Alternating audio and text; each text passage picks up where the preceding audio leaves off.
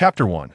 In the mountainous expanse surrounding Yangon County, nestled amidst the rugged peaks, lie villages of varying sizes. In a valley situated dozens of kilometers to the east of Yangon County, there exists a modest settlement known as Hushi Village, home to 36 households and over 100 villagers that at the foot of the verdant hills. A frail 6-year-old child clad in tattered garments toils to unearth wild vegetables. A small host strikes something hard. Curiosity compels him to dig deeper, revealing a mud sculpture of a deity, approximately 1 foot tall. A flicker of divine essence bound within the statue is momentarily blinded by a shaft of sunlight that breaks through. Lin Qing, who had been vacationing on an island, met an untimely demise during a diving accident. Upon awakening, he found himself enveloped in darkness, assuming he had entered the netherworld. However, it soon became apparent that his spirit was ensnared within the confines of the mud statue, which lay buried beneath the earth. "Duoshu, it's getting late. We must return," a distant childish voice called out. "They'll be right there," he replied. Duoshu glanced back at the statue, hesitating for a few seconds before ultimately hoisting it and heading home. As Duoshu moved, Lin Qing, trapped within the statue, seized the opportunity to observe his surroundings. The small village, encircled by mountains, exhibited an unsettling uniformity. Each household's entrance leaned against a figure, all of whom appeared pallid and spiritless. Their hollow gazes fixed ahead. Their hair was streaked with gray, even among the children. From afar, they resembled lifeless marionettes rather than living beings. There was an eerie absence of vitality among them. Moreover, peculiarly, the village contained no elders, only the young and the children. Su Sanyuan noticed his son clutching the mud statue, and with a weary sigh, inquired, "Duoshu, what do you intend to do with that statue?" In his innocent tone, Duoshu replied, "To worship. Uncle Li said that in distant lands, people venerate deities, and the gods will bless their villages. Father, look at this statue. It resembles what Uncle Li described as a divine figure. If I pray to it, the deity will protect us." Su Sanyuan regarded his naive son, yearning to impart the truth that Uncle Li's tales were mere legends. Here, there were no gods. This place had long been forsaken by the divine. Yet, upon witnessing the glimmer of hope in his son's eyes, he swallowed the words that almost escaped his lips. Duoshu's mother, lacking the strength to reprimand her son's folly, allowed him to place the statue in their home. Seizing the moment while his parents were distracted, Duoshu stealthily procured an incense stick and knelt before the statue in reverence. "O divine spirit, please bless us." Lin Qing, observing the child's sincere worship, felt an overwhelming urge to inform him that he was neither a deity nor endowed with divine powers to grant blessings. Ding. Duoshu contributed 10 points of incense value. Ding. The incense system is activated. Lin Qing was taken aback as a virtual control panel materialized before him. Host, Lin Qing. Level, Wild Deity. Domain, Su Sanyuan's household in Hushi Village. Divine Power, 0. Divine Techniques, 0 incense value. 10 convertible to Divine Power, purchase. Divine Arts. System store unlocked. Has he truly ascended to divinity? Lin Qing was somewhat familiar with the concept of a wild god, that a wild god is one who has not received recognition from the heavens and earth, nor has been formally enshrined as a deity of the mountains and fields. Typically, such figures are esteemed locals who, after death, are immortalized in effigies by the townsfolk, their essence coalescing into the form of a wild god through the offerings of incense. Though regarded as an unorthodox deity, he still bears the title of god. However, Lin Qing glanced at the desolate panel of information. At this moment, as an obscure wild god, he truly possessed nothing. Oh wait, he did have 10 points of incense value as a wild god. The 10 points of incense value made Lin Qing feel a lightness in his being, as if the shackles that bound him had vanished. He attempted to distance himself from the effigy and found that he could indeed move freely outside. As he ventured out, just as he stepped beyond the threshold and intended to take a few more steps, an unseen force tugged at his spirit, rendering him immobile. It appeared that his realm of activity was confined to Su Sanyuan's residence. This was indeed reflective of the jurisdictional boundaries. At that moment, Duoshu's mother returned home and immediately noticed the incense burning before the clay statue, her eyes widening in alarm. In a flurry, she extinguished the incense and turned to scold, "Duoshu, who told you to play with the incense? Do you wish to court death?" Duoshu, cowering, explained fearfully, "Uncle Li said that one must offer incense when worshipping the gods." Duoshu's mother, infuriated, retorted, "Li the blind is deceiving you. There are no gods in this world. Even if there were, they would not protect us." Duoshu, aware of his transgression, lowered his head in fear, murmuring, Mother, I was wrong. As they spoke, the last rays of sunlight faded from the horizon, and night enveloped the village in an instant. Lin Qing observed Duosh's mother, who had been chastising the child, now hurriedly turning to enter the house, soon emerging with an incense burner. Just as she prepared to light the incense, she was halted by Su Sanyuan, child's mother. Let me light it today. Duosh's mother shook her head. Child's father, you are the backbone of our family. If you fall ill, both Duosho and I will not survive long. Su Sanyuan sighed heavily. But you have already burned incense for 3 nights. Continuing will take a toll on your health. Lin Qing listened to the couple's dialogue, finding it increasingly peculiar. Child's father, give me the incense. We may not have time later. Duosh's mother glanced anxiously at the darkening sky. Su Sanyuan, likewise casting a glance outside, dared not delay further and handed the incense to her. Duosh's mother swiftly ignited the incense, placing it into the dilapidated burner, and carefully set the burner at the entrance, thereafter sealing all doors and windows tightly. Lin Qing, perplexed by this scene, drifted outside, standing beneath the eaves and surveying his surroundings. Every household had an incense burner placed before their doors, with 1 or 2 sticks of incense alight within. All the doors and windows were securely closed, no light visible within, as the entire village succumbed to an eerie silence. From the moment he entered the village, the inhabitants exhibited an inexplicable strangeness in their every action. Lin Qing gazed into the inky night when a sudden gust of chilling wind swept by, causing his spirit to tremble. His gaze shifted towards the depths of the mountains, where he sensed an ominous presence approaching the village, accompanied by a faint, repugnant odor. What malevolent entity lurks in this darkness? The unknown often heralds unseen perils. Withdrawing his gaze, Lin Qing floated back inside the dwelling. Brother Tom, what lies outside, Ding? A task has been issued. Protect your jurisdiction and ensure your followers feel your divine protection. Completing the task will yield rewards, while failure will result in a deduction of incense value. Damn! Lin Qing could not suppress an expletive. He was merely a wild deity devoid of any divine powers or skills. Though his title bore the word deity, he was, in essence, a useless god. Brother Tong, if you covet my 10 points of incense value, just say so. There's no need for this charade that makes me appear utterly inept.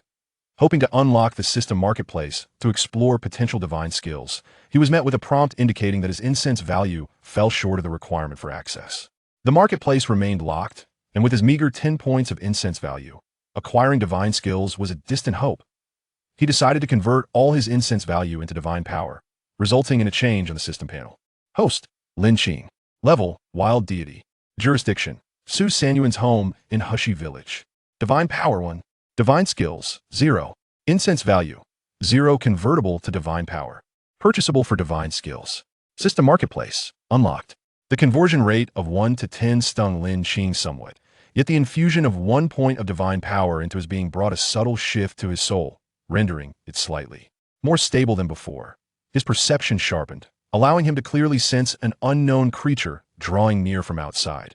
With nothing at his disposal, all he could do was prepare to release his divine power as the entity approached. If he could instill even a modicum of apprehension in the creature, it would be deemed a success. If not, then so be it. A clever woman cannot cook without rice. Brother Tong offered no assistance, leaving him helpless. Inside the dwelling, the family of 3 huddled together in fear, scarcely daring to utter a sound. Lin Qing sensed the creature had arrived at the doorstep. Lingering there for several moments, in those fleeting seconds, he shared the same tension as the 3 within the house. After a brief interval, sensing the creature move away, Lin Qing exhaled a sigh of relief, while the others remained oblivious, still gripped by trepidation. As time dragged on, the fear among the 3 only intensified, rather than abating. Their reactions were decidedly peculiar. Su Sanyuan and his son, with reddened eyes and tears welling within, gazed at the aged matriarch with despair. Madame Duoshu shook her head at the father and son, and just as the cries of Duoshu were about to spill forth, she swiftly covered his mouth, stifling any sound from escaping. The trio, their eyes brimming with tears, silently let them trickle down their cheeks, yet none dared to weep aloud. Lin Qing sensed that the creature had departed from the village, yawned, and retreated into the statue to rest. Perhaps it was the exertion of releasing divine power, for his entire spirit felt somewhat weary. Though the creature had left, the system remained unresponsive. Either the danger had not yet passed, or the additional condition of making the believers feel the protection had not been fulfilled. Lin Qing observed the trembling family of 3. It seemed that tonight he would have to wait until morning for the system's feedback. That he yawned again, closing his eyes to enter a state of tranquility. The Su family waited and waited until a sliver of light broke over the horizon. They exchanged glances, their eyes wide with disbelief, tears still lingering on their cheeks, rendering their expressions somewhat comical. "Mother, you are alive. Wife, you are safe." Both father and son spoke in unison. Overcome with joy, the family embraced, tears streaming down their faces. Their neighbor next door opened the door, glancing around, and upon noticing that the incense at the Su household was still burning, his expression shifted dramatically, faint. Sounds of sobbing could be heard from within. "Dear, the Su family has been chosen." This exclamation summoned the others in the house, apart from the one responsible for lighting the incense last night. "Strange, it's not yet time. Could the time have changed again?" As soon as the words left their lips, the family's expressions grew grim. Several neighboring families emerged, all observing the still burning incense. Some sighed, others felt relieved, while some remained indifferent. Every 3 months they endured this, and they had long since grown numb to it. The village chief approached the door of the Su family, ready to summon a few men to conduct the usual proceedings. One of the men stepped forward, about to knock, when the door swung open, revealing Su Sanyuan. He was surprised to see a crowd gathered at his doorstep. "Is it your wife or Duo Shu?" the village chief inquired. Su Sanyuan was momentarily taken aback. "What?" the village chief retorted, somewhat irritably. "Have you lost your mind from sorrow?" At that moment, Madame Duo Shu and Su Duo Shu followed him out. Upon seeing the two, the village chief appeared as if he had encountered a ghost, pointing at the family in disbelief. How come you are all unharmed?"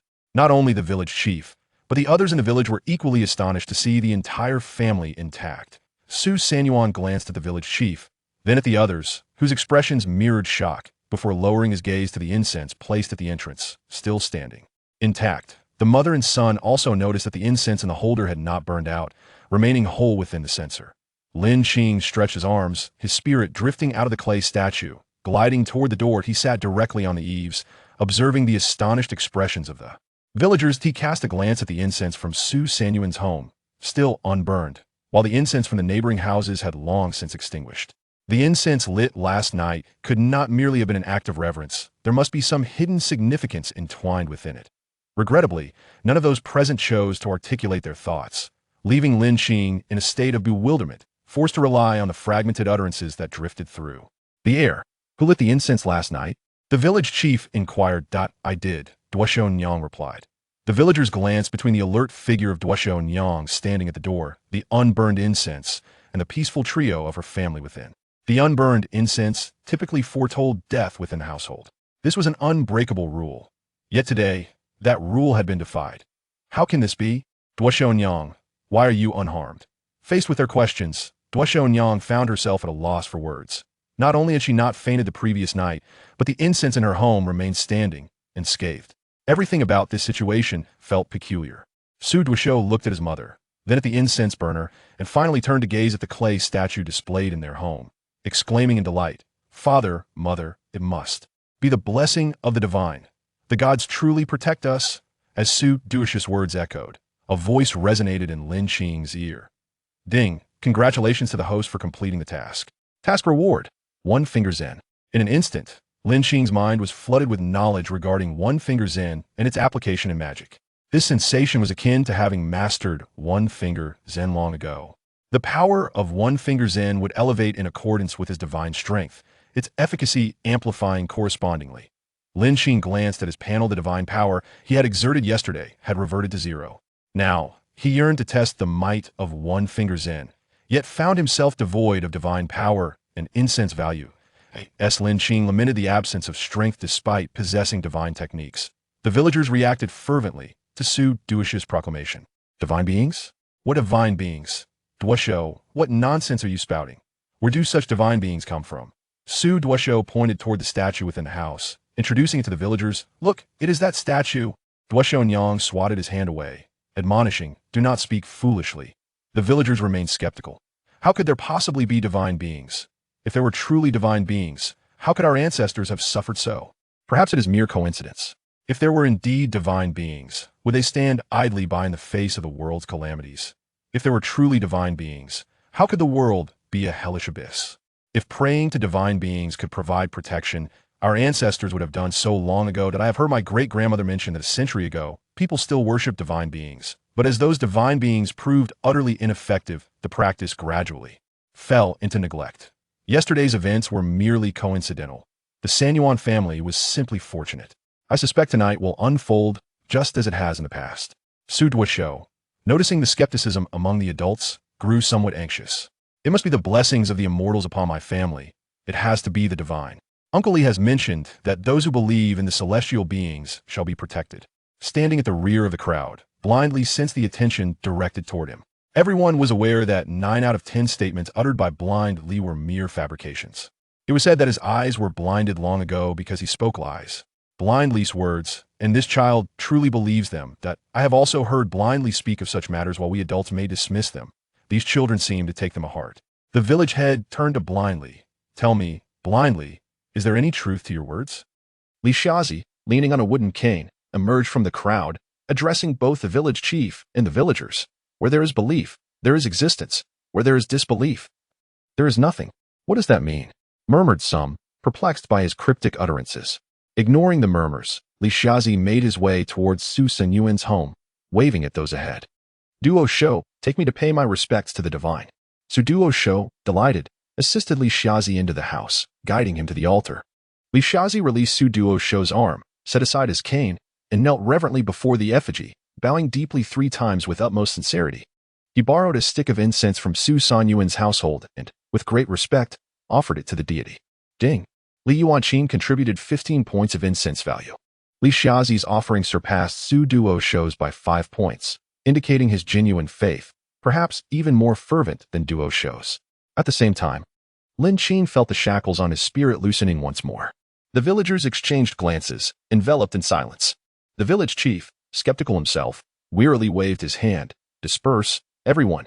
Lin Qing observed the expressions of the villagers. Most were unconvinced, with only a few harboring doubts. Only Li Shazi and Su Duo Shou held steadfast faith, while Su Sanyuan and his wife remained ambivalent. If this wild deity could exist in the world, it was likely that other divine beings also resided within it. To survive, one must rely on the incense offerings. For those who did not believe in the existence of deities, it was essential to reveal their presence. Only then would the offerings follow. With incense offerings, he could secure his own protection. That night, he had to safeguard Li Shazi and Su Duo Shou's family. Only by allowing the villagers to witness this could he hope to garner the offerings. In Hishi village, the tranquility of Su Sanyuan's family stirred ripples throughout the community, awakening the once dull villagers who now brimmed with life. Next door, in Old Wang's household, a family of 6, the 2 who had offered incense yesterday lay in their home, ashen and lifeless, resembling soulless corpses from a distance. The number of people offering incense varied by household, determined by the number of family members. 1 to 3 members required 1 stick, 4 to 6 necessitated 2 sticks, and 7 to 9 called for 3, and so forth. The Wang family, with 6 members, needed to offer 2 sticks daily. Each day, the 6 took turns, with the younger ones perhaps enduring a bit longer, while the elderly often succumbed first. Father, do you think that matter is true? Wang Shi pondered earnestly. If praying to the divine could ensure their safety, she would willingly worship day and night, seeking the deity's protection for their family. Old Wang shook his head, uncertain, remarking that it might be mere coincidence or perhaps a reality. The weight of his final words lingered heavily in the air. He hoped it was true, yet no one in generations had ever heard of such a thing. Old Wang glanced outside and thought, let's wait. Tomorrow we shall see Su Senyuan's family, and then we will know. Many shared this sentiment, although they considered it mere coincidence. Deep down, they yearned for its authenticity. In Su Senyuan's household, the family of 3 was eating dry, throat-catching steamed cornbread. Su Duosho broke off half of his cornbread and placed it before the deity, bowing respectfully. Lin Qing did not hear the system's notification, indicating that lighting incense was indeed essential. Mother, may I take a stick of incense? Duosho's mother initially intended to refuse, but recalling her own unscathed state from the previous day, as well as the incense that had yet to burn out and the intact condition of their home, she found it impossible not to ponder. She glanced at the earthen idol, somewhat dilapidated, and after some contemplation, nodded, go ahead. Seeing his mother consent, Duosho was filled with joy. He retrieved a brand new incense stick from inside the house, placed it in the incense burner, and knelt down in utmost sincerity, bowing deeply towards Lin Qing. Ding! Su Duosho contributed 15 points of incense value. The incense value on the control panel updated immediately. Host, Lin Qing level, wild deity domain, Su Sanyuan's family in Hishi village divine power, 0 divine technique, 1 fingers in, upgradable, incense value, 30, convertible to divine power. Purchasable for divine techniques, system store. Unlocked. Observing the 30 points of incense value on the panel, Lin Qing felt a surge of happiness. Trust is a process, after tomorrow. Trust among the villagers would surely increase significantly, and his incense value was poised to break through once more. In the home of Blindly, apart from him, there were also 2 children of tender age. They are a makeshift family. If only one person is present at home, lighting incense daily, within a month, that person would meet their demise. However, with 3 individuals alternating the incense lighting, each taking turns every other day and allowing a 2-day recovery period, the risk of an untimely death is mitigated. The blind man, Li, with his gaze devoid of focus, turned to the ailing Erniu lying in the room and said, Erniu, take 2 sticks of incense to the Duosho family. 1 for them, and the other, offer it to the deity. Uncle Li, can praying truly safeguard us? With sincere faith. It surely can. Li reached out to pat Erniu's head. Erniu arrived at Su Sanyuan's home, exchanged 1 stick of incense, and ignited the other. Kneeling before the deity's statue to bow in reverence. O divine spirit, I beseech you to bless my family. Ding. Ernie contributed 5 points of incense value. Upon witnessing this unexpected influx of incense value, Lin Qing understood it was undoubtedly due to Li's influence. The trust was placed in Li, rather than in himself. With the 5 points of incense value credited, Lin Qing could distinctly feel his spirit drifting beyond the confines of his body. Note, brothers, please pay close attention to these 3 paragraphs. Some have harshly criticized the author for lacking intelligence, questioning how he could traverse the village when his jurisdiction was at Su Sanyuan's home. I recall having provided the reasoning. Yet it seems many have overlooked these 3 crucial paragraphs. This time, it is not merely standing beneath the eaves of Su Sanyuan's home, but rather, he can roam freely within the village. This freedom should be connected to the incense value contributed by Erniu and Li, which has alleviated the constraints upon him. Previously, he was concerned about how to protect Li's family that night. Now it appears his worries were unfounded. Every sip and every morsel has its destined order. As Lin Qing's spirit wandered through the village, he observed the 30-odd households, their dwellings constructed of earthen bricks with thatched roofs. Those sitting at their doorsteps basking in the sun appeared frail and worn. Lin Qing drifted to Li's home, which consisted of 2 rooms. The living area served as a reception and dining area, while the solitary inner room housed the residents. His gaze fell upon the motionless and pallid figure of Li Daney lying within. Li Daney bore a striking resemblance to Erniu, unmistakably siblings. Lin Qing placed his fingers upon Li Daney's forehead, distinctly sensing the depletion of his vital essence. He entered the neighboring Wang's residence, discovering 2 individuals slumbering deeply within. Placing his fingers upon their foreheads, he discerned a condition identical to that of Li Daney, an impairment of their vital essence. Lin Qing began to traverse the vicinity, inspecting several households, and soon confirmed a troubling revelation. The incense ignited by these villagers was likely intertwined with their vital energy. Those who offered incense had portions of their essence siphoned away by the malevolent entities that emerged from the shadows. The balance of yin and yang is delicate.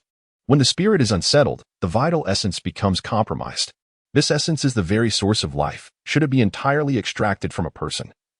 Their existence meets its end. Lin Qing placed his hand upon Su Duoshu's forehead, similarly sensing a depletion of his vital essence. Though it was significantly better than the inert individuals within the dwelling, the entities that feasted upon human essence, relying on the incense, were either demonic or sinister spirits. The previous day, he had utilized a fragment of divine power to drive off the intruder, preventing it from consuming Duoshu's wife's essence. Tonight, he would again rely on divine strength to repel the unknown specter lurking in the darkness. Currently, the incense value was alarmingly low. To manifest a finger Zen technique, he required 10 points of divine power, equating to 100 points of incense value. After tomorrow, should he manage to gather 100 points, a semblance of peace might return to him. After all, he was but a destitute wild deity, devoid of any resources. As night approached, the Su Sanyuan couple gazed upon the idol in their abode, which they had prominently placed in the center of their main hall. Regardless of its authenticity, they had reverently relocated Lin Qing's dwelling to the most esteemed position. Duoshu's father, should we also burn some incense and offer our prayers? Su Sanyuan inquired, shaking his head. The incense at home was finite, It should not be squandered. The thought of its origin sent a shiver through Duoshu's mother, instantly quelling her inclination.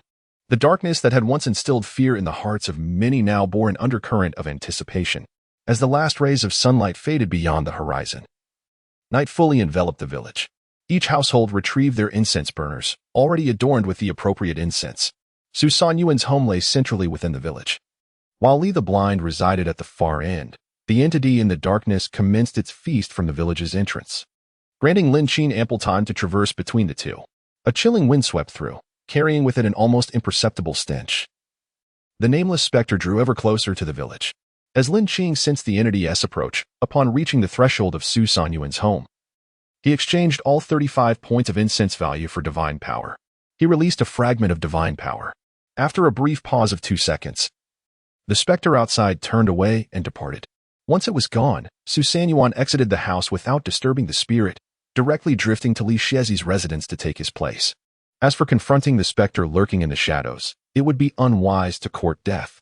One's own kin are aware of their own affairs. Encountering the other party now would be tantamount to seeking annihilation. Lin Qing remained at Li Shezi's home, awaiting the approach of the haunted dwelling. As it drew near, Lin Qing unleashed his divine energy. The specter halted once more, lingering in a daze for a few breaths before turning to leave. Lin Qing remained still, attuning to the external world, and only returned to Su San Yuan's abode after confirming the specter had vacated the village. At Li Shezi's home, the one offering incense today was Li Erniu. Daimyo awoke at the break of dawn and naturally heard of the deeds performed by Li Shezi and his brother. He found it utterly unbelievable. Li Daimyo's complexion paled as he scrutinized his sibling. The three were all waiting, each aware of the approximate hour when they would faint. A certainty known to them. Upon arrival of that hour today, Li Erniu remained alert in his position, causing Li Daimyo to widen his eyes in astonishment. Li Shezi also sensed that Erniu had not succumbed to unconsciousness, an expression of uncontainable joy illuminating his face. A divine being. They have truly received the favor of the divine. Tomorrow, they must properly pay homage to the deities. Li Erniu attempted to speak, but was instinctively silenced by Li Daimyo's hand over his mouth. That night, the three of them, including the blind man, lay on the shared bed in the house, sleeping particularly soundly. The situation was much the same at Su San Yuan's home. Today, it was Su San Yuan himself who lit the incense. As the appointed time approached, he remained remarkably alert, having not succumbed to faintness. The couple felt a surge of excitement in their hearts. Together, they gazed at the idol placed in their home, knelt before it, and offered 3 resonant bows in reverence. Su Duoshu, witnessing his parents' faith, felt immense joy. Seeing them kneel in gratitude, he too followed suit, bowing in thanks for the divine protection. Both families were filled with fervor. That night marked the most peaceful sleep they had experienced since arriving there. On the following morning, each household eagerly opened their doors. Aside from those who had lit the incense the previous night, everyone rushed outside to gaze at Su San Yuan's home. Mrs. Wang from the old Wang family, upon seeing the incense still perfectly placed at Su San Yuan's doorstep, widened her eyes in astonishment. Head of the family, look, old Wang exclaimed, staring at the intact incense, his breath quickening, his face flushed, murmuring, could it be that there truly are deities in this world? Similar exclamations echoed from the far end of the village. The incense at the blind man's home was also unharmed. Yesterday, Li had indeed paid his respects. The 3 members of Su San Yuan's family and the 3 of the blind man emerged from their homes. Upon witnessing them all in good health, the villagers were thoroughly unsettled. The village chief observed both families, unharmed and well. Are you feeling any discomfort? He inquired. Su San Yuan shook his head. Village chief, we are all well. The blind man chimed in. Last night was the most peaceful sleep I've ever had. The villagers looked at Su San Yuan's family and then at the smiling blind man. Could it be that there are indeed deities in this world? If yesterday's occurrences at Sun Yuan's home were to be deemed mere coincidence, it was too improbable for such a coincidence to repeat. If deities truly exist, then could there be hope for everyone? As this thought spread, the villagers' hearts ignited with fervor. Having once despaired, they now found themselves glimpsing a living hope. To be alive is a desire shared by all. The once vacant eyes of the villagers now sparkled with light, and smiles, long forgotten, graced their faces. Hurry back and fetch the incense to offer to the deities. Mrs. Wang called out to her husband. Upon hearing this, the other villagers began to stir. Every household brought forth incense, making their way towards Su San Yuan's home. Observing the villagers' excitement, the village chief could not help but remind them, do not use up all the incense. This reminder serves the greater good of the community. Once the incense is exhausted, the so-called deities can no longer provide protection, and the family may face dire consequences. The incense is cast by the spirits of the night, governed by fate. Each household possesses a few extra sticks of incense, remnants left behind by departed souls or previous occupants. They intend to test these offerings. If the deities indeed prove effective, their fears will dissipate. Rest assured, we are prepared, Wang stated. The village chief nodded in reassurance, concerned only that they might act recklessly in a moment of fervor. Wang Laoshe inquired of Li Xiazi about any taboos or rituals associated with the offerings. Li Xiazi replied, when presenting incense to the gods, it is imperative to do so with genuine reverence. Sincerity of heart is essential for efficacy. Should one approach without sincerity, they must not blame the deities for withholding their protection. The village chief, worried that the incense bearers might disregard this, reiterated the importance of earnestness. It is said that sincerity begets divine response. Do not squander the incense in hand. Yes, yes, yes. Everyone nodded in agreement, etching this wisdom into their memories. One by one, the villagers paid their respects to Lin Qing with incense and bows. Ding. Wang Laoshe contributed 10 points of incense value. Ding. Li Daniu contributed 15 points of incense value. Ding. Zhao Gui, the village chief, contributed 15 points of incense value. Lin Qing observed the villagers offering incense, and the anxiety that had lingered in his heart finally eased. He gazed with delight at the continually rising incense value, a sense of bliss enveloping him. Heshi village comprised 36 households, excluding Su Sanyuan and Li Xiazi, who each contributed the incense value of 2 individuals. The remaining 34 households each offered the incense value of 1 person. The incense values varied greatly, influenced solely by the devotion of the worshippers towards their deity. The more fervent the believer, the higher the contribution. Conversely, the less devoted, the lower the offering. He opened the system panel to refresh the data. Host, Lin Qing level, Wild God Domain, Su Sanyuan's household in Heshi Village Divine Power, 1. 5 Divine Art, 1 Fingers in, upgradable, incense value, 475 convertible to Divine Power. Usable for purchasing Divine Arts, System Store. Unlocked yesterday, the 2 households had utilized a portion of Divine Power, leaving a remainder of 1. 5. With 475 points of incense value, he could perform 1 Fingers in 4 times. After the initial joy, Lin Qing had to contemplate the pressing realities. Every household in Heshi Village had paid a protection fee. As a wild god who had accepted these fees, he was obliged to uphold his end of the bargain for those who had contributed. The challenge he faces lies in understanding the true strength of that entity in the darkness. The adversary supplies the villagers with incense each month, while gradually siphoning their life force day by day, clearly indicating a strategy of sustainable exploitation. Numerous signs suggest that the villagers are merely livestock, kept by the supernatural beings. Now, as he intends to seize their source of sustenance, it is inevitable that the spectral entities will not relinquish their grip without a fight. Between him and that malevolent entity, there existed but a singular fate, either his demise or the creature's. The moment he was led into the village by Su Duoxiu, this conclusion was irrevocably sealed. Based on the occurrences of the past 2 nights, the mere hint of his divine power had instilled such trepidation in the adversary that it dared not consume him. Perhaps, in the cover of darkness, the creature might contend with him on its own.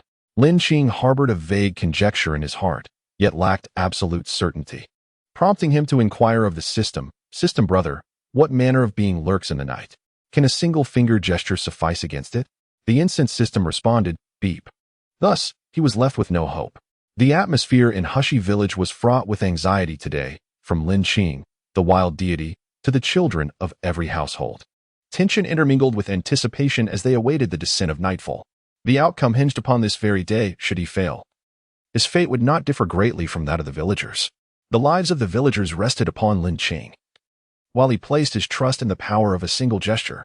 As night enveloped the village, although every household had offered incense to Lin Qing for safety, they continued to pay homage at their doorsteps, not daring to be remiss.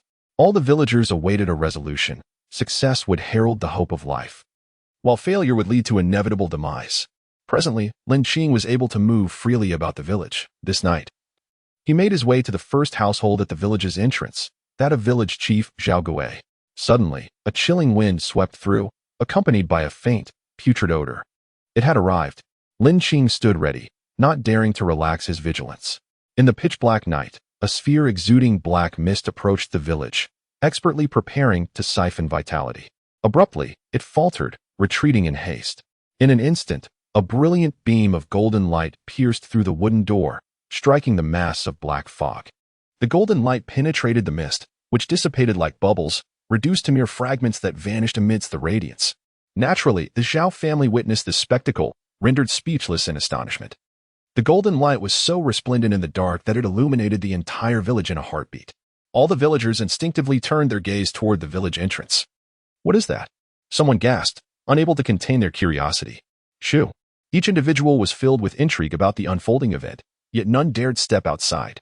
The architect of this phenomenon, Lin Qing, looked down at his finger, which had just flicked gently, releasing a beam of golden light that emanated from his fingertip, effortlessly obliterating the black fog with its cataclysmic force. He finally discerned the true nature of the entity that came nightly to siphon his essence. It was a malevolent force. And the art of the one-finger Zen was specifically designed to subdue such malevolence. Once the divine technique was invoked, the sinister presence was rendered powerless.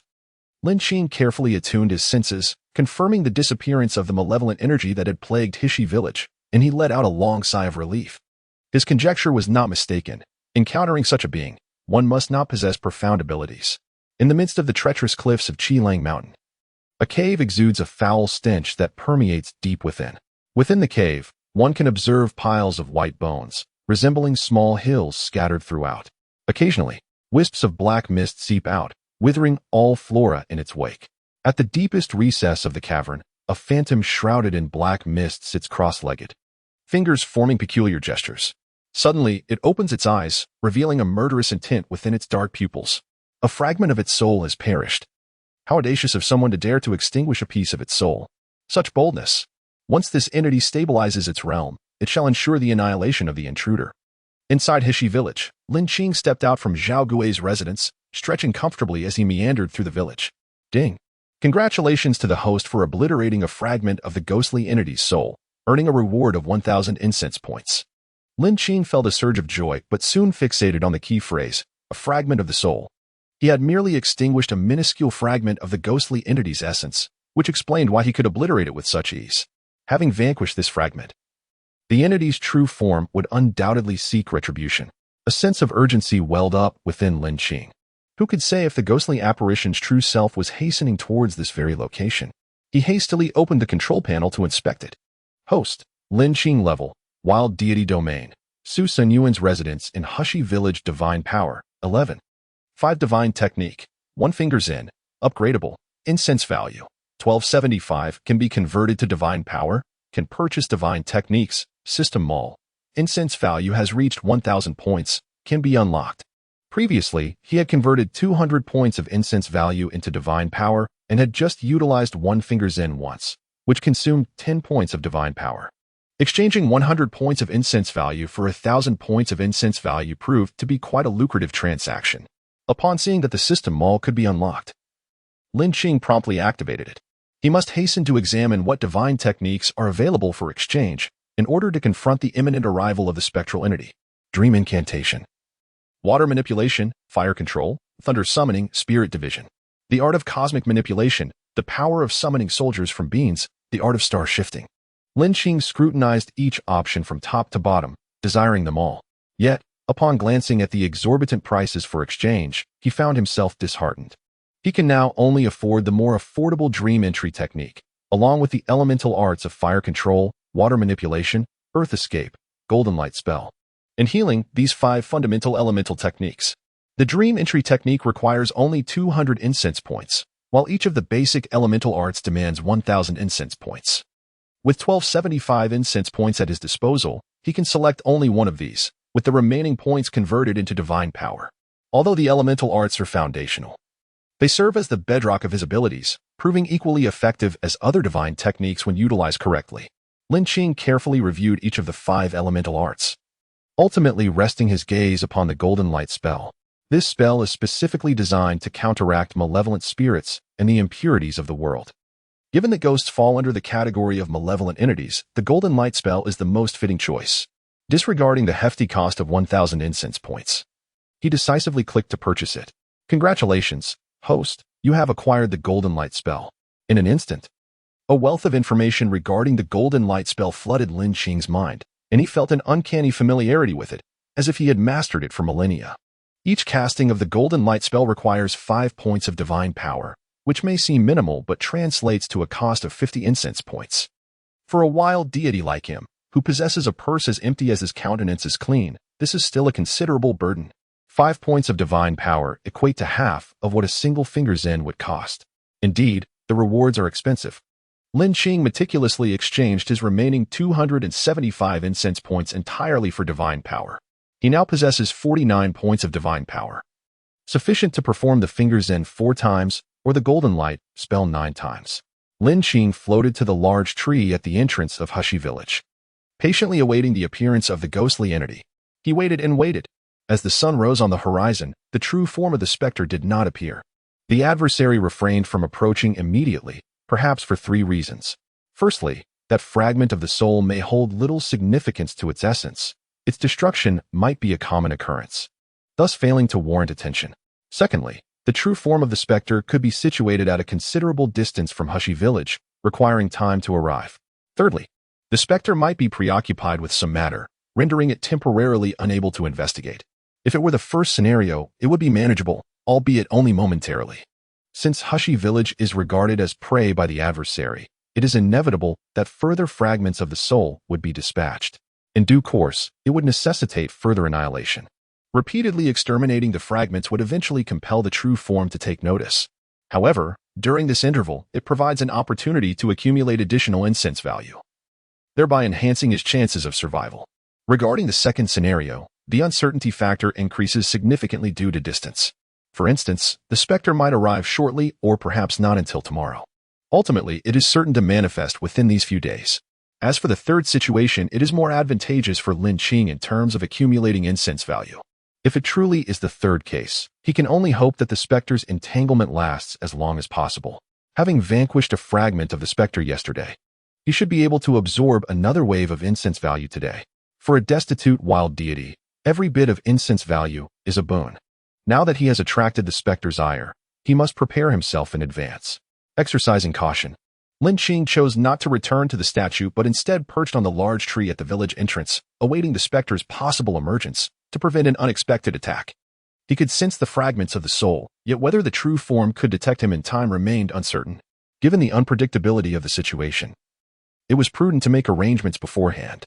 Past experiences of hardship had instilled in him a cautious disposition. As the sun emerged, the malevolent beings retreated.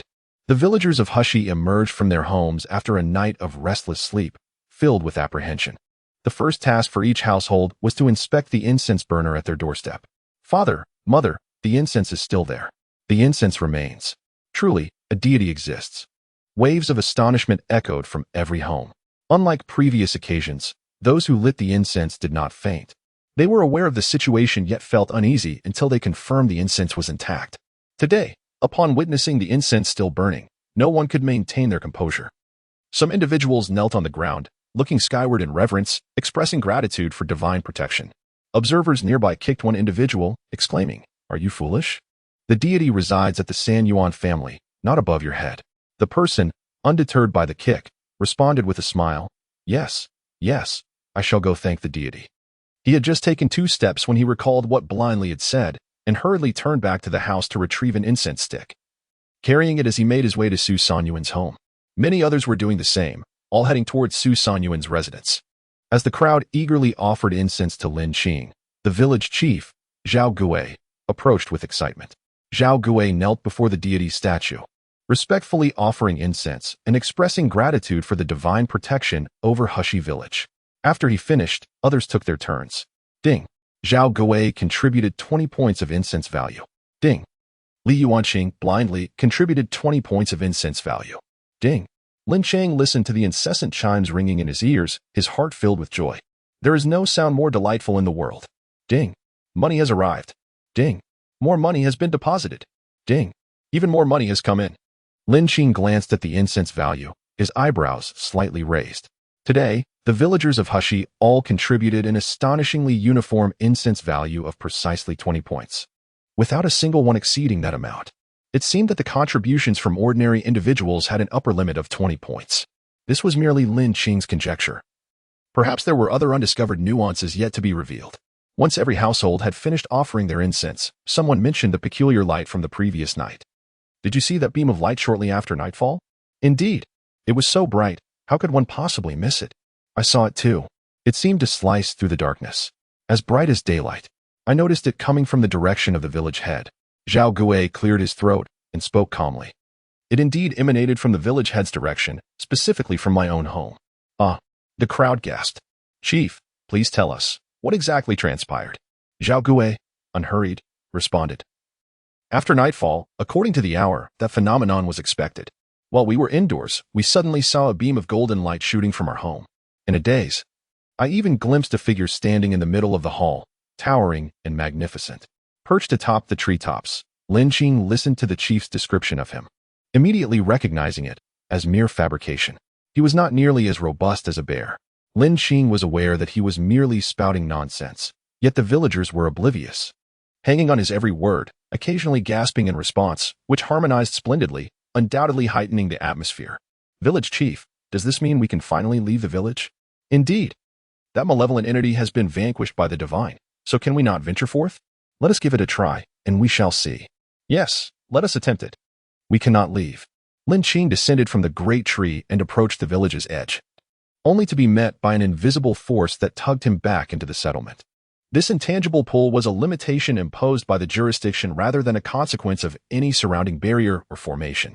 He cast his gaze towards the villagers emerging from the house, who found themselves unable to leave the village. Lin Qing felt a mix of astonishment and resignation. It was only logical that the specters, having cultivated them as their own source of sustenance, would obstruct their paths to prevent any escape.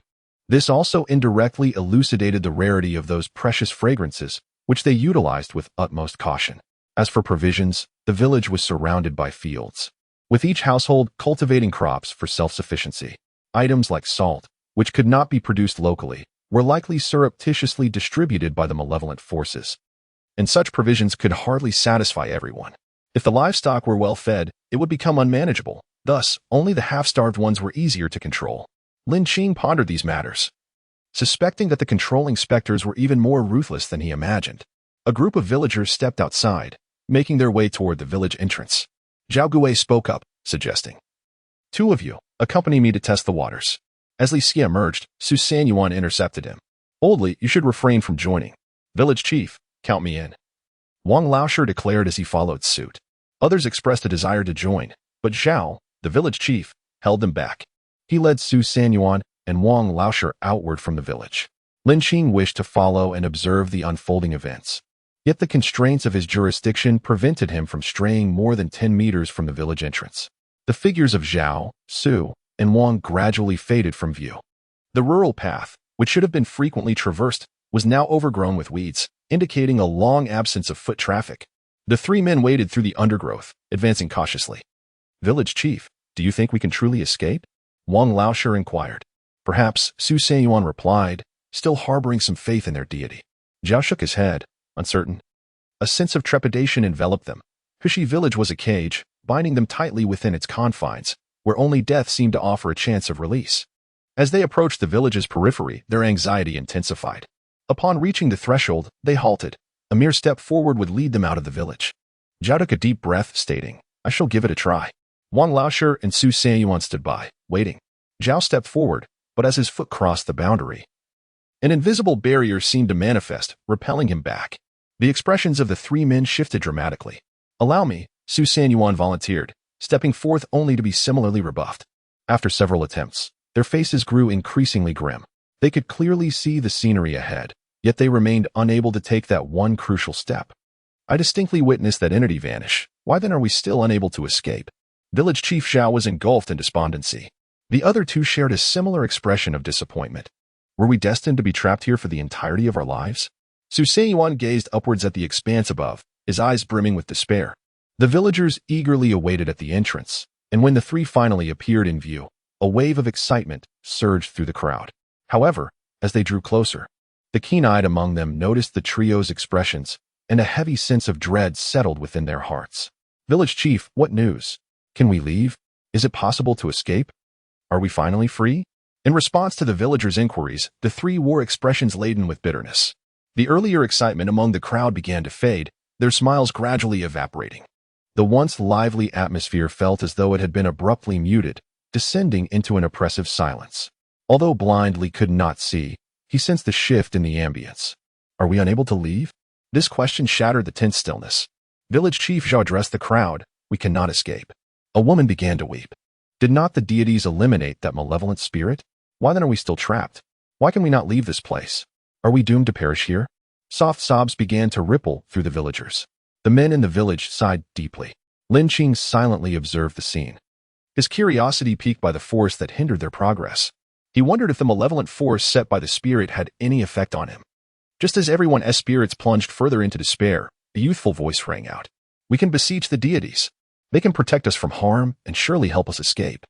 This proclamation awakened the adults from their despondency. Hope flickered in their previously dull, despondent eyes. Yes, indeed. Duo Shou is right. We can call upon the deities. Duo Shou's cleverness shone through. How could we have been so foolish to forget that we still had the deities to turn to? Let us seek the deities. Perhaps they will assist us. Old Wang called to his wife. Quickly, dear, go home and fetch the incense. Others hurriedly returned to their homes to gather incense as well. One person could not help but voice. Must every household offer incense? Before blindly could chastise, Village Chief Zhao interjected. What are you thinking? If our village lacks even this small sincerity, why would the deities extend their help to us? Precisely. Ermazi, are you reluctant to part with that little incense? The malevolent spirit has already been vanquished by the deities. What purpose does your incense serve now? You lack sincerity, so perhaps it is best not to proceed. Perhaps you should exchange places with your wife and children.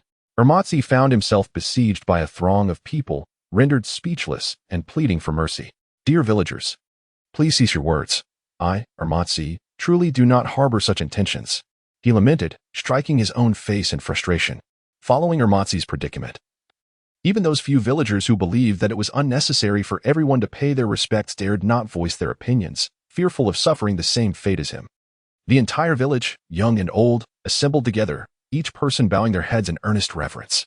Li Shezi acted as a diligent temple caretaker, reminding the assembled crowd that when offering incense and bowing, sincerity of heart was paramount. Without genuine intent, the deities will remain oblivious, rendering the offering futile. The villagers took this to heart. Only with true sincerity could the divine protect them and heed their petitions. If one wishes to be liberated, their heart must be sincere. Anyone lacking sincerity, preventing our escape, shall be deemed a sinner of Hushi village. Though Li Shiezi's admonitions may have seemed tedious, every individual retained the lesson. Even the 3-year-old child. Ding. Suduasho contributed 20 points of incense value. Ding. Li Dania contributed 20 points of incense value. Ding. Li Erniu contributed 20 points of incense value. The continuous chime of contributions brought a smile to Lin Qing's lips. This was his capital, the foundation of his existence. However, when Zhao Gui knelt to offer incense, Lin Qing did not hear the familiar sound of the system's acknowledgement. System, what is happening? Host. Contributions of incense value may only be made once per day. Repeat offerings are ineffective.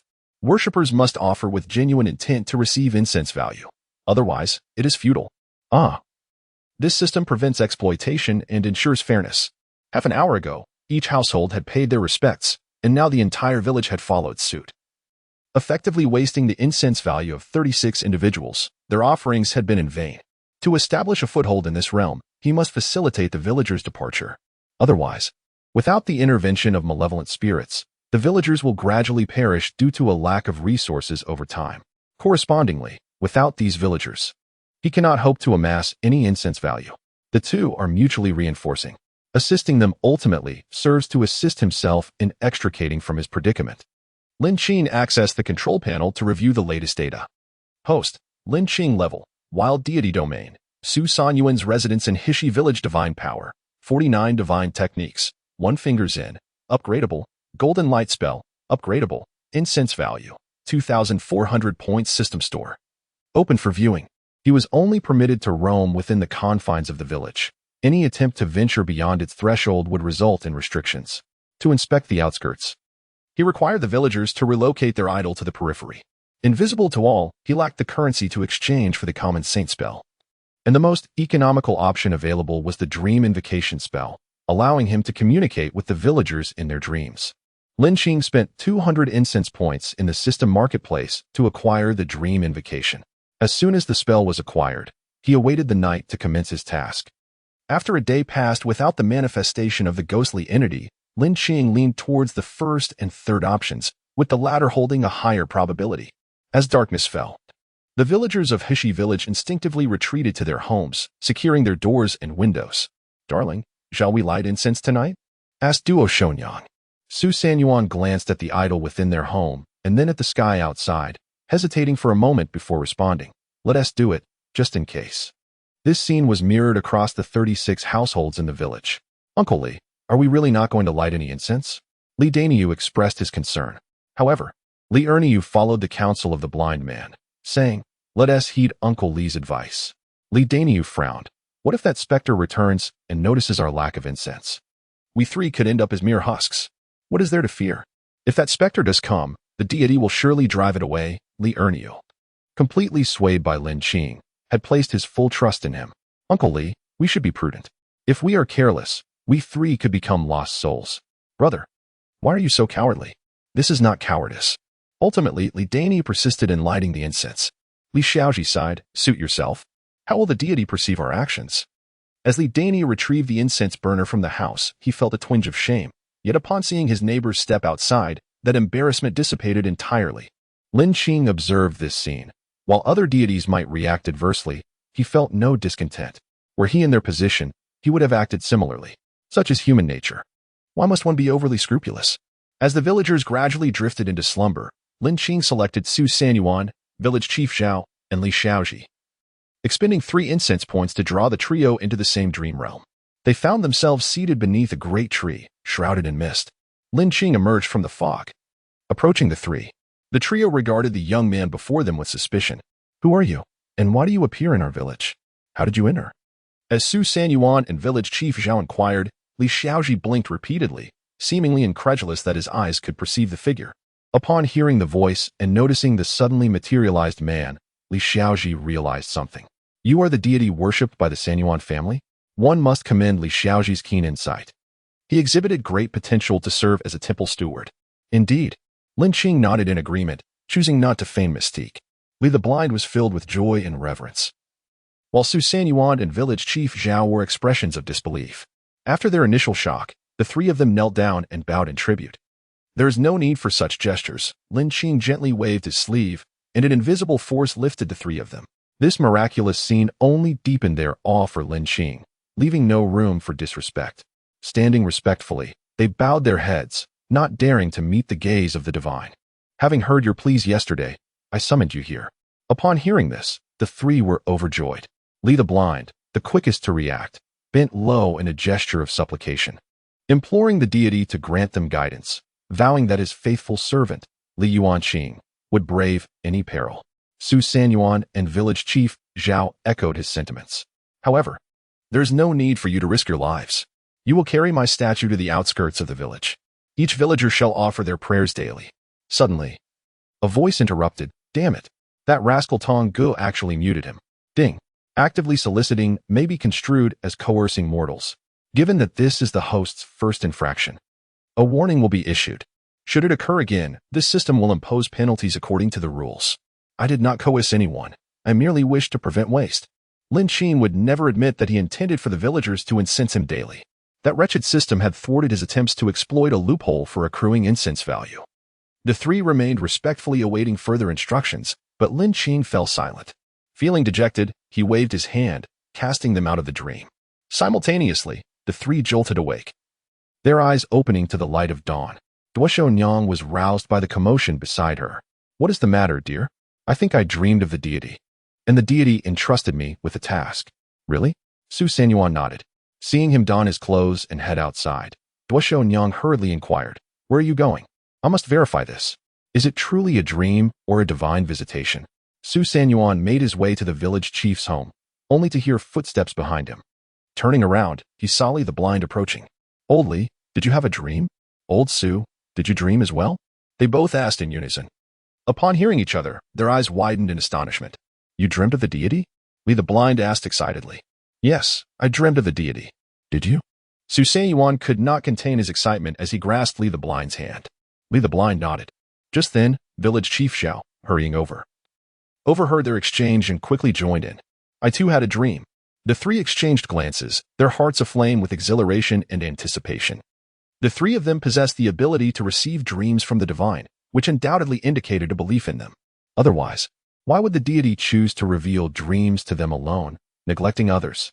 Yesterday, it seemed the deity had more to convey. Did you too catch the essence of it? Not at all. Not a word. Su Sanyuan felt a pang of curiosity, unsure of what it might be. Li the Blind stroked his somewhat unkempt beard, suggesting it might be a celestial secret, one that mere mortals should not overhear. The two nodded in agreement, finding his reasoning sound.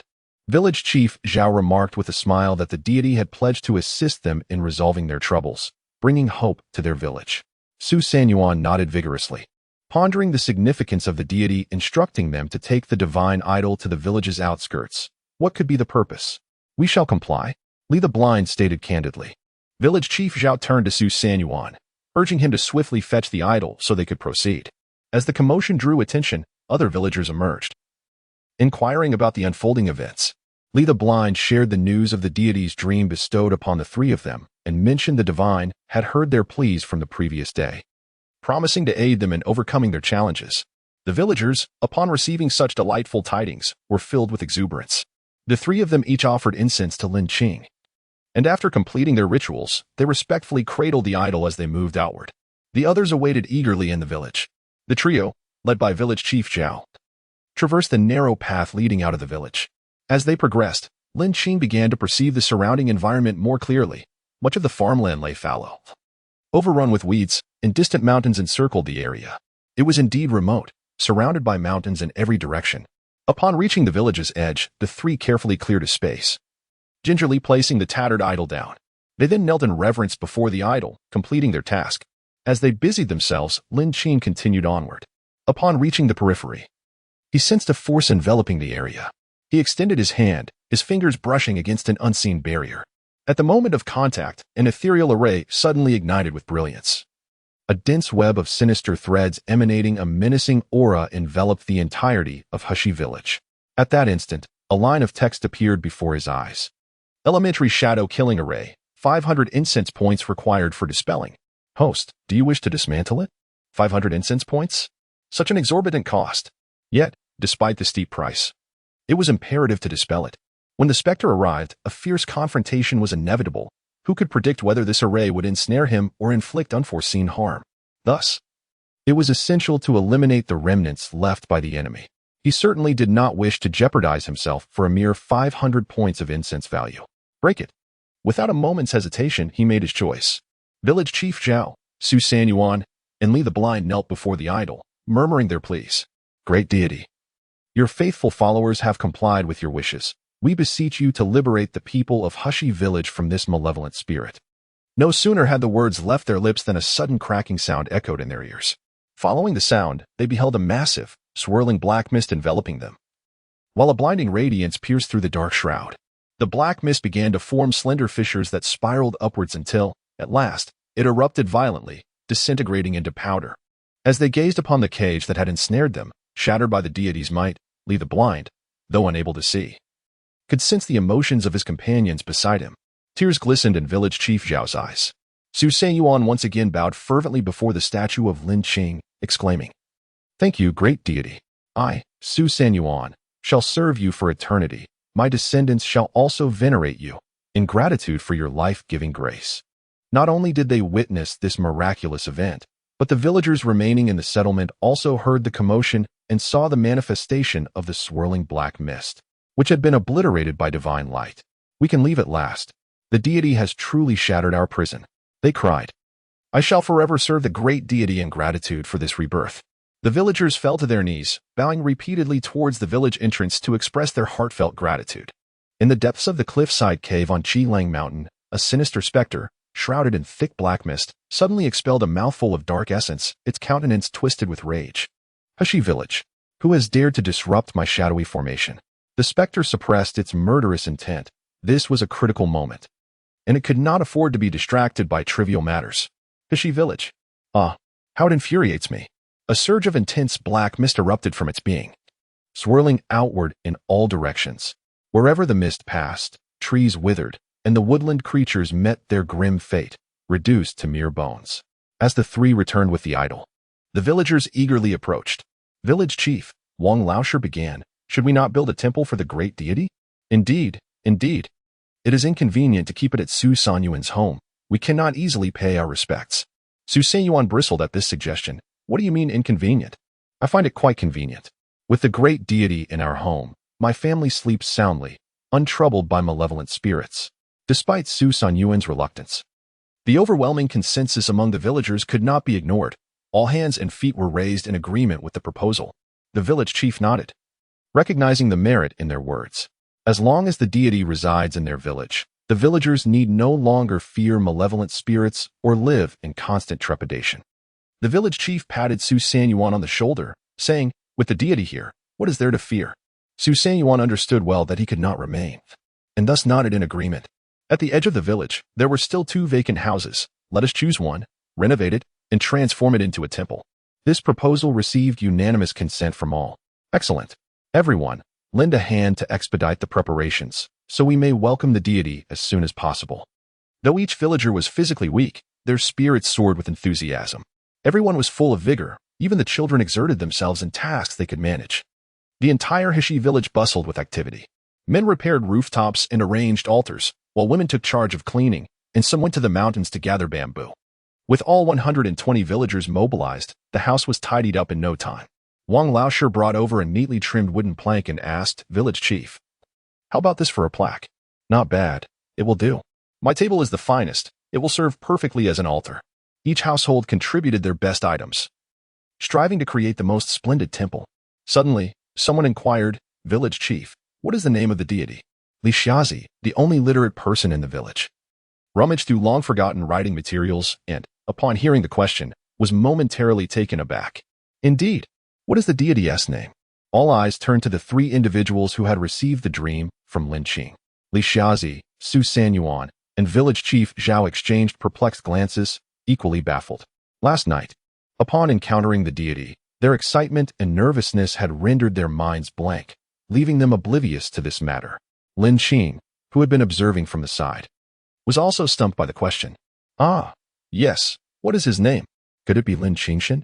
That name sounds rather unimpressive, akin to a lowly, unrefined deity. Su Duisho pointed at the statue. Isn't there an inscription on it? Following his lead, everyone turned their gaze to the statue. On the back of the statue, 3 characters were engraved, though somewhat obscured and difficult to discern. I cannot read. Neither can I. Li Xiazi maneuvered through the crowd to approach the statue, first bowing in reverence. After explaining the situation, he began to rub his fingers over the carved characters on the statue's back. Lin Qing had not closely examined his own statue. It appeared quite dilapidated, with the paint peeling off in patches, rendering it unsightly. The visage of the statue was also indistinct, barely revealing a vague outline. He was genuinely unaware that there were inscriptions on the back of the statue. Curiously, he leaned closer to discern the details. The script resembled the traditional characters of the Blue Star Summer Kingdom, albeit quite diminutive, located an inch above the base. Without keen observation, one might not even notice its presence. Su Duisho's attention to this detail was likely due to the statue being meticulously cleaned. Upon deciphering the inscriptions, Lin Qing's demeanor was akin to being struck by lightning. Lin Qing Gong. Good heavens! What on earth?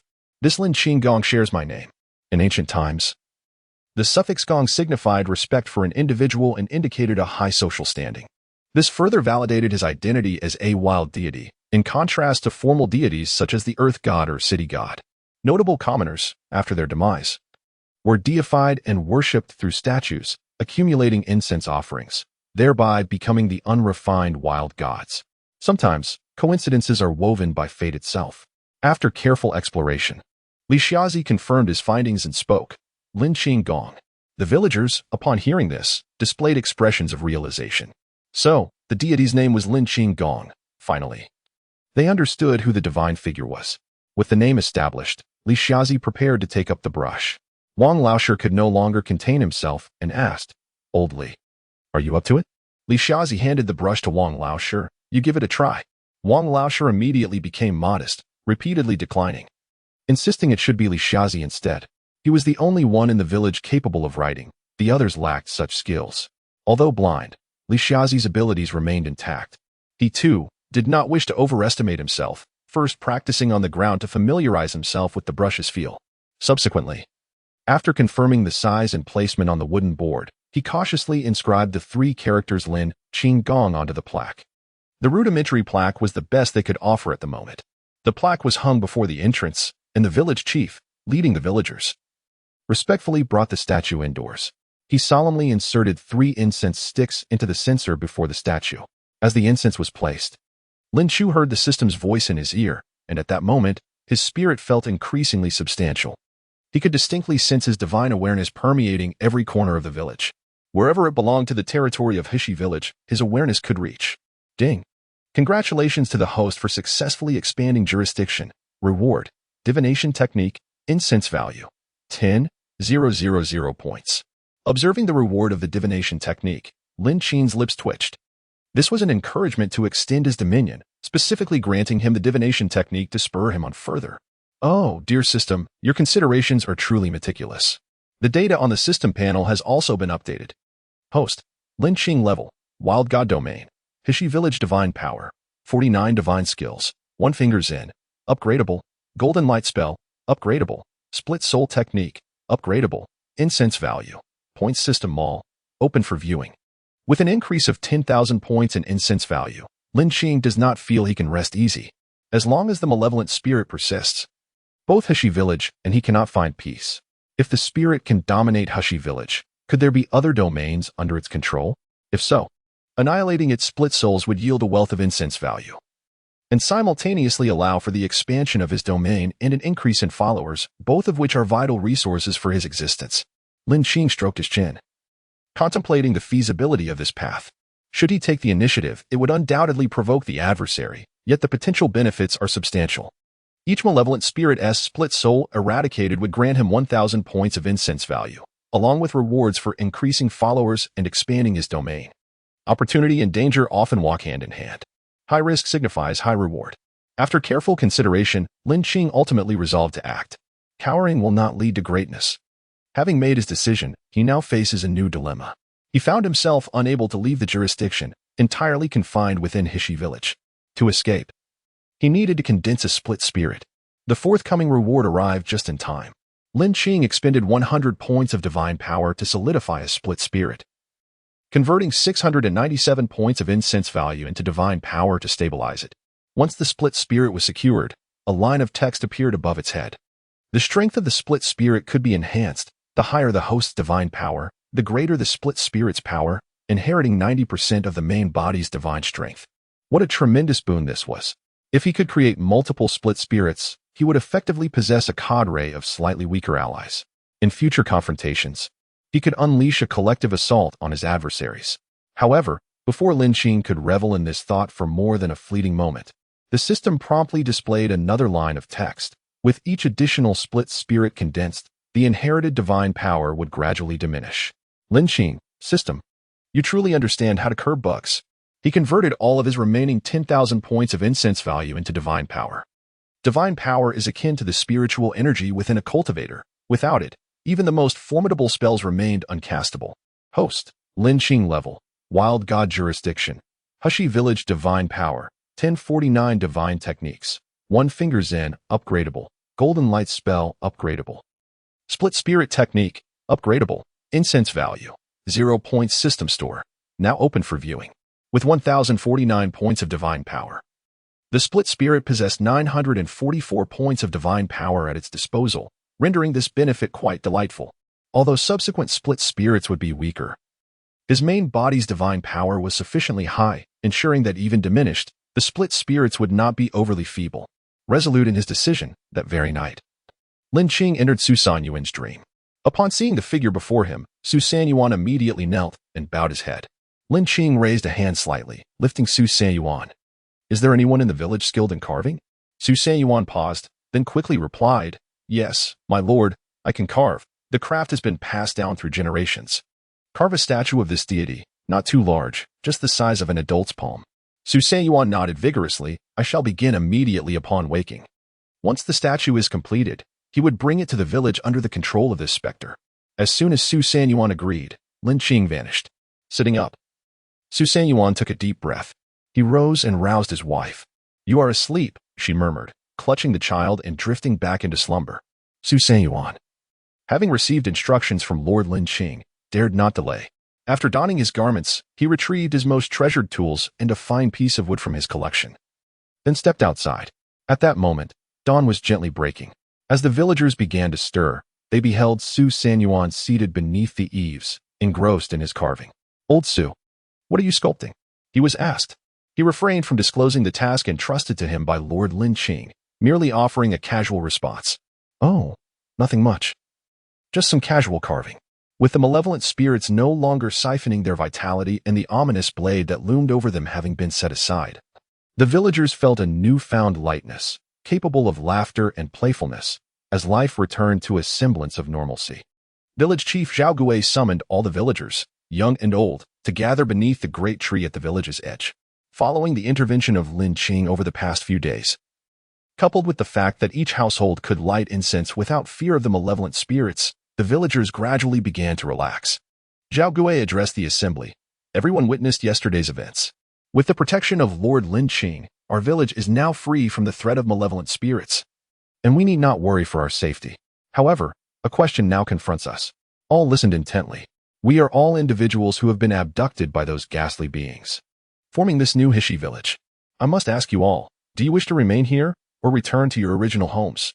The original villagers of Hishi had long perished, their essences consumed by the specters, and those now residing here were also captives of the same forces. Should the number of villagers dwindle to less than half, the spirits would abduct more souls to sustain their food supply.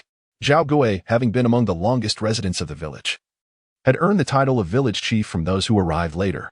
Many of his contemporaries had already succumbed. Previously, Zhao Gui harbored a deep-seated disdain for this place, dreaming of escape, yet now circumstances had shifted. With the blessing of Lord Lin Qing, the villagers were liberated from the threat of malevolent spirits. He then entertained other thoughts. However, these individuals hailed from diverse backgrounds, each harboring their own intentions. He could not impose his will upon them, but could only adhere to their desires. The villagers, upon hearing this, likely surmised what the village chief intended to do. Lin Qing, after listening, could only click his tongue in astonishment. He certainly did not wish for his followers to depart. After all, with one less household, he would receive one less offering. Yuan was the first to express his sentiments, stating that the village he previously resided in bore no distinction from Hishi village, and upon his return, he would still live in fear each day. However, here, he felt secure, declaring that his family would remain and not return. Wang Laosher concurred, sharing that his family had previously lived in Mauer village, which was even more dire than their former village. Now, with Hishi village being so safe, his family too would choose to stay. Soon, the villagers began to express their intentions one by one, all declaring their desire to remain. Yet, two individuals expressed their wish to return to their hometown, as they had been abducted en route. Zhang Dai, feeling uneasy, remarked that they wished to make a trip back. He seemed concerned about misunderstanding, being the only dissenting voice among the group. He hurriedly explained, "My family resides in Qishui County, and we are truly impoverished, unable to gather the means for filial piety. I heard from others that in the neighboring county, there is a workshop where one can sell blood for silver. My spouse and I, along with our eldest son, intended to go there to sell blood, but we were ambushed halfway by those wretched creatures. We still have an elderly mother, two younger brothers, and our youngest son back in Qingshui County. We wish to bring them to Hishi village to live together with us." Another family is in a similar predicament. Li Erbao added, "My situation is quite akin to that of Brother Zhang. I spent a considerable sum on a protective talisman in the county town, but it proved futile, as I was seized along the way. My parents and wife are still at home, and I must bring them here." Upon hearing this, Lin Qing felt elated. More people meant an increase in followers and incense offerings, which was precisely what he desired.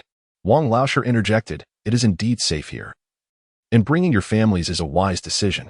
However, the journey from here to your place must be undertaken outside. The outside world is perilous. Should you encounter any malevolent entities along the way, it could spell doom. Indeed, you have only just managed to find some stability. Venturing out could lead to repeating past misfortunes," the others chimed in, urging caution. Nevertheless, some expressed understanding, for one's kin remained outside, and the heart could not easily be at ease. Previously, they had not considered this, as Hishi village was not a safe haven but rather another den of wolves. Now, however, with Lin Qing's protection, thoughts turned to their loved ones still facing fear beyond the village. Zhang Dai clasped his hands together towards the villagers, acknowledging their goodwill. I appreciate everyone's kindness, but my elderly mother, brothers, and son are still suffering there. I cannot abandon them while I live here in secret. Li Bao concurred, yes. I cannot let go. If I do not go, I fear I shall regret it for the rest of my life. Seeing their determination, the others ceased their persuasion. Each individual has their own karmic ties. Zhao Gui also wished for them to stay, but felt it inappropriate to dissuade them. Yet, he would be pleased if they could safely bring their families over. Satisfied that no one was leaving, Zhao Gui spoke again. In the past, the malevolent spirits compelled us to toil for our sustenance. They provided us with salt, vinegar, cloth, and incense every 3 months, keeping us alive but without strength. Now that Lin Qing has dispelled those spirits, we must procure these necessities ourselves. Li Shazi chimed in, village chief. Are you planning to form a team to venture out for supplies? Zhao Gui nodded, yes. Each household must offer incense to Lin Qing daily. The incense is limited. Once it is used up, it is gone. That is one aspect. Moreover, the salt we require in our daily lives is scarce in most households. Without it, one may face dire consequences. Aside from salt, other essential items must also be procured from the outside world. Upon mentioning this matter, the villagers furrowed their brows. For it concerns each of them intimately, and none can evade its impact. Wang Laoshi sighed, reminiscing about the village he once inhabited, where individuals from the ghostly fiends sect would periodically visit to sell their wares, sparing the villagers from the perilous venture outside. Those merchants possessed considerable influence, rendering them immune to the malevolent entities lurking nearby. Conversely, villagers confined within their hamlet faced a high likelihood of encountering demise should they venture out. Consequently, they refrained from stepping outside, opting to remain within their homes. Within the safety of their abodes, they might prolong their lives, however, once they crossed the threshold, their fates could be sealed. Lin Qing seized upon a crucial piece of information. The ghostly fiends sect, a human organization, blindly interjected. The malevolent spirits plaguing our village have been eradicated by Lin Qing. Thus, it is unlikely they will dispatch individuals to deliver goods. We must make an expedition beyond the village to locate the representatives of the ghostly fiends sect and negotiate the delivery of supplies, alleviating the need for future perilous outings. But the outside world is fraught with danger, Ermatzi expressed his concerns. Even so, we have no choice. We must survive. We cannot allow the incense offerings to Lin Qing to cease, blindly affirmed. Zhao Gui continued. Today, I have gathered everyone to discuss these two matters. For our expedition, we tentatively designate 34 individuals to venture forth, with each household contributing 1 member. Each family should deliberate on whom to send. Noting the wooden carving in Su Sanyuan's hands, Zhao Gui inquired, is this sculpture of Lin Qing? Indeed, it is. Lin Qing requested that I carve it. Su Sanyuan replied, reflecting on Lin Qing's instructions. Village chief, perhaps our journey beyond the village will not be too arduous. Zhao Gui quickly pulled him aside, whispering, did Lin Qing impart any directives? Su Sanyuan nodded and recounted Lin Qing's instructions from the previous night. Zhao Gui, being astute, immediately grasped the implications.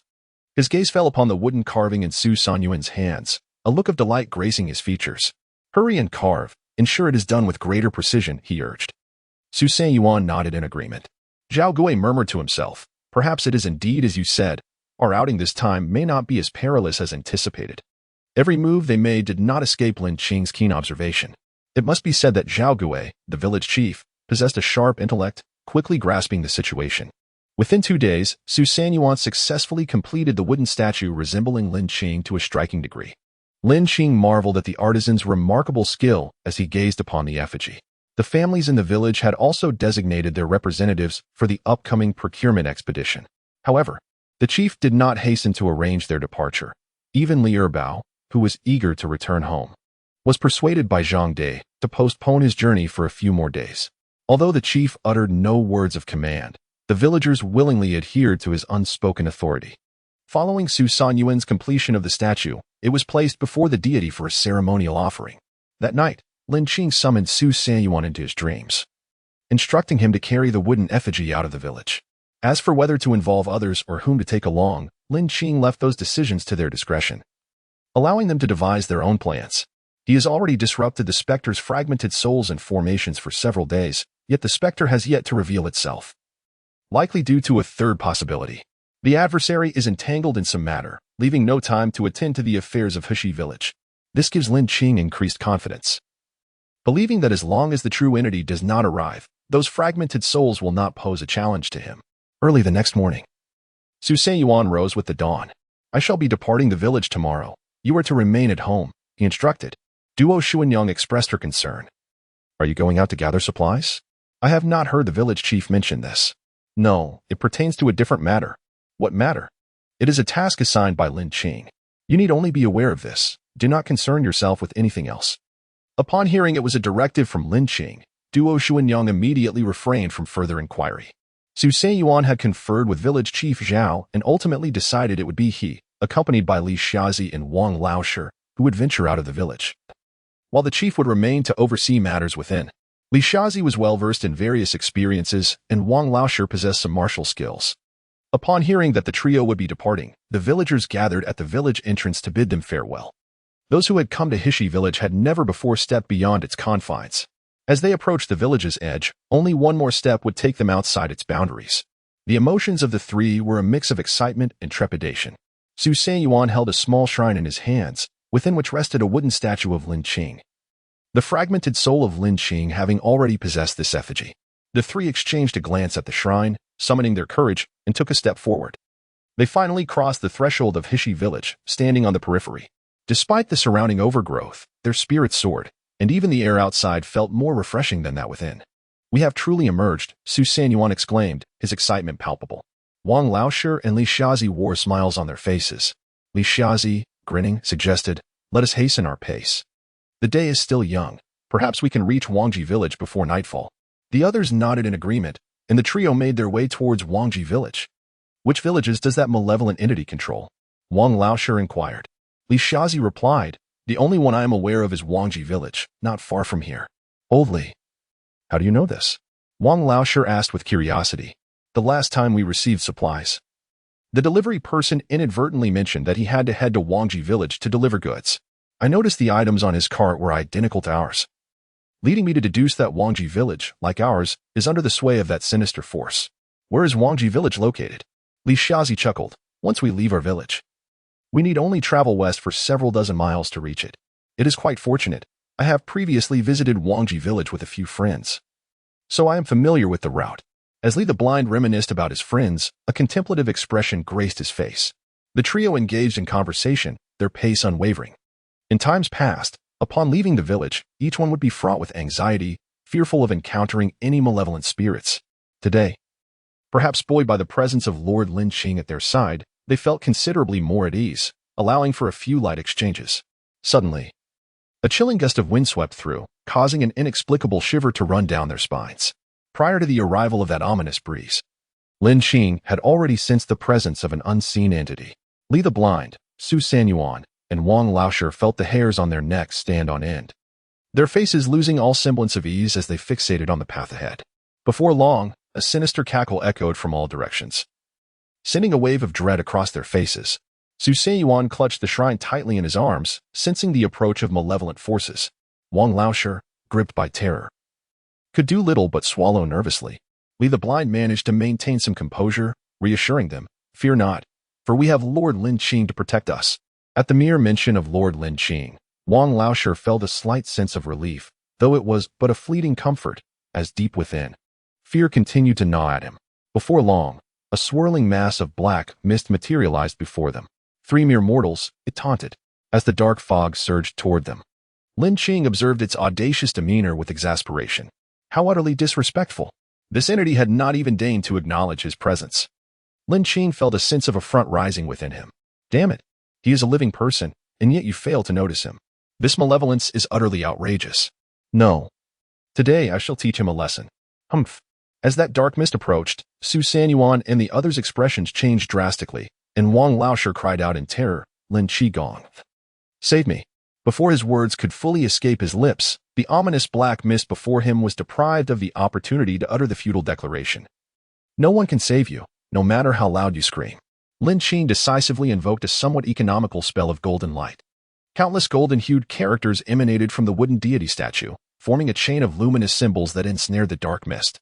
The mist sensed its very essence beginning to shatter and, in a state of sheer terror, struggled desperately to free itself from the binding spell.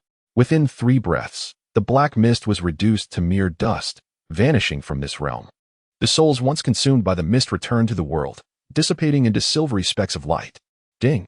Congratulations, host, for vanquishing a fragment of the malevolent spirit. Reward: 1,000 points of incense. Ah, a sinister fragment of a soul. Spending 5 points of divine power yields a return of 100 points, thus a net gain of 95 points of divine power. Indeed, this transaction proves quite profitable and worthy of investment. Su Sanyuan and Wang Laoshi, having witnessed this display, found their admiration for Lin Qing deepening. Although blind, Li Xiazi possessed a heightened perception, sensing the palpable pressure that accompanied the confrontation. His ability to stand here now attested to Lin Qing's intervention on their behalf. After witnessing Lin Qing's prowess, the 3 felt increasingly reassured. Lin Qing is truly formidable, Wang Laoshi exclaimed. Enough chatter. Let us hasten our journey, Li Xiazi admonished, aware of the impropriety in discussing divine matters so irreverently. Following Li Xiazi's reprimand, Wang Laoshi promptly fell silent. Onward.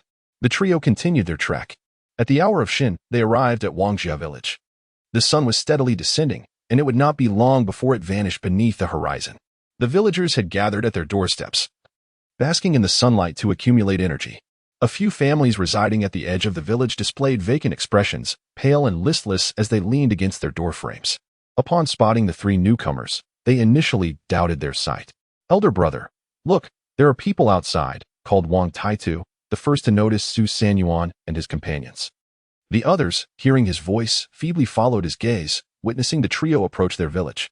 Initially indifferent, those leaning against the door soon realized that the newcomers bore no supplies and displayed no protective talismans, their eyes widening in disbelief. Seeing that the 3 appeared intent on entering the village, Wang Taidu urged, Elder brother, should we warn them not to come closer? Once they enter, they may never leave. Wangjia village was a place of one-way entry, where escape was rendered impossible, not even in death. Wang Dada shook his head. It makes no difference whether they enter or not. Darkness will soon envelop the sky. These 3 may be devoured by malevolent spirits if they remain in the wilderness overnight. Coming into the village may afford them a brief respite. In the end, death is inevitable, so it matters little. Wang Taidu pondered for a moment before standing up and walking towards the edge of the village, waving his hand to signal the 3 individuals not to approach any closer. Noticing that they continued to advance, he assumed they had not understood his gesture and quickened his pace. Although his acceleration appeared somewhat sluggish, he was still recuperating from exhaustion and lacked vigor. When they were about 50 paces apart, Wang Taidu summoned all his strength to shout, "Do not proceed any further." Su Sanyuan and his companions heard him but continued onward. Wang Laoshi called out loudly, "Is this Wangjia village?" Wang Taidu nodded affirmatively, confirming, "Indeed, this is Wangjia village." Wang Laoshi replied with a smile, "Then we have come to the right place." This left Wang Taidu utterly bewildered. How could anyone willingly walk into danger? As both parties reached the boundary of the barrier, Su Sanyuan and his companions were but a step away from entering Wangjia village. "Do not move," Wang Taidu commanded. And they halted. With genuine concern, he urged, "You 3 should quickly leave this place. If you take another step forward, you may never escape." Su Sanyuan inquired with a smile, "May I ask what your name is?" "I am Wang Taitu," he replied. "Brother Wang, I would like to know if your village lights incense every night." Although Li Xiazi had mentioned that someone delivering goods had referred to Wangjia village, and that the same items were observed, it was prudent to clarify before proceeding. Proper diligence was necessary when conducting affairs on behalf of Lin Qing. "Yes," Wang Taidu affirmed with a nod. The 3 exchanged glances. "Then it is as we suspected." Wang Laoshi chuckled. Wang Taidu remained perplexed. Li Xiazi spoke up, "Brother Wang, do not be alarmed. We have come today as emissaries of Lin Qing, here to rescue you." Lin Qing admired Li Xiazi's astuteness more with each passing moment. He displayed an understanding of the situation without needing instruction. It was a loss for the temple if they did not choose him as their priest. Wang Taidu was filled with questions. He understood each word, yet when strung together, they made no sense. Lin Qing? Who is that? Rescue? Such curious and rare terms. Instinctively, he took a step back, eyeing the 3 with suspicion, as if they were dangerous beings possessed by malevolent spirits. "Do not come any closer." Su Sanyuan and Wang Laoshi found his reaction quite strange. Upon hearing of their intent to rid them of evil, shouldn't it be considered a good thing? Why was he reacting as if he had seen a ghost? Li Xiazi, seasoned and perceptive, began to piece together the implications of their exchange. He spoke softly, "Brother Wang, do not be alarmed. We are but mere mortals, not some malevolent spirits. And we harbor no intention of deceiving you. Behold this. Blindly gestured towards Su Sanyuan. It was then that Wang Taitu noticed the shrine. This is what we refer to as Lord Lin Qing. Lord Lin Qing is a celestial deity who, witnessing the sorrows of the mortal realm and the rampant evil, has descended to vanquish malevolence and restore clarity to the world. Blind Li's words resonated with conviction, his tone imbued with deep reverence and awe. Su Sanyuan added, "We hail from the neighboring Hishi village. The malevolence plaguing our village has already been purged by Lord Lin Qing. And even the sorcery that bound us has been dismantled by his divine prowess." Wang Laoshi, known for his fiery temper, growing impatient with Wang Taitu's furrowed brow of skepticism, retorted, "Why are you so timid? If we intended to harm you, we would not waste our breath. If you doubt, you shall witness the truth tonight. If it is indeed so, then every soul in Wang Jiakan will find safety, free from fear, and live in peace. This proposition is undeniably advantageous. What is there to hesitate about?" Wang Laoshi had completely forgotten that he too had once been filled with doubt. Wang Taitu, still grappling with disbelief, asked, "Do you truly wish to enter? Once inside, you may not find your way out. Fear not. With Lord Lin Qing present, there shall be no peril." The three stepped resolutely into the territory of Wang Jiakan, as Wang Taitu led them into the village. The sudden appearance of three strangers stirred a flicker of change in the previously vacant gazes of the villagers. Typically, newcomers only arrived after half of the village had perished. Yet these three seemed less like captives of malevolence and more like wanderers who had inadvertently stumbled into the village. The village elder, with a weary tone, addressed the newcomers. "Since you have come to Wang Jiakan, we are all in the same boat now. There are a few vacant houses at the village's end. Choose one to reside in as you wish." With that, he dismissed them, offering no further regard. The other villagers, after casting a few glances, returned their focus elsewhere. Showing little interest in the trio, Wang Taitu, more animated than the others, turned to the elder, saying, "Elder, they are not lost. They claim to have come to assist us in ridding the village of malevolence." The initial arrival of the three had not attracted much attention from the villagers. But as those words left his mouth, their expressions shifted dramatically. Particularly, Wang Taitu's brother erupted, "Taitu, what nonsense are you spouting? Have you lost your mind?" Wang Laoshi interjected, "Do not scold Brother Wang. We have come to Wang Jiakan to aid you in dispelling evil." Realizing Wang Laoshi had misspoken, Su Sanyuan clarified, "To be precise, it is not us, but Lord Lin Qing who will assist." He raised the shrine in his hand, allowing everyone to behold the presence of Lin Qing Gong. Li the blind, dissatisfied with their words, interjected, "We come bearing the divine mandate of Lin Qing Gong to rescue you all. Fear not, do not panic. Lin Qing Gong is a deity of immense compassion, unable to bear the suffering of the common folk, who descends to save us."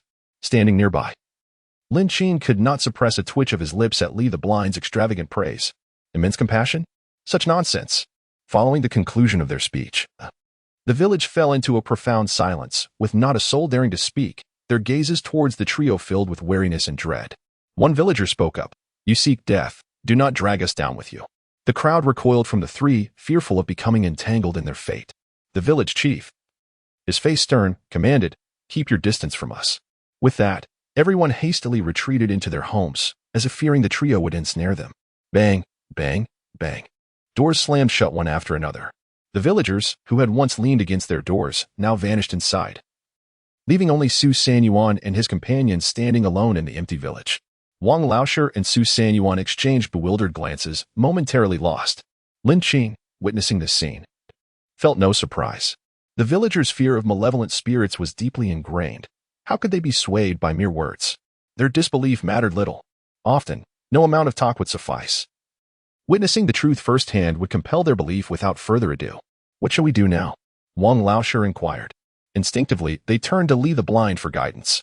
Li the blind suggested, "Let us proceed to the center of the village and wait there until nightfall." Lin Qing regarded Li the blind, appreciating his earnest intentions. Wang Laoshi fetched 3 wooden stools, and the trio boldly seated themselves in the heart of the village. Meanwhile, the villagers of Wangjia, hidden within their homes, peered through windows, puzzled to see the 3 not retreating to the empty houses at the village's edge, but rather settling in the center. "What are they up to?" Someone whispered. "Who knows?" As the last sliver of light was consumed by darkness, the earth was swiftly enveloped in night, yet the 3 remained calmly seated. The villagers of Wangjia were astonished by their audacity. Nightfall was imminent, and still, they showed no inclination to return indoors. Were these 3 not of sound mind? Wang Taitu, Observing the composed trio, turned to his elder brother. Brother, do you believe there are truly deities in this world? Wang Tinyu shook his head. No. If there were deities, the world would not be as it is. But Wang Taidu gazed at the three outside. Wang Tinyu understood his brother's thoughts. They likely had been brainwashed by a cult, a notion he had heard before. Yet, something about these three felt different from those others. Wang Taidu murmured softly. Yet his confidence was lacking. Deep within his heart, a voice yearned for the truth of their words, longing for the existence of a divine being that could rescue them from peril. But is such a possibility real? Wang Tinyu heard his brother's murmurs, but chose not to respond, turning instead to retrieve the incense burner from the house. Today, I shall light it. Wang Taidu accepted the incense from his brother's hands, igniting it before placing it into the burner. Every household opened their doors, setting their incense burners at the threshold. Today, everyone felt compelled to cast a glance at the three individuals sitting in the village. Once each had positioned their burner, they hastily returned indoors, securing their doors and windows.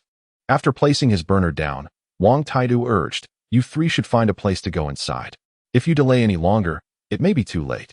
Su Sanyuan clasped his hands in acknowledgement of the brother's goodwill, assuring him, do not worry. We are under the protection of Lord Lin Qing and shall be safe. The villagers who returned indoors exchanged varied expressions upon hearing this. One could not help but inquire, head of the household, do you believe what they say?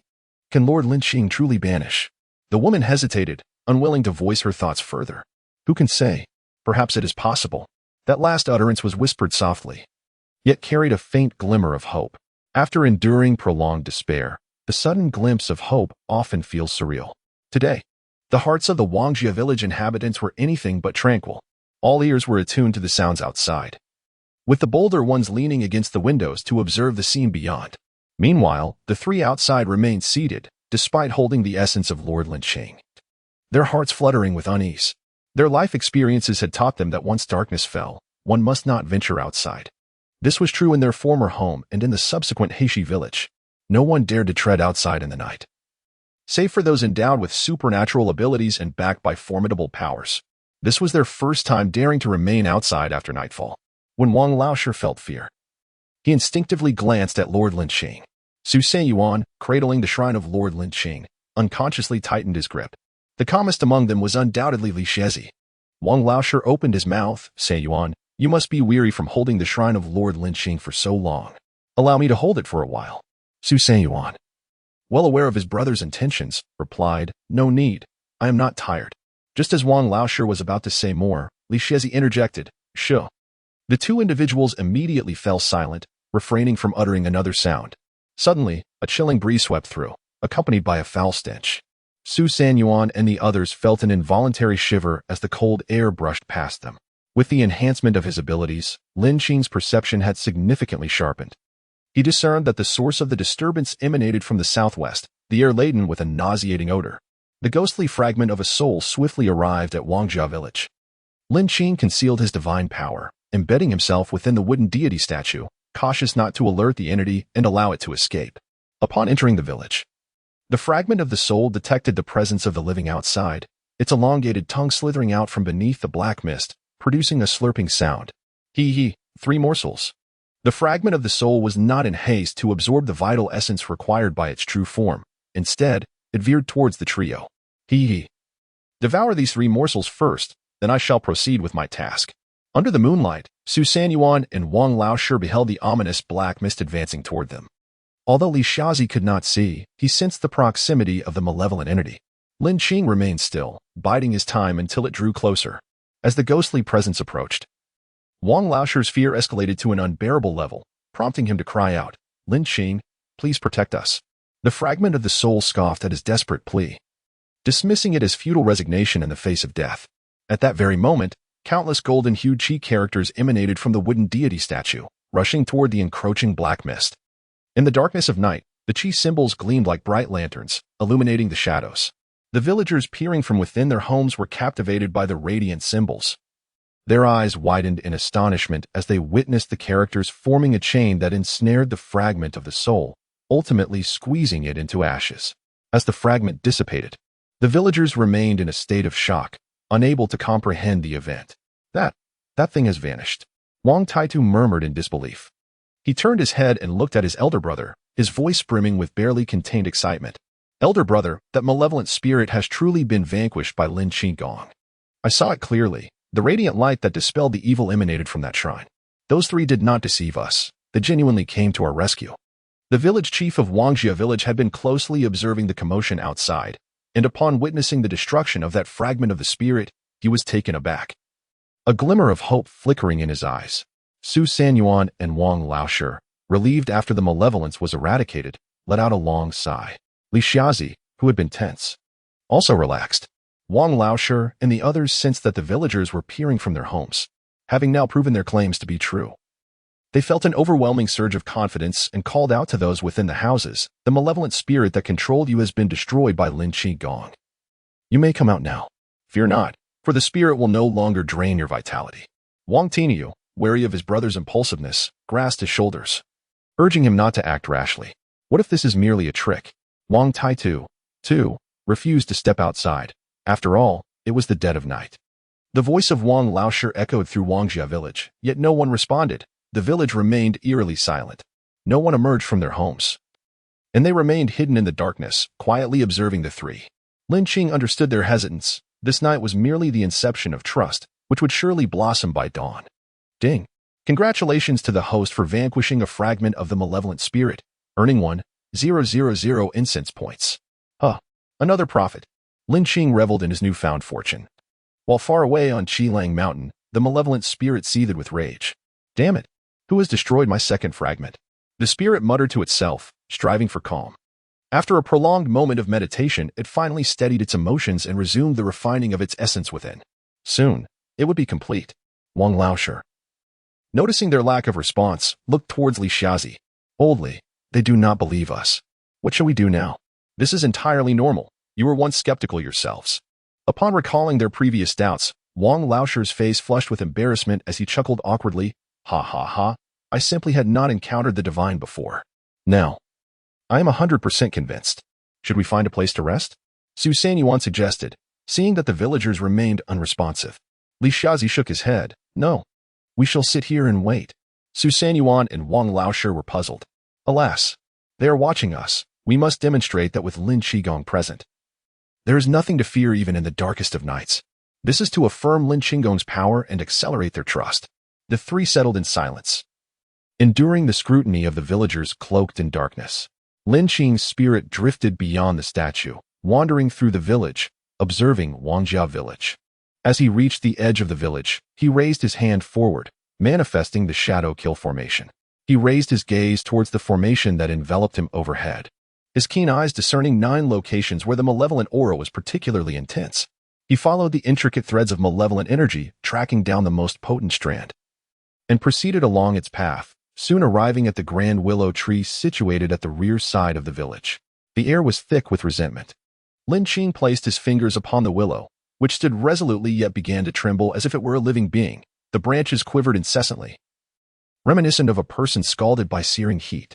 With a gentle stroke of his fingers, a gash opened in the trunk of the tree, and a stream of liquid, resembling fresh blood, flowed forth continuously, releasing a malevolent aura into the air.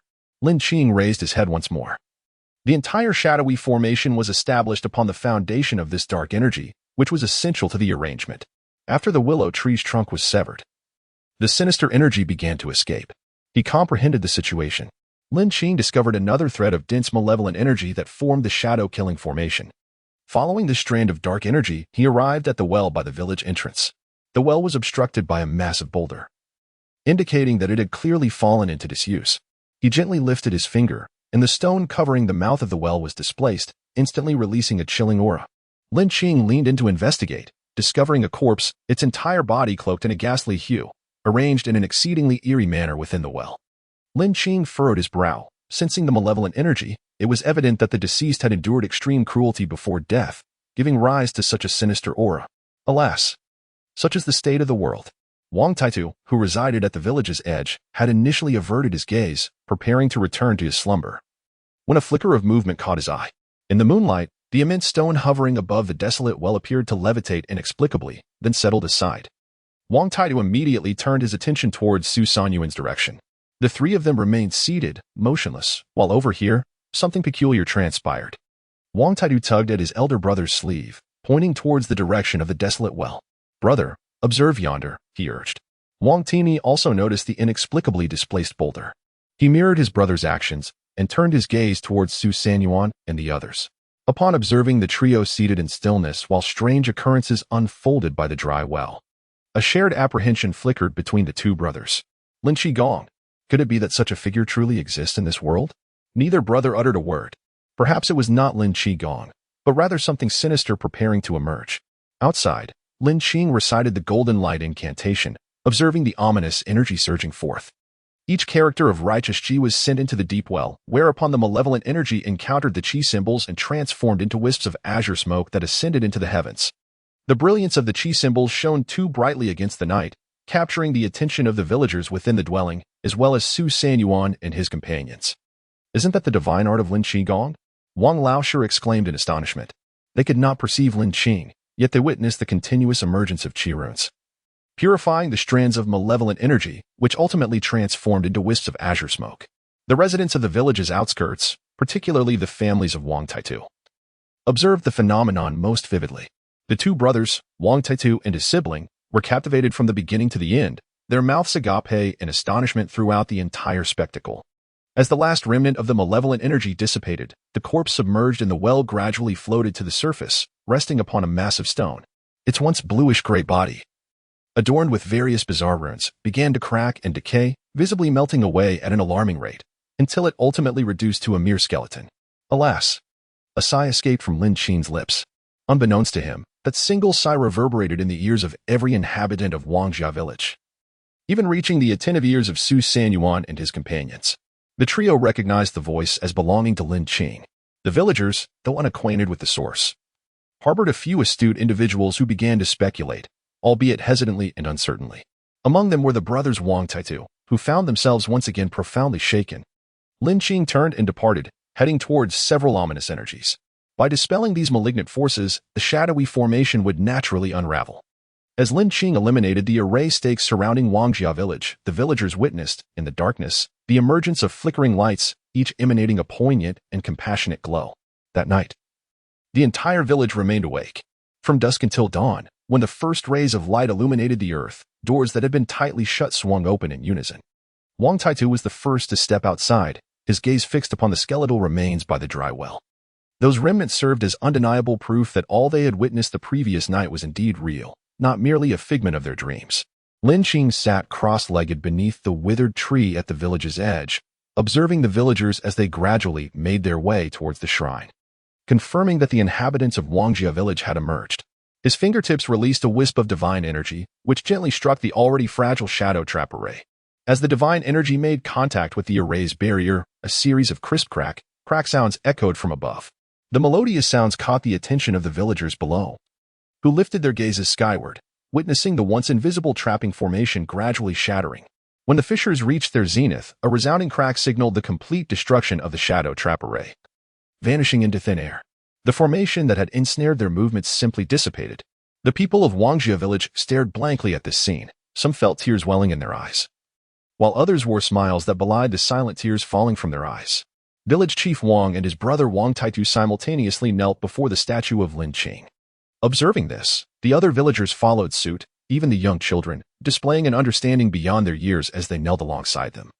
Village Chief Wang called out to the statue of Lin Qing, raising his voice. Devotee Wang Wei expresses gratitude to Lord Lin Qing. Devotee Wang Tiniu expresses gratitude to Lord Lin Qing.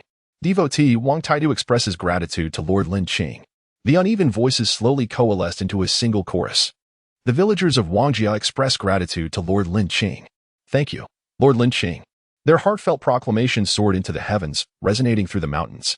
Li Xiazi, listening to the villagers' expressions of thanks to Lord Lin Qing, felt a slight smile tugging at his lips, a sense of shared honor washing over him. Witnessing this scene, Lin Qing could not deny the stirring within his heart. To claim otherwise would be deceitful. Ding. Congratulations, host, for breaking the shadow trap array and rescuing the villagers of Wangjia. Reward: Beginner Talisman Technique. Beginner Talisman Technique allows the drawing of basic exorcism talismans, protective talismans, peace talismans, and calming talismans. Each talisman crafted contains a trace of the host's divine energy, requiring 1 point of divine energy for each drawing. Lin Qing was pleasantly surprised. This reward was an unexpected boon. Initially, he intended to conserve his divine energy. For dispelling the Shadow Fiend array required a substantial 500 points of incense value through the system. However, by taking matters into his own hands, he would only expend 46 points of divine energy, equivalent to 460 points of incense value. Though this would entail a bit more effort, he could still save 40 points of incense value. Adhering to the principle of frugality, he unexpectedly reaped additional rewards. Upon reflection, this outcome seemed reasonable. Previously relying on the system warranted no rewards. Now, as he toiled personally, it was only fitting to receive some form of compensation. Lin Qing gained new insights into how to exploit the system's resources. Henceforth, diligence would be paramount. As the sounds at the scene began to diminish, the blind timely reminded them that the most practical method of gratitude was to honor the divine by offering incense.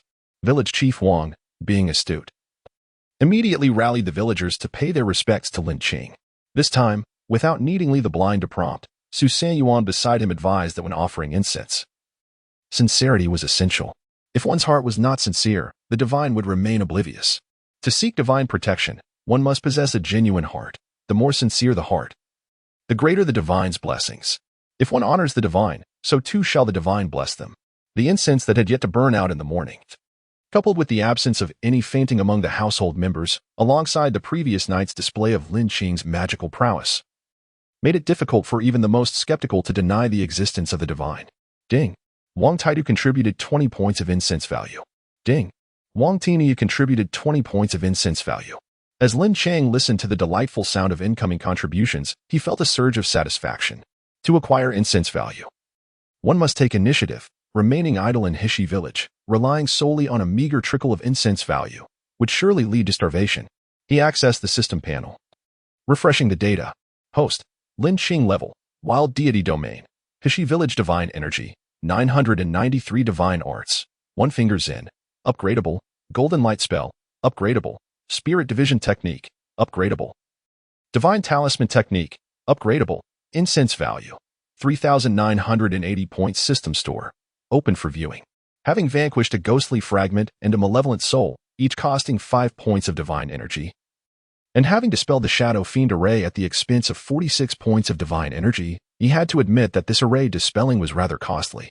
Fortunately, the previous 2 endeavors had netted him 2,000 points of incense value, and with the Wang family's current contribution of 1,980 points, it ultimately proved to be profitable. Once all the villagers of Wang family village had completed their offerings, their goodwill towards Su Sanyuan and his companions increased significantly. Li the Blind then inquired of village chief Wang whether he was aware of any similar villages in the vicinity. The domain of malevolent spirits typically remains within their own territory, often adjacent to one another. Su Sanyuan and his companions were merely livestock ensnared by these malevolent forces. Lacking clarity on such matters, they could only ascertain if others had heard of them. Village chief Wang shook his head, expressing uncertainty. I know, Wang Taidu suddenly interjected. Li the Blind turned toward him, asking, might you share your knowledge? Please, you flatter me. I, along with my brother, happened to overhear disciples of the ghost-killing sect in the local tea house discussing that every 3 months, they supply provisions to a spectral entity known as Ghost 13, who is said to raise livestock. It is rumored that in 3 months, Ghost 13 will achieve a significant level of mastery. Upon completing the ritual sacrifice of all the raised livestock, he will truly enter the realm of spiritual communication and become a dominant force. My brother and I lamented the misfortune of the 3 villages. Little did we anticipate that within a fortnight, we would be abducted to Wangjia village. Old Wang urgently inquired. Did they mention which villages? Wang Tinia replied, yes, they did. Ghost 13 raises livestock from 3 villages, Hishi village, Wangjia village, and Ayaka village. The disciples mentioned that they would deliver supplies only once more, after which no further provisions would be sent. Upon hearing Wang Tinia's account, a chill swept through all present. It had been a month and a half since my brother and I arrived in Wangjia village, which meant that 2 months had elapsed since we first heard the disciples' conversation. If the disciples had not disclosed this information, it would be less than a month's time before the controlling Ghost 13 would complete his cultivation. At that point, all of us would become offerings for his sacrificial rites. The villagers of Wangjia gradually came to this grim realization, their faces reflecting sheer terror. One among them questioned, why did you not inform us?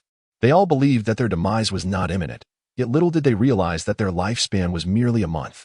Wang Taitu let out a bitter smile and remarked, what difference does it make? It will only amplify your fears. This was one of the fundamental reasons why Wang Taitu was willing to guide Su Sanyuan and his companions. He pondered, perhaps what they claimed was indeed true. If so, then they would be saved. However, if they were merely puppets of other malevolent forces, seeking to seize livestock from the hands of the sinister 13 ghosts, it would merely mean an earlier demise by a month. He was willing to take a gamble. It turned out that he had made the right choice. Upon hearing Wang Taitu's words, Lin Qing silently thought to himself, as expected. His previous speculation proved correct. The ghostly 13 was ensnared, permitting him to recklessly dismantle the formation and extinguish its fragmentary soul.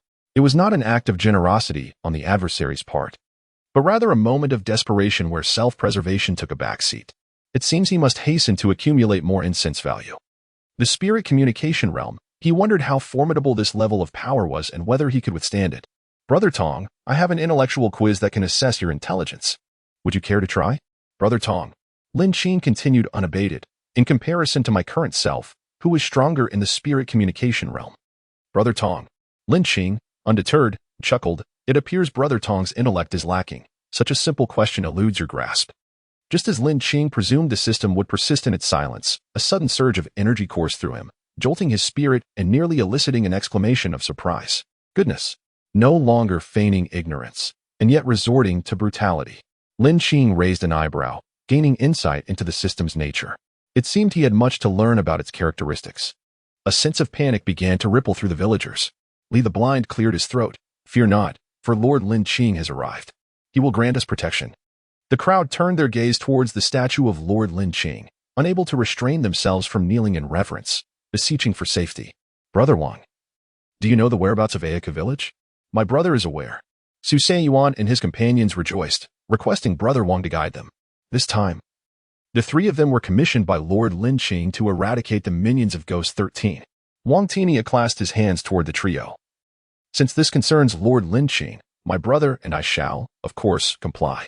Wang Taitu added, to serve Lord Lin Qing is a privilege for both of us. Li the Blind smiled in agreement. Lord Lin Qing will surely watch over you. Lin Qing stood nearby, overhearing their words and sensing a strong aroma of opportunity. Time is of the essence. Let us depart today and fulfill Lord Lin Qing's divine mandate without delay, Su Sanyuan declared. Wang Taitu and his brother readily agreed. They had reached an agreement, yet the villagers of Wangjia village were engulfed in trepidation. Anyone aware of the impending ritual sacrifice by Ghost 13 in a month's time could hardly find solace. Please, wait a moment, exclaimed village chief Wang, hastily intervening. Although Lin Qigong had vanquished the minions of Ghost 13 and dismantled the restrictions, our territory remains akin to a forsaken entity. Should other malevolent spirits take notice, we would surely fall prey to their whims. We earnestly hope that Lin Qigong can illuminate a path for us in Wangjia village. While Hishi village is safeguarded by the presence of Lin Qigong himself, our village's situation is starkly different. They are indeed capable of leaving. Yet the same malevolent spirits and demons may recklessly approach to devour them. Lin Qing turned to Li the Blind, pondering that if the three of them had not considered it, he would not mind employing the dream invocation technique once. It would be splendid to refine his true form or manifest his divine powers before others. In the system's marketplace, Lin Qing had naturally observed these two abilities, and it could be said that their prices were exorbitantly high. Currently, he was merely a destitute wild deity, entirely unable to afford them. While Lin Qing was lost in contemplation, Li the Blind spoke up. Village Chief Wang, if you do not mind, you may travel eastward for several dozen miles. If you move swiftly, you can reach Hishi village before dusk. With Lin Qing presiding over Hishi village, other demons and malevolent spirits would not dare to approach easily. Upon hearing this, the other villagers displayed expressions of delight. However, Village Chief Wang remained furrowed in thought. Although the number of demons and malevolent spirits encountered during the day would be significantly reduced, they lacked the protective talismans from the ghost-killing sect, rendering them ultimately unsafe. To traverse the outside world during daylight, one must carry the protective talisman specifically sold by the ghost-killing sect. With such talismans, malevolent spirits and demons would be reluctant to act. Yet, without them, the dangers of daylight loomed. If fortune favored them, they might pass unscathed, but if misfortune struck, they could be devoured or abducted by these evil entities. Many among them were unfortunate souls who had been abducted by the notorious Ghost 13 during the daylight hours. Upon the reminder from Village Chief Wang, the other villagers awakened to the haunting memories of their own abductions, their expression shifting to one of unease. Even blindly found himself at a loss. What could be done? Alas, perhaps fortune would favor us, and we would not encounter such misfortune. If luck were indeed on our side, why would we remain here? As the villagers found themselves in a state of despair, Lin Qing discovered a wooden plank. And with a gentle stroke of his finger, the plank was effortlessly split into uniformly sized smaller planks. He raised his hand, and with a flicker of divine energy, runes infused with power began to be inscribed upon the wooden talisman. In mere moments, 11 protective charms materialized before him. Wang Taitu turned to Li Xiazi and his companions with a plea. Might you escort the villagers to Hishi village? Once they arrive, we shall then proceed to Ayaka village. Su Seiyuan instinctively glanced at Li Xiazi. Oldly, what do you think? Just as Li Xiazi was about to agree, suddenly, the 11 protective wooden charms fell from above. Resting before the shrine, Wang Taitu exclaimed in delight, Master Lin Qing is aware of our plight and has graciously bestowed these divine tokens to safeguard our village. Li Xiazi reached out to touch the 11 charms, feeling an increasing reverence for Master Lin Qing. How many villagers do you have? He inquired. 105. Replied the village chief, Wang. Then it is settled. Form teams of 10, each carrying a divine token. With these tokens, you should be able to reach Hishi village safely. Li Xiazi said with a smile. Wang Laoshe gazed longingly at the 10 divine tokens, but he understood that they were meant solely for the safety of Wang's village. No matter how much he desired them, he could not claim them for himself. With the burden of worry lifted from Wang's village, joy naturally blossomed. Wang, the village chief, was also a man of understanding. He knelt down, bowing his head toward the shrine in reverence, expressing gratitude for the divine talisman bestowed by Lord Lin Qing. Witnessing this, other villagers followed suit, kneeling to offer their thanks for the blessings of Lord Lin Qing. The amalgamation of Wangjia village into Hishi village signified the growth of his followers, resulting in an increase in the daily offerings, which was exceedingly favorable for Lin Qing. It was only right that he should protect them. Without further ado, village chief Wang decided to set off early to reach Hishi village, to ensure they did not stray from the path. Li the Blind instructed Wang Laoshe to lead the way. Although Wang Laoshe was somewhat reluctant, he eventually acquiesced with a nod. Once matters were settled, the group split into 2 factions. One proceeded toward Hishi village, preparing for the journey, while the other, led by the brothers Wang Taitu, headed toward Ayaku village. Their directions were diametrically opposed, one heading east and the other west. Along the western route, the brothers Wang Taitu engaged in conversation with Su Seiyuan, naturally discussing Lord Lin Qing. When the brothers learned that it was Su Sanyuan's son who had discovered Lord Lin Qing, they were taken aback. Their gazes towards Su Sanyuan imbued with newfound respect. Being the first to worship Lord Lin Qing alone commanded reverence. The bond between his son and Lord Lin Qing was profound. Su Seiyuan felt a surge of joy within, though he feigned humility, chuckling, it was merely a coincidence. However, he mused, if not for his son's persistence, they would not be living a life of dignity. Indeed, the brothers echoed, reflecting on their plight. In the eyes of malevolent spirits and demons, they were not regarded as humans but rather as mere livestock. They are merely the livestock of demons and malevolent spirits. Their fate's not their own to command. Lin Qing's soul sat poised upon the altar, ears attuned to their discourse, eyes surveying the surrounding environment. The setting was undeniably pristine, with towering mountains and lush forests where the occasional roar of wild beasts pierced the air. Each savage cry heightened the vigilance of the four, fearful of the lurking predators that might emerge from the thickets at any moment. Fortunately, no beast emerged, nor did they encounter any other malevolent entities, allowing them a peaceful passage.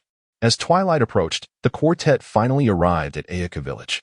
Like Hishi village and Wangjia village, Ayaku was nestled amidst mountains, situated in a valley where homes were constructed at the relatively flat base, with fields cultivated around them. As the sun dipped lower, the village lay some distance from the dwellings. The surroundings bore a resemblance to Hishi village. Without hesitation, the four made their way towards the houses. As they drew near, the villagers finally took notice of them.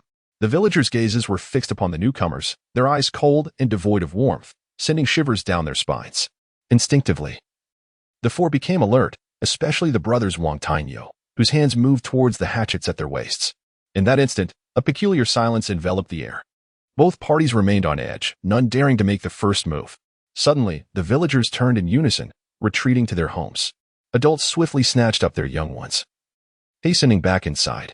A series of loud thuds echoed as every door in the village was hastily shut. The four exchanged glances, finding the scene strange yet unsurprising. In these times, a lack of vigilance could easily lead one to become a specter beneath another's blade or mere sustenance for a malevolent spirit. Su Sanyuan glanced at Wang Taitu and couldn't help but remark on Wang's warmth. In such a world, those with a kind heart were rare.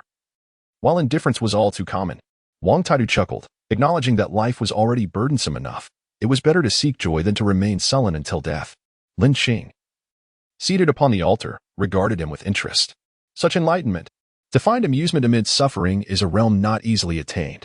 Just as Su Sanyuan prepared to speak, Wang Tini interjected, "Allow me." Su Sanyuan acquiesced, permitting him to proceed.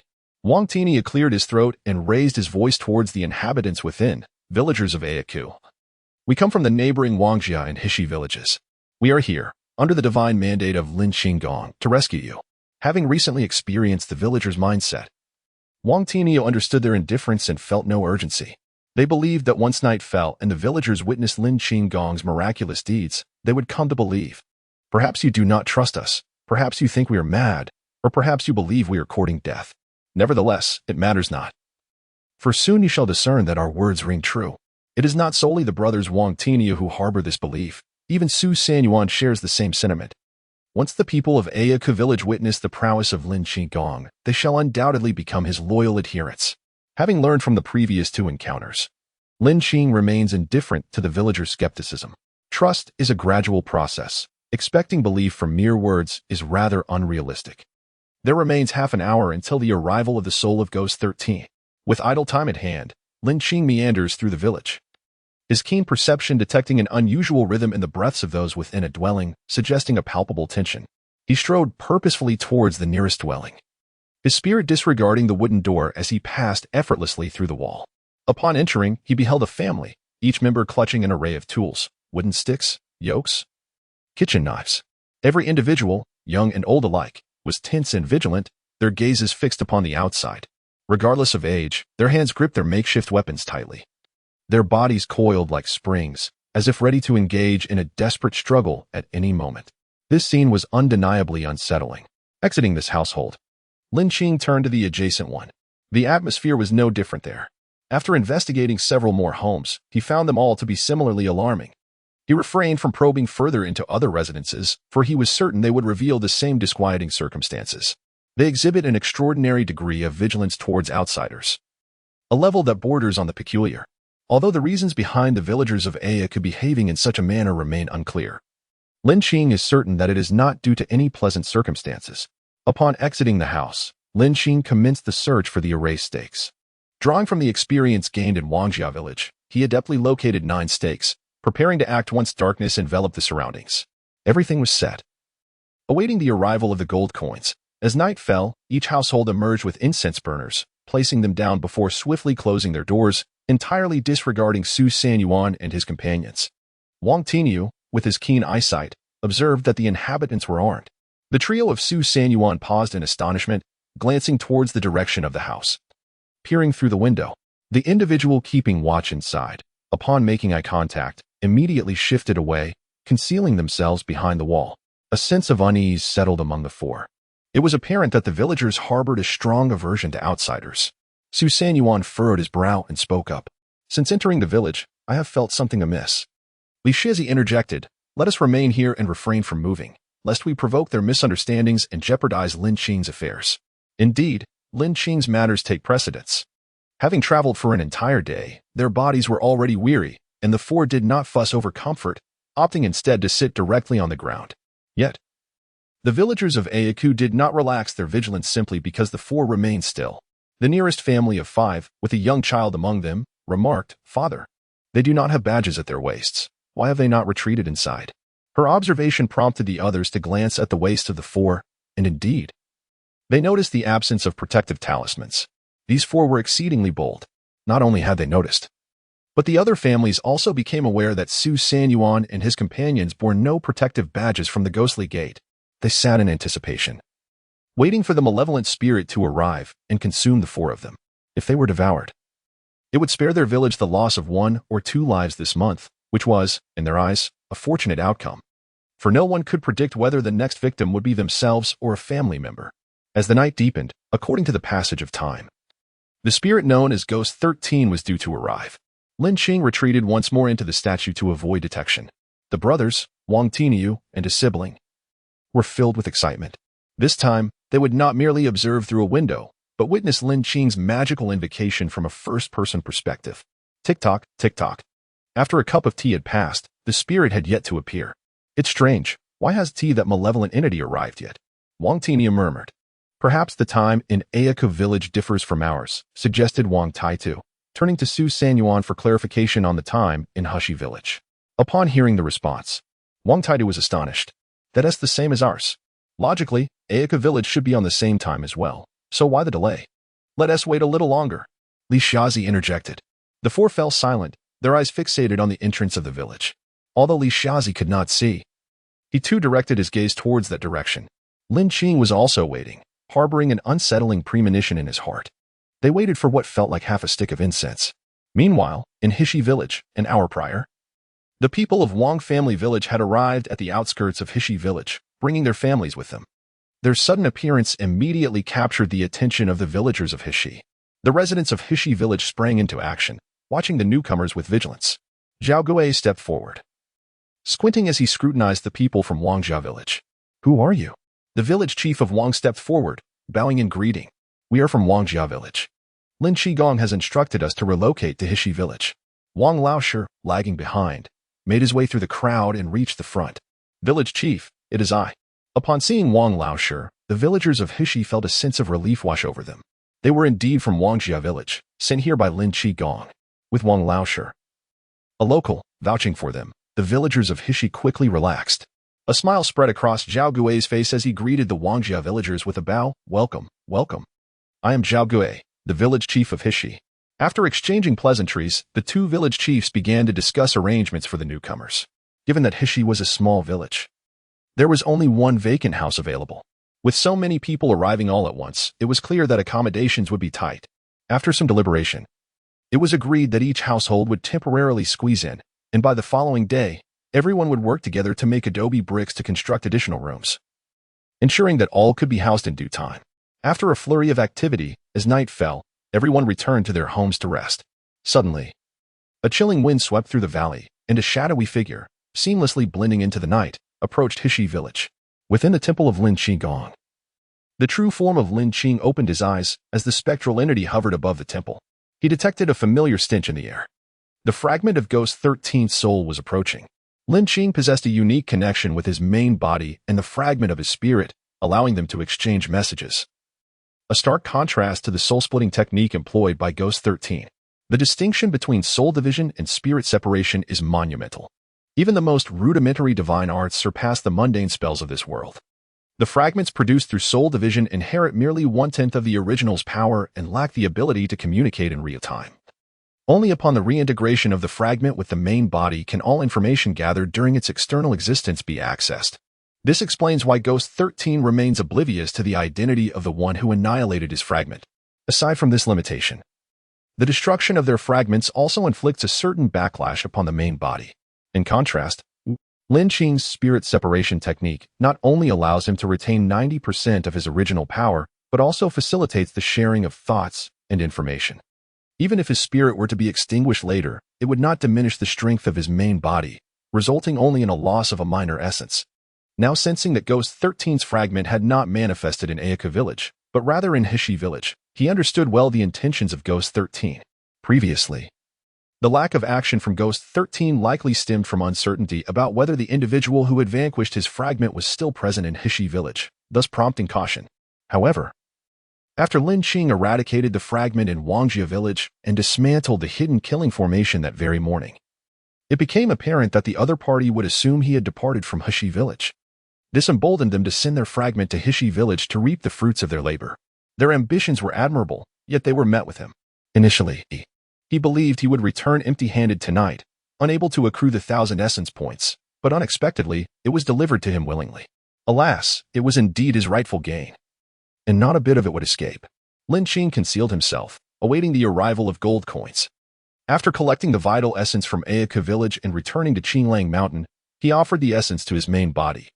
Only then realizing that the fragment from Wangjia village had also been extinguished, he was still contemplating how to avoid going to it.The village that night.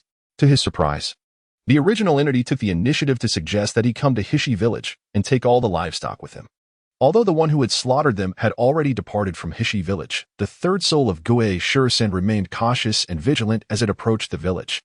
This third soul crept stealthily, occasionally sniffing the air. It detected no scent of its kin but did catch the powerful aura of formidable beasts, which eased its apprehension considerably. His courage grew bolder as he gradually approached Hishi village, officially stepping into its confines. The third fragment of his soul gazed disdainfully at the barrier that protected this place, scoffing at the foolish cattle within. These creatures were destined to be devoured by other malevolent beings. It would be more fitting to fulfill their true purpose. As the third fragment of his soul floated beneath the willow tree at the village entrance, preparing to act, an unsettling sensation prickled the hairs on the back of his neck as a wave of ominous energy surged towards him. He immediately turned and attempted to flee.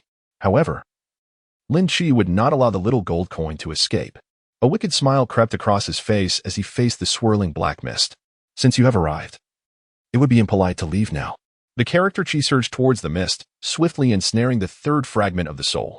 As the golden light illuminated the scene, several households at the village entrance were stirred by the commotion outside.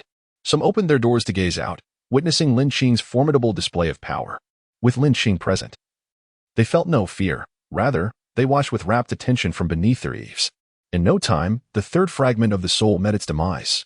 Meanwhile, in the caverns of Qilang Mountain, where steep cliffs loomed, Gue Shursen spat out a mouthful of old blood, his face darkened with rage.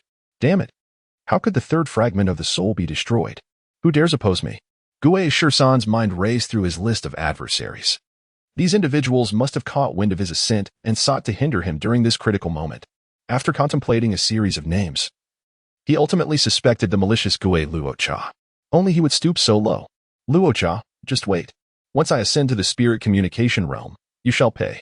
Gue Shursen took a deep breath, suppressing his murderous intent, and continued to refine his soul body.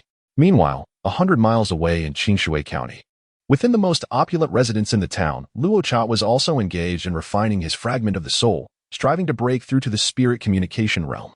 Suddenly, Luocha shuddered, an inexplicable sensation creeping over him, as if a pot hovered above his head. Glancing upward, he found nothing there. Am I simply overly anxious? He pondered. The thought fleeting as he quickly steadied his mind and resumed his pursuit of the spirit communication realm. In Ayaka village, Su Sanyuan and his 3 companions awaited the appearance of Gue Shursen's fragment of the soul. However, despite their prolonged wait, it had yet to materialize, leaving them perplexed. Why hasn't it come yet? In the past, they had dreaded the malevolent spirit, hoping fervently that it would not appear. Now, the situation was entirely reversed. They yearned for its emergence, yet it remained absent. Perhaps the malevolent spirit is aware of Lin Qing's prowess and is too frightened to show itself, Wang Taitu speculated. That is indeed a possibility. Lin Qing was well aware that his true self had vanquished Gue Shursen's third fragment of the soul. Ding! Congratulations to the host for vanquishing the spectral soul, earning a reward of 1,000 incense points. The reward has been credited, and the gold has surged. Lin Qing shifted his focus to breaking the hidden killing formation. Previously, he had contemplated leveraging the defeat of the spectral souls to increase his followers. But now, with the ghostly 13th spectral soul being unreliable, he could only hope to gain the trust of the villagers of Ayaku when dismantling the formation. The dismantling of the hidden killing formation should not be executed hastily. It requires a grand display and significant effects to more easily garner followers, or rather, to cultivate trust. Lin Qing began to ponder how to orchestrate a dazzling spectacle, striving to achieve the most impressive effects while expending the least incense points. Among the various divine techniques he had mastered, the Golden Light spell and One Finger Zen both boasted effects. Particularly, the effect of the Golden Light spell was more resplendent, though the One Finger Zen possessed greater power. It was uncertain whether the more inferior divine techniques had more elaborate effects, while the more powerful ones were simpler, or if it was merely coincidental with these 2 techniques. The endeavor of increasing followers was undoubtedly something he would need to pursue in the future. After all, without increasing followers, how could one acquire incense? Without incense, there would be no capital for survival. In essence, increasing followers equated to earning money, and earning money ensured survival. Given that he would likely employ this method many times in the future, Lin Qing decisively accessed the system marketplace, preparing to select an affordable yet spectacular divine technique. System. Do you have any excellent recommendations? The more incense points I earn, the more I can spend here. If I have money, my consumption will increase. benefiting you as well. Right? We are mutually beneficial. Just as Lin Qing expected the system to remain unresponsive, a marketplace panel appeared before him, showcasing an array of divine techniques along with detailed descriptions that were easy to comprehend. Azure Light Technique, a pressure-inducing divine technique that allows the caster to instill an overwhelming sense of dread in lower tier, same tier, and those two realms above their own, preventing any blasphemous thoughts. Ineffective against those two realms above the caster. When cast, it manifests a supreme holy light infused with divine aura. When a soul body employs this method, it bathes in the holy light, becoming visible to celestial beings and demons for 10 breaths. Price, 5,000 incense points. Power consumption, 5. Phoenix Song, a soundwave attack divine technique, containing a trace of the ancient divine beast soundwave attack.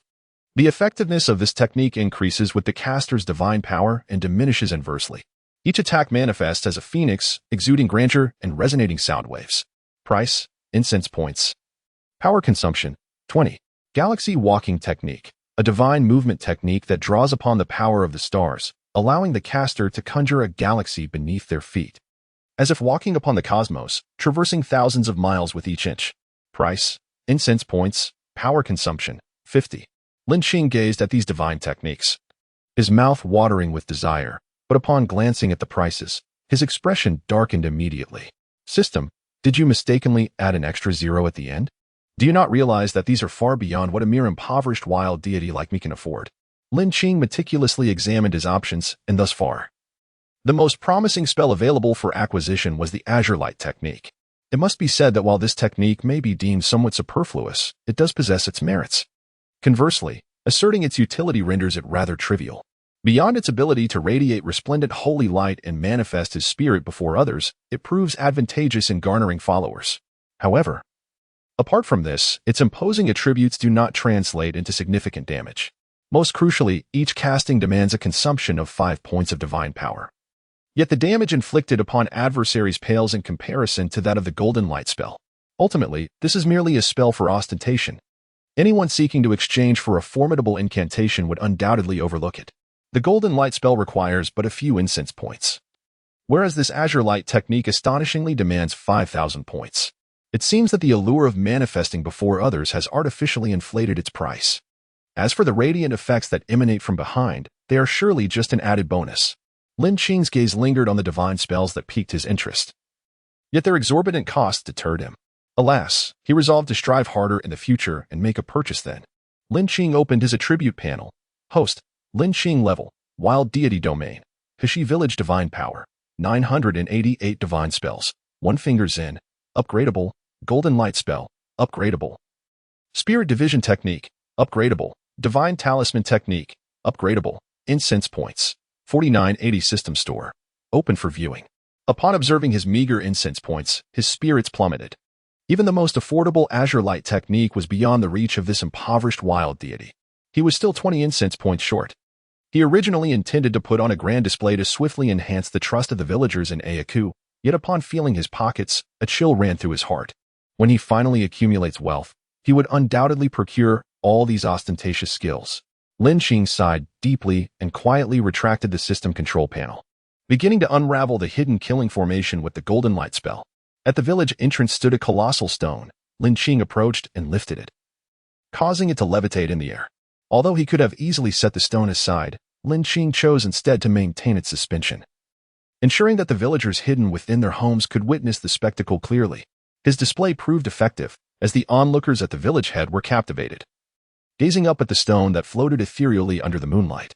Wang Taitu and his brother, being astute individuals, perceived the situation and began to shout to those inside the house, "Fear not, everyone. This is Lin Qing's effort to dispel the malevolent forces that have ensnared Ayaku village. Once this curse is broken, you shall be free to come and go, returning to your homeland." While Lin Qing showcased his abilities, Wang Taitu fervently called out. And what should have been a harmonious collaboration, yielding a result greater than the sum of its parts, instead devolved into disarray. The villagers, gazing at the levitating stone and hearing Wang Taitu's words, found no solace, no joy, nor even a hint of belief. Instead, they were engulfed in dread. Each face bore a solemn expression, as betraying their terror. That stone, the matriarch pondered, could it be that these people are possessed by mountain spirits? A woman, her eyes wide with fear, observed the scene. The children huddled closer to their mothers, clutching wooden sticks tightly. Lowering his voice, a man speculated, "It is highly likely." The woman, tears welling in her eyes, clutched her child tightly. No wonder they bore no protective talismans yet showed no fear of the night. Are we truly unable to escape this time? The man sighed, his gaze falling upon the four figures outside. Along with the shimmering golden characters of the chi spell binding them, a heaviness settling in his heart. Every day, the malevolent spirits that sought to harvest their essence dared not approach. This indicated that the four before them were far more terrifying than those who feasted on their vitality. The more fearsome the malevolent entity, the grimmer the fate that awaited the livestock. Considering the dire situation they were about to confront, the man felt a wave of sorrow wash over him, yet they remained merely ordinary individuals, devoid of status or influence. No, in the eyes of those sinister beings, they were not human. They were merely sustenance, mere cattle. They possessed no rights to choose, nor the strength to resist. They can only obediently resign themselves to fate. Young children are remarkably sensitive, acutely aware of their parents' sorrow and anxiety. They are not innocent and oblivious. The girl, Nyonyo, with reddened eyes and tears glistening at the corners, pleads, "Mother, I do not wish to die." Who truly desires to perish? They all wish to live, yet their fates lie not in their own hands, but are determined by the sinister forces beyond. Lin Qing meticulously dismantled each erased stake, and with each one he dispelled, he endeavored to cast the golden light charm in an exceptionally resplendent manner, striving to ensure that the villagers could witness it clearly. His earnest intentions should have resonated with the villagers. It must be said that the inhabitants of it.The village indeed sensed his heartfelt efforts. But what they felt was a palpable anxiety. As Lin Qing dismantled the sixth erased stake, several hours had elapsed. All the villagers of it.The had huddled within their homes, awaiting the moment when they would be compelled to confront their fate, to choose their sacrificial victims. Yet, as they waited and waited, the golden light flickered persistently outside, failing to breach their sanctuaries or drive them out. "Mother, why have they not moved?" Little Nyonyo pressed her face against the window, her eyes, as round as grapes, fixated on the outside. After enduring the initial terror and observing the intermittent flashes of golden light outside, her fear gradually dissipated. Instead, she felt a tranquil serenity wash over her, even developing an affinity for the shimmering chi symbols. "You foolish child, is it not a good thing that they remain still? Do you truly wish for them to burst in and seize you?"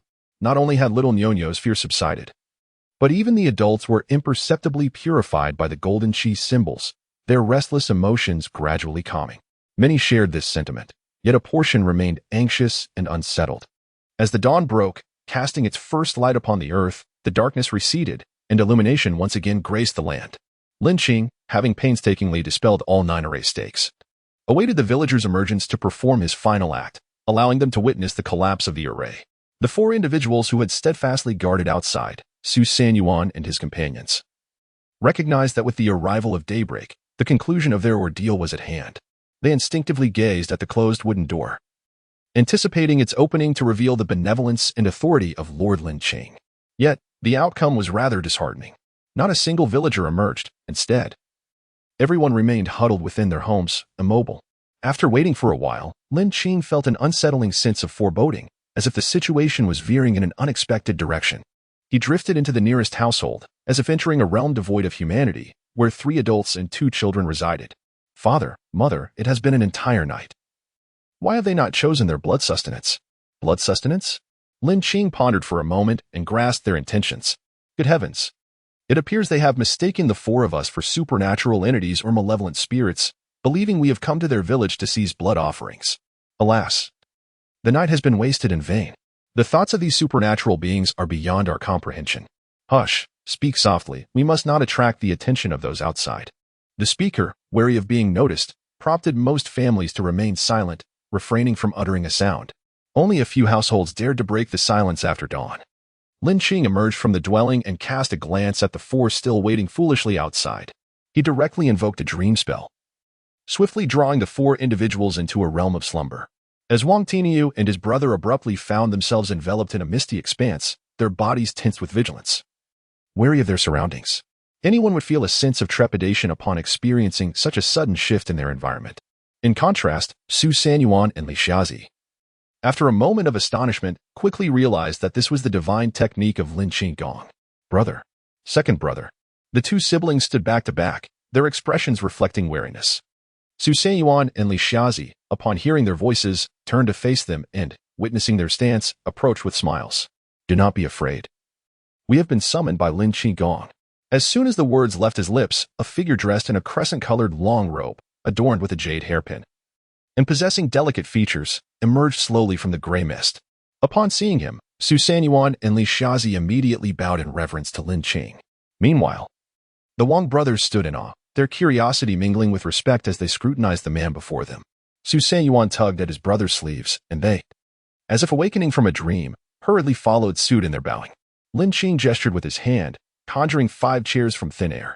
In the realm of his dream spell, all surroundings were under his command. Please, take a seat. He took his seat alongside them. The 4 of them, filled with trepidation, dared not to sit down. Before the Lord of the Gods, how could we, mere commoners, presume to take a seat? Li the Blind was well-versed in etiquette and resolutely refused to sit. The other 3 naturally followed suit. Lin Qing refrained from further discourse and directly addressed the matter at hand. Following the recent upheaval in Ayaku village, the villagers harbored a heightened sense of vigilance towards outsiders. Last night's actions would not only fail to gain their trust, but would rather intensify their wariness towards you all. The 4 were left in stunned silence. They harbored no doubts regarding the words spoken by Lin Qing. With the formation of Ghost 13 dismantled, if they remained here any longer, they would inevitably become fodder for the malevolent spirits of the mountains. The 4 of them nodded in agreement. The formation left by Ghost 13 served both as a prison and a sanctuary, protecting the villagers from being devoured by external evils. Without the formation, they would merely be sustenance for the mountain demons. They regarded you as akin to these malevolent spirits, thus, it would be prudent to turn the tables and bind everyone together, escorting them to Hishi village. If gentleness proves ineffective, then a firmer approach shall be taken. Lin Qing is not one to be inflexible in the face of change. He expended considerable time and effort. How could he allow the duck at his lips to take flight? For a destitute wild deity such as himself, he would spare no opportunity to accrue incense value. The 4 expressed no dissent and respectfully acquiesced. Once the arrangements were finalized, Lin Qing waved his hand, and the 4 departed from the dreamscape, returning to reality. Upon emerging, the brothers Wang Tinyu were so exhilarated that their faces flushed crimson. They beheld Lin Qing and experienced his formidable prowess. Su Seiyuan, well attuned to the sentiments of the 2 brothers, patted them on the shoulder and said with a smile, let us first attend to our tasks. The mere thought of Lin Qing's instructions invigorated the brothers with enthusiasm. As Su Seiyuan prepared to knock on each door, he was halted by Wang Tinyu. Wang Tinyu shouted to those inside the house, I hereby command all of you to obediently emerge from your dwelling. Should anyone resist, do not blame my master for draining the life from your entire family. The villagers of Ayaku, who had spent a night filled with trepidation, felt as though the ominous threat had finally descended upon them. Their anxieties, once held in suspension, now plummeted into despair. There were only 4 of them. Should anyone attempt to flee or resist, it was likely that the 4 would be ill-equipped to handle the situation. Wang Taitu's threats grew more menacing as he declared that if they complied, they might prolong their lives for a few more years, perhaps even a decade, if fortune smiled upon them. However, should anyone dare to escape, he would ensure their entire family met a grim fate, their souls shattered with no hope of rebirth. Those who doubted this threat were welcome to test it. Wang Tinyu's fearsome demeanor left no room for jest. No one dared gamble with their lives or the lives of their loved ones. With their adversaries refraining from immediate action, thoughts of self-destruction were far from anyone's mind. To survive even a moment longer was a small reprieve, but for those who inhabited this land, it was a common plight. With a creak, the wooden door swung open, revealing the closest household. The family emerged slowly, their expressions vacant, their eyes devoid of light, resembling living corpses as they numbly approached. The sound of doors creaking open resonated in succession as each member of the household exited in a daze, enveloped in silence. Even the children dared not weep, clinging tightly to their parents. Lin Qing observed this scene, inexplicably reminded of a documentary depicting a war-torn era, where ancestors were driven in similar fashion. An inexplicable heaviness settled in his chest, a sense of discomfort stirring within him. Those who lag behind are destined to suffer. Without strength, they become mere prey for malevolent forces. The term livestock is an insult, yet it starkly illustrates the plight of the powerless, akin to the status of ants. Lin Qing gazed up at the sky above, a beautiful expanse marred by such filth. He opened the system marketplace, eager to explore whether there existed any cultivation techniques suitable for mortals within. He understood clearly that relying on others was far less advantageous than cultivating one's own strength. As he perused page after page in the system marketplace, he eventually stumbled upon techniques suitable for mortal cultivation at the very bottom of the store. However, upon seeing the exorbitant prices, Lin Qing could not help but curse under his breath. The items in the system marketplace were frightfully expensive. Never mind. He resolved to wait until he had the means to exchange for a few suitable techniques for mortal practitioners. Wang Tinia designated that each household send forth an individual to tidy up their belongings, ensuring that the necessary items were meticulously organized. Meanwhile, Wang Taidu scavenged for vines within the house and, with the assistance of Su Sanyuan, bound the hands of each individual. Su Sanyuan, upon observing the young child, initially intended to bypass her, but was caught in the act by Wang Tinio. He stepped forward directly, binding the little girl's hands and tying them to her parents. Without needing Wang Taidu's reminder, Su Sanyuan understood and, devoid of compassion, proceeded to bind all the children together. Aika village comprised 25 households, totaling 86 souls. Each individual had their hands bound, all tied to a single rope. Wang Tinio shouted, "Let's go." Wang Tinio and Li Shezi led the way, while Su Sanyuan carried the statue of Lin Qing in the middle, with Wang Taidu bringing up the rear. The lengthy procession traversed the narrow mountain path, and those who happened to pass by would instinctively hide upon noticing the commotion, fearing to be seen and thus bound to the rope themselves. The journey from Ayaku village to Hushi village was rather long. Traversing it in a single day was unfeasible. As nightfall approached, the prospect of sleeping outdoors loomed dangerously. In a hurried endeavor, they reached Wangjia village before darkness enveloped the land. At that moment, the village lay deserted, providing a temporary refuge for the people of Ayaku. As night descended, Wang Tiniu and his companions loosened the bindings, confident that the captives would not attempt to escape. For fleeing into the night would be tantamount to seeking death. Remaining with them at least offered a delay of execution. Departing now would be a direct sentence to demise. The night passed in silence, and at dawn, Wang Tiniu and his companions rebound the villagers of Ayaku, tying them once more to a single rope as they continued their journey toward Hishi village. By the time they reached Hishi village, the group, filled with trepidation throughout their travels, exhaled in relief upon seeing the smoke rising from the village ahead. They had finally arrived. The villagers were busy clearing a space to accommodate the residents of Wangjia village, and the sudden appearance of the newcomers quickly captured their attention. It was evident that the people from Ayako had arrived. Zhao Gui, accompanied by several individuals, approached to greet them, but upon seeing the bound hands of each person, he was taken aback. What is happening? Su Sanyuan and Li Shezi moved through the ranks, reaching the front of the line. Upon recognizing the two, Zhao Gui inquired urgently, "What is the situation? Why are these people bound?" Su Sanyuan explained, it was Lin Qing's directive. The moment Zhao Gui heard this, all concerns dissipated. In their minds, anything commanded by Lin Qing undoubtedly had its reasons. Zhao Gui's previously cheerful demeanor instantly turned somber as he regarded the villagers of Ayaku with a wary gaze. What grave misdeeds had they committed to invoke the wrath of a deity as benevolent as Lin Qing? Surely, such kindness from the divine could not be without cause. These individuals must have engaged in some nefarious act to provoke the god's ire. Li Shezi, aware of the village chief's misunderstanding, interjected, "Chief, you are overthinking this." The inhabitants of Ayaku village, unaware of the ordeal they have endured, remain skeptical of our intentions to assist them, to shield them from the threats posed by malevolent spirits. We were compelled to employ more forceful methods to bring them back. Zhao Gui's countenance immediately transformed into a warm smile, for he had come to understand the situation. I had initially presumed them to be irredeemable scoundrels.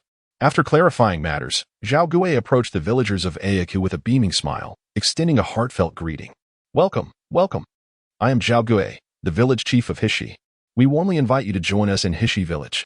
The villagers of Ayaku, taken aback by such fervent hospitality, stood in a state of bewilderment. A group of individuals engaged in construction rushed over to extend their greetings. But upon noticing that the newcomers were bound and brought forth with their families, they gazed at them in astonishment, their faces marked with questions. Were these truly the people of Ayaku? Why were they being brought here in such a manner? Not only were the residents of Hishi and Wangjia villages perplexed, but so too were the Ayaku villagers. They had witnessed around 200 individuals energetically engaged in building homes, their faces, adults and children alike, radiating joy. An exuberance they had never encountered before. Was this not a den of malevolence? Li Shazi stepped forward, addressing the villagers of Ayaku in a clear voice. "Dear compatriots of Ayaku, I sincerely apologize for bringing you to Hishi village in this manner. The threats you received were born out of fear that you might resist or attempt to flee. We have genuinely come, guided by the divine will of Lin Qing to rescue you. I am from Hushi village, and these individuals are from Wangjia village. Like you, we have been compelled to burn incense daily, allowing those malevolent spirits to siphon our vitality. Compassionate Lin Qing, upon hearing our plight, descended to aid us in vanquishing these spirits, liberating us from their grasp. Should you doubt my words, feel free to inquire with them.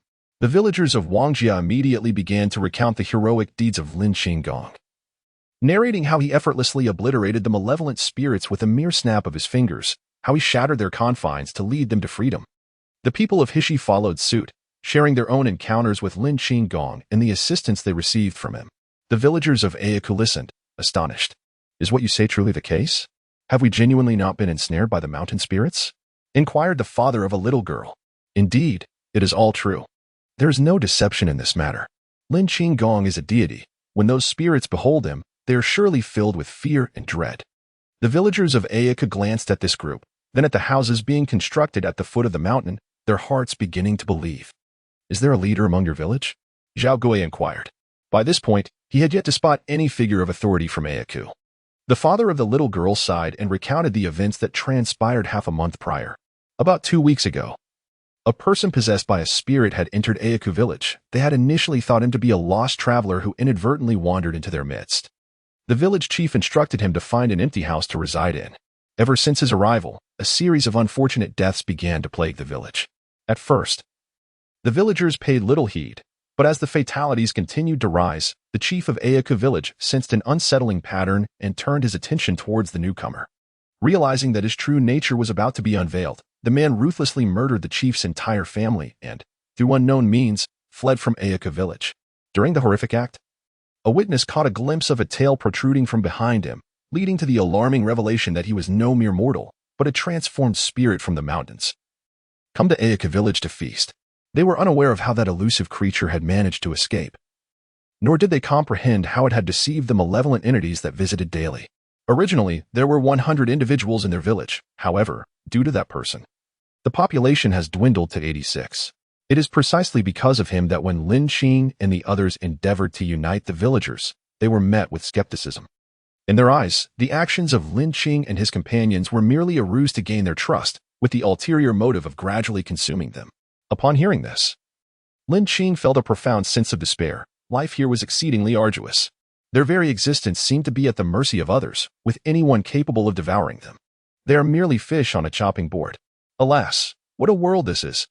Deep within Lin Qing's heart lies a question. If this realm harbors the existence of a wild deity such as himself, it must also imply the presence of righteous deities. But where, pray tell, are those righteous deities? If they truly exist, they could not possibly stand idly by while such events unfold. Could it be that in this dimensional world, he is the sole wild deity remaining? The very notion sent a shiver down Lin Qing's spine. If he were indeed the only wild deity, it would surely herald nothing but calamity, for there must be a great terror lurking behind the scenes. As the villagers from the 3 hamlets exchanged words, misunderstandings were dispelled. The inhabitants of Ayaku village soon realized that the houses being erected were for the people of Wangjia village. Consequently, the residents of Ayaku village decided to join them, necessitating the construction of additional dwellings. Zhao Gui and village chief Wang had already anticipated that the people of Ayaku village would come over when they were planning the accommodations for the Wangjia villagers, and had allocated a designated area for them to build their homes. Thus, the once diminutive Heishi village swiftly transformed into a large settlement boasting 96 households. Upon learning that there truly existed a deity willing to offer them protection, the faces of the Ayaku villagers reflected a myriad of emotions, a blend of joy intertwined with apprehension and unease. The father of little Nyonyo cautiously inquired, given how we treated Lin Qing yesterday, do you think he might be angry with us?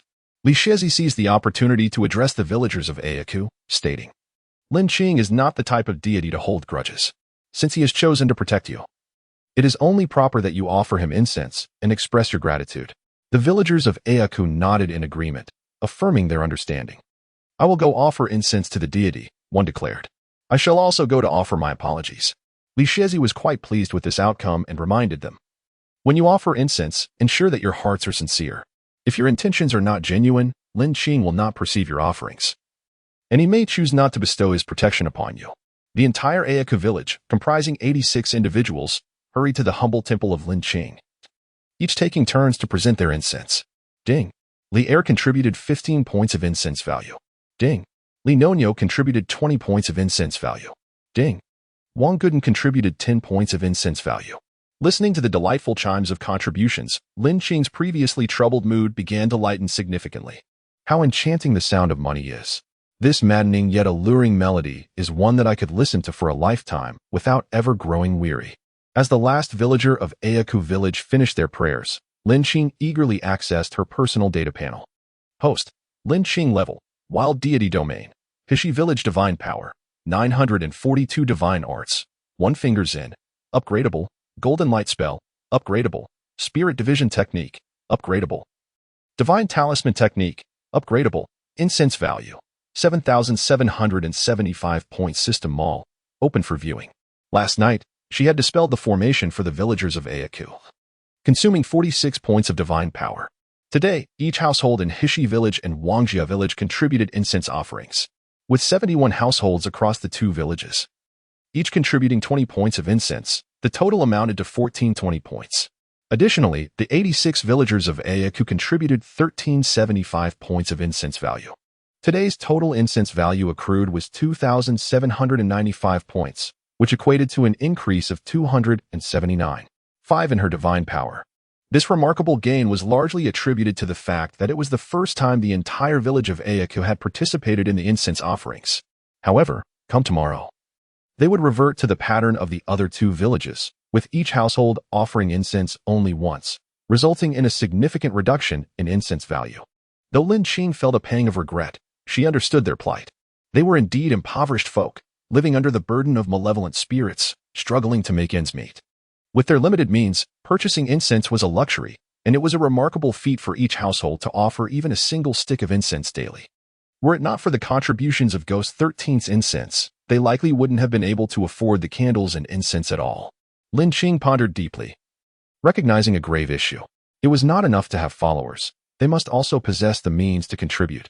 Otherwise, if they could barely sustain themselves, how could they afford to offer incense? He must carefully contemplate how to both expand his followers and elevate the prosperity of the people in Hishi Village. Those malevolent spirits are all pursuing a path of sustainable development. As a formidable wild deity, he certainly cannot fall short of their endeavors. While Lin Qing was engrossed in thought, Zhang Dai and Li Erbao entered the temple, bringing offerings and incense. The 2 knelt before the statue in unison. Lin Qing Gong. I shall depart from Hishi Village tomorrow, heading to Chishui County to bring back my elderly mother and brothers. I humbly ask for your blessings for a safe journey. After speaking, Zhang Dai bowed deeply 3 times before the statue. Li Erbao, holding incense with a sincere expression, added, Lin Qing Gong, I too shall return to Lijiakan.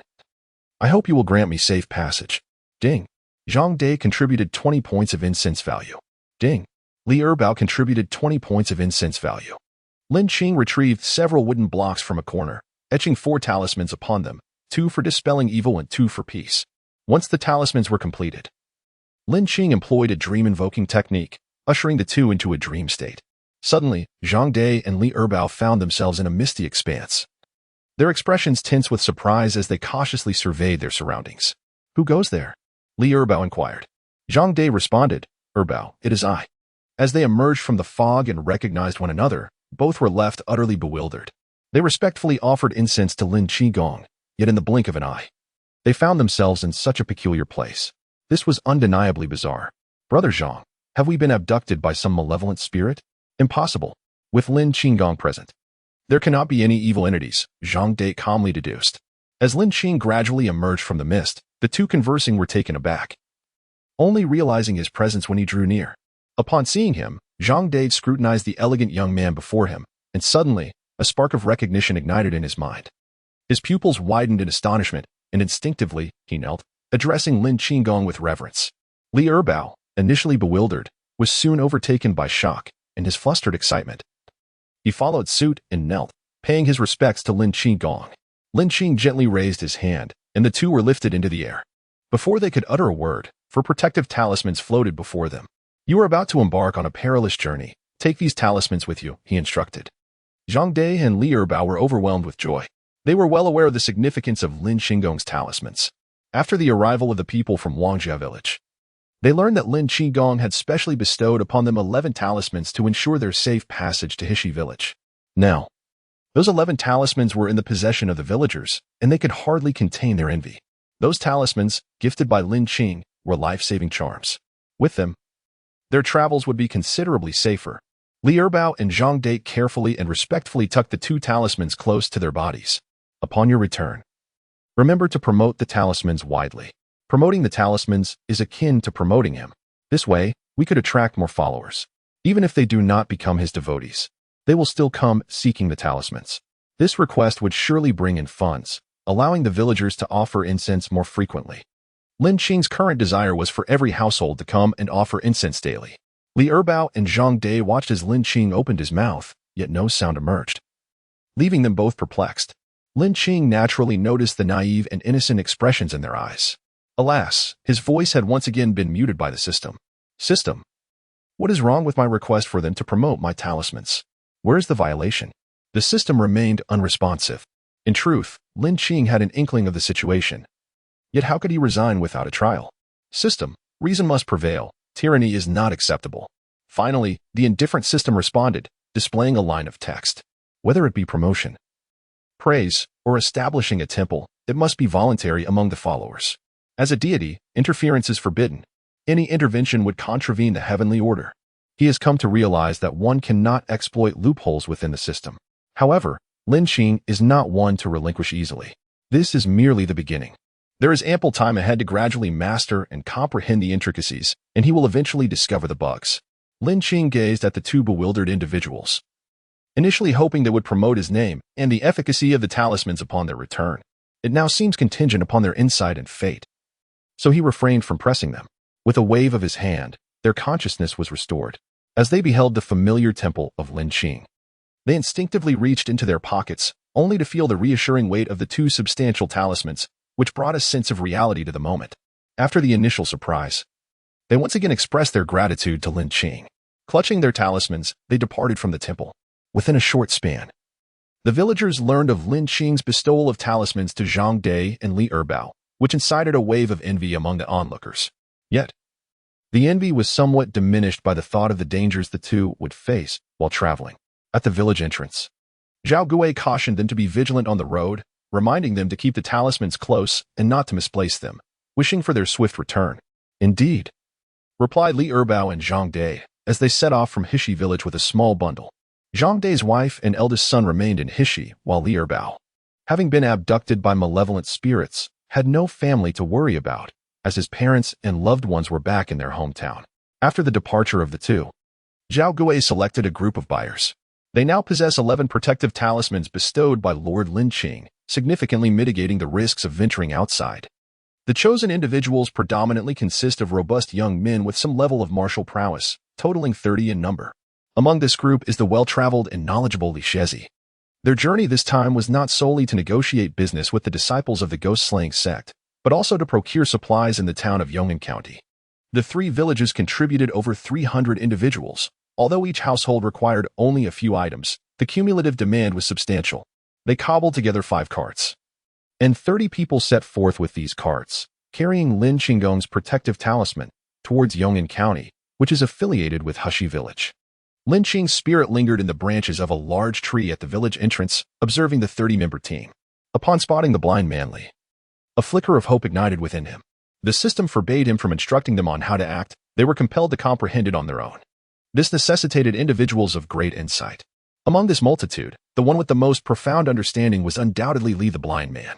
He is now following Dao on his journey to Yong'an County, hoping fervently that Li the blind might possess a slightly higher level of enlightenment, thereby extending the reach of his incense offerings. He glanced again at Zhang Dai and his companion, who were retreating in the opposite direction, silently beseeching that these 2 would prove to be of assistance. Whether he can become powerful depends entirely on their insight. Zhang Dai was heading towards Qinshui County, while Li Erbao is affiliated with the surrounding villages of Qinshui County. The 2 are indeed traveling together. Hishi Village is situated precisely at the juncture of Qinshui County and Yong'an County. Thus the 2 groups are proceeding in divergent directions, one towards the southwest and the other towards the east. Although their entourage consists of 30 individuals, their pace remains remarkably swift. Departing from Hishi Village, it will take them 2 days to reach Yong'an County, traversing arduous mountain paths. The trails are treacherous, fraught with ferocious beasts and malevolent spirits. Despite possessing protective talismans, the group stumbled upon an abandoned village before nightfall. Along their journey, such desolate villages are as numerous as the stars in the sky. Many of these settlements have been utilized by mountain spirits and evil entities as sites for rearing blood sacrifices and livestock. Once the blood offerings or livestock have been depleted, the villages fall into ruin. They had just settled in when a sudden commotion erupted outside. Instantly, the occupants of the room became alert, each seizing their weapons and casting wary glances toward the exterior. A caravan of merchants came into view, surprising all present, including the leader who had not anticipated encountering others in this location. The two groups exchanged cautious glances, each wary of the other. Those who roamed outside possessed a certain degree of skill and means for self-preservation.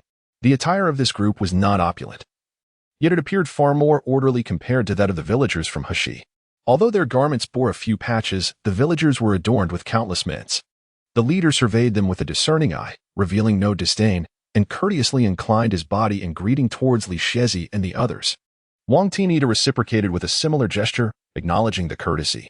The two parties exchanged minimal dialogue, opting to occupy houses separated by two structures. Li Shezi addressed the group, urging them to remain vigilant that evening, advising against deep slumber. Select 10 individuals for the night watch, splitting them into 2 shifts. Agreed, came the unanimous response. In this world, one must remain alert not only to the threats of malevolent spirits but also to the dangers posed by one's own kind. Often, demise does not come solely from supernatural entities, but more frequently from fellow humans. They remained vigilant here, and another team was equally alert. Long Xiangdi instructed below, "We are nearing our destination. Let us persevere a little longer tonight. Once we return to the county, I shall treat everyone to meat and wine.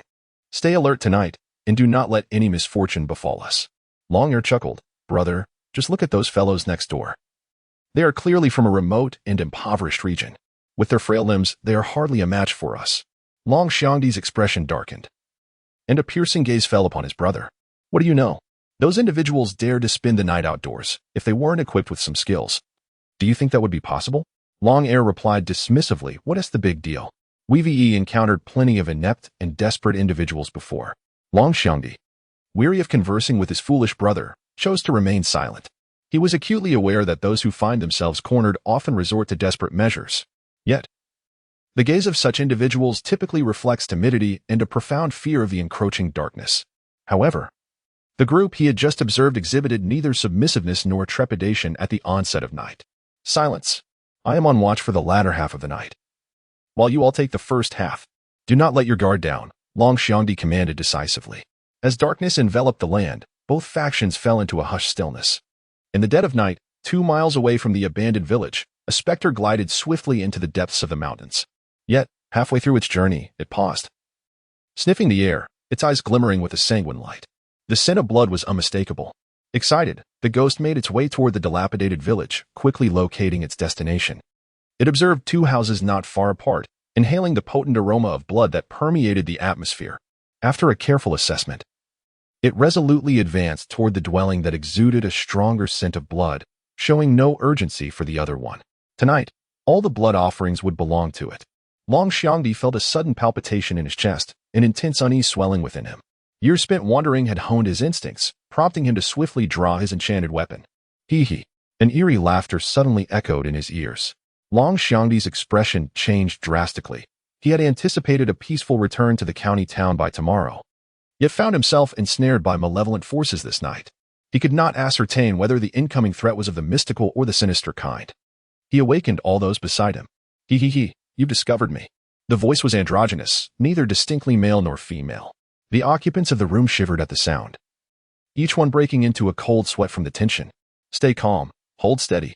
Meanwhile, in the adjacent room, Su Seiyuan, Wang Tinyu, and 3 others, who were on watch for the latter half of the night, were astonished to find that the talismans in their hands were glowing. "What is happening?" one inquired, puzzled.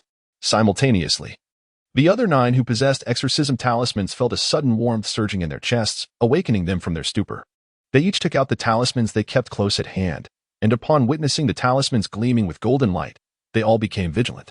They silently roused those beside them, vigilantly scanning their surroundings. Blindly whispered, "An ominous presence approaches." The hearts of all were set aflame with anxiety. 30 individuals stood on edge, weapons in hand, blindly addressed the group, formed teams of 3. In no time, The 30 individuals were divided into 10 small groups, each member grasping an exorcism talisman, the corners of which they held tightly. They anxiously awaited. On the other side, Long Xiangdi's situation was markedly different. Suddenly, with a bang, the wooden door was thrust open by a chilling wind, and a spectral figure began to approach. What was once an ethereal form gradually solidified into that of a young woman, her complexion pallid, with blood tears trailing from the corners of her eyes. With a gaping mole resembling a bloodied chasm, the ghostly figure grinned sinisterly and abruptly extended her elongated arm towards the nearest man. The man hastily produced a talisman and pressed it against his heart. As the specter touched him, the talisman disintegrated into dust in an instant.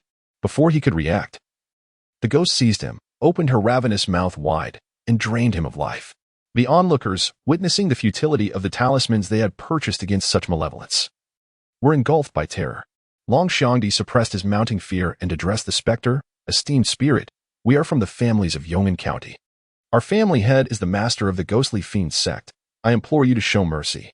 He presented the emblem of the ghostly fiend sect. Upon seeing the token, the specter furrowed her brow. "For the sake of the ghostly fiend sect, I shall spare you. However, you must deliver 5 individuals to me." As these words escaped her lips, the color drained from the faces of those present, for it implied that 5 among them were doomed. None wished for death.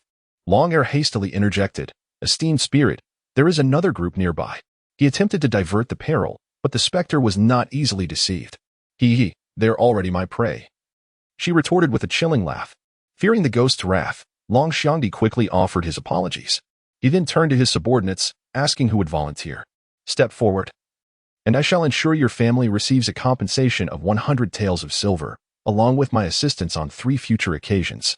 Despite the generous offer, no one stepped forward. Long Xiangdi felt no disappointment. Survival was paramount. Yet, they were compelled to sacrifice 5 souls, lest none of them escape this dire fate. He initially believed that presenting the token of the ghostly slaughter sect would prompt the other party to show leniency. However, they merely offered a facade of respect. Such circumstances were not unprecedented. In the past, the mere display of the ghostly slaughter sect's token would have deterred any malevolent spirits from acting so brazenly. Alas, it appears that the rumors of the ghostly slaughter sect's decline are not without merit. Long Xiangdi's thoughts flitted through his mind in an instant, and he dared not linger, fearing that the malevolent entity before him might change its mind, leading to their inevitable demise. "Since none of you are willing to step forward, we shall resort to drawing lots." Long Xiangdi signaled to Long Air, who retrieved a bamboo tube from his pack, containing slips of paper inscribed with each individual's name. "Whoever I draw will accompany the master." The faces of the gathered men turned ashen, yet they were powerless, only able to silently pray that fate would spare them. Long Xiangdi swiftly drew the names, calling out each one as he did so. Those chosen were thrust before the specter. "No, Brother Long, I am not ready to die. My wife has just given birth. Without me, they cannot survive." The man pleaded, desperation etched across his face, unwilling to comply. No matter how fervently he begged, the outcome remained unchanged. The specter reached out, seizing the man, and with a gaping maw, devoured him before the eyes of all present, reducing him to mere bones. After this gruesome display, the specter savored the remnants, licking its lips in satisfaction. One by one, it consumed the 5 individuals, leaving them as mere husks before departing. Once the specter had vanished, the tension in the room dissipated, and some dared to wipe the cold sweat from their brows. After regaining his composure, Long Xiangdi calmly instructed those present to wrap the bodies of the 6 brothers, to be taken back the following day. In other circumstances, he would not burden himself with such remnants, lest they slow their progress. Yet, with only 1 day's journey remaining to Yong'an County, it was essential to bring them back. Seeing the morale of the group plummet, Long Air scoffed, "Consider ourselves fortunate. Just look at our neighbors." Upon hearing this, the heavy hearts of the crowd lightened significantly. A stark comparison revealed that, in truth, they were quite safe and remarkably fortunate. Those who managed to join the ranks of the Hall Masters under the Ghost Sha sect have truly gone to great lengths to secure their positions. In the region of Yongzhou, the Ghost Sha sect holds absolute authority. Neither spirits nor malevolent beings dare to offend the Ghost Sha sect lightly. Although venturing outside entails danger, it remains a considerably safer alternative compared to others. In Hishi village, a vigilant watch is maintained. Amidst the tranquil surroundings, the sounds from the adjacent room become distinctly audible, revealing the sorrowful cries of a man pleading for mercy. That mournful voice resonates softly in the ears of all, elevating their anxiety and filling their eyes with a palpable dread as they grip their talismans tightly. When silence falls upon that side, A tense stillness envelopes everyone. Their nerves taut with apprehension. They were aware that the malevolent entity was approaching.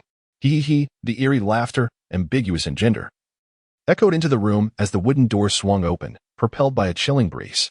Beneath the moonlight, the villagers of Hishi gazed upon the spectral figure that floated closer. Each person holding their breath in tense anticipation, some clutched their talismans so tightly that their knuckles turned white, betraying their fear. 30 blood meals. Today's feast shall be plentiful. The apparition surveyed the 30 villagers, her eyes, glistening with blood tears, sparkled with a fervent crimson light.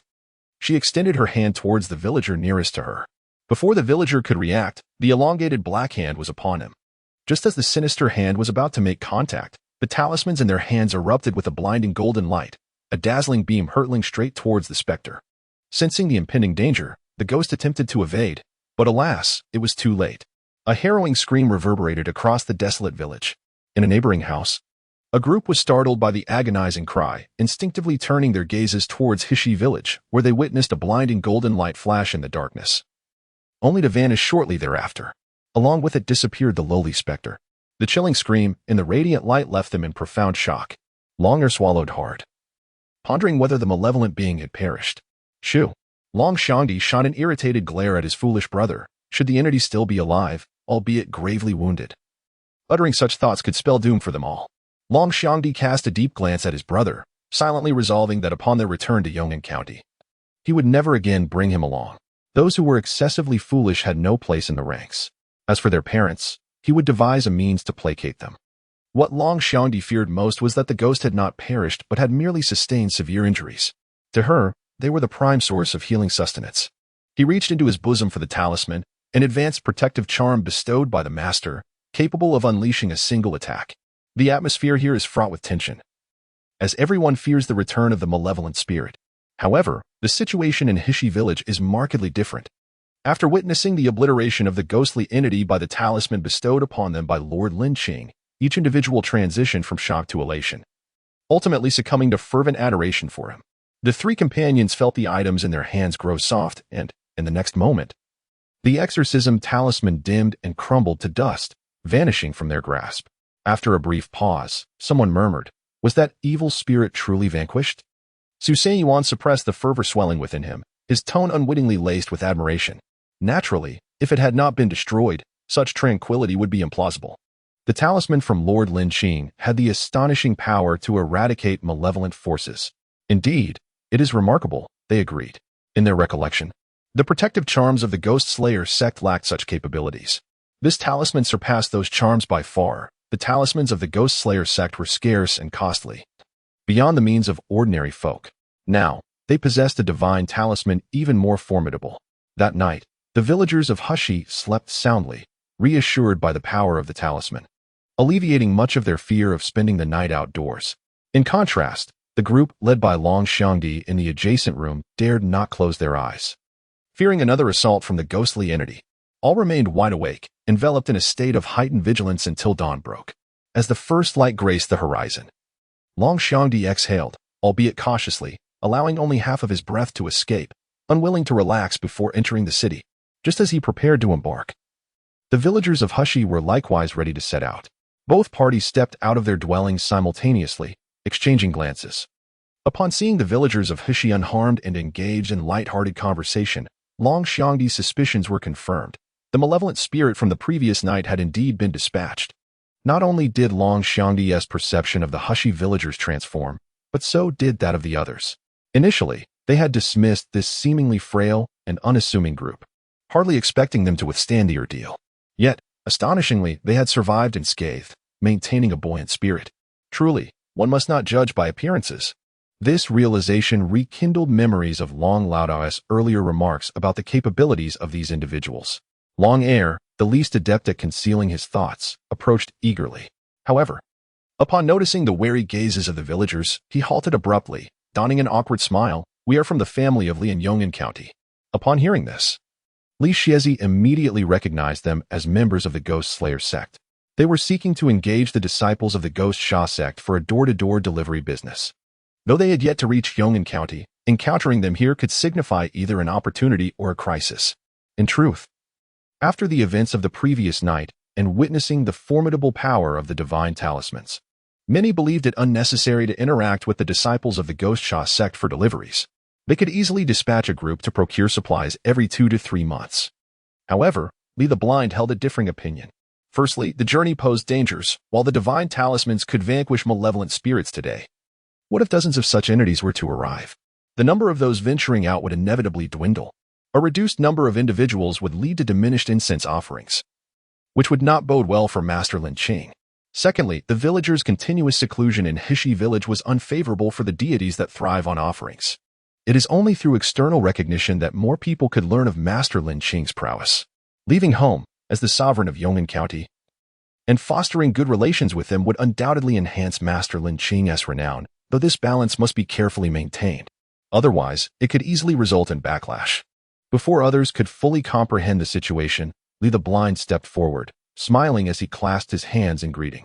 He had not anticipated encountering a figure of the Ghost Sha sect here. It was indeed an honor. Upon hearing the name of the Ghost Sha sect, the villagers of Hishi suddenly realized the significance of their presence. These individuals rarely venture beyond their village, occasionally gleaning tidbits of information about the outside world from passing delivery men. The disciples of the ghostly kill sect, who traverse the realm beyond their home, are regarded as formidable figures in their eyes. Yet, within the discourse of these disciples, those who venture beyond their home are held in even higher esteem. Upon realizing that these individuals hail from the ghostly kill sect, the villagers of Hishi became noticeably more reserved. Only Li the Blind and Wang Tinia maintained a semblance of composure amidst the tension. Long Xiangdi, sensing their awareness of who they were, felt a swell of pride within him, unconsciously infusing his tone with a hint of arrogance as he remarked, "After the malevolent spirit visited your vicinity last night, it suddenly erupted with golden light. Pray tell, what could have caused such a phenomenon?" Before anyone else could respond, Li the Blind interjected. "That was a divine talisman bestowed by Lord Lin Qing." The mention of Lord Lin Qing was a calculated move on Li's part. First, as they sought to engage in commerce with the disciples of the ghostly kill sect, it was inevitable that they would one day visit Hishi village, making knowledge of Lord Lin Qing a matter of time. Second, deities require followers in the continuous offering of incense. It was prudent to promote Lord Lin Qing's name at opportune moments, and these individuals before him served as excellent vehicles for such. Third, the people before him were no fools. Concealing information would only kindle their curiosity, potentially placing them in jeopardy. It was far better to openly declare the truth, thus inviting them to Hishi village to elevate Lord Lin Qing's name. Lord Lin Qing? Long Xiangdi and the others were bewildered. It was their first encounter with this name. Who is Lord Lin Qing? Long Xiangdi stepped forward to inquire. Li the Blind immediately sensed the arrival of the principal figure and refrained from answering directly. Instead, he asked, "May I inquire your esteemed surname?" "I am Long, with the given name Xiangdi." "Brother Long, might I request a moment of your time for a private conversation?" Li the Blind bowed slightly to Long Xiangdi. After a brief pause, Long Xiangdi replied, "Very well." He scrutinized the blind man before him, who, despite his lack of sight, had risen to lead such a group, indicating a certain level of capability. Li the Blind placed his hand upon Wang Tinia's arm, signaling him to guide him forward. Wang Tinia hesitated for a moment, but soon grasped Li's intention. He naturally took Li Xiaozi's hand and led him towards a secluded area. Once they reached a deserted spot, they paused. "Is there something you wish to discuss with me, my brother?" "To be frank, Dragon Brother, our journey to Yong'an County was indeed to seek an opportunity to engage in business with you." "Business?" They hardly seem like individuals involved in trade. Long Xiangdi refrained from interjecting, patiently awaiting further elaboration. "Are you familiar with Hishi village, Dragon Brother?" Hishi village. The name echoed in his mind, swiftly conjuring information about Hishi village from the recesses of his memory. If he remembers correctly, Hishi village is indeed the territory of Ghost 13. Ghost 13 is striving to breach the spirit realm, and once he succeeds, all the livestock he has reared will be offered as sacrifices.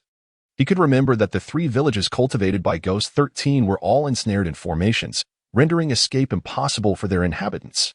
Long Xiangdi squinted, coldly fixating on Li Xiaozi and his companion. "Are you from Hishi village?" Although Li Xiaozi could not discern the other's expression, he detected skepticism in the tone. "Yes, I am from Hishi village," he replied. Wang Tinia chimed in, "I am from Wangjia village." The mention of Wangjia village astonished Long Xiangdi once more. "I distinctly recall that both Hishi village and Wangjia village were ensconced in barriers laid by Lord Ghost 13. making it exceedingly difficult for anyone to depart. How did you manage to escape? It was Lin Qing who helped us lift the barrier set by Ghost 13. Lin Qing again. Who exactly is this Lin Qing? Long Xiangdi pondered, questioning whether another peculiar entity had emerged from Yong'an County, perhaps a malevolent spirit. Lin Qing is a divinely born being. Long Xiangdi's lips twitched. Were it not for the sincere and reverent expression on his interlocutor's face, he might have thought the other was jesting. A deity? Huh. What god exists within the borders of Yangzhou? There are simply no deities in this world. Do not take me for a fool, Long Xiangdi remarked. His tone laced with barely concealed impatience. Li Xiaozi understood his disbelief, for no one within Yangzhou would ever entertain the notion that deities roam this realm.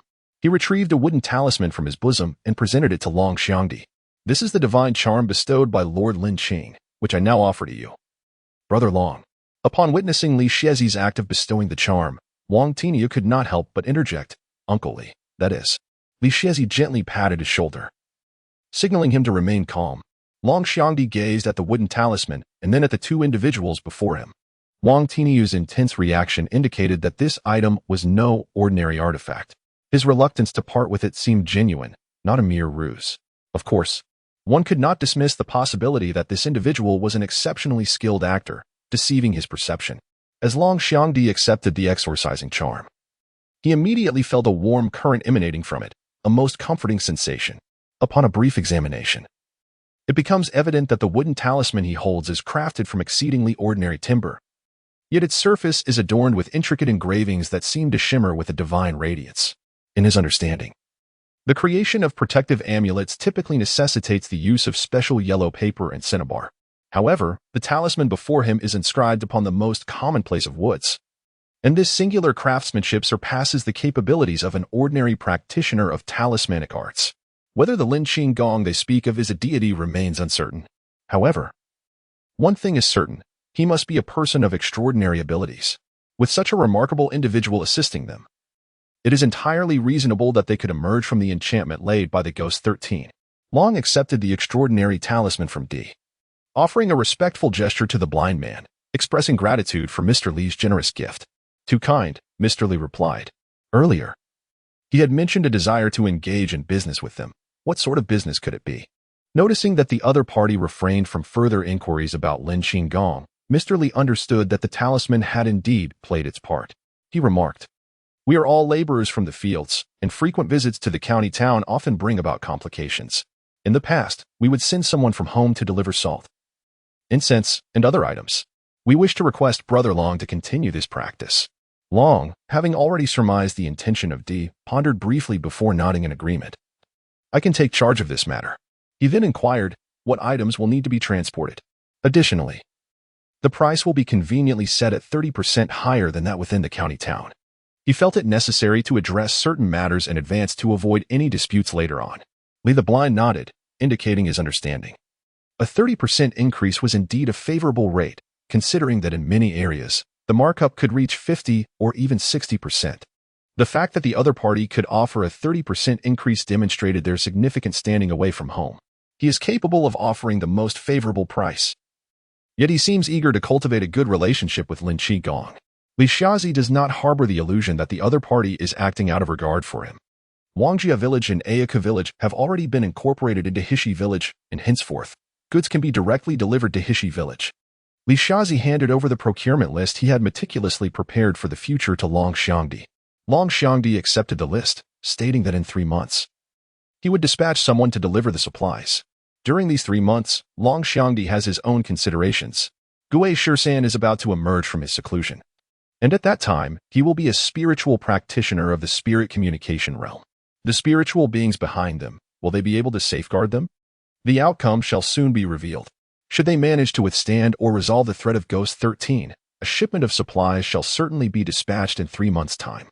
Presently, offering them a discount exceeding 30% could be considered a fair trade. However, if they fail, the entirety of Hishi Village may very well become prey for Ghost 13.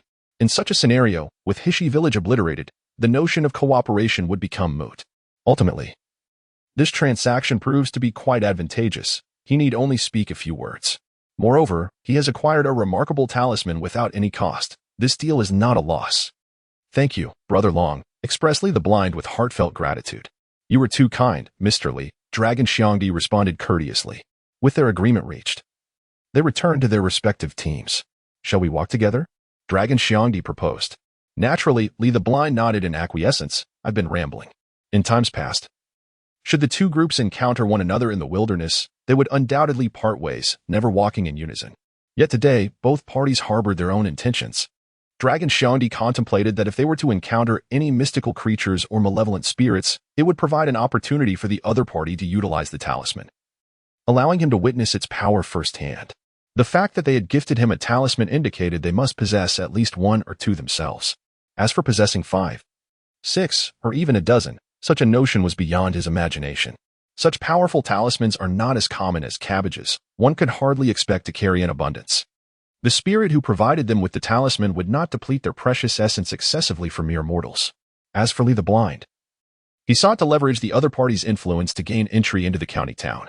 To outsiders, their camaraderie with Dragon Xiangdi would diminish potential troubles, making their journey to Yong'an considerably smoother. Both sides were engaged in their own calculations, yet this resulted in a harmonious arrangement. Under Dragon Xiangdi's deliberate orchestration, the Hishi village team led the way while they remained in the rear. Li the blind walked at the forefront of the group when Wang Tini could no longer restrain himself. Uncle Li, that talisman is divine. Are we truly just giving it away? We stand to gain nothing from this. It feels like a loss. Li the blind understood his concern regarding the talisman, particularly as they had so few in total. Each one used meant one less in their possession. Do you think we should not give it? Li the blind inquired. Wang Tinia remained silent, yet his stance was clear. With patience, Li the blind explained, if we do not offer it, do you believe we want to attract attention? A man without guilt may suffer for possessing a treasure. That talisman ensures our safety, signaling to others that we have support, thus deterring them from acting against us. With this talisman, we foster goodwill with the disciples of the ghostly evil sect, secure peace, and pave the way for Lin Qing. This transaction is highly advantageous. Upon hearing Li the blind's insights, Wang Tiniu realized the myriad benefits that the gifted talisman could provide. He was singularly focused on the talisman, failing to delve deeper into the matter. Uncle Li, it must be you. If it were anyone else, they would likely not even know how they perished. Su Sanyuan, trailing beside them, quietly absorbed their conversation, making a mental note. In terms of worldly experience, they were no match for blindly. The trailing group moved leisurely behind Hishi village, maintaining a distance of around 5 or 6 meters. Long Air approached his elder brother and spoke candidly, Brother, these individuals must possess valuable items. The memory of the golden light he had seen the previous night filled Long Air with insatiable greed, wishing to claim it for himself. Long Xiangdi glanced at his younger brother, cautioning him, do not entertain any foolish thoughts. They have powerful allies behind them. Who could possibly compare to us of the Ghost Slayer sect? Long Xiangdi retorted, the Ghost Slayer sect is no longer what it once was. Beyond the heavens, there are more formidable beings. Consider this. The runes they casually inscribed upon would can effortlessly vanquish specters. What sort of person do you think possesses such power? Long Xiangdi retrieved the talisman from his bosom. Upon seeing it, Long Air's eyes sparkled with desire, reaching out instinctively, only to have his hand ruthlessly swatted away by Long Xiangdi. A mere glance is sufficient. Do not even think of touching it. Long Air pouted slightly and remarked, could it be that their benefactor is a spirit realm practitioner? Have you ever encountered a spirit realm practitioner who can draw runes with such ease? Long Xiangdi countered irritably. Long Air's eyes widened in astonishment. Could it be a master of the transcendence realm? Long Xiangdi was uncertain. Perhaps yes, perhaps no. Regardless, do not seek death over trifling gains. It is possible, Long Xiangdi replied, stressing, do not bring calamity upon yourself. If you provoke such individuals, neither I nor even the Hall Master can guarantee your safety. Though Long Air was somewhat foolish, he understood who was worth provoking and who was not. Brother, I understand. Although I covet the possessions of that group, I also value my life. The two teams traversed the mountain path, passing through a valley, and suddenly, the scenery opened up. In the distance, a city came into view, its towering walls majestically standing at the heart of the plain. Most residents of Hishi village had spent their entire lives confined to a mere plot of land, rarely venturing out. For many, it was their first visit to Yong'an County. And upon sighting the distant high walls, expressions of joy involuntarily adorned their faces. Look, Yong'an County is ahead. The pace of each individual quickened instinctively. In no time, the group arrived at the city gates. At this moment, with more than an hour remaining until sunset, Many individuals who had ventured out were hastily returning to the city. Forming long lines before the city gates, two groups arrived at the entrance in succession, with the residents of Hishi village obediently taking their place at the rear of the queue. Upon noticing the attire of the Hishi villagers, several people in line furrowed their brows. Those who could afford to reside within the county seat and still dared to venture outside were typically individuals of some means and standing. Their presence alongside the villagers of Hishi was strikingly incongruous. Many squinted, scrutinizing the group from Hishi village, some with a flicker of intrigue in their eyes, while others could not resist the impulse to lick their lips. The people from Hishi village felt the weight of attention bearing down upon them from all directions, those gazes inexplicably rendering them somewhat uneasy. Yet, despite their discomfort, they dared not voice their feelings, as the onlookers made no overt actions. As Lin Qing and his entourage arrived at the city gate, the line of people waiting to enter transformed. Upon seeing them, smiles of obsequiousness spread across their faces. Even the fierce-looking guards stationed at the entrance donned warm smiles. Brother Long, Master Long, Deputy Hall Master Long. The crowd greeted Lin Qing with exuberance, leaving the villagers of Hishi village in stunned silence. The way those individuals regarded them starkly contrasted with their demeanor towards Lin Qing. Lin Qing paid them no heed. Approaching Mr. Li, perhaps you might accompany us. This was precisely what Mr. Li had been awaiting, had he not initiated the greeting. He had already resolved to extend his own. Now, with the initiative resting in the other's hands, he felt obliged to accept the gesture. Thank you, Brother Long, Mr. Li immediately beckoned those behind him to follow Lin Qing's group into the city. They were granted passage through the main gate without the need to queue. The expressions of those still waiting shifted from predatory to curious and inquisitive as they observed the villagers of Hishi. The guards at the city gate also allowed the villagers to pass without requiring any fees. In that moment, Wang Tinyu, Su Sanyuan, and others comprehended the wisdom of Mr. Li's prior actions. Upon entering the city, Lin Qing cautioned, Mr. Li, you must refrain from wandering outside at night within the county. Silence is paramount after dusk, for the consequences of noise can be dire. Thank you for the warning, Brother Long. We shall heed your advice. I have matters to attend to, so I shall take my leave. After exchanging polite gestures, they parted ways. This scene did not escape the notice of several observant individuals. Uncle Li, where shall we go now? It will soon be dark, and we must find a place to stay. Upon entering the county, the villagers of Hishi gazed around with wide-eyed curiosity, finding everything novel and fascinating. None of them had ever visited Yong'an County, so they could only look to the well-informed Li Shizi for guidance. Li Shizi spoke, suggesting they first find an inn to rest. Very well. After inquiring with passers-by, the group followed directions to locate an inn where they settled for the night, planning to procure supplies on the morrow. Meanwhile, on the other side, Lin Qing, having completed his task, directly approached Li Tangxiu. Tangxiu. Li Tian gestured for him to take a seat. How fare things at the sect? The goods have been delivered. However, during my visit, I distinctly sensed something amiss within the sect. Lin Qing meticulously recounted the information he had gathered, ultimately mentioning the events of the previous night. That specter claimed the lives of 6 individuals? Indeed, even after I left the sect and presented my token, they still demanded the sacrifice of 5 brothers. This has never transpired before. Li Tian's expression darkened, his brow furrowed. This occurrence was certainly an ominous sign. They claim to be the master of the Ghost Sha sect. Yet in truth, they are merely the gatekeepers under its banner, controlling the mortal realm. They all rely on the protection of the Ghost Sha sect to survive in this chaotic world. Should anything happen to the sect, their fate would not be much better. They would likely become prey for even more formidable malevolent spirits. In fact, whispers had emerged 6 months prior, hinting that the ancient ancestor of the Ghost Sha sect was gravely injured and on the brink of death. Once he perishes, the highest cultivation level within the sect would only be at the spirit communication stage, which is insufficient to suppress so many malevolent entities.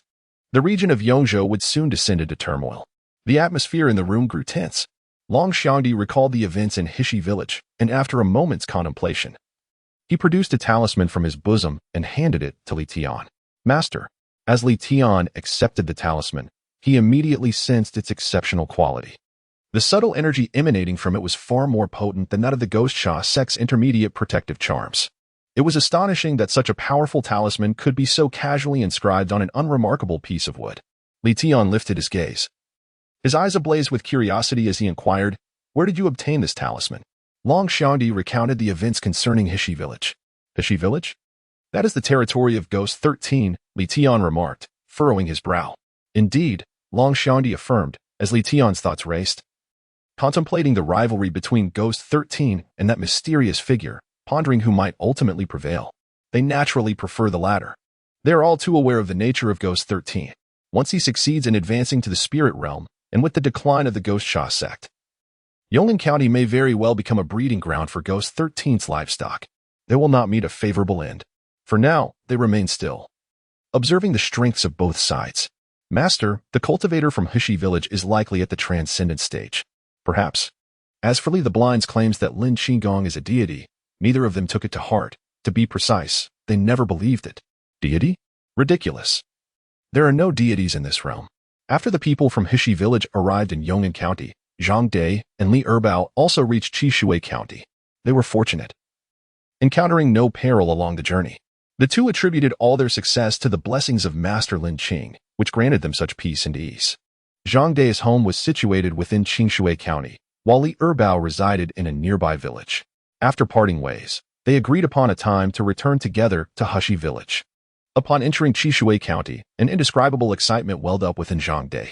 Arriving at his doorstep, he eagerly knocked on the courtyard gate. After several knocks, there was no response. He paid no heed and continued to knock on the door. After several persistent raps, there was still no response from within the courtyard. At this moment, Zhang Dai felt an unsettling premonition in his heart. He hurriedly ran next door and knocked on the gate. After a short while, a voice emerged from within the courtyard, inquiring, "Who is it?" The person inside did not open the door but shouted through the gate. Zhang Dai recognized the voice and quickly replied, "Aunt Wang, it is I." Zhang Dai. Upon hearing that familiar voice, the elderly woman inside was taken aback. She cautiously opened the door just a crack, peering through the narrow opening. Once she confirmed that it was indeed Zhang Dai standing outside, she dared to fully open the gate. "Oh my, Dave, you are alive," Aunt Wang exclaimed in astonishment. "You are alive. Why have you not returned home for so long?" Zhang Dai, anxious about his family, interrupted Aunt Wang's desire to chat, urgently asking, "Aunt Wang, why is no one at home?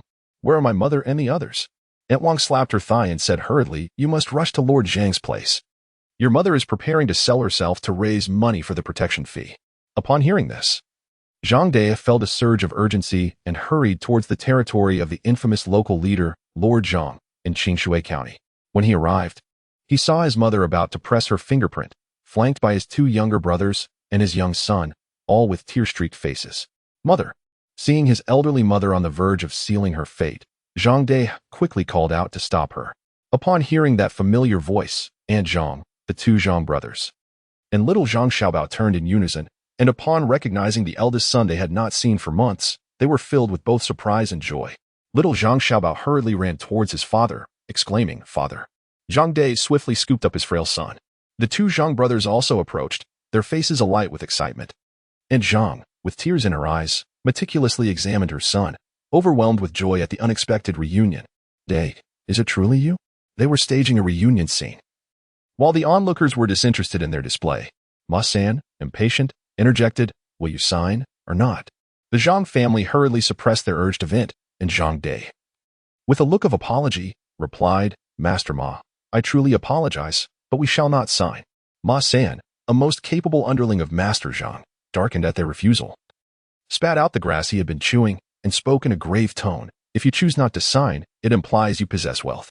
If you are wealthy, then you must pay this month's protection fee." As they were about to depart, Zhang Dai could not possibly pay the protection fee. Residing in Qishui County meant they had to sacrifice a portion of their blood daily to appease malevolent spirits, while also paying the extortionate protection fee to the likes of Master Zhang, under the pretense of ensuring their safety. If true safety could be guaranteed, they would willingly pay. However, the reality was that safety was never assured, and they were compelled to meet this demand. This was nothing short of blatant exploitation. Yet, Master Zhang was a figure of great menace, and even the disciples of the Ghost Sha sect dared not offend him lightly. Even as they prepared to leave, Zhang Dai could not afford to provoke Ma San. He resorted to a delaying tactic, attempting to placate him first. "Master San, I have no money on me. But rest assured, I will return home and sell the house. Once it is sold, I shall promptly deliver this month's protection fee." Upon hearing of the proposed sale, Ma San's eyes brightened with a flicker of intrigue and his demeanor softened. "Very well, I shall grant you 3 days. After 3 days, regardless of whether the house is sold or not, the fee must be paid. Certainly, certainly, Zhang De responded with obsequious nods. Zhang Dama and the Zhang brothers grew anxious, wishing to intervene, but it was too late to dissuade him now that Zhang De had acquiesced. Mother, let us return home. Once outside the room, Zhang Dama began to sigh heavily. If we sell the house, where shall we live? This house was obtained with your father's life. Eldest brother, your actions are too hasty. Without a place to stay, we shall inevitably become prey. Eldest brother, your earlier words will surely provoke Ma San's interference. In that case, our house may be sold at a pittance. Young Zhang Xiaobao nestled in his father's embrace, listening to the adults, his small brow furrowing in concern. Zhang De wished to discuss matters regarding Hishi village, but given their public surroundings, it was not appropriate to speak openly. Mother, Xiaoshan, please do not fret. Upon our return, I shall explain everything in detail. Yet, even with his reassurances, he could not dispel the family's sorrowful expressions. Upon arriving home, the neighbor, Wang Dama, heard the commotion and peeked out. Seeing the family return intact, she sighed in relief. Zhang Dimiai, you did not sign, did you? No, Zhang De replied with a smile.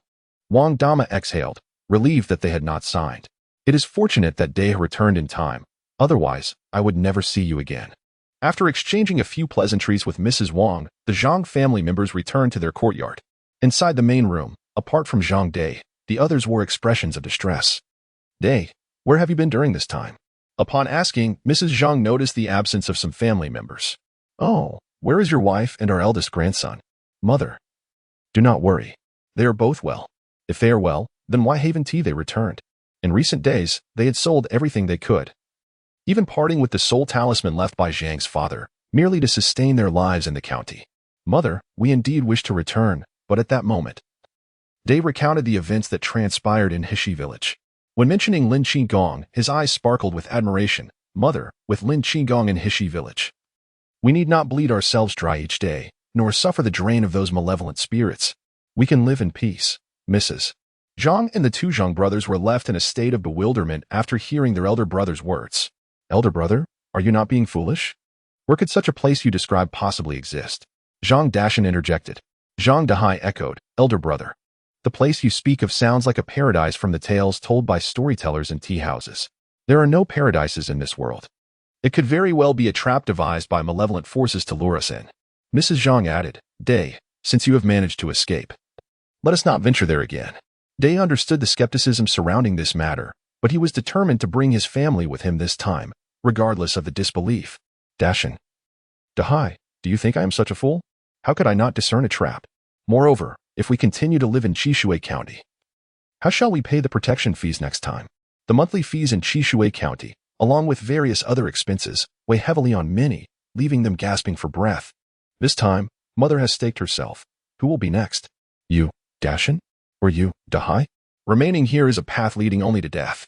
Zhang Yi relies on this method to gradually squeeze us, making us willing blood sacrifices.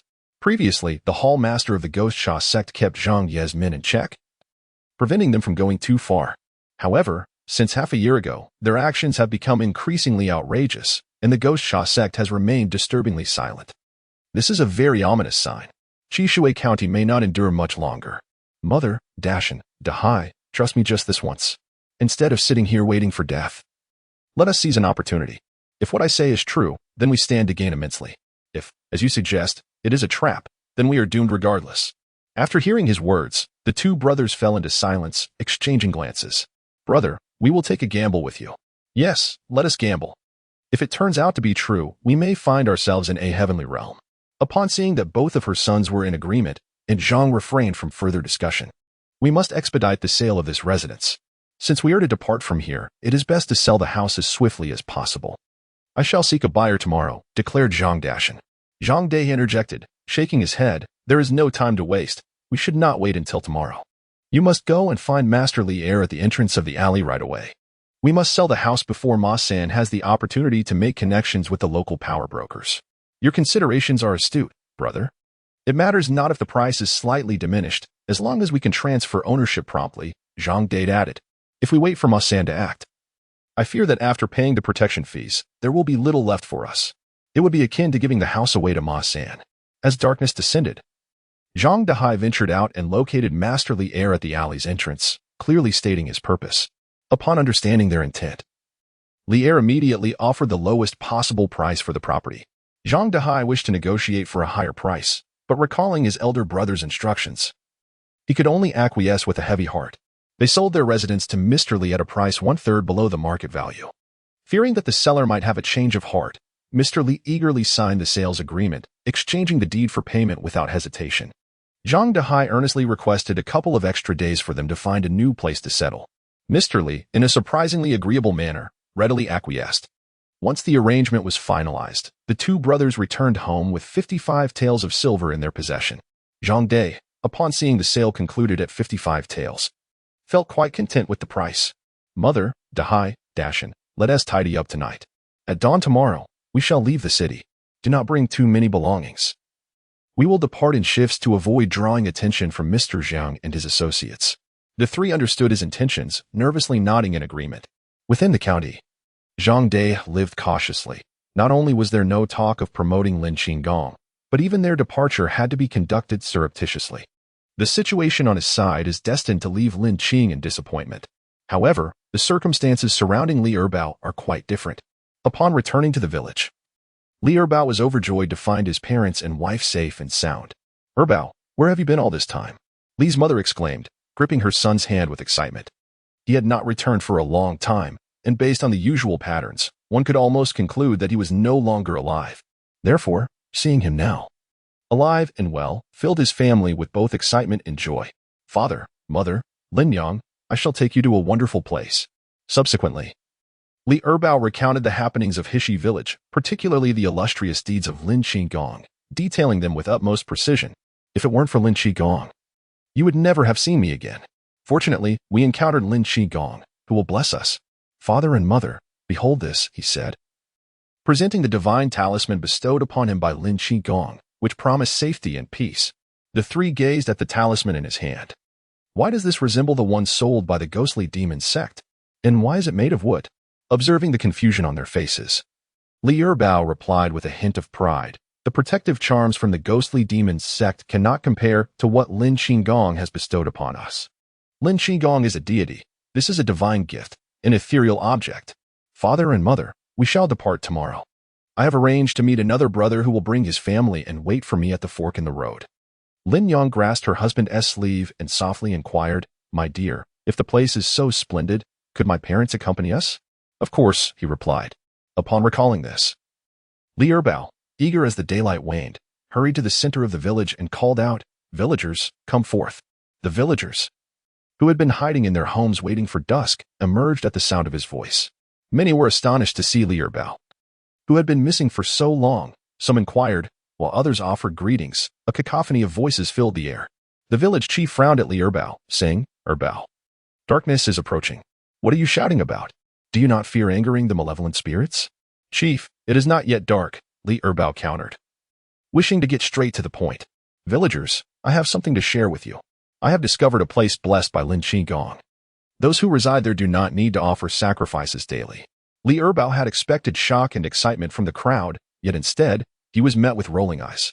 "Erbao, are you putting on a show for us? Has that child been driven mad by some spirit or curse? How could he, who was once well, now speak such nonsense?" Listening to their murmurs and pointing fingers, Li Erbao, anxious, insisted, "What I say is true. Lin Qing is a deity, a heavenly savior sent to rescue us. If you do not believe me, join me tomorrow. Once you arrive at Hishi village, you will realize that I speak neither lies nor folly." Regardless of how Li Erbao attempts to justify himself, the words fall upon the villagers' ears as a clear indication that the child is gravely ill. Were Lin Qing present, he would undoubtedly chastise him, deeming the situation poorly handled, lacking in foresight and consideration. Ultimately, Li Erbao's youth is evident. He tends to make assumptions without adequate reflection. The village chief, growing increasingly impatient with the boy, waved his hand dismissively at the crowd. One by one, they dispersed. Turning to Li Erbao, the village chief admonished, "Cease your foolishness. Now that Pingan has returned, remain at home and do not create further disturbances that may cause your parents unnecessary worry." "Chief, I am not causing a ruckus. All I speak is the truth," Li Erbao replied, casting a glance at the remaining individuals, which amounted to only his in-laws. He stepped forward, urgency etched upon his face, and spoke, "Father-in-law, mother-in-law, I assure you, everything I say is true. Please accompany me to Hishi village tomorrow. Once you arrive, you will understand just how splendid it is. Mr. Lin frowned, questioning, are you intending to take Lin Yang to this so-called hushy village? Indeed, not only Lin Yang, but my parents will also accompany us, he replied. Mr. Li pulled his in-laws toward their home, stating, this is not the place for discussion. Let us return home to converse in detail. Upon entering, Mrs. Li promptly closed the door. The two families sat together, the expressions of both fathers heavy with concern, casting a somber atmosphere over the room. Father-in-law, are you truly willing to follow Airbao on this reckless venture? Mrs. Li echoed her husband's sentiment, adding, in this world, there is no place that does not require sacrifice. It is my belief that Airbao may have been deceived. Seeing the skepticism in his in-law's eyes, Airbao implored earnestly, Father-in-law, mother-in-law, I assure you, everything I say is indeed true. I beg you to trust me, just this once. Will you? He was at a loss on how to persuade the elderly couple. Lin Qing, a deity, required a sacrifice. It sounded like arsenic laced with a deadly allure. Seeing her husband's anxious demeanor, Lin Yang joined in the persuasion. Father, mother, please trust my husband just this once. He is not one to be reckless. The elderly Lin couple remained silent, casting their gaze towards the Li couple. Li father spoke, it seems the situation in Qingshui County is perilous. Recently, I encountered individuals fleeing from there. The people have been driven to desperation. The ghost-killing sect lacks the capacity to intervene. I fear our region may soon descend into chaos. Is that truly the case? Lin father was both alarmed and apprehensive. Such matters were not to be taken lightly. If the place Airbao mentioned is real, we shall ascertain its truth for ourselves, even if it turns out to be false. It merely entails seeking another location for the sacrifice. With the knowledge that Qingshui County was on the brink of turmoil, and after hearing Li father's words, Lin father wavered. Yet he expressed concern about the potential dangers posed by malevolent spirits on the journey to Hishi village. Li Airbao quickly reassured him, Father-in-law, do not fret. Before my departure, Lin Qing bestowed upon me 2 talismans for protection. These talismans are powerful. With them, we need not fear. As he spoke, he produced the talismans from his bosom. Lin father could not discern their value or authenticity, but possessing these talismans was certainly safer than having nothing at all. After much contemplation, the Lin couple ultimately resolved, we shall accompany our son-in-law and take this gamble. Elated by their approval, Li Airbao exclaimed, rest assured, father-in-law. Once we arrive at Hishi village, you will be grateful to me. He spoke with an air of pride. The villagers of Li family village, stirred by Li Airbao's commotion, returned home and engaged in discussions regarding the matter. In a dilapidated thatched house at the village's end, 3 siblings were engrossed in deliberation, spurred by Li Airbao's words. Brother, do you think what Airbao said is true? Inquired Li Airmei. Li Airy shook his head. How could it possibly be true? Yet, looking at Airbao, he does not seem to be lying. Perhaps what he says is indeed factual. Is there truly a place in this world where one can live well without the need for sacrifice? Li Airmei's eyes sparkled with yearning. Li Airsan added, brother, have you not noticed? Since Airbao returned, he is different from before. He stands apart from all of us. What do you mean by that? Li Airsen pondered before responding. He has become more vibrant, his eyes shining with light. Li Airmei nodded vigorously. Yes, I feel the same way. Especially when he speaks of Lin Qing, the admiration in his gaze is impossible to overlook. Li Airy discerned his siblings' intentions. Are you two hoping to leave this place with Li Airbao? Ever since their parents passed away, the 3 siblings had endured a life of hardship, often going to bed hungry. Starvation gnawed at their bellies, and each day they were compelled to make sacrifices. With their already malnourished bodies, they feared they could not endure much longer, destined to perish like their parents. Li Ermei and Li San bowed their heads in silence. For silence was the most eloquent response. Brother, we have no path ahead of us here. What if, and I mean what if, Airbao is indeed telling the truth? Then we might find a way to survive, Li San urged. Li Ermei, her face alight with hope, gazed at her elder brother, meeting the eager eyes of his siblings. Li let out a heavy sigh. Very well, tomorrow we shall follow Airbao. Despite their resolve, unease lingered in the hearts of the 3 siblings. A discomfort stemming from the uncertainty of the future. There were 2 or 3 other families in a plight similar to theirs, all on the brink of despair. As long as they could scrape by in the village, they would not dare to take the risk of leaving. Yet, having reached a dead end, they had no choice but to gamble everything. Meanwhile, others mocked Airbau's fanciful notions, speculating that he had been bewitched by some enchanting spirit, returning only to lead everyone astray, offering them as sustenance to this otherworldly being. In short, opinions varied widely. Regardless of the chatter, Bao remained oblivious. That night in Ligjia village was destined to be tumultuous. The following morning, the 4 members of Bao's family set out early, expecting to find only their father-in-law's family outside. To their surprise, 3 other families awaited them at the village entrance. Li spoke up. Bao, we believe in you, and wish to accompany you to Hishi village. The other families echoed his sentiments, expressing their desire to join him. Bao was overjoyed. He had thought no one would trust him. Believing only his father-in-law's family would follow him, yet here was an unexpected boon. Come along. Lin Qing will be delighted to see you. I assure you. He is a formidable deity, and once you meet him in Hishi village, you will understand that I have not deceived you. This decision to leave with me will not lead to regret, Bao declared with fervor. The 3 nodded persistently, though deep within their eyes lay a palpable worry and trepidation about the road ahead. The 5 families quietly departed from Ligjia village, making their way towards Hishi village. When Bao arrived at the designated intersection, Zhang Dai was already there with his family waiting. After a brief exchange, they wasted no time and set off immediately to return to Hishi village. During their journey, they traversed several forks in the road, nearly losing their way. However, having learned from their previous experience, the return journey was much smoother, devoid of unnecessary detours.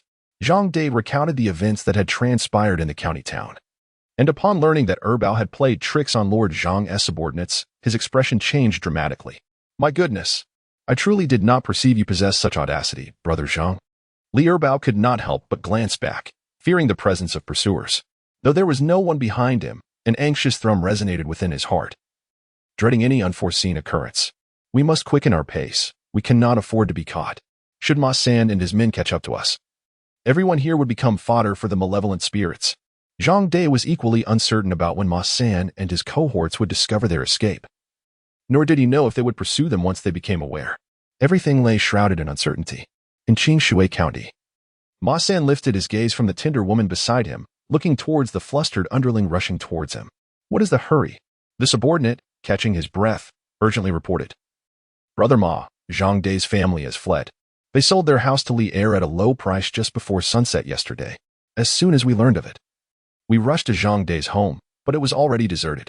I asked the brothers at the city gate, and someone saw Zhang Dai's mother leaving the county. Ma San angrily pushed the woman away and stormed out. You, Zhang Dai, dare to play tricks on me. He ordered the gathering of his brothers, declaring today, I shall pursue them and flay that brat and his family alive. At noon, Ma San, accompanied by a throng of men, hastily departed from Qingshui County. Upon reaching the junction at the outskirts, he encountered a dilemma. They were unsure of which direction to take. Splitting into 3 groups was out of the question. Not only was it perilous at night, but those below were also reluctant. To pursue or not to pursue was a dilemma.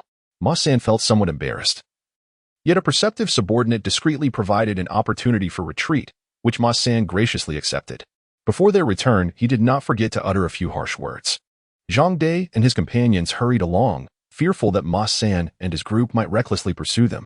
It must be said that Zhang Dai's party was quite fortunate, encountering no supernatural entities, and they safely entered the territory of Hishi village. Father, mother, do you see that village ahead? That is Hishi village, Li Bao exclaimed joyfully, pointing towards the settlement. The group peered ahead, where wisps of smoke curled upwards and adobe houses were scattered harmoniously in the valley. Li Daimai observed the farmers diligently working in the fields nearby, while children frolicked along the ridges, laughing merrily. Such a scene of tranquility and harmony left the families that followed them in awe. In Li family village, such a sight was beyond imagination. The villagers of Hishi, toiling in the fields, recognized Li Bao among the newcomers and waved at him. Bao, have you brought your family? Wang Laosher called out. Yes, I've brought my family. My father-in-law, and our neighbors from the village as well, Li Bao replied. As Li Bao and his group stepped into Hishi village, Lin Qing had already drifted over. Upon seeing the 26 of them, his face radiated joy. The population of Hishi village was about to swell again. Excellent, his beloved followers were increasing.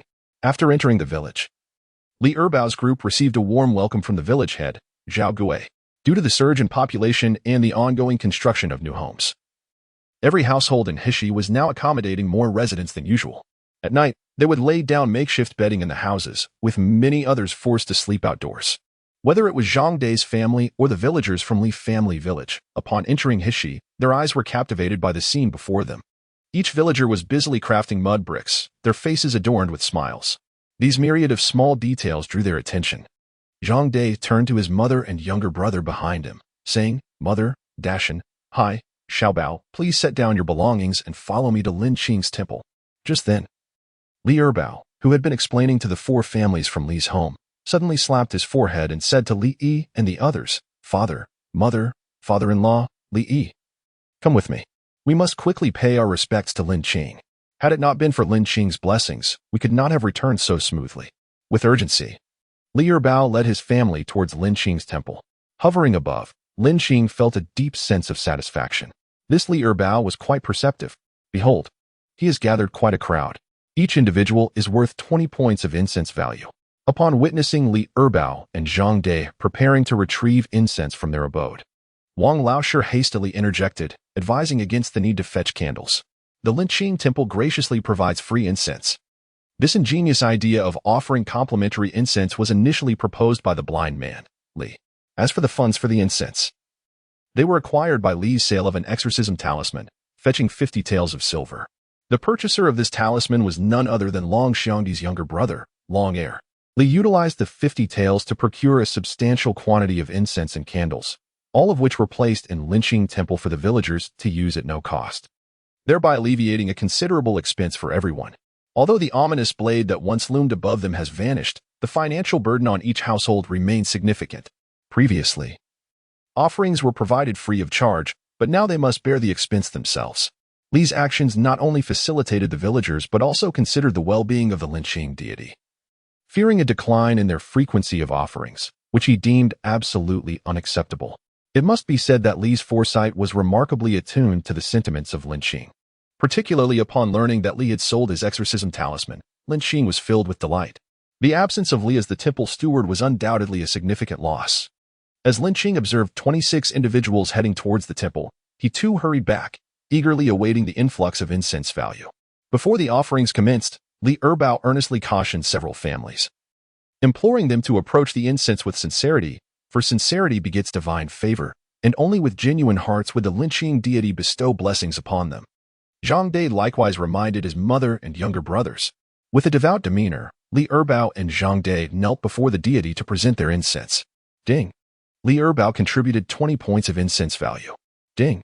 Zhang Dai contributed 20 points of incense value. After the two venerable villagers completed their offerings, Zhang Dai's mother, along with his two younger brothers and young son, took up incense and began to emulate Zhang Dai's respectful gestures before Lin Qing. Lin Qing, contentedly anticipating the rewards, mused that even if they did not match the offerings of the elder villagers with 20 points, a minimum of 5 points would still be satisfactory. However, the outcome was disheartening. Lin Qing observed the four individuals bowing and inserting their incense, yet the system's notification remained silent. What on earth? Not a single point of incense value was credited. Now, it was the turn of Li Erbao's contingent. Lin Qing looked upon them, noting that they numbered a full 20. He no longer harbors extravagant hopes for all 20 to contribute to his incense value. He would be content with merely half or even a third of them offering their homage. As each family took turns lighting incense, the system remained utterly silent, as quiet as a grave. Damn it. Lin Qing felt an urge to curse, yet he was at a loss as to whom to direct his ire. Alas, the incense value he had lost.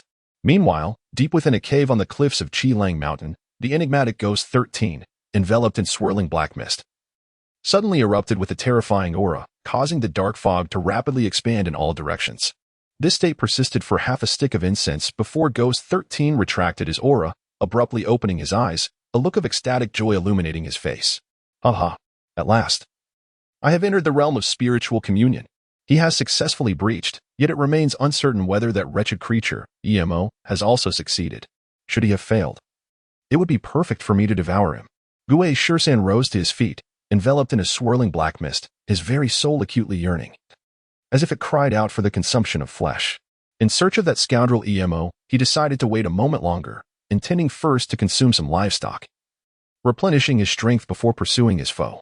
The thought of his 3 split souls, along with the hidden assassination array he had meticulously laid out, all being obliterated by another, coupled with the loss of his painstakingly nurtured livestock, sent a painful pang through his heart, a desire to swallow EMO whole overwhelming him. Gue Shursan transformed into a cloud of black mist and departed the cave, heading down the mountain. The nearest town to Qinglang Mountain was Yong'an County. Without a moment's hesitation, He proceeded directly towards Yong'an County. Meanwhile, Li Tian was in a meeting with his subordinates, discussing various matters, when a sudden wave of profound unease surged within him.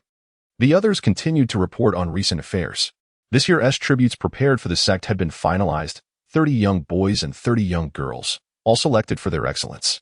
Additionally, several more had been included as a precaution against any unforeseen circumstances.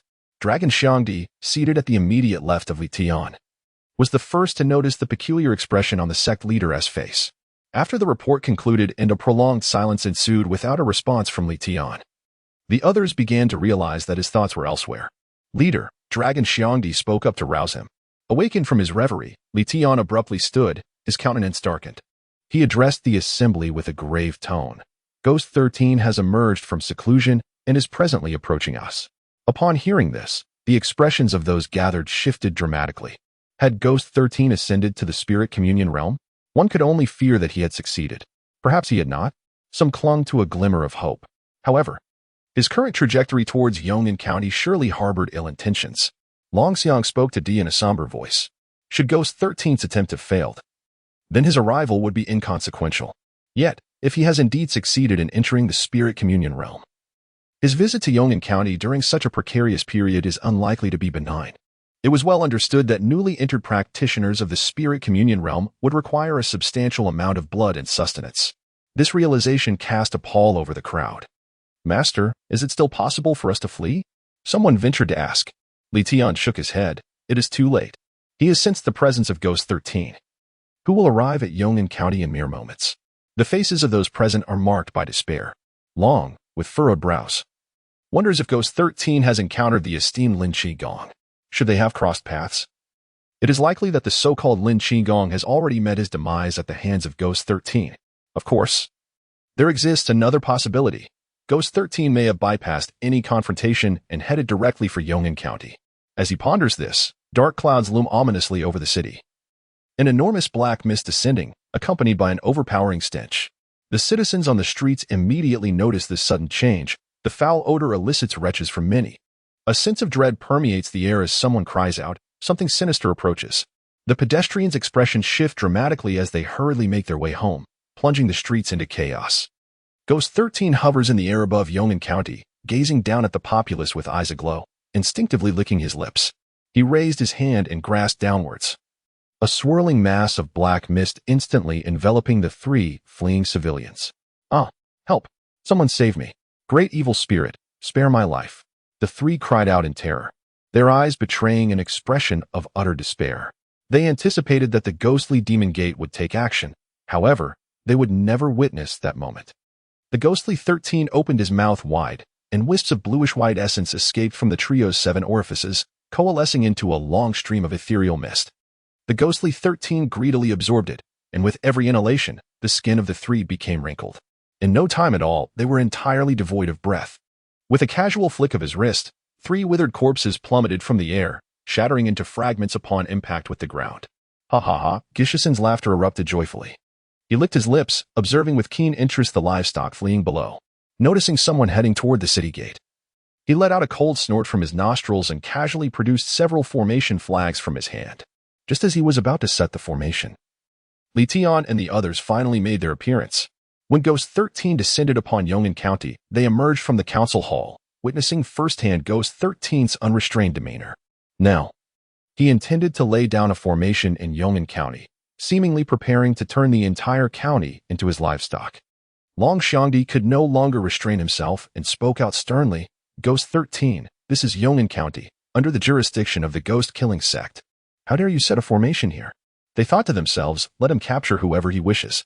If he manages to catch a few, it would be considered an act of filial piety. However, they were utterly unprepared for the fact that Gue Shirsand intended to ensnare them all in one fell swoop. Their families and legacies reside here. The cold gaze of Gue Shirsand fell upon Long Xiangdi and the others, a mocking smile curling at the corners of his lips. What are you, to speak to me in such a manner? As soon as the words left his mouth, a dark mist, imbued with the power of the spirit realm, surged towards Long Xiangdi. Startled, Long Xiangdi attempted to resist, but as a mere mortal, how could he possibly withstand such an assault? Li Tian, a practitioner of the lowest rank, felt his face pale upon sensing the formidable presence of the spirit realm. He wished to save Long Xiangdi, yet with his meager cultivation, he was no more than a mandish trying to stop a chariot, utterly powerless. Just when all believed Long Xiangdi to be doomed, he suddenly felt an intense warmth emanating from his chest as a wooden talisman floated forth from within him. Upon seeing the divine symbol, a spark of hope ignited in Long Xiangdi's eyes. As the misty sword, laden with malevolent energy, drew near, the seemingly ordinary wooden talisman emitted a brilliant light. When the black and gold collided, the golden radiance swiftly engulfed the dark mist, then soared towards Gui Shursan above. Gui Shursan, caught off guard by the presence of such a spiritual artifact, raised his hand to block it, dissipating the beam that bore a hint of divinity. However, as the light shattered, Gui Shursan felt a wave of weakness wash over him. Damn it, he cursed inwardly, the little essence I had just absorbed has been entirely consumed. And I've even lost a portion of my own. The onlookers in the hall, including Long Air who had been hiding under the eaves, stared in astonishment at the spectacle. Long Air could not help but touch his own chest, where he still kept the talisman he had purchased from Hushi village, previously indifferent. He now realized that this talisman had the power to withstand an attack from the spirit realm's evil spirit and even rebound the force, opening his eyes to its potential. Buying such a talisman for 50 taels was an incredible bargain. After a brief moment of shock, Long Xiangdi's expression shifted to one of elation. The talisman crafted by Lin Qing was capable of easily countering an attack from the spirit realm's malevolence and could even retaliate, indicating that Lin Qing's cultivation was undoubtedly above that of the spirit realm. Exchanging glances with the hall master, Li Tian, they shared a common objective: to escape, devising every possible means to flee from Yong'an County. Once they could break free from Yong'an County, they could make their way to Hushi village, where perhaps a glimmer of hope awaited them.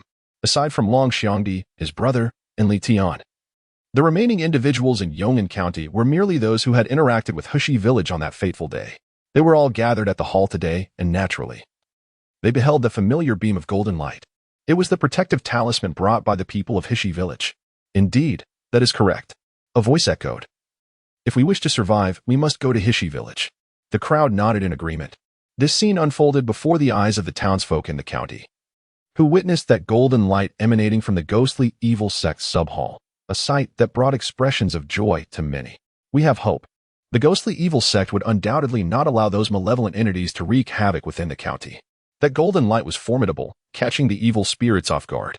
If the ghostly evil sect were to make a few more appearances, it was believed they could drive those malignant beings away. Some speculated. While silently praying for such an outcome, countless townsfolk rejoiced in their hearts, secretly anticipating the ghostly evil sect to vanquish this malevolence and restore peace to Yuan County. Within the hall, several companions gazed at Long Xiangdi in astonishment. Brother Long, what kind of talisman is that? Where did you acquire it? Long Xiangdi remained silent, shaking his head to signal them to remain calm. Floating in the air, the ghostly figure known as Ghost 13 glared darkly at the group of insignificant beings below. Having just suffered a setback, his mood was far from pleasant. He remarked how this insignificant creature dared to challenge him, as it evidently held a hidden card. Yet, he wondered how much of such a thing resided within himself. His realm, having been subtly shaken by the recent impact, felt precariously unstable, rendering him hesitant to act impulsively. He certainly does not wish to find himself in a predicament, bested by this swarm of insignificant creatures. Within the hall, Li Tian and the others noticed that Ghost 13 did not launch another attack, and they understood the situation clearly. This time, it was Li Tian who spoke. Master Ghost 13, congratulations on your ascension to the spirit communication realm. He clasped his fists and respectfully congratulated the person at the head of the group. Gui Shursan had established himself in the Yong'an County area and naturally had dealings with Li Tian. Previously, due to his lower realm, he posed no threat to the Ghost Sha sect and feared offending them, thus maintaining a semblance of friendship with those flesh and blood creatures. Now, uncertain whether there were more formidable spiritual entities within their hall, he dared not act rashly and could only engage in a cautious stance with them. Once he ascertained their true nature, he would devise a plan. Gui Shursan descended from the air, landing directly within the hall. The others felt a twinge of apprehension, but their long-standing positions allowed them to quickly regain their composure. Li Tian, with an expression of nonchalance, gestured for Gui Shursan to enter, inviting him inside. Although Gui Shursan let out a cold snort, he did not dismiss Li Tian's courtesy and followed him into the conference room. As the group made their way into the conference hall, Long Xiangdi lagged 2 steps behind, glancing at his brother hiding beneath the eaves and waving him over. Long Air hesitated for a couple of seconds before scurrying over. Brother, what is it? Long Air asked, casting a fearful glance towards the conference hall. Hand it over. Long Xiangdi extended his hand. What? Long Air feigned ignorance, instinctively reaching for his chest. Long Xiangdi had no time to indulge him. He swiftly retrieved the talisman from Long Air's grasp. Brother, you can't. A hand covered his mouth, swallowing his words. Long Xiangdi's gaze was sharp as he warned him. Go home, pack your things, and take only gold and silver. Leave everything else behind. Long Air nodded in agreement. Long Xiangdi quickly rejoined the group and entered the conference hall. Upon receiving his elder brother's instructions, Long Air dashed in the direction of their home. The brothers who had accompanied them on previous missions understood immediately upon seeing Long Air's hurried departure. Without uttering a word, they immediately dashed towards home. The urgency to run was paramount. It was hardly feasible to rally the entire county to flee, so one could only hope for a modicum of intelligence among the populace. Those who could escape during this fleeting moment must seize the opportunity. For those who foolishly remain, their fate would be left to chance. Upon returning home, Long Air swiftly lowered his voice and urged his sister-in-law, quickly pack your belongings. We must leave the city at once. Long Xiang looked at his wife in confusion, asking, why? Wasn't that malevolent entity subdued by the hall master? In this critical moment, Long Air's mind sharpened with clarity as he retorted, that was merely a delaying tactic. My elder brother has just instructed me that we must depart without delay. Enough of the chatter. If we linger any longer, we shall all perish. He was acutely aware of the current situation within the branch. Their only hope rested upon Hishi village. If they could reach Hishi village, there remained a glimmer of survival. Upon hearing this, Long Xiangdi's wife, hesitant to delay further, immediately began to gather their belongings. In no time at all, the two had everything packed. He mounted his horse, only to turn and see his sister-in-law approaching the carriage, swiftly pulling her back. The cart was far too slow. They must ride. Perhaps due to Long Air's grave expression. Long Shi nodded and led out a horse from the stable, mounting it with determination. Younger brother, where are we headed? Are we seeking refuge at Ghost Killing Gate? We are not going to Ghost Killing Gate, but rather to Hishi village. The distance to Ghost Killing Gate is too great. By the time we arrive, Ghost 13 would likely sense our presence, and if he catches up, we shall surely perish. Hishi village? Long Shi's face reflected confusion, for she had never heard of such a place. Just follow me. The sound of hooves echoed through the quiet streets. Before long, Long Air became aware of several hoofbeats trailing behind them. He cast a glance behind him and saw that the group from that day was still present.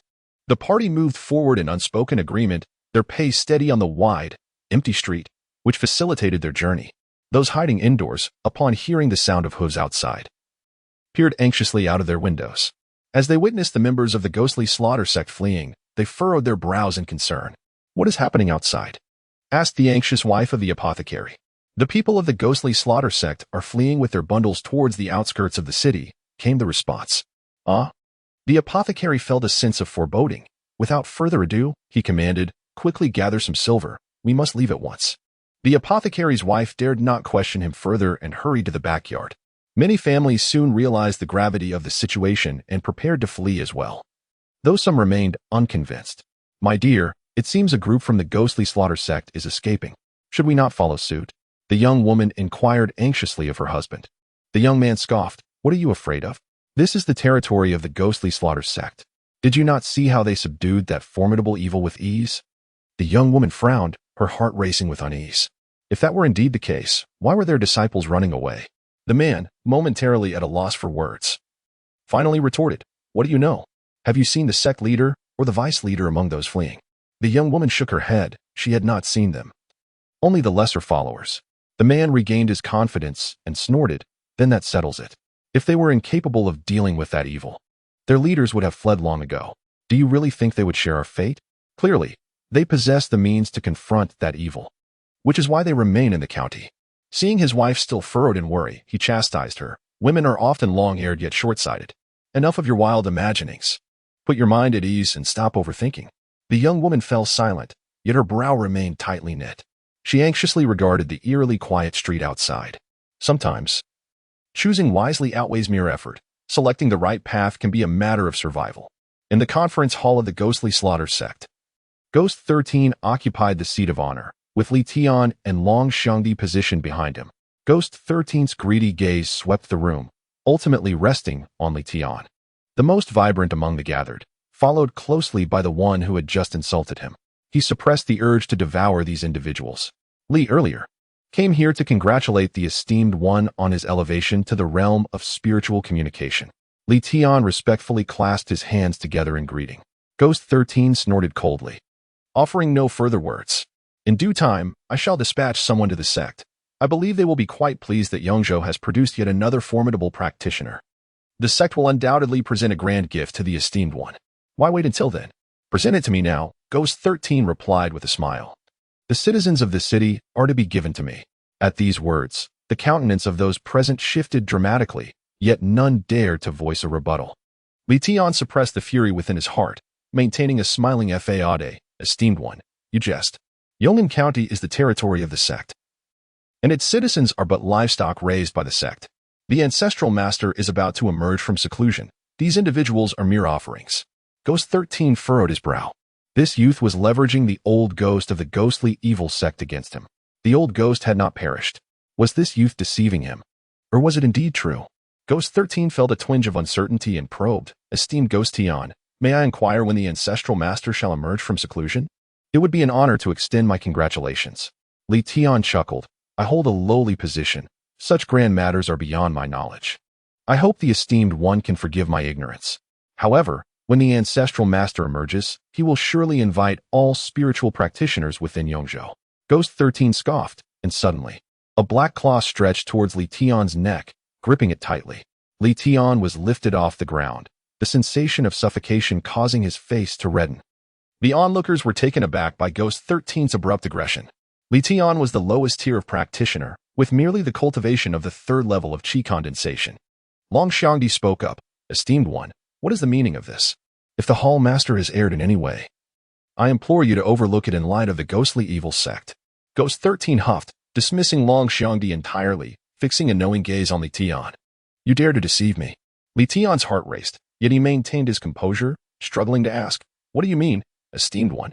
You cannot possibly believe your previous statements were flawless? As Ghost 13 spoke, his penetrating gaze remained fixed on Li Tian's face, as if attempting to see through to his very soul.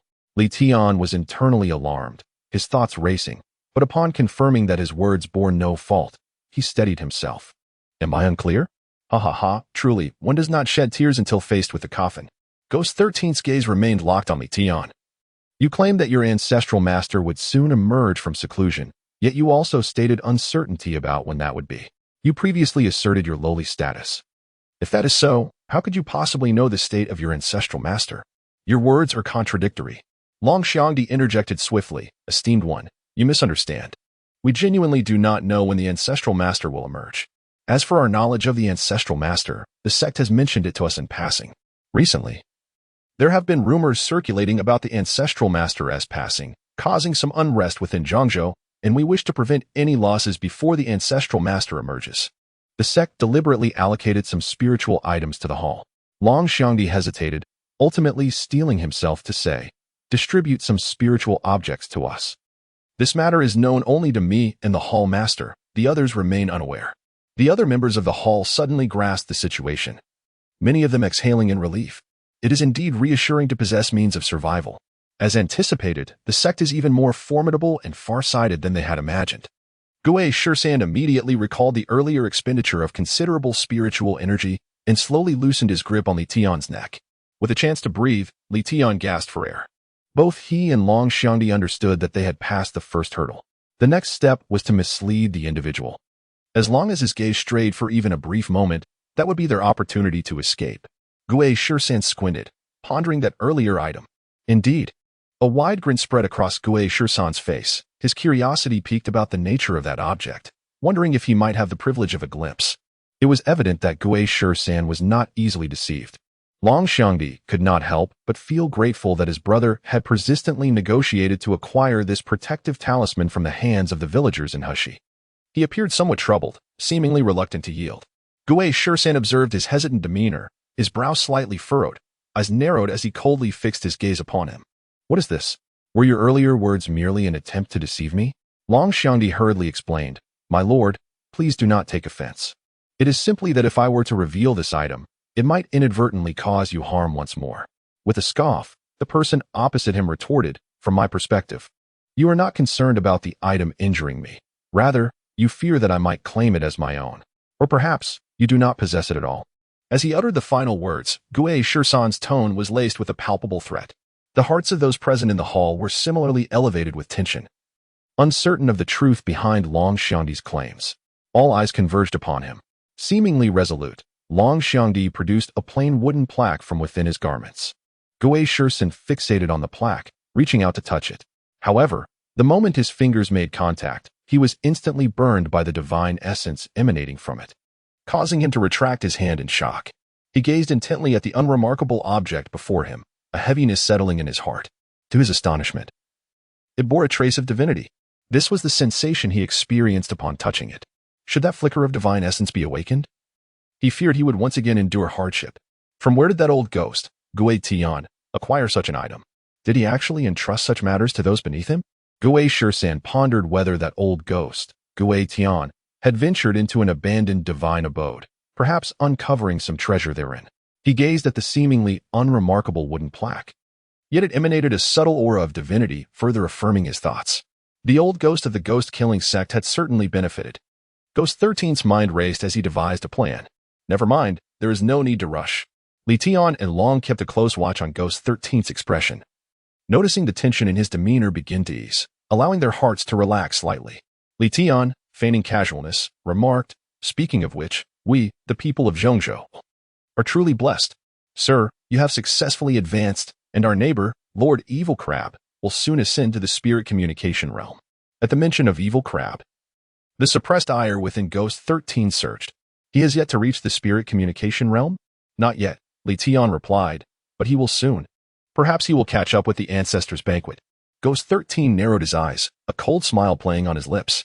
If he has not advanced, then it presents a splendid opportunity for action. Should he manage to devour Evil Crab, it would be far more nourishing than consuming the entirety of Yong'an County. Yong'an County was a sacrificial offering to Ghost Heaven, a risk he dared not take. However, Evil Crab could indeed resolve his current predicament, with plans forming in his mind.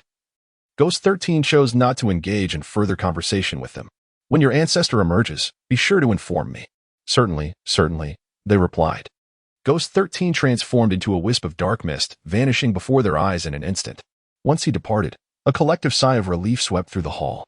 For a moment, silence enveloped the room. After a brief pause, someone broke the quiet. "Master, you truly are tight-lipped. If not for Ghost 13, we would still be in the dark." Li Tian shot a glare at the speaker. "This matter is not to be made public. All of you must keep this to yourselves.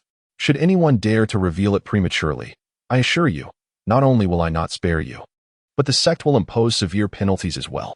"Master, even without your reminder, we understand the gravity of the situation," came the response.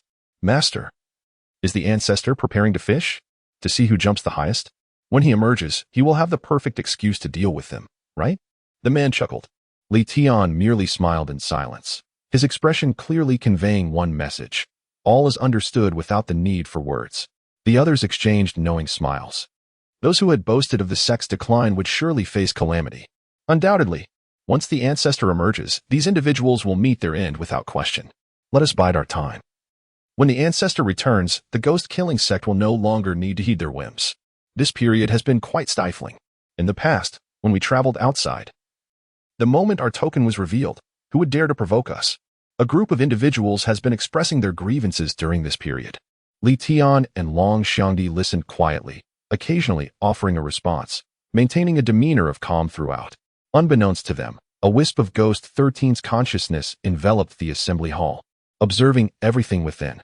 As the time approached, Li Tian spoke, instructing that the tributes for the sect be counted clearly by tonight, so they could depart on the morrow. Long Xiangdi furrowed his brow, stating, "Master, according to the schedule, we should be setting out today. We must leave early. Times have changed. If we encounter any unforeseen obstacles, it could delay us. Should we miss the appointed time, the sect may hold us accountable." After a moment's contemplation, Li Tian replied, "Your considerations are astute. Let us not wait for tomorrow. We shall depart today." "Very well, you may proceed with your respective tasks." With that, everyone dispersed. Once all had left, Ghost 13 retracted his wisp of consciousness, the last remnants of doubt dissipating within him. Before departing, he could not resist casting a glance back.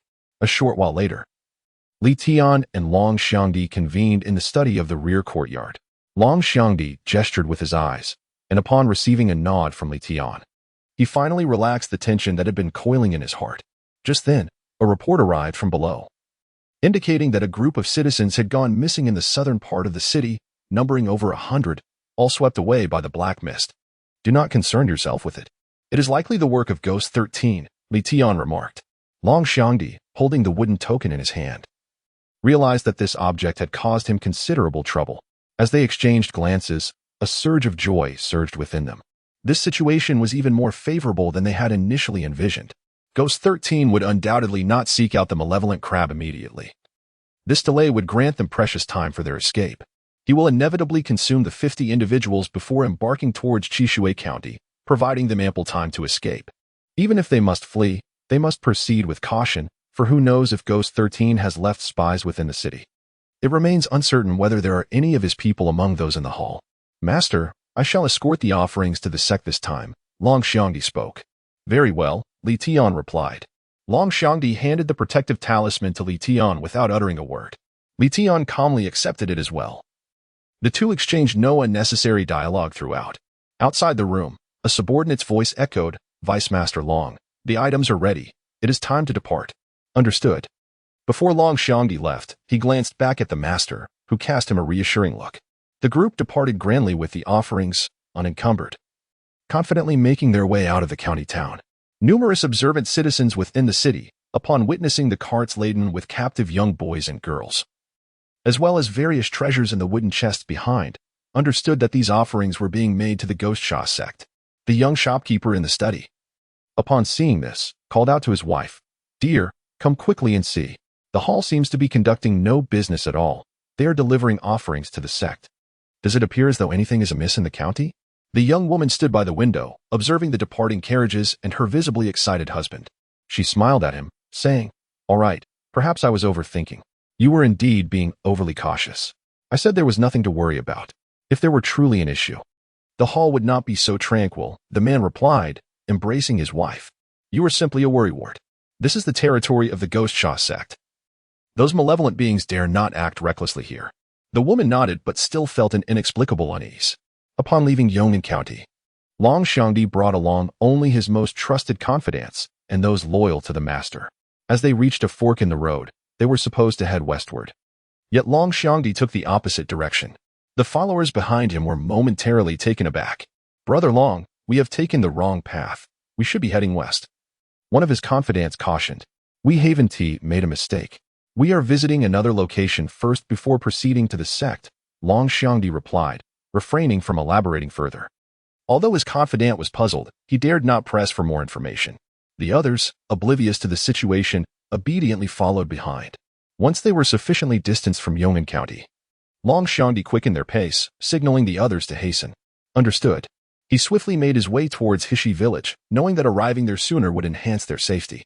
As dusk fell, Long Xiangdi and his group arrived at a desolate village, where flickering flames were dimly visible. Long Xiangdi gestured for a few individuals to investigate. Soon, those sent to scout returned, exclaiming with delight, Brother Long, it is your sister-in-law and the others. As they entered the village, they beheld Long Air and his group gathered there. Upon seeing his elder brother emerge, Long Air was filled with joy. Elder brother, are you unharmed? I am fine. Long Xiangdi replied, shaking his head. Just as Long Air was about to inquire about the situation within the city, a piercing glance from Long Xiangdi silenced him. The members of the party, upon seeing Long Air and the others, furrowed their brows, and the astute among them widened their eyes in realization.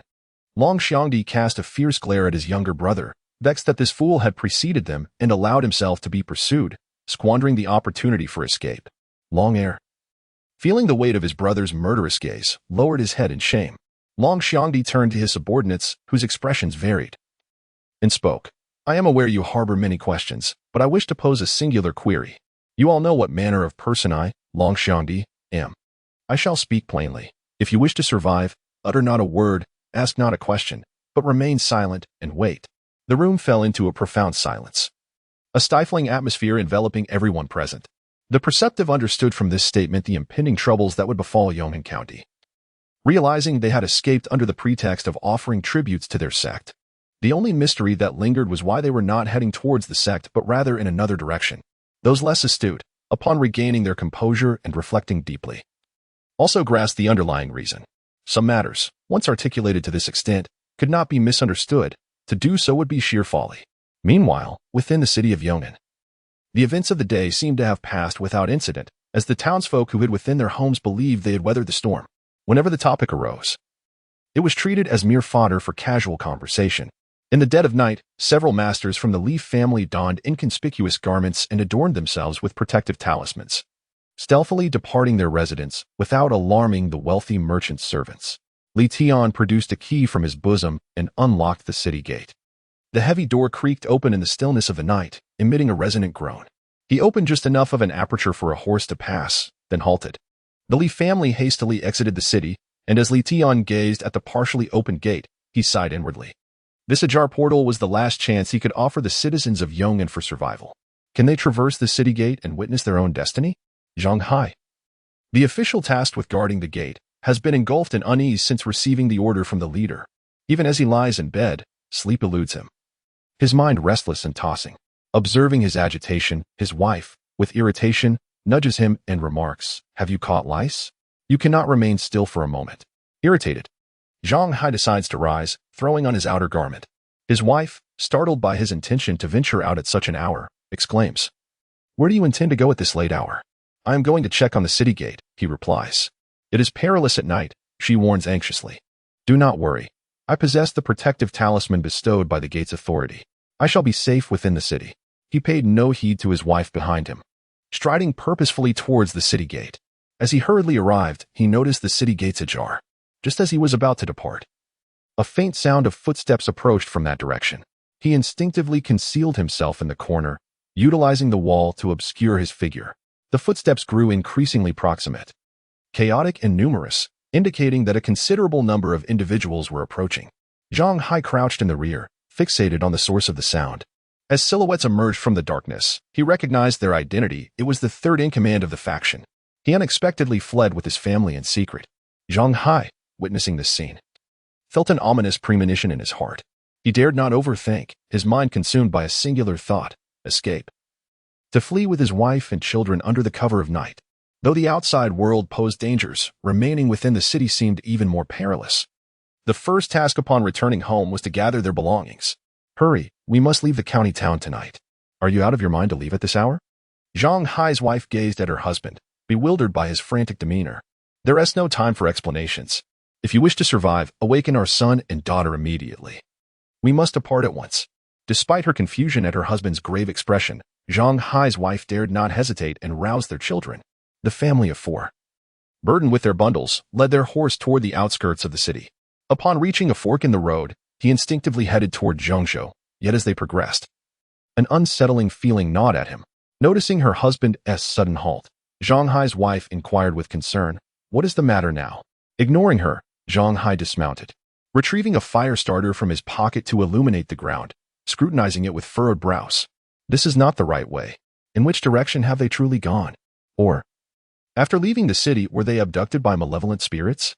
Countless possibilities flashed through Zhang Hai's mind as he swiftly mounted his horse and altered his course to return. Upon reaching the fork in the road, he dismounted and crouched down to examine the traces on the path. Soon, he discerned fresh hoofprints and wheel tracks leading down another road. Zhang Hai gritted his teeth, deciding to take a gamble. "We shall proceed this way." His wife hesitated, on the verge of speaking, but ultimately remained silent, choosing to follow her husband. Within the county town, some residents, light sleepers, cowered in their homes upon hearing the commotion outside, fearful of lurking evil. Meanwhile, the bolder among them cautiously peeked out, observing families stealthily making their way towards the city gates. The perceptive quickly grasped the gravity of the situation and took their families to leave the county town.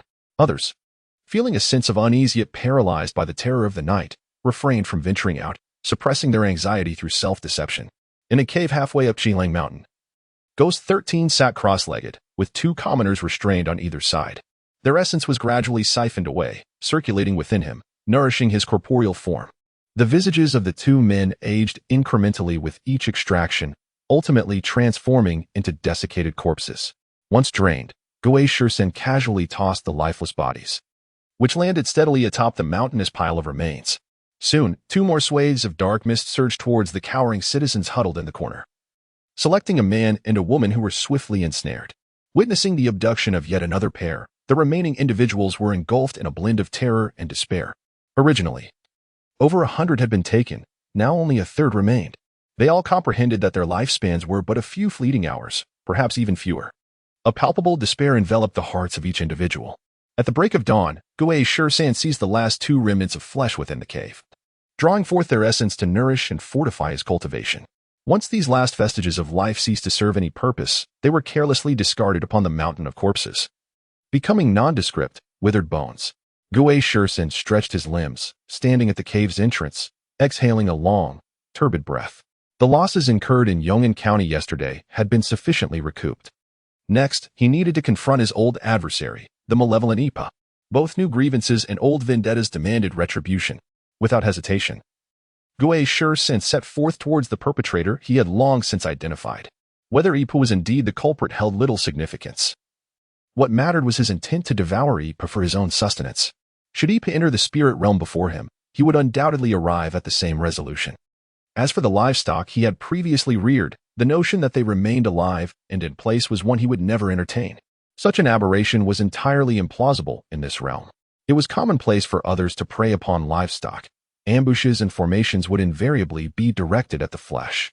With their focus on the livestock, it was unlikely they would simply wait idly by, fearing they would be consumed or whisked away. Guei Shisan took a shortcut, traversing mountains, making his way directly to Qishui County. Meanwhile, within a secluded mansion in Qishui County, a crimson light surged skyward, painting the heavens above the county town in a vivid scarlet. As the red light spread, the clouds above grew increasingly resplendent, as if the sky itself were weeping blood. This spectacle startled all the townsfolk, who raised their heads to gaze upward. At the entrance of the Guei Sha sect, the expressions of those within turned grave upon witnessing the phenomenon. Had it.The. achieved a breakthrough? Had he reached the spirit realm? A heavy feeling settled in their hearts. With the sect in decline and these malevolent entities growing ever more powerful, it seemed inevitable that they would eventually seize control of these lands. It appeared that this locale was no longer tenable. Many resolved to depart, intending to journey to Yangzhou Prefecture, where their sect resided. The crimson light lingered for a full half-hour before gradually dissipating, soon followed by a triumphant, boisterous laughter echoing through the air. Ah, ah, ah. The townsfolk, hearing this laughter, clutched their ears in agony. Some frail individuals collapsed, frothing at the mouth. The people within the Guei Sha sect also bore expressions of torment, though they managed to suppress their distress, cursing it.'s audacity in silence. After the oppressive sensation faded, the townspeople began to recuperate. The Hall Master, it.The. has successfully ascended. Should we not go and extend our congratulations? Someone ventured. The Hall Master of Qishui County's expression darkened slightly as he nodded. Yes. Congratulations are indeed in order. Go and select some young boys and girls and bring them along. One cannot arrive empty-handed for a visit. Should we inadvertently offend the malevolent spirit, they would surely suffer torment and humiliation. It may be too late to find suitable young boys and girls at this moment. Perhaps we should first take a portion from the offerings, one suggested. The leader pondered for a moment and replied, very well. They have selected a group of exquisite young boys and girls, bearing gifts as they make their way to the estate of the malevolent scorpion. The scorpion is unlike the ghost 13. He relishes living in bustling places, where the atmosphere is lively and food is always at hand. A group from the ghost-killing sect had just arrived at the entrance of the evil scorpion manor when a loud, brazen voice echoed from a distance. Evil scorpion thief, come out and face your demise. The tone of that voice caused the expressions of those present to shift dramatically. Ghost 13 had arrived, observing the imposing aura. It was evident he had also entered the spirit communication realm. What kind of situation is this? The members of the ghost-killing sect silently lamented. The evil scorpion had just ascended to the spirit communication realm, his spirits high, when suddenly an unwelcome nuisance approached him, provoking his ire. The evil scorpion soared into the air, locking eyes with Ghost 13 from a distance, with a terrifying energy pulsating between them. The citizens of Yong'an County observed this spectacle, their hearts filled with dread. When malevolent entities clash, it is the mortals who suffer. Ghost 13 squinted at the evil scorpion. You have advanced as well? The evil scorpion chuckled softly. Indeed, I have just reached this level today. Upon hearing this, Ghost 13's heart simmered with resentment. Had he known, He would have come to Qingshui County to confront the evil scorpion first instead of visiting Yong'an County. What a waste. Despite the regret gnawing at him, he wore a mask of calm. "Ah, consider yourself fortunate," he retorted. "What business do you have with me, you little thief?" Ghost 13's previously overwhelming aura diminished significantly. Both were now in the spirit communication realm, and determining a victor in their duel would prove challenging. Previously, in the Qi condensation realm, their encounters had been fiercely contested. Now that they had both ascended, the prospect of a confrontation loomed over them. However, having come this far, retreating would be too humiliating. He, Gui Shisan, cannot afford to lose face. Engaging in a spar with you. The malevolent figure squinted, secretly cursing Gui Shisan as a petty individual, taking advantage of his recent breakthrough. While his realm had yet to solidify completely, to propose a contest, truly shameless. Even though reluctant in spirit, he maintained an unwavering bravado. The young master was indeed inclined towards this notion. He cast a glance at Qingshui County, a territory he considered his own, where the people below were merely his destined prey. He could not allow this old scoundrel to ruin it. Go, if you dare not come. Then there is no need for you to follow. The malevolent wasp was the first to soar away from the county, heading towards the great mountains beyond. The members of the ghost-killing sect, witnessing this, could not help but breathe a sigh of relief. Could the wasp truly be so benevolent? Clearly not. He would do such a thing, and it is feared that the citizens of the city are regarded as mere possessions by him. This realization weighed heavily upon their hearts once more. Today is not a day for celebration. It is best to return to the hall first. Within the mountains and forests, a continuous rumble resounded. Trees were uprooted, and serpents, insects, rats, and ants suffered immensely, as numerous plants withered and perished swiftly under the encroaching black mist. From dozens of miles away, the people of Qingshui County gazed anxiously toward the distant echoes of thunder, occasionally accompanied by the mournful cries of wild beasts, sending shivers down the spines of all. This unsettling scene persisted for half an hour. After this duration, the malevolent figure returned to the county town, his pallid visage betraying his grim demeanor, as a pair of seemingly blood-soaked hands reached down and ensnared several citizens who had been standing in the street. He opened his wide mouth and swallowed several people whole, crunching them with a dreadful sound. For a moment, those who had not yet perished emitted chilling cries of despair. "Help!" echoed the terrified pleas of the remaining townsfolk as they fled in panic. The monstrous creature paid no heed, devouring its victims and then reaching out once more with its enormous hand to seize dozens more fleeing citizens. He sat upright on the rooftop, relentlessly grasping. And even those who sought refuge indoors were not spared. On this day, the town of Qingshui resembled a descent into hell. Only after Ghost 13 had distanced himself did he dare to release a sigh of blood, clutching his chest, his complexion dark and foreboding. He is in urgent need of livestock to replenish his energy. Within 100 miles, only Yong'an County can satisfy his needs. However, the thought of yesterday's negotiation with Lin Qing and others weighs heavily on his heart. Regardless, he resolves to send a group there to procure what is necessary. Surely they would not dare to refuse. With his mind made up, Gui Shisan hastens toward Yong'an County. As the hour of Chen passes, the sound of galloping hooves echoes along the rural path. A caravan of over 100 people is only a few miles away from Hushi Village. Lin Qing sits atop a rooftop, stretching his back comfortably and inhaling deeply. The air is infused with the refreshing scent of grass. Surrounded by mountains, the houses are arranged in an orderly manner, with patches of lush green rice fields, where villagers from Hishi can occasionally be seen bending over to labor. Not far away, a spirited group of Wangjia Village and Ayaku Village residents is busy constructing houses. Hishi Village originally had 38 houses, but through the collective effort of the villagers, more than 30 additional houses have been erected recently. This is merely the beginning, as a continuous stream of new houses is under construction. The entire village is brimming with vitality, a stark contrast to the scene he first encountered. Suddenly, in a corner of Hishi Village, Lin Qing stands up, his gaze fixed on the distance, sensing that a group of people is approaching, and their numbers are considerable. The thud-thud-thud of hooves and the rising dust capture the attention of the villagers. "Brother Wang, look over there. Someone is coming." So many people. How could there be such a large gathering? Whether working in the fields or busily building houses, everyone pauses to observe the unexpected arrival. Upon receiving news, Zhao Gui immediately rushes to the village entrance with Li Xiazi, Su Sanyuan, and village chief Wang. As the group draws near, Wang Tiniu and Su Sanyuan quickly recognize them. Long Xiangdi leads the way on horseback. Upon reaching the village entrance, he dismounts, prompting those behind him to follow suit. guiding their horses toward the village. It's the people from Gui's shaman, Wang Tinya warns. Zhao Gui and the others are astonished. Gui's shaman is the most formidable presence in Yongnan County, a force that even the most cunning monsters and spirits would respect. Wang Lao sure is perplexed. Hadn't it been stated that supplies would not be sent until 3 months later? This doesn't appear to be a delivery of goods. What could the Gui shaman be doing here? Could it be that they intend to take these people away to raise them elsewhere, or offer them as sacrifices to other malevolent entities? Don't think too wildly. That doesn't seem likely. My heavens!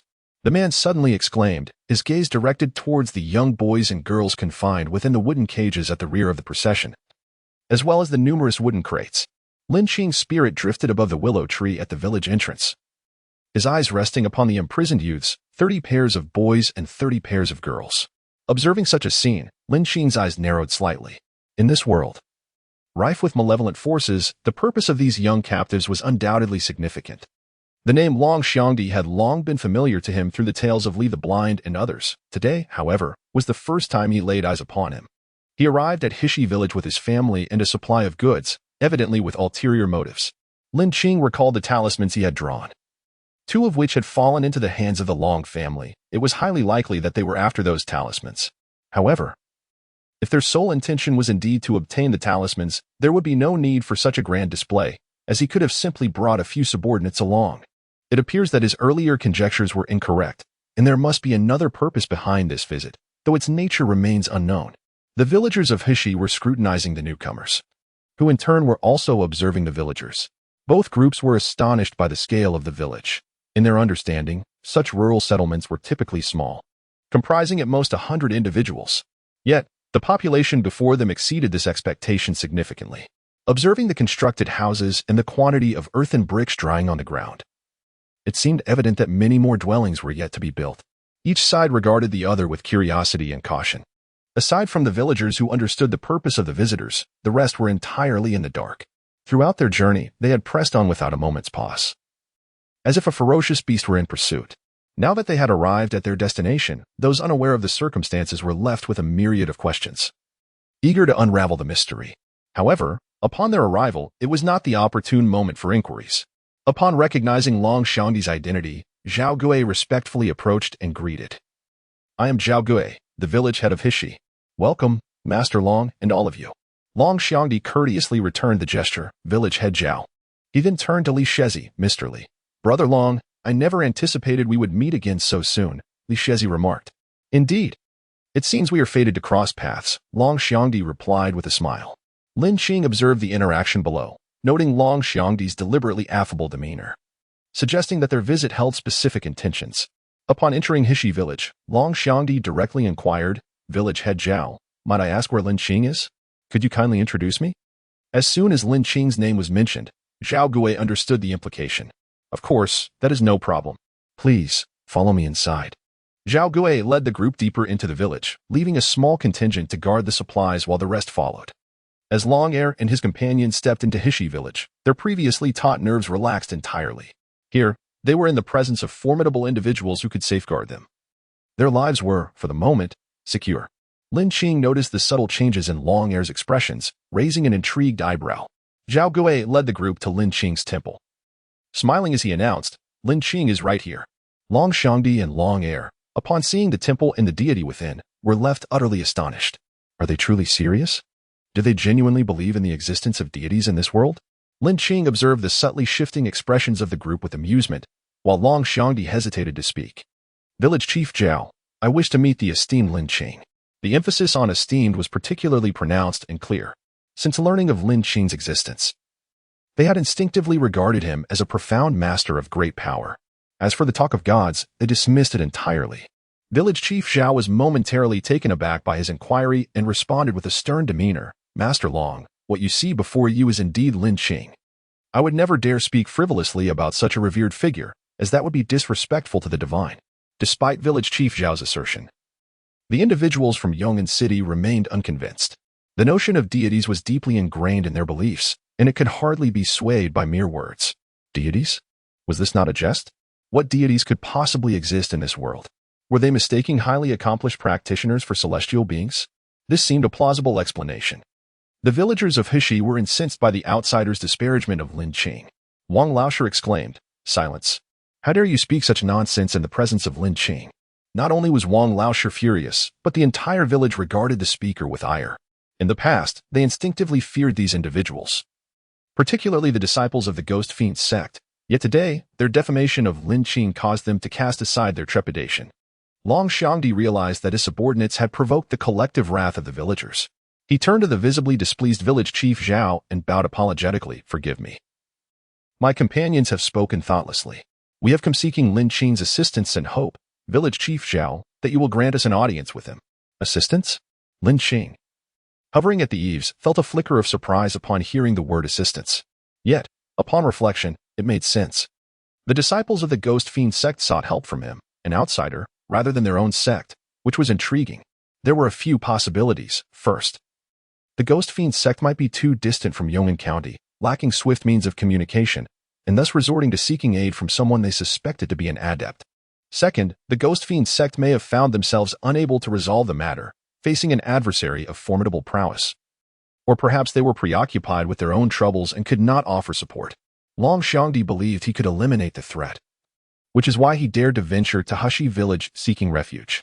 Third, it could be a combination of the first two scenarios. The reason they believed he could confront their foe likely stemmed from the two exorcism talismans, which had presumably been effective against the malevolent entity or monster. Long Xiangdi feared they might not grasp the gravity of the situation or understand that the matter concerned everyone's safety. He was also apprehensive that the villagers of Heshi would be reluctant to involve themselves, so he dropped a bombshell, indicating that this issue also pertained to those present. "The three villages you speak of are merely sustenance cultivated by the ghostly figure known as Ghost 13.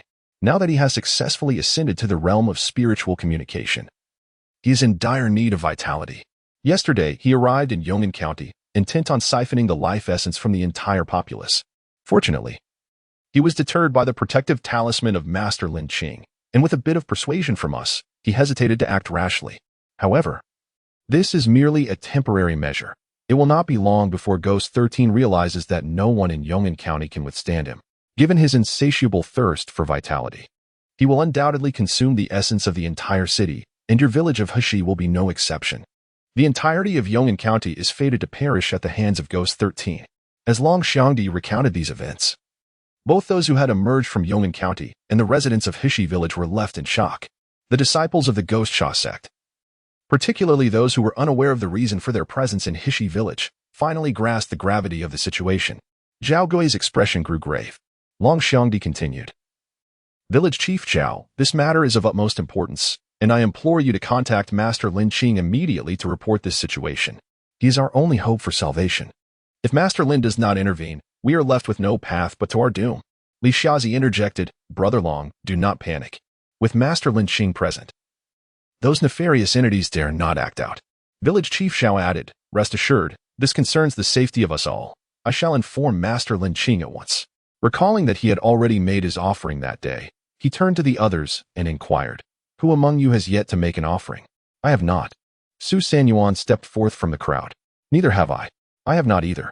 One by one, they revealed their absence of offerings. Ultimately, Su Sanyuan took the lead, as his family was the first to worship Master Lin Qing. Among these faithful, his standing was naturally more significant than the others. Su Sanyuan entered the temple, lit incense, and knelt before the statue of Master Lin Qing. Long Air observed this scene and could not help but speak up. "Weren't we supposed to report to Master Lin Qing?" Li Xiazi calmly explained, "Lighting incense is indeed the best way to convey our message to the divine. Alas, do you not comprehend? This matter concerns the lives of us all." Long Air felt a sense of urgency. They did not flee towards the sect but instead sought refuge in Heshi village, yearning to align themselves with the esteemed Lin Qigong, rather than engaging in frivolous antics. Numerous individuals cast disapproving glances at the boisterous Long Air. Long Xiangdi meticulously scrutinized the village head, Li Xiezi, and even the other villagers present, each expression revealing that they were not merely jesting. This was indeed Lin Qigong. Yet, does a divine being truly exist in this world? If such deities were real, how could malevolent forces run rampant, leaving the populace in despair? A belief held steadfast for over 2 decades now wavered ever so slightly. Long Xiangdi silenced his younger brother, Long Air, with a sharp admonition, "You shall remain silent." Long Air opened his mouth to argue, but a piercing glance from his brother rendered him mute, curbing his audacity. Su Sanyuan paid no heed to Long Air's outbursts. Instead, he fervently addressed Lin Qing, imploring for blessings regarding the matter of Ghost 13. He bowed 3 times and arranged the incense. Lin Qing felt a twinge of confusion. According to the system's usual behavior, a task should have been issued by now, yet everything remained eerily silent. This was illogical. Perhaps the triggering conditions had not been met? Lin Qing decided to wait a little longer. The matter had been reported, and Lin Qing must surely be aware of it. Although the villagers of Hishi were somewhat anxious, the thought of Lin Qing's formidable prowess quickly assuaged their concerns. Village Chief Zhao waved to the crowd, urging them to return to their tasks. The villagers dispersed, each engrossed in their work. Long Air and the others watched this scene, their expressions a mixture of hesitation and uncertainty. "Aren't you at all worried?" He could not help but inquire, his eyes filled with confusion. Village Chief Zhao, with a beaming smile, replied, "We have already informed Lin Qing. He will surely protect us. Young master, you need not fret. If you did not trust Lin Qing, you would not have come to us. Now that you are here, you should feel at ease." As for urging them to offer incense to Lin Qing, he did not even mention it. These individuals did not truly believe Lin Qing to be a deity. Their lack of faith rendered their offerings insincere, and even if they did burn incense, Lin Qing would not perceive it. Encouraging them to offer incense would only waste the village's resources, which was hardly worthwhile. Village Chief Zhao's mind was calculating shrewdly. His words successfully silenced Long Air. He cast his gaze towards Long Xiangdi, the Dragon Master, and reassured them to settle comfortably in Hishi village. Meanwhile, on the other side, Gue Shisan hastened his journey. And by the time he returned to Yong'an County, it was already noon. Hovering above the county town, Gue Shisan observed the sparse livestock within the city, momentarily entranced. What is this situation? Where have all the livestock in Yong'an County gone? What on earth has transpired? Where could these livestock possibly be? Could it be that the ancestral figure of the ghost-killing sect has emerged from seclusion and taken them away? This thought flickered through his mind but was swiftly dismissed. A sense of foreboding surged within Gue Shisan's heart. He charged directly towards the entrance of the ghostly Sha Gate, his expression dark and foreboding as he beheld the desolate emptiness before him. Damn it! He was deceived by those 2 despicable wretches. Cursed be them. A surge of dark energy erupted from Gue Shisan, causing the surrounding flora to wither instantaneously. Li Tian, I shall flay you alive, strip your flesh, and extinguish your very soul, ensuring that you are forever denied rebirth. His furious roar reverberated through the skies of the county, instilling terror in the hearts of the few obstinate souls who dared to defy fate, leaving them trembling in fear. Gue Shisan soared into the air, following the scent, his dark hand reaching for those hiding in cupboards, rice jars, and other obscure places within their homes. No matter how deeply they concealed themselves, none could escape his grasp. These individuals wept bitterly in their terror. "Great Lord Gue Shisan, spare us. Have mercy. We can lead you to others." Gue Shisan, momentarily pausing, turned his gaze towards the speaker, his terrifying eyes narrowing. "I ask you, what has transpired in Yong'an County?" The man, who had intended to betray his kin, spoke up. "This morning, someone saw the city gates ajar, and soon after, many claimed to have heard the sound of hoofs. The guards sought the overseer, only to find him absent. The disciples of the ghost-killing sect searched for their leader, but he and his family were nowhere to be found. Realizing something was amiss, panic engulfed the city, and everyone began to flee. My lord, those individuals departed not long ago. If we pursue them, we shall catch up swiftly. They are all heading towards Yongzhou Prefecture, the stronghold of the ghost-killing sect, where they believe they will be safe. As for the dangers lurking on the road, they have forsaken such concerns. All are fleeing for their lives." After the man finished speaking, he looked at Gue Shisan with hopeful anticipation, praying for clemency. However, Gue Shisan revealed a cruel smile, opening his mouth wide and devouring him whole, crunching in a fit of rage. The sight horrified the others, causing some to soil themselves in fear. Gue Shisan then opened his mouth wide to absorb the remaining essence of those still present. Once he had consumed their energy, he carelessly discarded their lifeless bodies to the ground and prepared to head towards Yongzhou. Just as he flew beyond the city limits, he paused. Realizing that Li Tian and his companions were cunning, they might be employing a diversionary tactic, leading him into a trap. Regaining his composure, Gue Shisan employed a secret tracking technique, revealing an almost imperceptible transparent thread that pointed eastward. Upon witnessing this, a cold smile crept across Gue Shisan's face. Indeed, they were crafty. If one were to truly venture towards Yongzhou, it would likely be a trap. West and east represent 2 entirely opposing directions. Gui Shursan abandoned the route to Yangzhou and redirected his path towards Hishi village, following the guidance of his tracking sorcery. As he journeyed, he occasionally encountered fleeing villagers from Yong'an County, whom he would effortlessly seize and devour. As for the agile livestock that managed to escape into the woods, he could not be bothered to waste time pursuing them. Several dozen miles away from Gui Shursan, two groups hurriedly raced onward, one trailing the other. Zhang Hai and his family of 4, traveling light, made swift progress. They were fortunate not to encounter any malevolent creatures along the way. At dawn, they finally caught sight of the master, Li Tian. Master, Zhang Hai called out joyfully as he approached. Li Tian cast a brief glance in his direction, somewhat surprised that anyone would head this way. Indeed, Li Tian replied with a couple of words, and both parties hastened their horses forward. Zhang Hai was eager to inquire about their destination, but noticing the master's reluctance to elaborate, he wisely chose to remain silent and followed along. Zhang Hai's wife, upon seeing her husband return, whispered, "Did you find out where we are headed?" Initially, she had assumed her husband was being foolish, thinking they would certainly flee towards Yangzhou Prefecture, not in the opposite direction. Yet, upon witnessing the large group leaving their home, she realized just how astute her husband's decision truly was. Zhang Hai shook his head in response to his wife, affirming that wherever the master was headed would undoubtedly be safer than any other place. They need only remember this. Zhang Hai's wife nodded, now utterly devoid of any doubts. The two groups trudged along, one following the other. Upon passing through a mountain pass, a vast expanse of rice fields came into view, the verdant paddy stretching endlessly. Reaching the foot of the mountains where several houses stood, Li Tian's eyes sparkled with delight upon seeing the dwellings and the laborers in the fields. Wang Laoshe looked up from his work, glancing at the unfamiliar faces. It was indeed peculiar, the continuous arrival of strangers over the past few days. Before Wang Laoshe could inquire, Li Tian dismounted from his horse and, cupping his hands in greeting, asked the laborer, "Good fellow, might you tell me if this is Hishi village?" "Indeed," came the affirmative reply, easing the tension in Li Tian's heart. Upon hearing the sound of hooves, Long Xiangdi, who had been observing from within the village, hurried toward the entrance and, upon spotting the leader, approached with joy. "Leader, Xiangdi." Zhao Gui ambled forth. Long Xiangdi hastily introduced the village head. "This is Zhao Gui, the esteemed head of Hishi village." "Zhao village head, may I present Li Tian, the leader of our group." The name Li Tian had already spread among the villagers, especially those who had ventured to Yong'an County, and everyone knew he was a remarkable figure. Zhao Gui warmly welcomed them into the village. Li Tian's family gazed upon the humble abodes, their brows furrowed in concern. "It seems I shall have to trouble village head Zhao for a while," Li Tian said politely. Zhao Gui waved his hand dismissively, asserting that mutual assistance among the human race was only proper. "Your righteousness is commendable, village head," Li Tian replied with a respectful bow. After some discussion among the villagers, Zhao Gui allocated 2 newly constructed rooms for Li Tian's family to temporarily reside in. Li Tian's brother-in-law frowned at the meager accommodations and voiced his discontent. "Old man, these 2 small rooms, how can all of us fit in here?"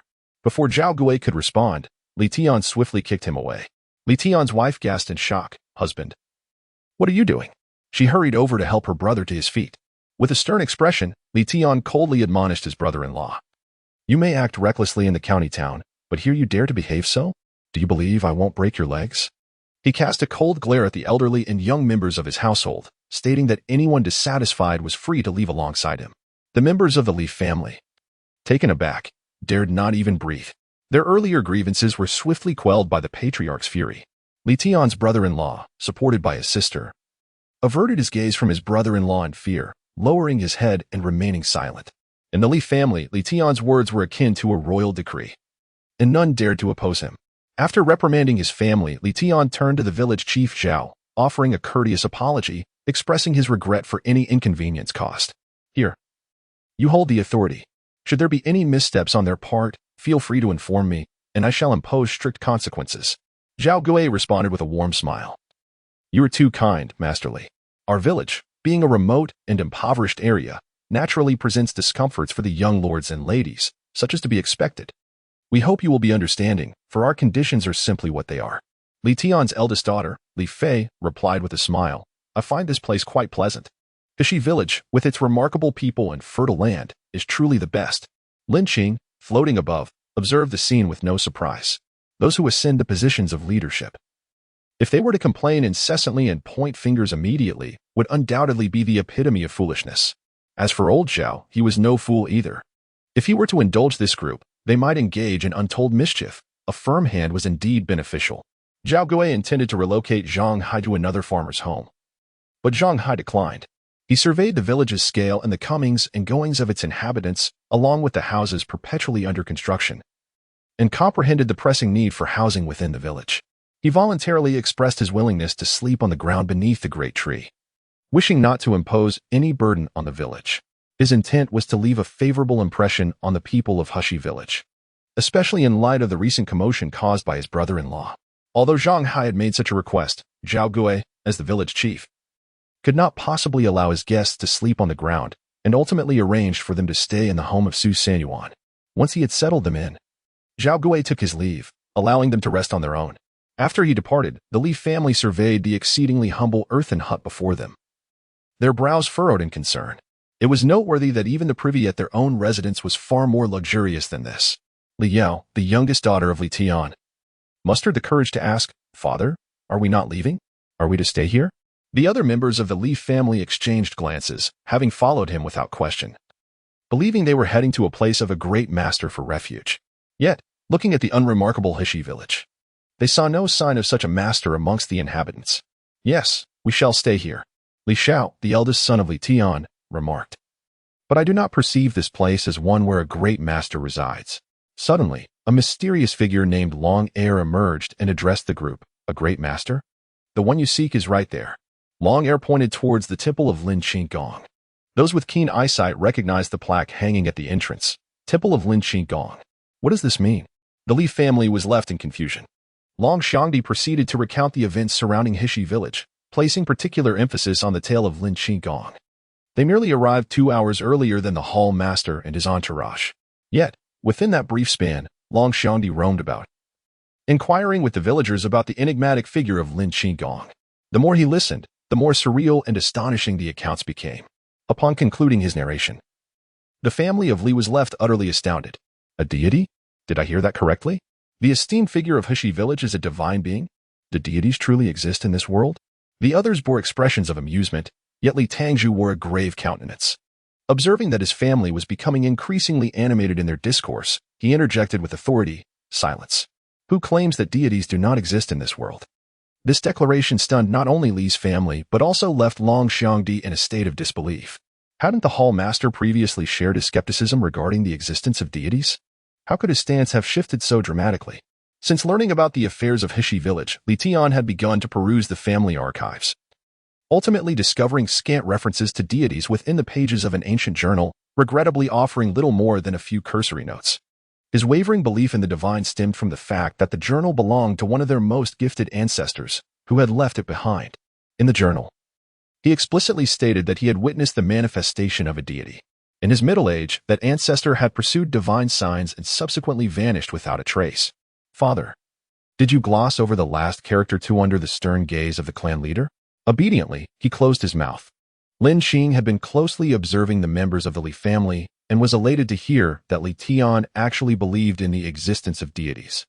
This was the first instance of an outsider believing in the divine without having witnessed any miraculous signs themselves. "You clever lad, are you still waiting? Hurry, offer incense." Lin Qing fixed his gaze eagerly on Li Tian. Li Tian did not disappoint him. He made his way directly to the family temple. Witnessing this, the others promptly followed suit, astonished to see the head of the Li family kneeling with incense in hand, displaying an expression of profound reverence. This scene left a significant impact on them. They realized that he was not merely jesting. He genuinely believed in the existence of deities. Ding. Offering incense to the heavens grants 10 points of incense value. Lin Qing gazed at the freshly minted incense value, feeling a delightful sense of satisfaction. He no longer envied the villagers of Hishi for their incense value, as they accumulated it daily. He is in urgent need of the faith of outsiders. Only by gaining their belief and making them his followers can his enterprise flourish, allowing him to stand proudly among the gods and demons. Excluding the Wang family village, which has already merged into Hishi village, there are nearly 150 outsiders in the village. Once these individuals become his followers, they will not merely represent their own 150, they will embody the faith of the entire Yong'an County. The top leaders of Yong'an County are present here. If they become his followers, it will only be a matter of time before the citizens of Yong'an County follow suit.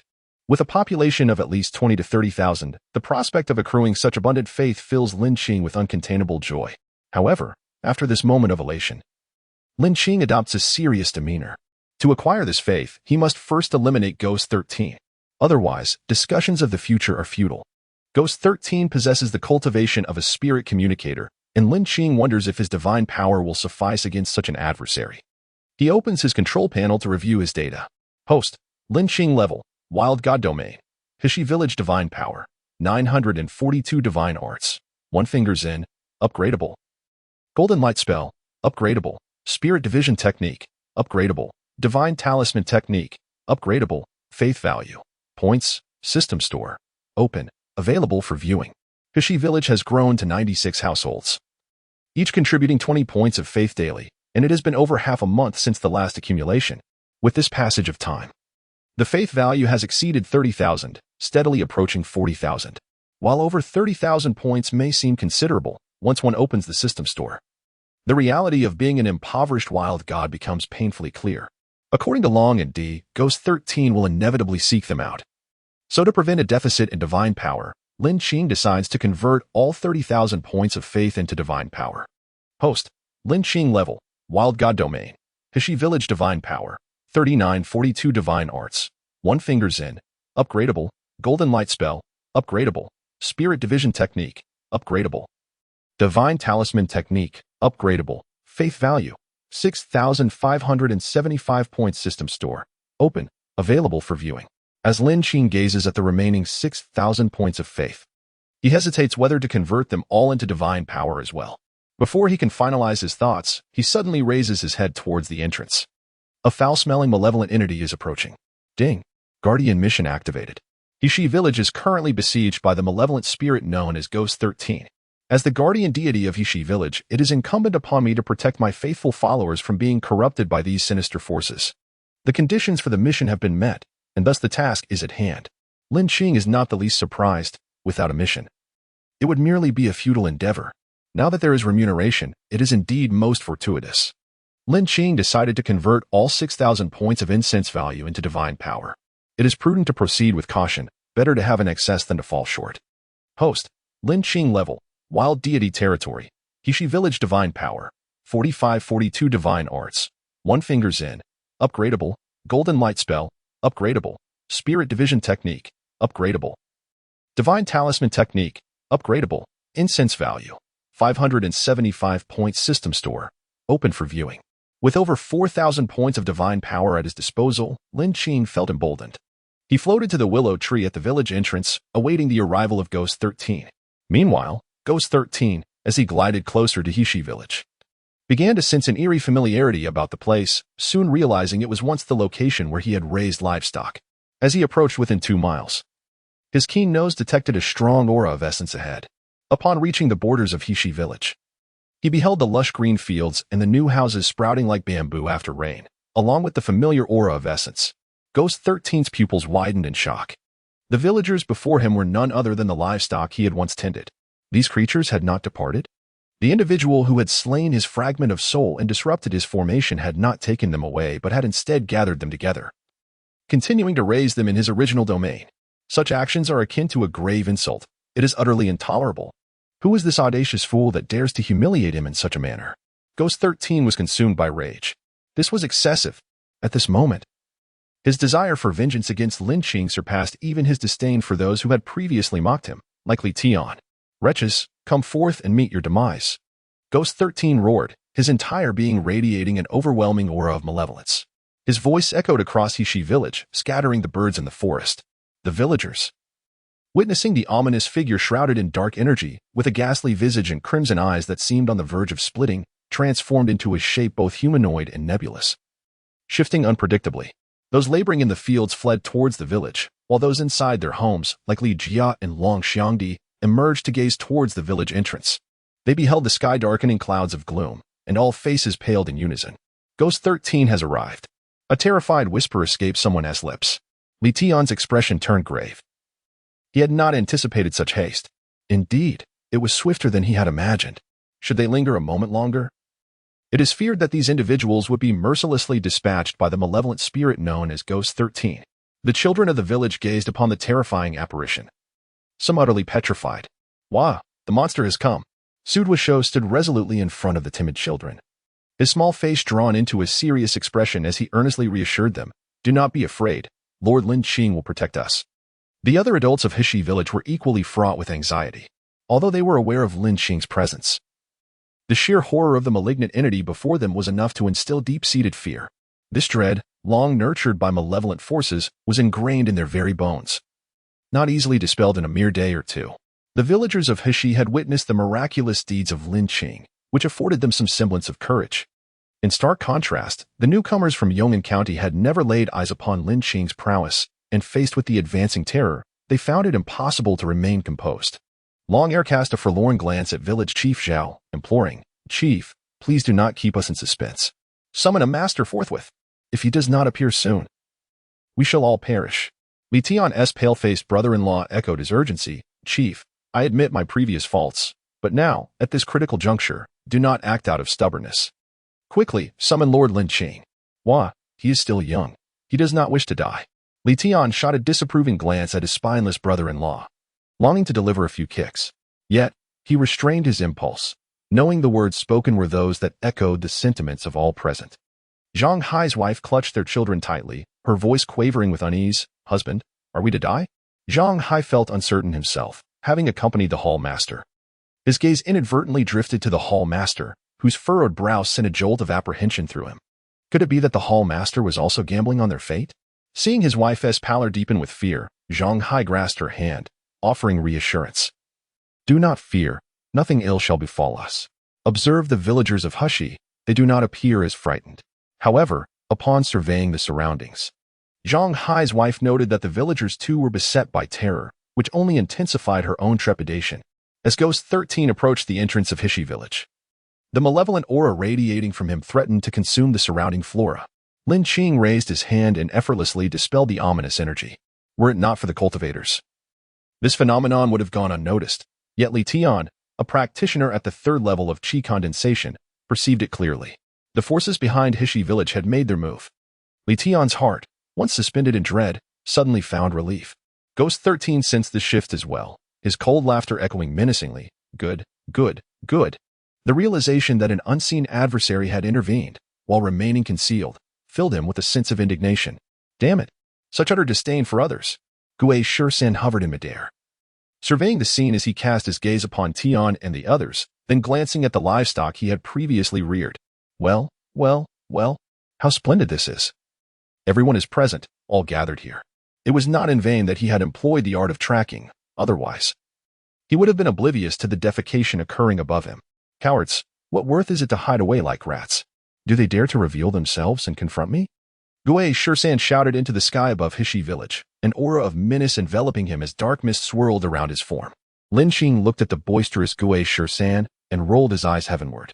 He indeed desires to showcase his divine prowess before the masses, hoping to garner a wave of faith.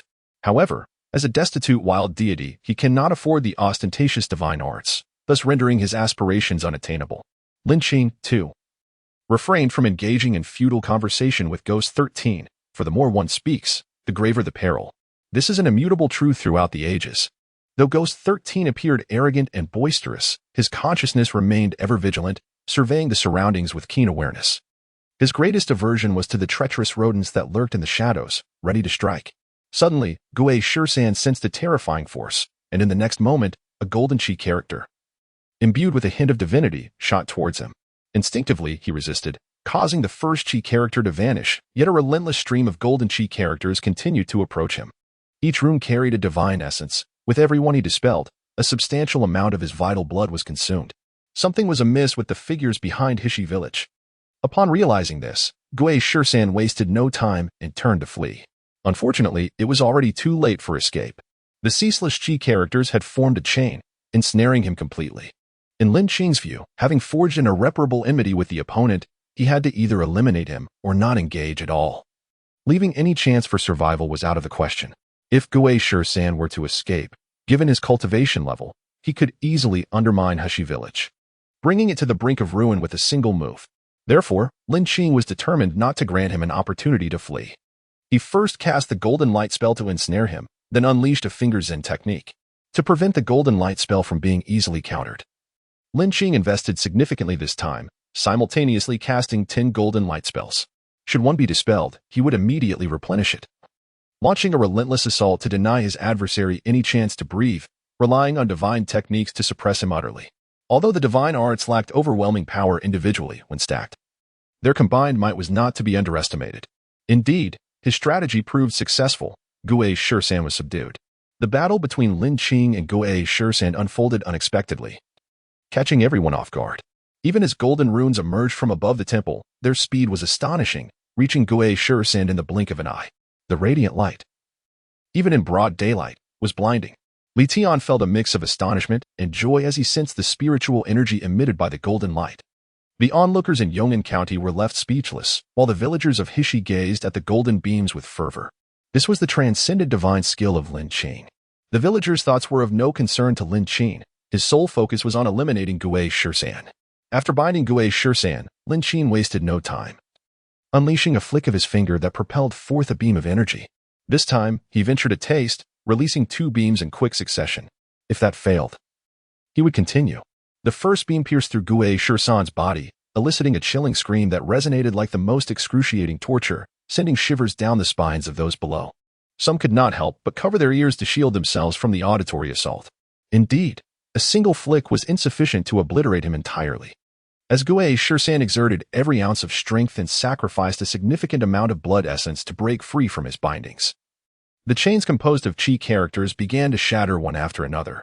Just as a gap was about to form, a second beam, imbued with divine brilliance, struck his forehead, penetrating directly through him.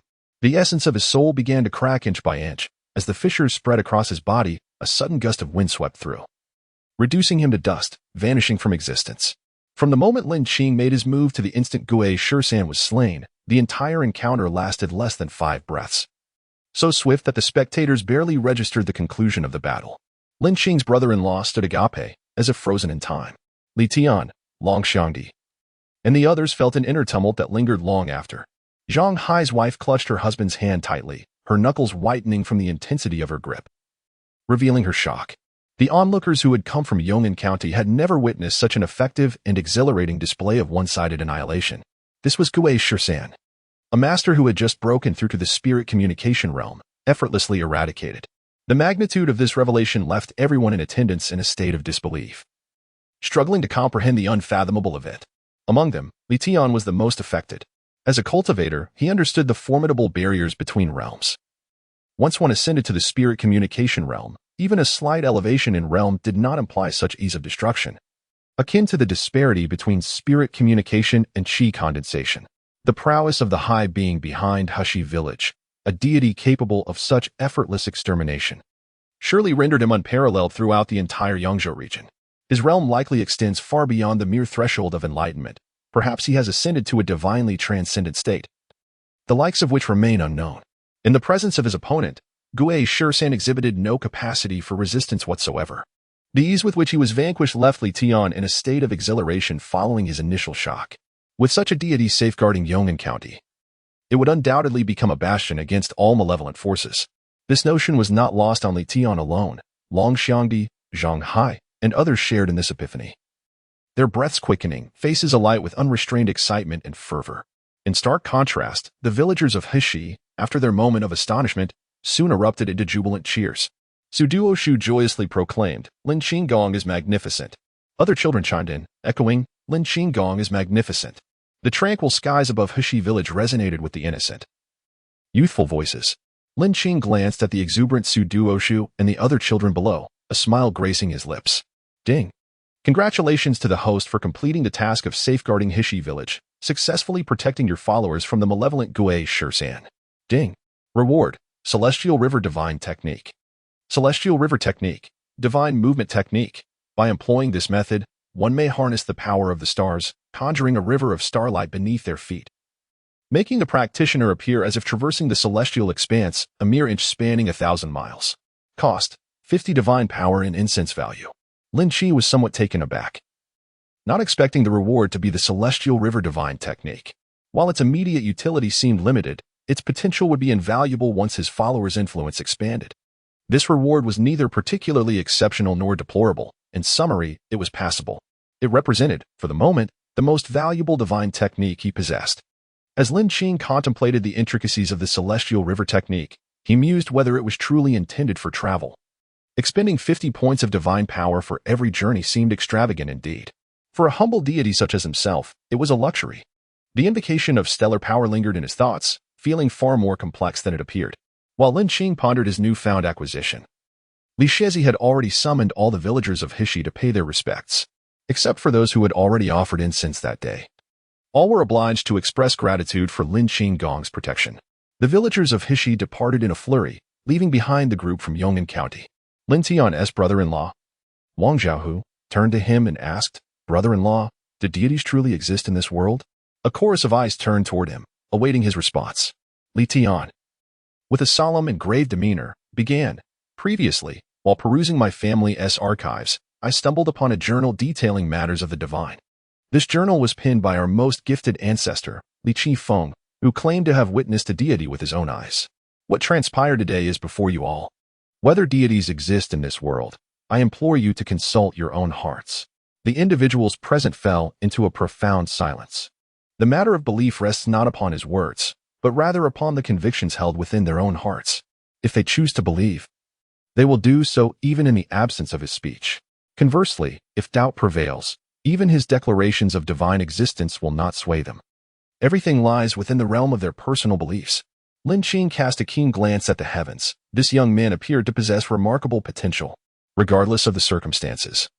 The leader of Yong'an County firmly believed in the existence of deities, eager to observe whether others would share his faith in this wild god. Zhang Hai's wife, lowering her voice, inquired of her husband, "My dear, what do you think?" Zhang Hai surveyed the site of the recent conflict, then turned his gaze towards the seemingly ordinary and humble temple behind him, from which emanated the potent spells of immeasurable might. Previously, he had listened to the villagers of Hishi recounting tales of Lin Qing as if indulging in a story, feeling a sense of unreality. Yet, just moments ago, he had witnessed the golden chains and radiant light spoken of by the children. What they spoke was indeed true. In that moment, decades of faith, once devoid of spirit, began to fracture gradually. Perhaps, that is the essence of divinity. Zhang Hai murmured softly, as if conversing with himself, yet also responding to a deeper truth. His wife, taken aback, nodded in agreement, expressing, "I, too, believe that is the divine. Only a deity would protect the people. Only a deity would possess a heart of compassion." Her voice was faint, yet in the tranquil atmosphere, it resonated with remarkable clarity, reaching the ears of all present. Many gazes, once filled with confusion, suddenly illuminated with understanding. And Li Foran echoed her sentiment, "Indeed, malevolence harms, while divinity shelters. Whether or not Lin Qigong is genuine, as long as he safeguards the populace, he embodies the divine." With this realization, smiles adorned the faces of the crowd. Long Xiangdi offered a respectful gesture towards Zhang Hai's wife, who had awakened the slumbering minds of those around her. Others followed suit, casting benevolent smiles in her direction. Zhang Foran was pleasantly surprised that her unintentional words garnered unanimous agreement, accepting the goodwill of the crowd with a mix of joy and shyness. Li Tian remarked, "Were it not for Lin Qigong today, we would surely have met our demise. Regardless of your personal beliefs, this debt of gratitude must be acknowledged. We ought to pay our respects to Lin Qigong." In front of the modest temple of Lin Qigong, a lengthy queue had formed. Zhao Gui, Li Shazi, and Su Sanyuan were diligently maintaining order, preventing unruly children from causing disruptions. Upon noticing Li Tian and the others approaching, Su Sanyuan smiled, saying, "Leaderly, you need not offer incense." The latter inquired, perplexed, "Why not?" Old Li mentioned that each person should offer a single stick of incense daily. Wang Zhaohu instinctively interjected, "If everyone were to offer more incense daily, would not Lin Qigong be able to absorb more of it? Surely, that is a good thing. Why impose such restrictions?" Su Sanyuan was momentarily speechless, glancing instinctively at Li Shazi. Lin Cheng listened intently to Wang Zhaohu's words, nodding in agreement. "Fellow practitioners, system, do you hear this? They all argue that your charging method is unreasonable." Lin Qing felt a sense of smugness in having support. "I vehemently demand the cancellation of that limitation." System? The system completely disregarded him. Adhering to the principle of I won't listen, you're merely babbling, Lin Qing was energetically bouncing about. "Li Shazi, feeling the gazes directed at him, asserted that offering a stick of incense daily to the deity was an act of reverence. Would it make sense to offer incense incessantly? If everyone behaved thus, chaos would surely ensue. Ahem. Of course, there was one paramount concern. Their village was impoverished and could not bear such burdens. Incense must be purchased, and it is not inexpensive. For each household to offer incense daily would accumulate considerable expenses over a month. With the divine manifestations increasing, Li Shazi's authority in the village grew stronger by the day, and his words carried weight. After listening to him, the villagers of Hishi naturally found his reasoning compelling. However, the young gentlemen and ladies of Yong'an County have their thoughts to express, yet their words remain unvoiced, as Li Tian interjects with a smile, affirming Mr. Li's reasoning. Once Li Tian speaks, the others naturally refrain from contradicting his words. He conscientiously stepped away from the group, while the others lined up to offer incense. Li the Blind spoke with an unusually solemn expression. Esteemed guests, when offering incense to Lord Lin Qing, please remember to do so with utmost sincerity. If the heart is not sincere, the offering is of no use. Lord Lin Qing cannot feel it. The gathered people of Yong'an County nodded in agreement. Lin Qing understood that it was unlikely for the system to alter its rules, and after muttering a few discontented thoughts, he delightfully listened to the ding-dong sound of money being deposited. Ding. Plum Blossom contributed 20 incense points. Once everyone from Hishi village had completed their offerings, it was finally Yong'an County's turn. Lin Qing's interest was instantly piqued. He is now particularly attentive to the incense value here, as it is a crucial first step towards securing Yong'an County. If they all believe, then conquering the entire populace of Yong'an County will undoubtedly be much easier. The first person to offer incense is Long Xiangdi. He knelt reverently before the statue, holding an incense stick and reciting words of gratitude. Today, I owe my life to Lord Lin Qing, and I shall serve him faithfully throughout my existence. After uttering these words, he bowed 3 times with utmost respect. Ding. Long Xiangdi contributed 20 points of incense value. A promising start. 20 points is the maximum for ordinary citizens, indicating that Long Xiangdi is truly sincere in his devotion. The second individual was Wang Zhaohu, a debauched young man who thrived on his brother-in-law's influence in the county. Clutching the incense stick, he muttered, Lord Lin Qing, if you possess divine power, please bless me with wealth and a life of safety. Rest assured, I shall offer incense daily. You must protect me. I am your most devoted follower. Upon finishing, he knocked his head 3 times with a loud thud. Ding. Wang Zhaohu contributed 20 points of incense value. Lin Qing was quite taken aback to see that Wang Zhaohu also provided 20 points. He seemed unreliable, his words lacking the sincerity of a true believer. This sentiment was echoed by the cousins quietly observing from behind him. They too were astonished that this young man was, in fact, devout. Truly, one must not judge by appearances. The third was Lady Li, who also contributed 20 points of incense value. With these 3 leading the way, Lin Qing felt an inexplicable confidence in the more than 100 individuals yet to come. However, when it was time for the young Master Li to step forward, an unexpected silence ensued. Lin Qing gazed down at Li Xiao, who knelt before the statue with a facade of piety and silently rolled his eyes. Such theatrics. It was evident he lacked genuine belief, yet he pretended to be fervently devoted. It was a pity this young man did not pursue a career in acting. Lin Qing worried there would be many more such instances to come. Fortunately, there were not many performers among the Li family. Apart from Li Xiao, the others contributed varying amounts of incense value. Ding. Long Air contributed 20 points of incense value. Ding. Zhao Weiwa contributed 15 points of incense value. As individuals took turns, over 150 people participated, excluding the 13 who contributed nothing. The remaining individuals each provided a minimum of 5 points. Lin Qing, in high spirits, opened the control panel to examine the net gains. In his battle against Ghost 13, he unleashed 12 consecutive golden light spells and 2 finger flicks, along with the 2 points of divine power previously expended to dispel malevolent energy. This indicated that the battle cost him 82 points of divine power, equivalent to 820 points of incense value. The total incense value contributed by the entire village, in addition to that from the entourage of Yong'an County, amounted to 6,355 points. After deducting today's expenditure of 820 points, Lin Qing realized a net profit of 5,535 points of incense value. This was merely the apparent profit, as the greater treasure lay in having opened the doors of Yong'an County's populace, allowing him unrestricted access. Host, Lin Qing level, Wild God jurisdiction, Hishi village divine power, 4460 divine arts, fingers in, upgradable, golden light spell, upgradable, divination art, upgradable, divine talisman art, upgradable. Star River travel technique, upgradable, incense value, 6,930 points system mall, open for viewing. To confront Ghost 13, a formidable malevolent spirit in the eyes of the world. Required 82 points of divine power. While this was not a standard measure, it was a close approximation. Lin Qing observed that he had 4,000 points of divine power at his disposal, sufficient to sustain him for a while. As for upgrading his divine arts, Lin Qing felt it unnecessary for the moment. Once he secured Yong'an County, he would have ample devotees contributing incense value daily, allowing him to upgrade his existing divine arts systematically. Lin Qing accessed the system mall and opened the long-anticipated Qi-Tong technique page. Qi-Tong technique, a divine pressure art, enabling the caster to instill an overwhelming sense of dread in lower, equal, or even those two realms higher than themselves among malevolent beings, preventing any thoughts of blasphemy. It is ineffective against those two realms above the caster. When the technique is deployed, an unparalleled holy light suffused with divine aura radiates from behind. When a soul body employs this technique, it bathes in the holy light, manifesting before the eyes of celestial beings, mortals, and demons for a duration of 10 breaths.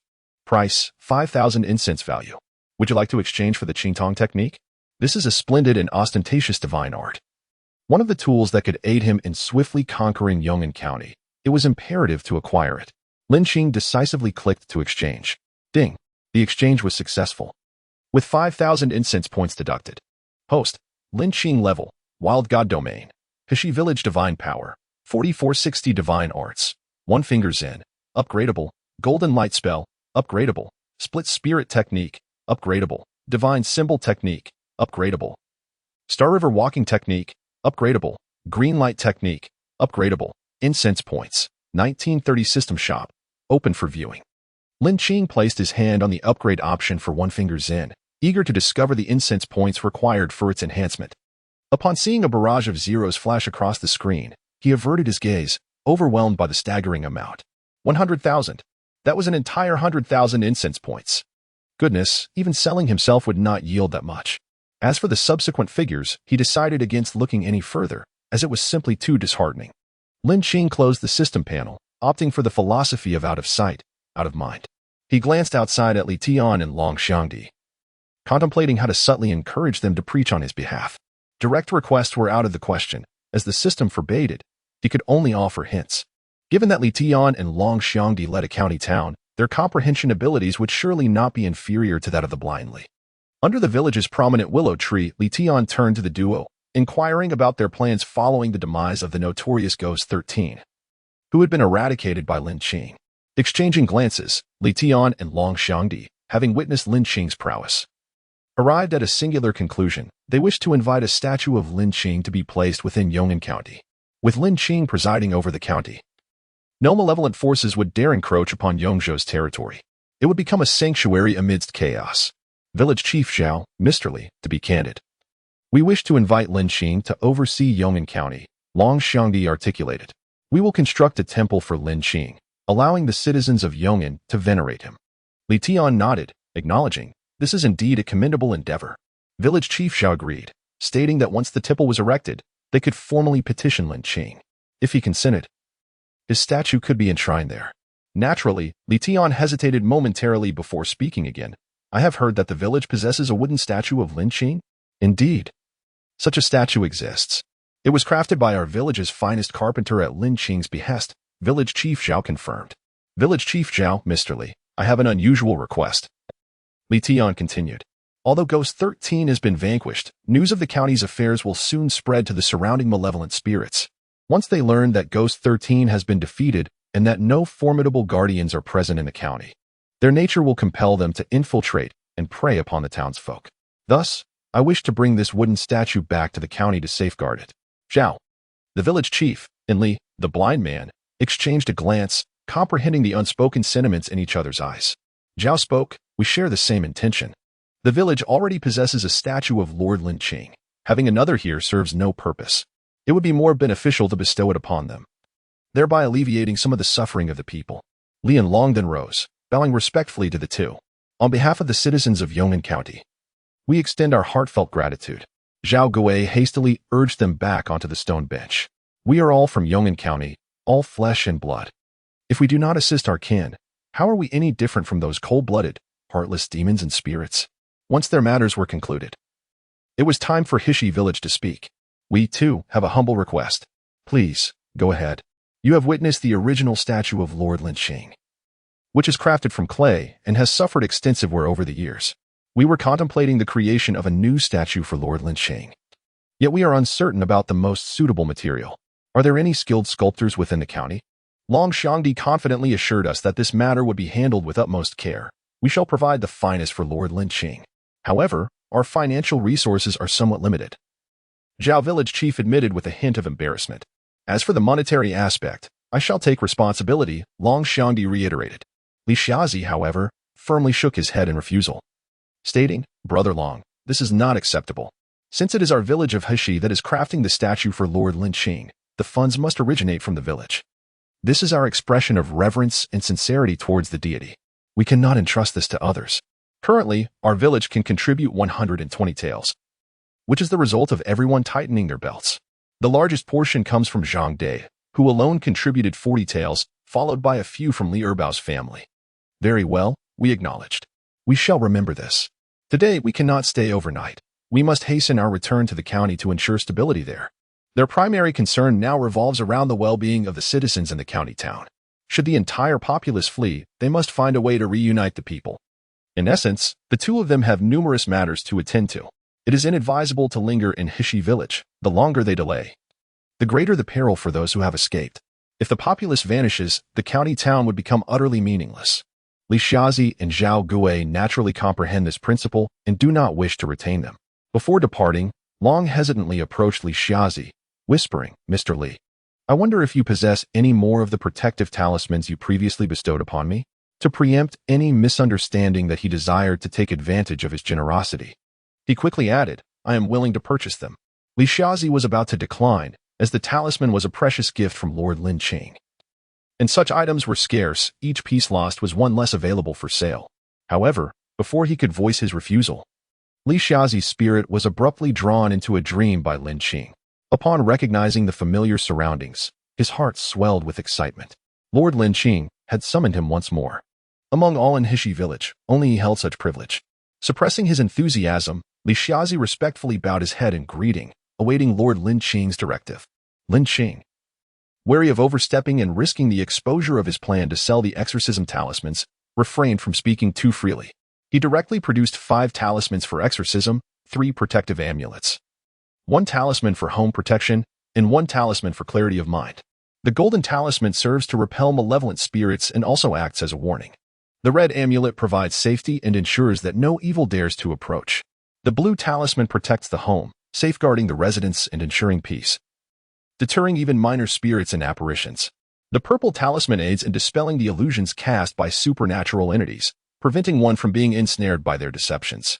After presenting these items to the blind man, Lin Qing waved his hand and gently pushed him away.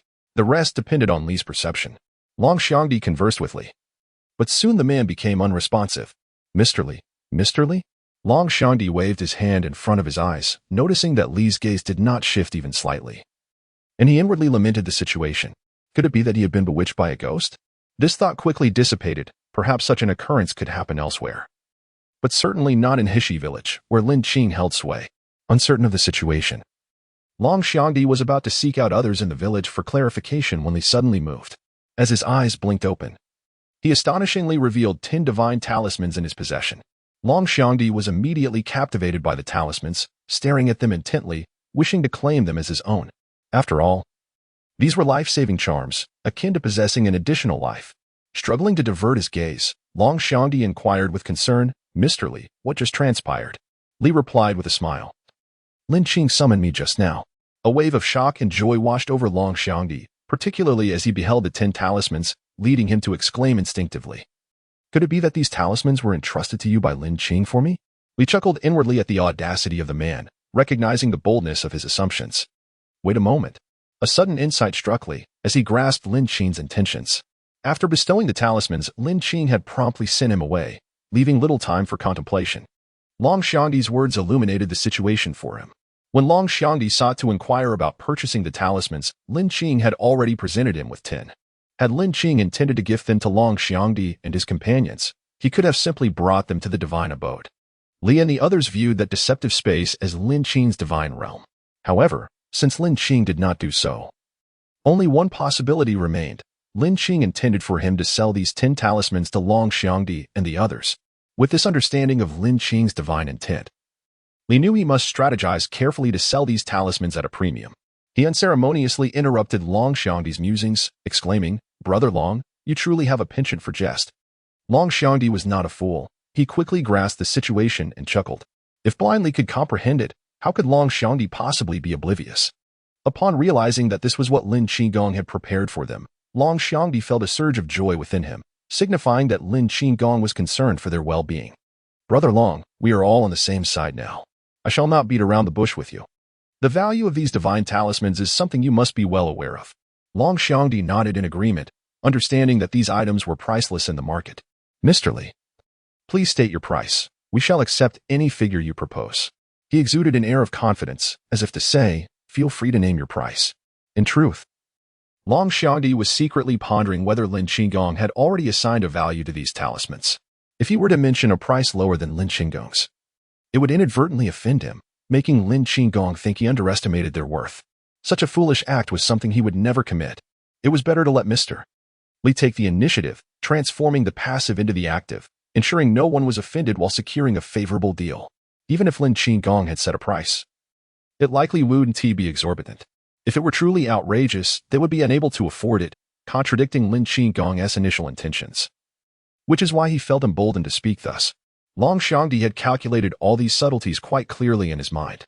Blindly was weighing the value. If he set it too low, it would disrespect the worth of the talisman. Conversely, if it were too high, the other party might not be able to afford it. Thwarting Lin Qing's instructions, so determining this price was indeed a daunting task.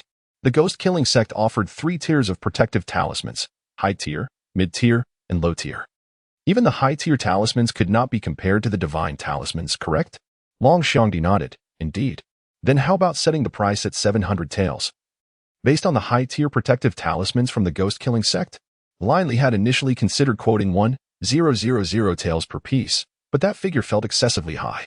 Should it lead the people of Yong'an County to misunderstand Lin Qing's intentions as greedy, he would be deserving of a severe punishment. Therefore, he used the high-tier protective talismans from the ghost-killing sect as a reference, adding a reasonable increment. After all, Lin Qing intended for him to deliver these divine talismans into Long Xiangdi's hands. The high-tier protective talismans from the ghost-killing sect were sold for 500 taels. Lin Qing's talismans, being several times superior, were priced at only 600 taels, which was indeed a bargain. Long Xiangdi readily agreed. "That works for me." Even if the price were 1,000 taels per piece, they would still proceed with the purchase. In fact, he had originally planned to quote 1,000 taels per talisman himself. However, one cannot help but feel that such a price may be too low, perhaps even disrespectful to the esteemed Lin Qing.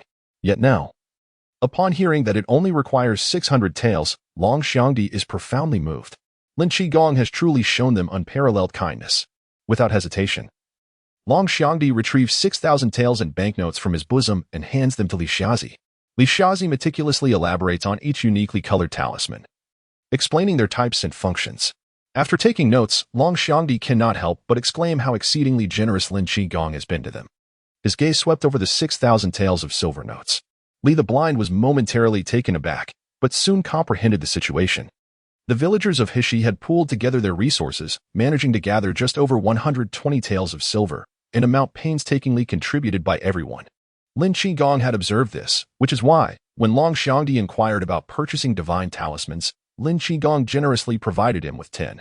As a deity, Lin Qing had no need for mortal currency. Thus, the purpose of this money was evident. Li the Blind felt a warm surge in his heart. Indeed, Lin Qing was the most compassionate deity towards humanity. After taking a few steps forward, Long Xiangdi turned back and suggested that with newfound wealth, every villager might offer an incense stick daily. Floating aimlessly, Lin Qing was suddenly jolted by Long Xiangdi's words, nearly losing his balance in midair. "Goodness! Long Xiangdi, my brother. You truly have a mind akin to mine." With 366 individuals in Hishi village, if each contributed 20 points daily, It would amount to a staggering 7,320 points of incense value each day. Ha ha ha. The elevation of divine arts is imminent. Long Xiangdi displayed remarkable potential as a temple steward. Li the Blind bowed slightly to Long Xiangdi, expressing gratitude for his insightful suggestion. Seeing that the main leaders had departed, the rest of the group from Yong'an County followed suit, leaving only Zhang Hai and his wife in a state of indecision. My dear, I find this Hishi village rather appealing. Shall we settle here? She proposed. We have journeyed for an entire day and night, and the children truly cannot endure further. Zhang Hai hesitated. However, with the leaders gone, he pondered the implications of remaining behind as the gatekeeper. Perhaps this, you return with the main group, while I stay here with the children. Mrs. Zhang had grown fond of this place, primarily due to its safety. In this world, finding a secure haven is exceedingly difficult. After a brief contemplation, Zhang Hai nodded in agreement. Very well. Take care of the household silver. He cast a glance at the newly constructed dwellings, ablaze with fervor. And a thought took root in his mind.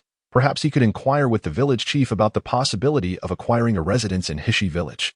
Financial matters could be easily negotiated. Madame Zhang nodded. I shall take care of that.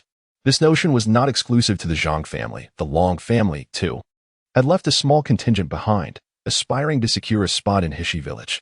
This dwelling might very well become a sanctuary for their survival in the uncertain future. In any case, it was prudent to prepare in advance. As they journeyed back to Yong'an County, Long Xiangdi rode alongside Li Tian, while behind them, within the carriage, rested the intricately carved wooden statue of Lin Qing. Lin Qing had infused a fragment of his divine essence into the statue, accompanying them on their expedition. Apart from visiting Wangjia village and Ayaka village, he had never been to Yong'an County, yet he was quite eager to see what it was like. Although distracted, the discussions within the group did not escape his ears, particularly the conversation between the two individuals at the forefront, which piqued Lin Qing's interest. Master, these are the divine talismans I purchased from Mr. Li, Long Xiangdi said, producing 10 talismans from his bosom. Upon seeing the talismans, Li Tian's eyes lit up. Quite impressive. What is the price? He inquired, suspecting they must be costly. 600 taels, Long Xiangdi replied. So little?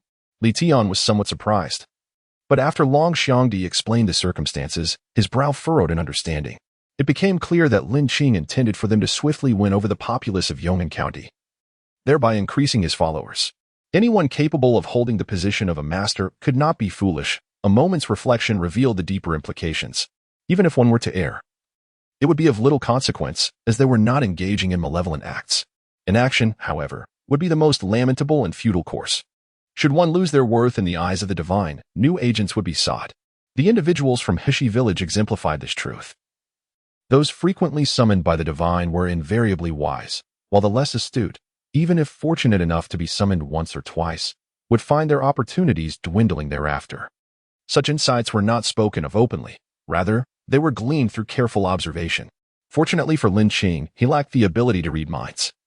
Had he possessed such a skill, he might have been taken aback by the avarice displayed by this fellow. Which deity summons mortals daily?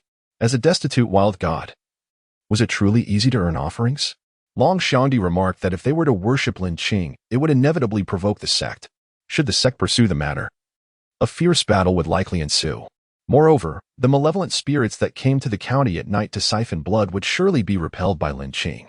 Li Tian shook his head, asserting that the elder was nearing his end, and this matter was no mere fabrication. If they did not secure a strong ally in advance, countless malevolent entities like the 13th ghost would come to devour Yong'an County, at which point it would be too late for any action. If the sect became aware, so be it. Given their current situation, they would undoubtedly lack the time to deal with them. However, as the stewards of Yong'an County, they would likely find themselves on the sect's death list. Long Xiangdi shared this sentiment, shrugging his shoulders. Let it be. If the elder passes, the sect will be extinguished, rendering the death list meaningless. Let us hope so, they both thought. Having witnessed Lin Qing's capabilities, both Li Tian and Long Xiangdi had already resolved to cling to this powerful ally, leaving the sect's military matters to be handled as they came. Should anyone attempt to attack them, Lin Qing would surely not stand idly by. Both men understood the stakes, yet they maintained a facade of discussion to gauge each other's opinions. By noon the following day, the group arrived at Yong'an County, though their numbers had significantly dwindled since before. As they approached the fork before entering the county town, 10 groups were already heading towards Yangzhou Prefecture. Among them were Long Air and Wang Zhaohu. The 10-member team was led by Long Xiangdi. As the sun began to set, they encountered no one along their path. A pungent scent of blood wafted through the air. Long Xiangdi raised his hand, signaling everyone to halt. Suddenly, a ferocious tiger burst forth from the dense grass. Its jaws clenching a human thigh, trailing crimson blood that marked the ground with a series of red streaks. Beast! Long Xiangdi bellowed, leaping from his horse towards the tiger. While the others circled around, the archers climbing the trees on the periphery to launch surprise arrows at the attacking beast. With a practiced encirclement, the man-eating tiger gradually succumbed. Just as the group exhaled in relief, a rustling sound echoed from the thicket, causing everyone to tense up once more, their arrows drawn. Suddenly, a young girl, drenched in blood, tumbled out from the underbrush, her tattered clothing revealing her snow-white skin, exuding a delicate beauty that seemed to invite sympathy. With terror etched across her face, she cried out to the group, "Do not kill me." Her fragile demeanor, coupled with her tear-filled eyes, conveyed an overwhelming sense of vulnerability, as if she feared being devoured by the very people who stood before her. The sight of her helplessness, accentuated by her almond-shaped eyes, was enough to evoke deep compassion. Particularly when her glistening gaze locked onto you, it stirred the hearts of all men present. Wang Zhaohu felt a droplet of saliva nearly escape his lips and was about to dismount to assist her when the talisman he had placed against his chest began to heat up. A burning sensation snapping him back to reality. This talisman had cost him 1,500 taels, forcibly acquired from his brother-in-law, and he was well aware of its significance. After the talisman issued its warning, Wang Zhaohu exclaimed, "That was close. Had it not been for this charm, he might have fallen prey to the enchantment of the girl before him." He stealthily glanced at those around him. Those adorned with protective talismans exhibited clarity, while those without appeared lost in a daze. Just as he contemplated rousing his bewildered companions, he was astonished to observe that even those bearing talismans were gradually succumbing to the same haze. What could this mean? A sense of dread enveloped Wang Zhaohu. Could he be the sole guardian of his resolve? As uncertainty gripped him, he suddenly felt a discreet pinch at his side. Turning his head, he saw Long Xiangdi casting him a knowing glance. Before he could comprehend the situation, Long Xiangdi dismounted and approached the young woman. "Dear lady, are you injured?" he inquired gently. The girl timidly looked up at him. "Sir, I have twisted my ankle. I am grateful for your timely assistance today. Had you not intervened, I would have," weeping for my husband. Tears streamed down her face. "Do not fear. The fierce tiger has been subdued and shall no longer harm you," he reassured her. The girl nodded shyly in response. "Where is your home?" Long Xiangdi inquired with genuine concern. She pointed toward the forest. "My husband is a hunter, residing at the foot of the mountain nearby. Might I trouble you for a ride?" Long Xiangdi gazed at her with rapt attention and nodded, "Of course." As he prepared to lift her, someone behind him could no longer contain themselves and rushed forward. "Brother Long, allow me to take on such a rough task." The man's gaze was fervent, fixated on the girl as if she were a sumptuous delicacy, yearning to devour her whole. Long Xiangdi kicked back. "Get lost. With your clumsy hands, you might harm the lady." The girl, blushing and timid, stole a glance at Long Xiangdi and sweetly suggested, "It is getting late. Why not rest at my humble abode for the night, and set off tomorrow?" Before Long Xiangdi could respond, the others eagerly nodded in agreement. "Indeed, indeed," they chimed, their eyes glazed with infatuation. Wang Zhaohu finally grasped the situation and joined in the nodding. The group proceeded into the forest, traversing a winding path. Long Xiangdi maintained a composed demeanor, observing the surroundings. The grass along the path bore fresh imprints, indicating recent passage. This trail seemed newly forged rather than one left by predecessors. It appeared his judgment was correct. This enchanting creature had bewitched many in recent days. The individuals they sought had undoubtedly fallen prey to this malevolent creature. Long Xiangdi contemplated the weapon in his grasp, 10 protective talismans, to vanquish the fiend before him. He pondered how many of these charms would be required. The creature remained dormant, and the talismans served merely as a warning, incapable of triggering a reaction. Timing would be crucial in determining how to eliminate the adversary. After a brief respite, the group arrived at the entrance of a cave, from which a foul stench emanated. The entranced individuals gradually regained their senses, and upon realizing their surroundings, they were filled with dread. Their horror intensified as they beheld Long Xiangdi cradling a green-faced, tusked rodent spirit, its body covered in yellow-brown fur. The rodent spirit let out a shriek, summoning 5 or 6 other rodent spirits from the shadows, encircling the group. "Hee. Sister, you are truly formidable, luring in so many delectable morsels," one of the rodent spirits remarked, licking its lips at the sight of the plump individuals. "With these fine specimens, we sisters shall feast for quite some time." Long Xiangdi hurled the rodent spirit to the ground. where it reverted to its original form but spoke in human tongue. "Oh dear, young master, you've hurt me." With a swift motion, Lin Qing thrust his knife forward. But the rodent spirit showed no fear. It raised a hand, summoning a fierce wind that sent leaves swirling in chaos, causing many to instinctively shield their faces. The rodent spirit bared its sharp fangs and elongated claws, advancing toward Lin Qing. At that moment, the talisman hanging from the hilt of his knife erupted in brilliant divine light, aimed directly at the spirit's forehead. The creature's scream had yet to escape its lips before it was reduced to ashes. The entire sequence transpired with such swiftness that the other rodent spirits could hardly comprehend it.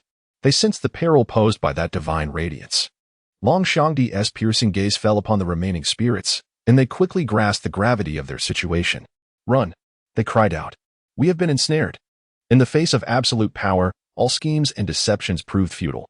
The remaining 6 rodent spirits, without a moment's hesitation, turned to flee. Thoughts of avenging their fallen kin were quickly discarded. Such vengeance, without the strength to confront, was merely an invitation to death. Lin Qing contemplated the possibility of slaying one of the fleeing spirits, only to be surprised by their swift escape. "Hey, hey, hey, don't run away," Wang Xiaohu shouted after one of them, eager to test his skills. The spirit, frightened, increased its pace. Wang Xiaohu took a few quick steps before halting in exasperation. How utterly disappointing. As he spoke those words, his face was adorned with an obsession, his fingers caressing the divine talisman in his hand. My goodness, this truly is a treasure. Capable of effortlessly vanquishing a rat spirit, albeit one of lesser cultivation, it is nonetheless impressive to witness such prowess. I must devise a strategy to acquire more of these talismans. If I were to cover my body with them, spending nights in the wilderness would pose no challenge. I could traverse the outdoors with utter confidence. Wang Xiaohu's mind began to contemplate how to procure the talismans. Inside the cave, numerous individuals were imprisoned. Lin Qing and his companions ventured deeper into the cave, discovering hundreds of citizens from Yong'an County confined behind wooden bars. "Come out, we shall take you home," one of them called to those inside.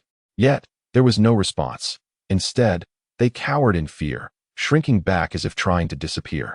"Hey, you are free. Come out," the individual shouted once more, but the frightened souls remained huddled, unmoving. "What is going on? Why won't they come out?" Lin found the situation perplexing. "I have no idea." Wang Xiaohu stepped forward, unceremoniously lifting the nearest person by their collar. "Are you deaf?" Upon seeing Wang Xiaohu, the individual closed their eyes and murmured, "It's all an illusion, just an illusion." Wang Xiaohu, enraged by the incoherent ramblings, delivered a kick, exclaiming, "Illusion? What nonsense! Can those rat spirits conjure my handsomeness?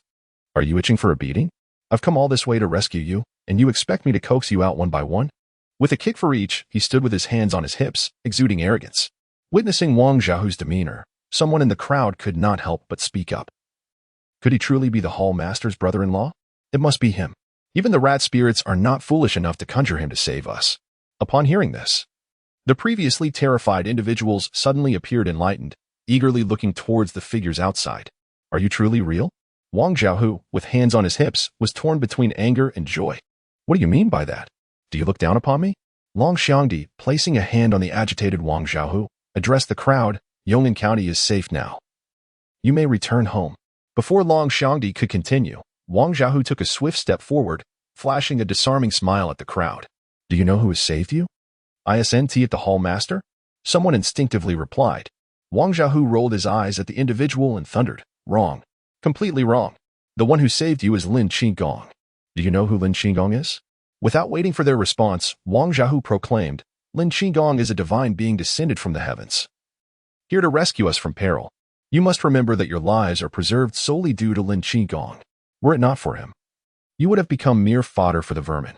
Therefore, you ought to express your gratitude. Remember the kindness Lin Qing has bestowed upon you. Once we return to the city, you must offer incense in his honor. Do you understand?" The survivors listened to Wang Xiaohu's incessant repetition of Lin Qing, their expressions turning bewildered with each utterance. Lin Qing? A deity? They were utterly perplexed. As if deciphering an ancient scripture, Lin scrutinized Wang Xiaohu with suspicion, pondering why he was so fervently promoting Lin Qing. This was highly unusual. Wang Xiaohu had always been a man who would not act without personal gain. His eyes darted around, and he quickly realized the situation. Goodness, this fellow is quite cunning. Once Lin comprehended the matter, he rushed to the other side of the fence and addressed the people inside. Did you see that divine light outside the cave just now? That is the divine radiance bestowed by Lord Lin Qing. Wang Xiaohu, witnessing Long Heir's audacity in usurping his role, was seething with anger. When you return to the county town, make sure to inform Lord Lin Qing during your incense offering that it was I who spoke to you about his miraculous deeds. Do you understand? You must remember, this is crucial, extremely important. Do you comprehend? Wang Xiaohu insisted repeatedly. Long Heir mimicked him, saying, when you offer incense to Lord Lin Qing, be certain to tell him it was I who guided you. Understood? Be sure to mention my name frequently. Do you know? I am Long Heir. Do you understand? This group of people, having just endured torment from the rat spirit, now found themselves under the oppressive influence of the vice leader, the brother of the home master. Though unwilling in their hearts, they nodded obediently. Long Xiangdi observed the two with exasperation. However, this could work to their advantage, as their presence would help build momentum for Lord Lin Qing. Consequently, the establishment of a temple for him in the county town would unfold naturally. After rescuing this group, the next day, 5 subordinates, carrying a divine talisman, safely escorted them back to the county town. Along the way, they encountered numerous corpses, those who had fled from the county town, tragically devoured by ferocious beasts and monsters before their arrival. Some were unfortunate, while others were fortunate. Long Xiangdi dismantled several monster dens, thanks to the efficacy of the divine talisman. Gradually, people were brought back to the county town, and whenever Long Heir and Wang Xiaohu were part of the team, the stories of Lord Lin Qing were inescapable. On the towering mountains of the Gui Shaman, majestic buildings stood, the headquarters of the sect. Although the atmosphere of Gui Shaman had always been oppressive, it was nowhere near as silent as it was now. Many disciples lay dead or injured. Is it true that the ancestor has fallen? Asked a severely injured disciple, clutching his wound, pale-faced. Who knows? Another disciple gazed at the main peak, his heart heavy. Alas, it seems highly likely that the ancestor has truly perished. I just heard the news that Yong'an County has already been occupied by Gui Shisan. Yong'an County has fallen. Not only Yong'an, but also the neighboring Chishui County is in the same plight. If the ancestor were unharmed, how could these rat-like creatures run rampant? It enrages me to no end. Sigh, the sacrifices we relied on have dwindled. Our cultivation is likely to diminish. Are you still thinking about sacrifices? You should be contemplating our future direction. The disciples below were restless, yet the atmosphere within the upper echelons of the ghostly fiend sect was markedly different. The sect leader stood before the door of the secret chamber, gazing at the ancestor who had yet to emerge, his expression one of deep melancholy. Elder, among the 7 counties we control, 3 have already been infiltrated by other malevolent forces. If we do not take action soon, the remaining counties are likely to fall as well, the sect leader lamented with concern. The elder shook his head. Before entering seclusion, the ancestor specifically instructed that as long as he remains within, we must refrain from any actions. However, given the current situation, the elder scoffed. Let those forces occupy the territories for now. Once the ancestor emerges, they will naturally revert to our control. For the time being, we may only lose a few livestock. But once the ancestor returns, we can acquire as much livestock as we desire. Indeed, the sect leader replied. As for the disciples within the sect, we need not concern ourselves with them. This is a perfect opportunity to eliminate some disloyal individuals. Agreed. Meanwhile, within Yong'an County, the returning citizens trickled back into the city, experiencing an uncanny sense of having been transported to another era. They were fortunate to spend several nights in the wilderness, while the unfortunate had long been consumed by the dangers of the night. As soon as these individuals entered the city, they were immediately ushered to a raised platform. Ladies and gentlemen, welcome home, Zhang Hai proclaimed from the makeshift stage, addressing the weary group with a respectful gesture. The people below stood in bewilderment, uncertain of his intentions. Do you know why you have been so fortunate to return? Zhang Hai inquired with a smile. One person instinctively blurted out, because of Lin Qing. The smile on Zhang Hai's face instantly froze. The name Lin Qing lodged in his throat. After clearing his throat a couple of times, he exclaimed, indeed, it is Lin Qing. Do you know what has become of the malevolent spirit, Ghost 13, that once plagued Yong'an County? Zhang Hai continued to question. He is dead, the crowd responded. This time with a touch of certainty. Zhang Hai shamelessly pressed on. And do you know who killed Ghost 13? Lin Qing, the crowd chorused. Zhang Hai was momentarily rendered speechless. Without waiting for his next inquiry, someone in the audience chimed in. Lin Qing not only killed Ghost 13, but also vanquished the rat demon, freeing the humans that Ghost 13 had captured. The crowd began to share every detail of Lin Qing's deeds. You need not say anything. Lord Wang Zhaohu has already informed us. We also learned from young Master Longhair. By the way, who exactly is this Lin Qing? One person pondered aloud. I've been hearing the name Lin Qing so much lately. It's giving me a headache. Indeed. That young Master Longhair drones on incessantly in my ear. Drones on? Another remarked enviously, venting to those beside him. You are fortunate. You have no idea that Wang Zhaohu is unbearable. He even conducts surprise interrogations, and if you cannot answer, you get kicked. Just look at how many footprints are on my back. I've been kicked several times. When I sought justice from Deputy Hall Master Long, he ended up kicking me too. Where am I supposed to seek redress? Speaking of which, who is this Lin Qing? I don't know. Aren't they saying he is a deity? A deity? Don't be absurd. He might just be a significant figure. Zhang Hai listened to the murmurs below, his mouth twitching slightly. He had originally intended to showcase himself before Lin Qing, hoping to catch his attention, but unexpectedly, the two rascals, Longhair and Wang Zhaohu, had already ingratiated themselves with Lin Qing. It struck him that individuals like Longhair and Wang Zhaohu, who rarely employed their intellect, would hardly have thought of this. It must have been the Hall Master and Deputy Hall Master who had advised them. No wonder the Hall Master had neither opposed nor intercepted his earlier proposal. It seemed he had been preempted. Alas, what a blunder. Zhang Hai fiercely struck his thigh, wishing he could return and join the main group in pursuit of the townsfolk. Lin Qing, floating above Yong'an County, observed the scene below with a hint of surprise. Upon hearing the discussions among the people, he found himself in a state of bemusement. While these townsfolk were aware of his illustrious name, they seemed to harbor doubts about his divinity.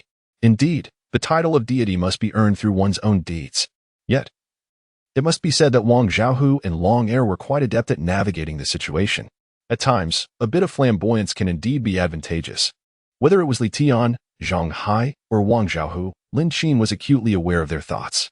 As the chatter from the crowd grew increasingly boisterous, particularly regarding the questions of Lin Qing's divine status, Zhang Hai hastily interjected to restore order. Everyone, please quiet down. Let me clarify who Lin Qing is, he proclaimed. Posing and answering his own question.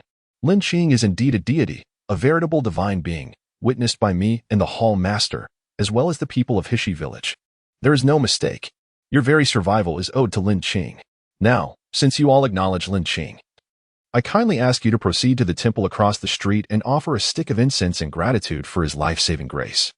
Zhang Hai pointed towards the structure directly opposite them, which had been temporarily appropriated to house Lin Qing's statue, serving as a makeshift temple. The true temple was under construction, with the Hall Master urging workers to toil day and night to complete it before the statue's arrival. As the crowd turned to look, they noticed that the sign, which had once read as a tavern, had been replaced with the freshly painted words Lin Qing Temple. Wait, is this for real? Could he truly be a deity? The Hall Master and the others have seen him. It must be true, right? Is there really a deity? Impossible. It must be one of those deities. Someone ventured, voicing the truth. This sentiment resonated with many in the crowd. Observing their hesitance, Zhang Hai bellowed, "What are you dawdling for? Hurry up and pay your respects. If anyone does not approach sincerely, I will not hesitate to deal with you." His furious roar instantly subdued those below, compelling them to obediently scurry to the opposite side. With their merits usurped, what reason had they to remain in good spirits? The county town, abundant in resources, remained indifferent to such trifles. As long as the citizens returning to the town offered their incense to Lord Lin Qing, all would be well. Guarding the temple of Lord Lin Qing. The first to step into the temple beheld the vast, empty hall, where an altar displayed a shrine housing a wooden deity, whose visage was strikingly graceful. Fresh fruits adorned the offering table, while an incense burner sat prominently, wisps of fragrant smoke curling upward. This was Lord Lin Qing, the young man murmured softly. Here to fetch incense, he heard a voice call. The youth looked over and was astonished to find the formidable leader of the ghostly evil sect acting as a temple steward, approaching with trepidation. He accepted the incense from the man's hands. Li Tian smiled warmly, offering heartfelt advice. When lighting the incense, one must be sincere. Only with sincerity would Lord Lin Qing bestow his blessings. The young man had never encountered such a gentle leader before, and he trembled with fear. Do not be afraid. Just light the incense, Li Tian urged, his smile growing increasingly benevolent, yet the youth quaked even more. The smile on Li Tian's face shifted subtly, his voice adopting a steely edge. What are you trembling for? Light the incense properly, and remember to be sincere. The youth, clutching the incense, nodded vigorously, acknowledging his understanding. He ignited the incense, inwardly lamenting.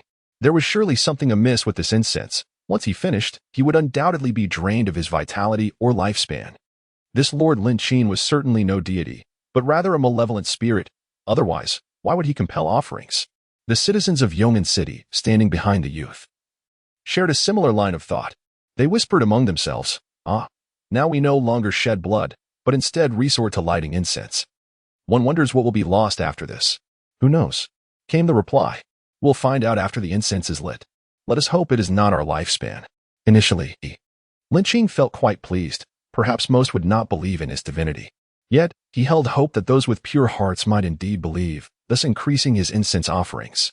However, observing the murmurs of the citizens, their reluctance to offer incense, and the fear reflected in their eyes, he began to grasp the meaning of the system. Forcing people to offer incense would not yield any gains. Rather, it would incite disdain. This act of offering incense was better left undone. With a sigh, Lin Qing acquiesced to his true intentions, gently waving his hand to pull Li Tian into his ethereal realm. In an instant, the surroundings transformed, and Li Tian's demeanor grew taut with tension. Yet he soon recalled the matter concerning the divine abode of Lord Lin Qing. Could it be that this was indeed the divine residence? A tall figure emerged in the illusion, and Lin Qing's voice resonated softly in his ear. The act of offering incense must solely depend on the will of the people. Do not impose. Li Tian was momentarily stunned, still reeling from the joy of arriving at Lin Qing's divine abode, when he was unexpectedly struck with a sudden blow. He knelt in trepidation, pleading for forgiveness. Lord Lin Qing, do not hold it against me. I am but a simpleton who has committed a grave error. I shall disperse the people at once. Be gone.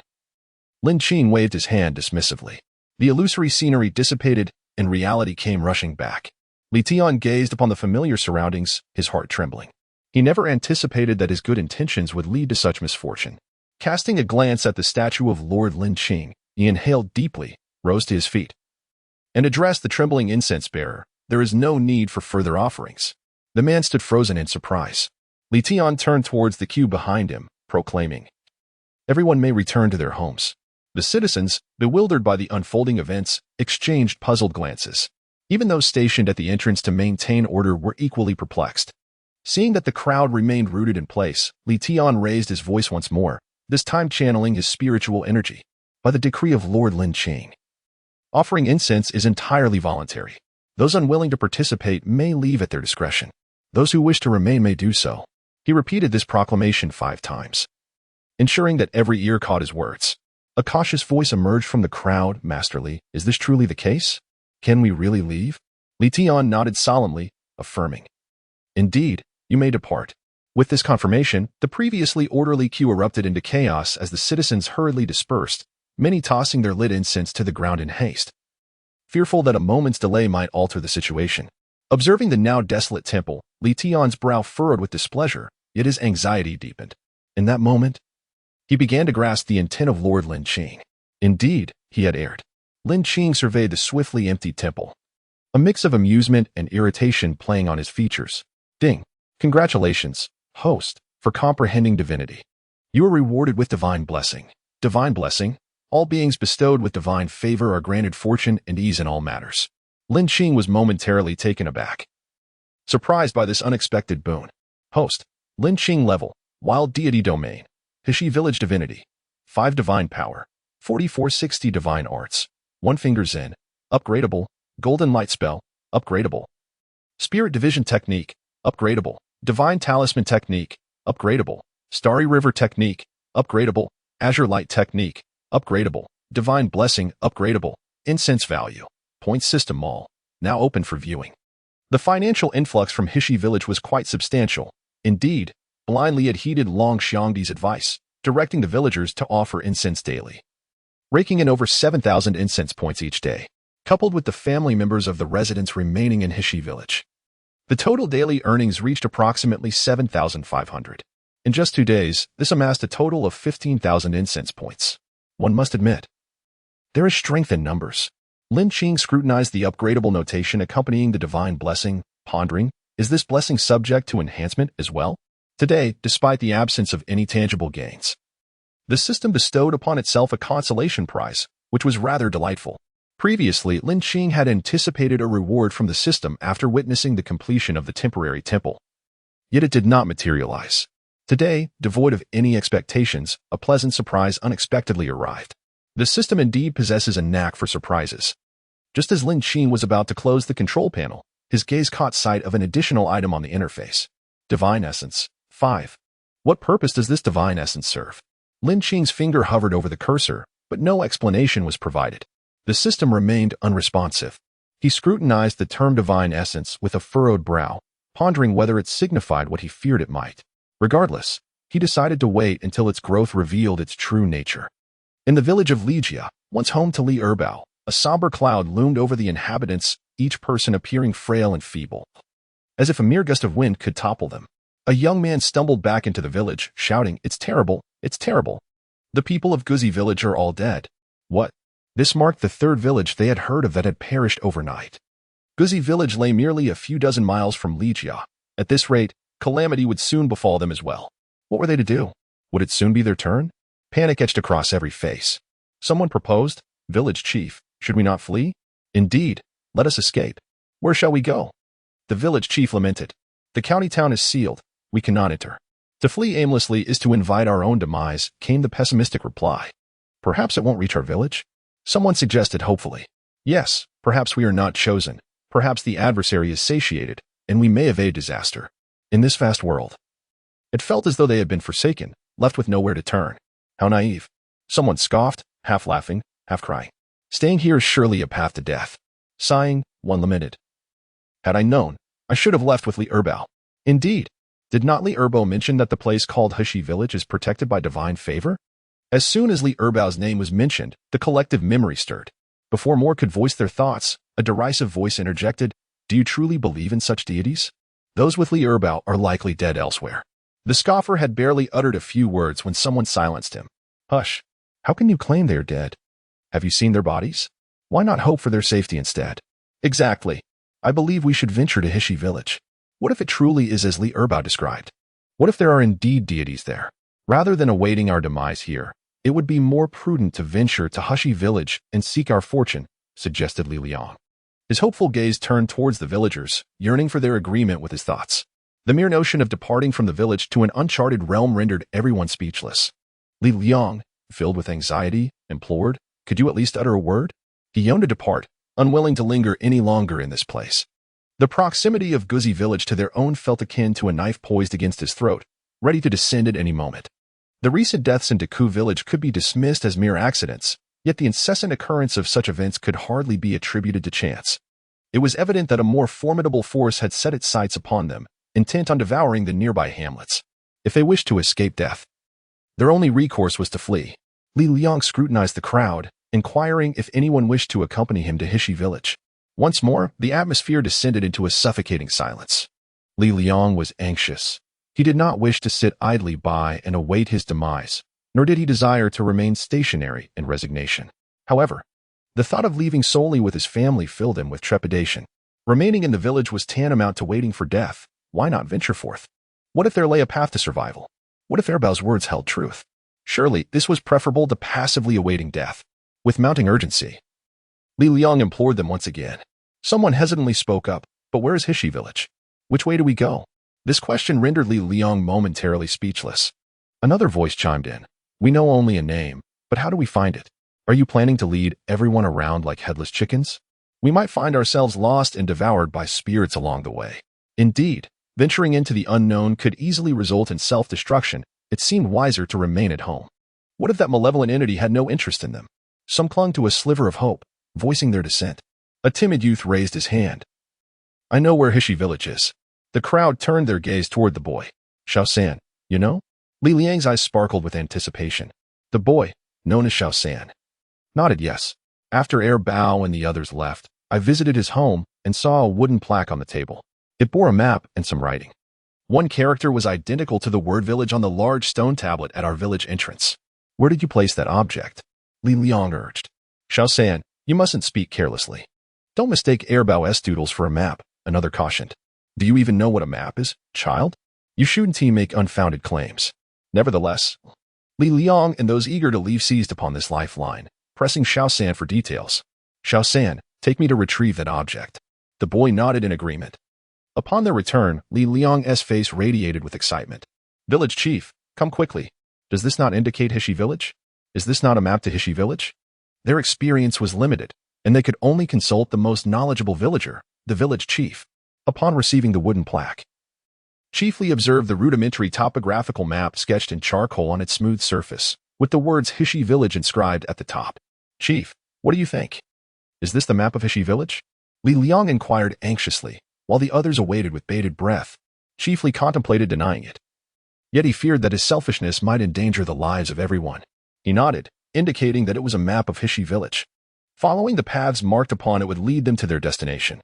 Li Liang felt an overwhelming joy as he held the wooden map, addressing the others in the village, proclaiming that they now had a guide and a place to go. Was there anyone willing to depart alongside him? Silence enveloped the group once more until, after a moment's hesitation, someone raised their hand. My family is willing to join. With the first volunteer, soon a second and a third followed suit. Gradually, more and more individuals joined the cause. Rather than remain here in fear and trepidation, they preferred to venture outside in hopes of survival. Indeed, to wait idly for death was ultimately a coward's choice. My family is also willing to join. As Li Liang observed the growing number of families expressing their willingness to leave, his heart swelled with elation. To avoid prolonged uncertainty, he promptly declared that there was no time to waste. They would gather their belongings today and set forth at dawn the following day. All right, sounds good. As the crowd expressed their agreement, a timid voice piped up. Why not leave today? It is better to act swiftly rather than delay. Since we all intend to depart anyway, how about we return to pack and leave at once? Yes, why not just leave today? Upon hearing that the inhabitants of Guzi village had perished, an unsettling feeling gripped Li Liang's heart. Seeing that everyone echoed similar sentiments, he quickly altered the plans. Very well. We shall leave today. Those wishing to depart hurried back to prepare. They agreed to reconvene at the village entrance after the burning of a joss stick. They would not wait beyond the appointed time. Many families rushed home, busying themselves with packing their meager belongings. Their poverty meant that their possessions would scarcely fill a small cart. If that thing does not come to our village, perhaps our village will prosper in the future. Someone murmured softly. Since 10 days prior, the blood offerings presented at each household's doorstep had not been consumed by the malevolent entity lurking in the night. Initially, the villagers were filled with dread, fearing impending doom, but as days passed without incident and upon inquiring with neighboring villages, they discovered that their counterparts had experienced similar circumstances. A few villages convened and speculated that perhaps the malevolent entity that once fed on their blood had perished. This revelation brought joy to the villagers for a time. But the respite was short-lived. 3 days later, the entire population of Daku village met their demise in a single night. Today, it was Guzi village that fell victim to the same fate. Village Chief Li rose, tapping the ashes from his pipe. If you do not prepare, I too must get ready. Chief, you are leaving as well? Li, casting a sideways glance, replied, If I do not leave, shall I remain here to await death? The others fell silent. What if that thing is sated and decides not to come to our village? The chief regarded the speaker with a knowing look. Then you may remain here and wait. As for me, this old body cannot afford to wait. Once the chief announced his departure, the remaining villagers found themselves compelled to follow suit, none daring to stay behind. Those who remain entangled in their thoughts hastily return indoors to gather their belongings. At noon, under the blazing sun, the inhabitants of Lijia village, with their families in tow, set forth in a grand procession, leaving their ancestral land behind as they journey towards the unknown realm of Hushi village. Whether they shall reach Hushi village unscathed remains a mystery to all. Perhaps they will be whisked away by malevolent spirits along the way, or perhaps they may fall victim to lurking evils that cross their path, or perchance they may miraculously arrive at Hishi village. The future is shrouded in uncertainty. In the desolate village, the group from Lijia village pauses to rest. The surroundings enveloped in an eerie silence. Most villagers have never ventured beyond the confines of their home, let alone spend a night in the wilderness. And a palpable sense of dread hangs heavy in the air. Despite having traveled the entire day, their spirits remain taut, reluctant to succumb to slumber. Deep within the mountains, a malevolent creature catches a whiff of the rich scent of vitality, tracing the aroma to the forsaken village below. Just as it prepares to indulge in a feast, a tendril of dark energy ensnares it, sending it into a panic. Demon. The creature barely utters a single word before it becomes completely immobilized, unable to move an inch. With a soft thud, a skeletal remains falls at the edge of the abandoned village, and the dark energy swiftly courses towards the forsaken settlement, merging seamlessly into a lifeless body. Unbeknownst to the villagers, it silently integrates into their midst. At dawn the next day, the caravan prepares to set off. Yet before they can depart, a piercing scream shatters the morning calm. The crowd rushes toward the dilapidated house, where they find a middle-aged woman trembling in fear. Her gaze fixed upon a skeletal figure slumped against the wall nearby. Where did the skeleton come from? Someone voices in disbelief. Wait, wasn't there a skeleton here yesterday that none of you noticed? The three families residing in the house appear utterly bewildered. We cleaned this place. There were no bones here. We only discovered it upon waking this morning. Yes, we just noticed it. The onlookers find humor in the absurdity, unable to suppress their laughter. You all have dozens of eyes among you, and yet no one saw this skeleton? Truly remarkable. Suddenly, a young man speaks up. Hold on. The clothes on that skeleton look like those of Sister Dahua. At his remark, Dahua's family members go pale with shock. Impossible. They instinctively deny. Dahua's mother frantically searches the vicinity, calling out, Dahua? Dahua? The crowd exchanges glances, the unspoken realization dawning upon them. The skeleton may indeed belong to Dahua. As they gaze upon the remains, a chilling thought grips them. The village may harbor dark forces at play. Did you not sense anything unusual while you slept here last night? Inquires the village leader, Mr. Li, addressing the three families. Their faces drain of color, and one by one, they shake their heads in denial. They could scarcely imagine that had it been they who were chosen last night, it would be their own bones that lay here today.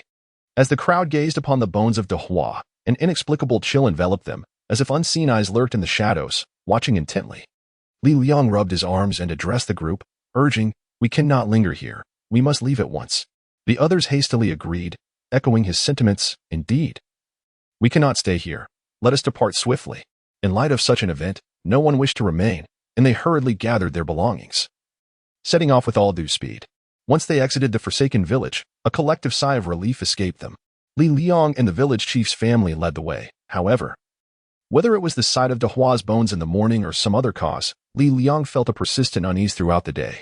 Chief, my heart is racing. He confided in a hushed tone to the village chief. The chief cast a glance at him and reassured, Do not worry, nothing will happen. He spoke those words. Yet within, he felt an unsettling similarity to his own sentiments. Whether it was merely his imagination or not, he sensed something amiss within the group. Li Liang furtively glanced towards the rear of the procession and lowered his voice to say, Village chief, I cannot shake the feeling that something sinister is trailing us. The expression on village chief Li's face shifted abruptly. He contemplated reprimanding Li Liang for his fanciful notions, but found the words lodged in his throat. For he too harbored the same unsettling sensation. He too lowered his voice. Tonight, ensure your family remains awake. We must endure until we reach Hishi village. Did not Bao mention that the deities of Hishi village would bestow their protection upon us? Li Liang comprehended the unspoken understanding shared between him and the village chief. This signified that indeed, there was something unclean accompanying them on their journey. Although they possessed a map, its hasty rendering made navigation rather challenging, and they lost precious time taking a wrong turn. By the time they located an abandoned settlement to rest, darkness had enveloped the land. The following day, the villagers, still enshrouded in slumber, were once again roused by piercing screams of terror. As they hurried towards the source of the commotion, they beheld three skeletal remains laid upon the makeshift bedding. These three individuals belonged to the same family, leaving only a small daughter among them. The little girl wept sorrowfully over the bones of her kin. What in the world has transpired? Did we not leave that village behind? Why do we encounter such horrors still? Li Liang gazed at the skeletal remains, his arms prickling with goosebumps. He scanned the crowd with a composed demeanor. But as he observed, dread began to swell within him. We must leave, quickly, he urged the others. Yes, indeed, we must hasten our departure, echoed a voice, articulating the unspoken fears that many harbored but dared not voice. Upon utterance of this truth, the atmosphere shifted, with fear etched across every face. What shall we do now? They murmured, their eyes darting anxiously, each sensing an ominous presence lurking nearby. Village chiefly interjected, Enough of this speculation, we must set forth at once and reach Hishi village as soon as possible. Agreed, came the collective response. That day, the villagers moved with remarkable urgency, both adults and children alike, pushing themselves to traverse the terrain with fervor. The sound of galloping hooves echoed from afar, causing the hearts of the villagers to quicken as they turned to face the approaching figures with trepidation. Upon seeing the formidable procession, Wang Zhaohu's eyes sparkled with anticipation. Their county had suffered considerable losses, and he was in dire need of replenishing their ranks. He must find more followers for Lin Qing. If Lin Qing were to be pleased and bestow a treasure, it would be a tremendous gain. Where do you all hail from, and where are you headed? Wang Xiaohu scrutinized the ragged individuals before him, their faces gaunt and weary, accompanied by families, yet lacking any escort. These were indeed individuals without masters. Such masterless souls could naturally be taken to Yong'an County, thereby bolstering its population. Village chiefly stepped forward and, addressing the elegantly attired young gentleman, offered a respectful bow. We are seeking refuge with relatives. Relatives? Where are your kin located? Pray tell, inquired Wang Xiaohu. Perhaps I might be acquainted with them. The astute young attendant beside Wang Xiaohu interjected. This gentleman is the brother-in-law of the county magistrate of Yong'an. His connections are extensive. Finding someone would be a trivial matter for him. No need to trouble yourself, sir. We are well aware of our destination, replied the village chief. Wang Xiaohu, having pressed for answers, was met with the old man's evasive responses, which was indeed infuriating. He has never been a person of good temper, he stated directly. Do not concern yourselves with where you are going. Accompany me back to Yong'an County. In Yong'an County, we have Lord Lin Qing, who will assuredly ensure your safety and peace of mind. Upon hearing the name Lord Lin Qing, the villagers of Li family village's eyes gleamed with excitement. They have arrived at the right place. Upon seeing that the other party intended to take them all away, village chief Li recalled that Lin Qing came from Hushi village, and he surmised that the other party would undoubtedly have reservations about moving someone out of Hushi village. As he was on the verge of refusing, a wisp of dark energy stealthily infiltrated his being. His murky eyes were instantly overtaken by the malevolent mist, and his mouth moved uncontrollably, producing a parched sound as he uttered, "Everything shall be as you dictate." Witnessing his acquiescence, Wang Xiaohu was filled with elation, repeatedly exclaiming, "Excellent, excellent. Your choice will undoubtedly prove to be wise." The villagers, including Li Liang, were taken aback, yearning to contest, but, upon observing Wang Xiaohu and his cohorts, could only silently swallow their words. Wang Xiaohu dismounted from his horse and approached the village chief, placing his hand upon his shoulder. However, the moment he made contact, it felt as though his palm had been pricked by a needle, and he instinctively withdrew his hand. What on earth, old man? Do you have a needle on your shoulder? At that precise instant of contact, the dark energy concealed within the village chief's body surged forth, darting away to possess another individual. The village chief shuddered slightly, a flicker of confusion crossing his eyes as he heard Wang Xiaohu's grumbling voice in his ears. He instinctively replied, "Young Master Wang, there is no needle on my shoulder." No needle? Wang Xiaohu raised his hand, his brow furrowed, pondering the peculiar situation. For the moment, Wang Xiaohu could not comprehend the reason behind it and chose not to dwell further on the matter. He set the matter aside for the moment and cheerfully addressed the crowd. Let us return to the city. Before we go, I wish to discuss the esteemed Lin Qing with you all. You are all familiar with Lin Qing, are you not? The villagers of Li family village, feeling the weight of Wang Xiaohu's status, nodded obediently like quails. However, your knowledge is surely incomplete. Allow me to enlighten you. Lin Qing is a magnificent deity with the welfare of the world at heart. He not only rescued Hishi village, Wangjia village, and Ayaka village. Throughout the journey, Wang Xiaohu incessantly recounted the remarkable deeds of Lin Qing to the villagers. Have you all memorized what I have said? The crowd nodded in agreement, observing their response. Wang Xiaohu revealed a wicked smile. Hehehe, let me test your knowledge. Who was it that first discovered Lin Qing? The boy, named Xiao San, who was called upon, stood frozen, stammering and unable to answer. Wang Xiaohu let out a disdainful snort, fully aware that these villagers were merely humoring him. Instinctively, he kicked Xiao San in the rear and admonished, remember, it was Su Duisho from Hishi village who unearthed Lin Qing from the mud. Rubbing his sore backside, Xiao San nodded vigorously. Wang Xiaohu then turned to another individual. Now, can you tell me whom Lin Qing has protected? The chosen one responded with trepidation. The entirely family village was left bewildered by Wang Xiaohu's antics. The previously oppressive atmosphere, steeped in fear of death, dissipated with his interruption, replaced instead by a different kind of anxiety brought about by Wang Xiaohu's scrutiny. One fear was substituted with another peculiar dread. Li Liang had been observing Wang Xiaohu closely throughout their journey, and as he cautiously approached, he nervously inquired, "Young Master Wang, is Lin Qing truly as formidable as you say?" Upon hearing this, Wang Xiaohu became displeased. What do you mean? Do you mean to say that you did not absorb anything I previously mentioned? Lin Qing is indeed powerful. Even malevolent spirits cannot withstand his presence. Really? Li Liang remained unconvinced, pressing for reassurance. Wang Xiaohu patted his chest and assured him, absolutely true. In a hushed voice, Li Liang continued, then. Can Lin Qing also deal with those silent, bone-turning evil entities? Wang Xiaohu placed his hand on Li Liang's shoulder, laughing heartily. Of course. Lin Qing is a divine being. Hearing Wang Xiaohu's words, Li Liang inexplicably felt a sense of relief wash over him. If that were indeed the case, it would be most fortunate. Wang Xiaohu squinted at him, asking, "Are you hiding something from me?" Suddenly exposed. The panic on Li Liang's face was effortlessly detected by Wang Xiaohu. Though a scion of privilege, Wang Xiaohu possessed a keen intellect. With a stern countenance, his tone turned severe as he admonished. "You would do well to speak candidly to me. Otherwise, I shall ensure you face dire consequences. Not just you, but your entire village shall endure my wrath." Li Liang gazed upon the once smiling young aristocrat, now transformed into an intimidating presence. He lowered his voice and leaned closer to his ear, recounting the events that had transpired within the group over the past couple of days. After listening to his account, Wang Xiaohu felt a chill run down his spine. Suppressing the urge to push Li Liang away, and in a hushed tone, he inquired, "Are you suggesting that there is something sinister following us in this group?" Li Liang nodded. "I have this unsettling feeling. That entity has been trailing us." "Good heavens!" Wang Xiaohu exclaimed in disbelief, instinctively placing his hand over his heart. Upon touching the talisman of Lin Qing, a flicker of reassurance washed over his previously anxious spirit. Damn it! They thought they had stumbled upon a bargain, only to discover that this supposed treasure was fraught with filth.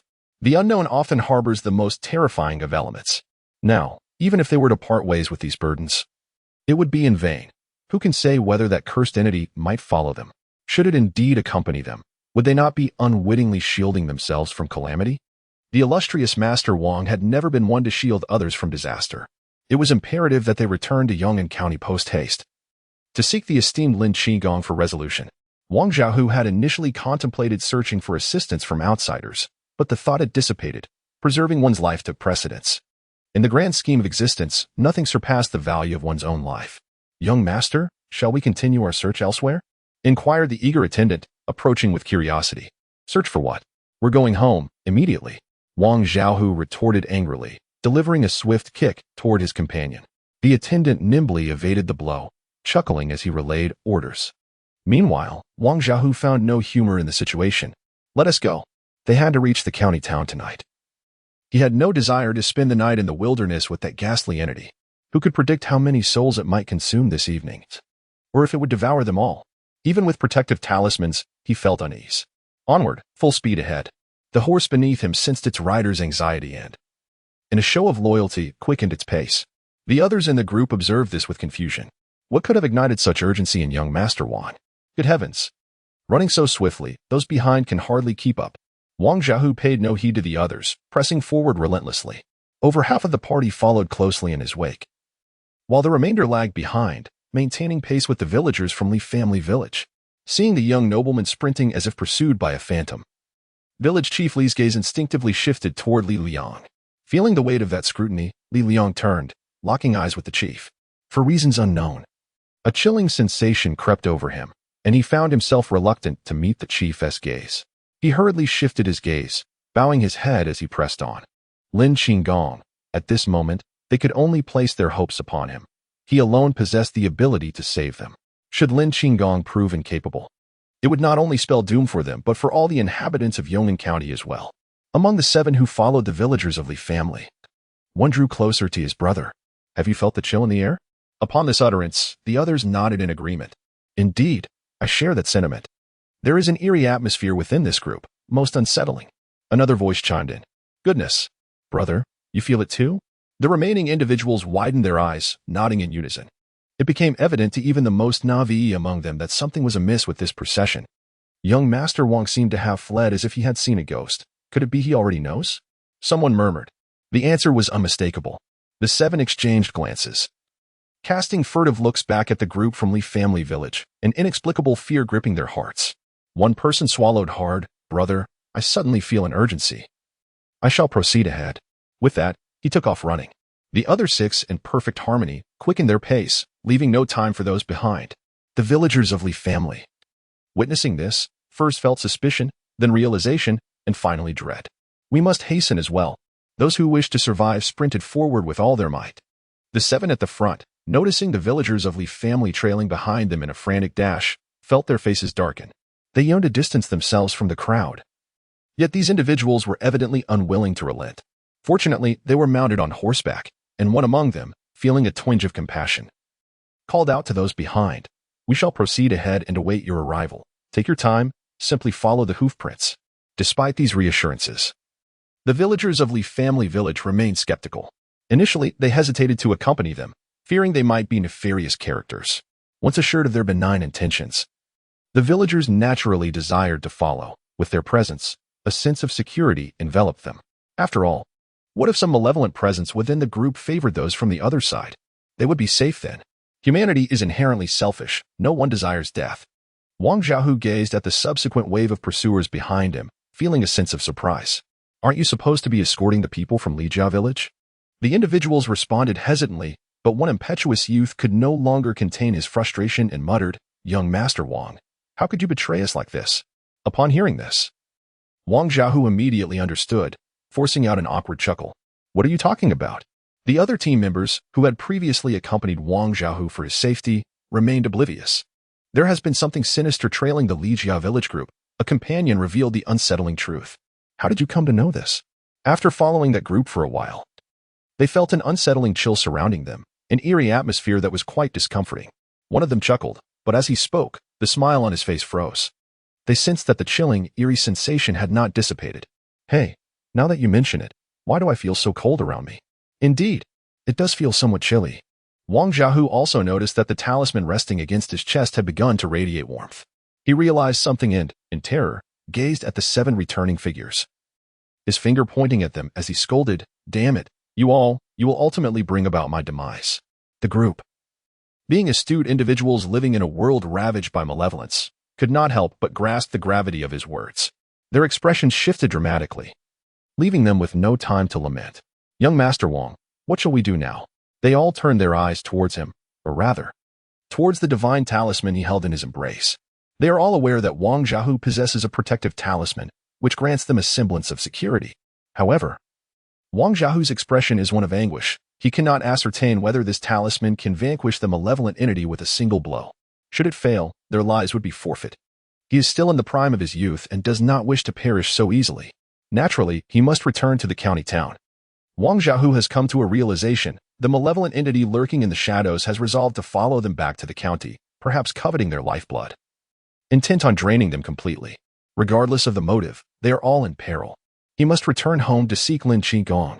Wang Xiaohu charged ahead, occasionally cracking the whip against the horse's hindquarters. The others followed suit, for none wished to embrace death. As night gradually descended, they would typically have rested by now, however. This group dared not stop, hastening their return without pause. Wang Xiaohu was acutely aware that the entity would stir to life after dark, and as the hour approached, uncertainty loomed over when it might act.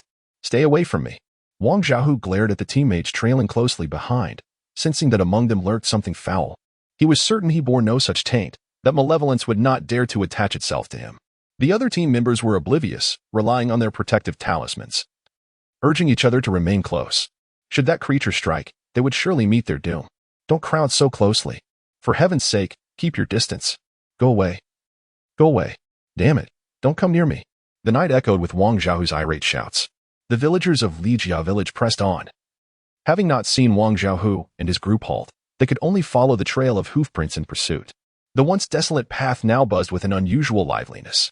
Particularly at the forefront, Wang Xiaohu's team inadvertently attracted the attention of other supernatural beings, but the moment those creatures sensed danger, they swiftly retreated, fearing that a moment's delay might seal their fate. Through relentless effort, they finally beheld the gates of Yong'an County. Tears of exhilaration streamed down Wang Xiaohu's face. As darkness enveloped the land, the gates closed. At that moment, the entrance to Yong'an County was firmly shut, and silence reigned within the city, even without the daily offerings. The populace refrained from venturing out at night. Each resident adhered to their routine, toiling at dawn and resting at dusk. A few disciples guarding the city had nestled within a small gatehouse, taking respite. Suddenly, an anxious voice rang out from outside the gates, a tone that sounded somewhat familiar. "Open the door. Hurry and open the door for me. Damn it, someone upstairs, come down and let me in." The 4 men, hidden in the gatehouse with their cups of wine, paused at the commotion. "Did I just hear young Master Wang's voice?" one remarked. "I heard it too." "Let us go see," another replied. The 4 companions ventured outside, standing at the city wall to peer out, and there they beheld a group at the gate, led unmistakably by Wang Xiaohu. Good heavens! It truly is young Master Wang. Wang Xiaohu, upon seeing them, anxiously shouted, "You lot, hurry down and open the gate. If you don't, someone's life will be at stake. Damn it! My life is on the line."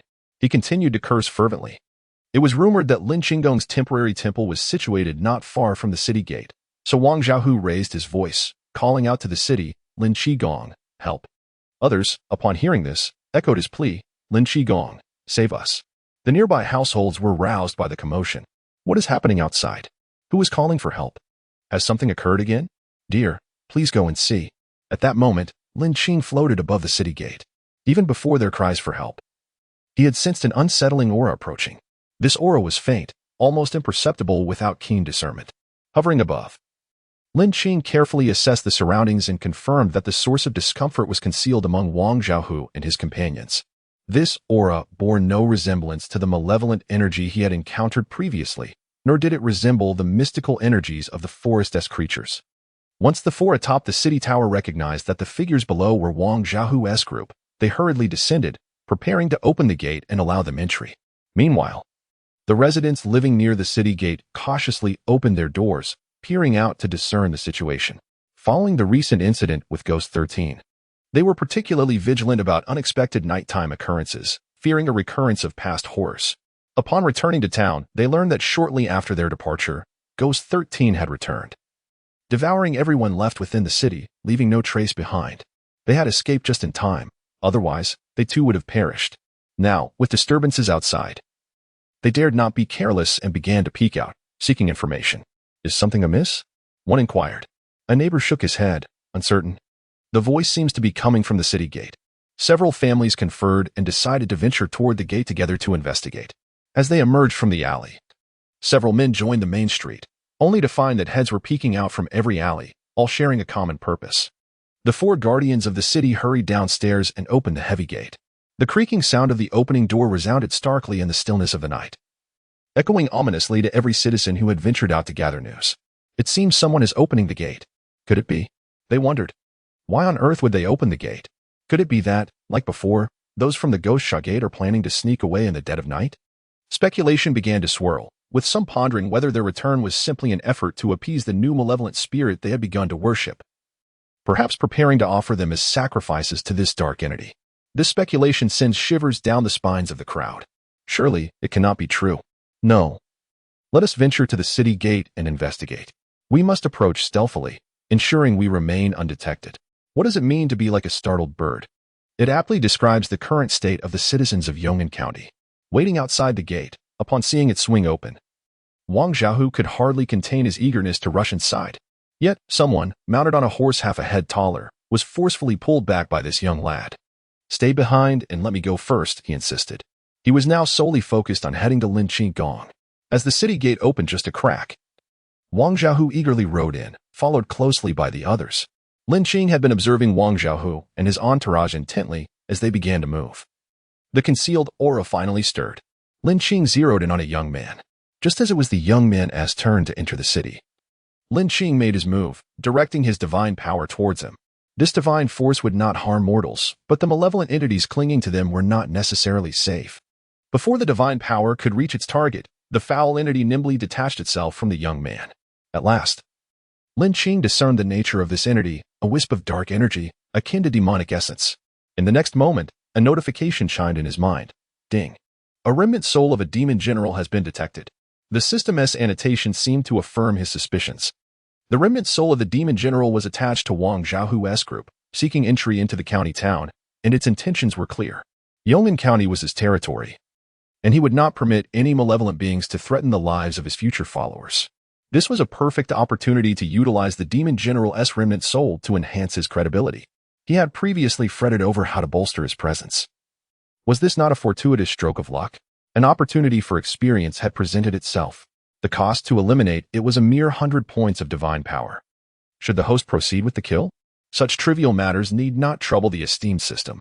This menial task was better suited for his own hands. When it came to gaining experience and asserting his presence, he would not delegate to the system. He would reserve funds for the system's assistance in more demanding tasks in the future. As the remnant soul detached from the young man and prepared to slip into the county town, Lin Qing had anticipated this move. He unleashed a golden light spell, casting it like a vast net to ensnare the entity below. Just as Wang Zhaohu passed through the city gate, he was blinded by a sudden burst of brilliant golden light erupting from the darkness. The dazzling radiance nearly overwhelmed his senses. Others, concealed in the shadows and watching discreetly, widened their eyes in astonishment at the unexpected display of golden brilliance. 10 golden light spells illuminated the night, awakening the townsfolk within their homes. Many leaned out of their windows to gaze. More residents emerged from their houses, looking up at the sky towards the direction of the city gate. Li Tian, startled from slumber, hurriedly left his bed without donning his clothes, rushing into the courtyard to behold the characters of immense power overshadowing Yong'an County. Lin Qigong had made his move. Li Tian was taken aback. Was it an evil spirit or a strange creature that had come to Yong'an County? He hurriedly made his way outside. "Husband, please get dressed first," his wife called after him. Ignoring her pleas, Li Tian strode purposefully towards the city gate. As he stepped out, he coincidentally encountered Long Xiangdi, who was also heading out. The two of them instinctively made their way towards the city gate, joined by numerous other citizens of Yong'an County. What was that golden light? How did it suddenly appear? What on earth was happening? Could it be that the malevolent spirit was about to unleash a massacre? Some began to voice their anxious speculations. Long Xiangdi cast an irritable glance at the speaker and retorted, "Cease your nonsensical chatter. A malevolent entity has invaded the county, and Lin Qigong is engaged in combat." His voice was resounding, ensuring that those concealed in the shadows could hear him distinctly. He paid no heed to whether those around him believed or not and hurried towards the city gates. Observing the departure of Li Tian and Long Xiangdi, several audacious townsfolk stealthily followed, eager to uncover the truth. Lin Qing stood atop the city wall, conjuring a net of 10 golden light spells that cascaded downwards, while a fragment of the demon general's lingering soul fled in panic. Upon seeing its escape route, a smile crept upon Lin Qing's lips. "You foolish child. Your desperation to flee is precisely what I anticipated. Rise." Another 5 golden light spells emerged, effectively sealing off every escape route. Captured. The golden runes from the southwest adhered to the fleeing soul, and upon collision, a crackling sound reverberated through the air, further sapping the already feeble essence of the soul. Chains forged from golden runes ensnared and bound it securely.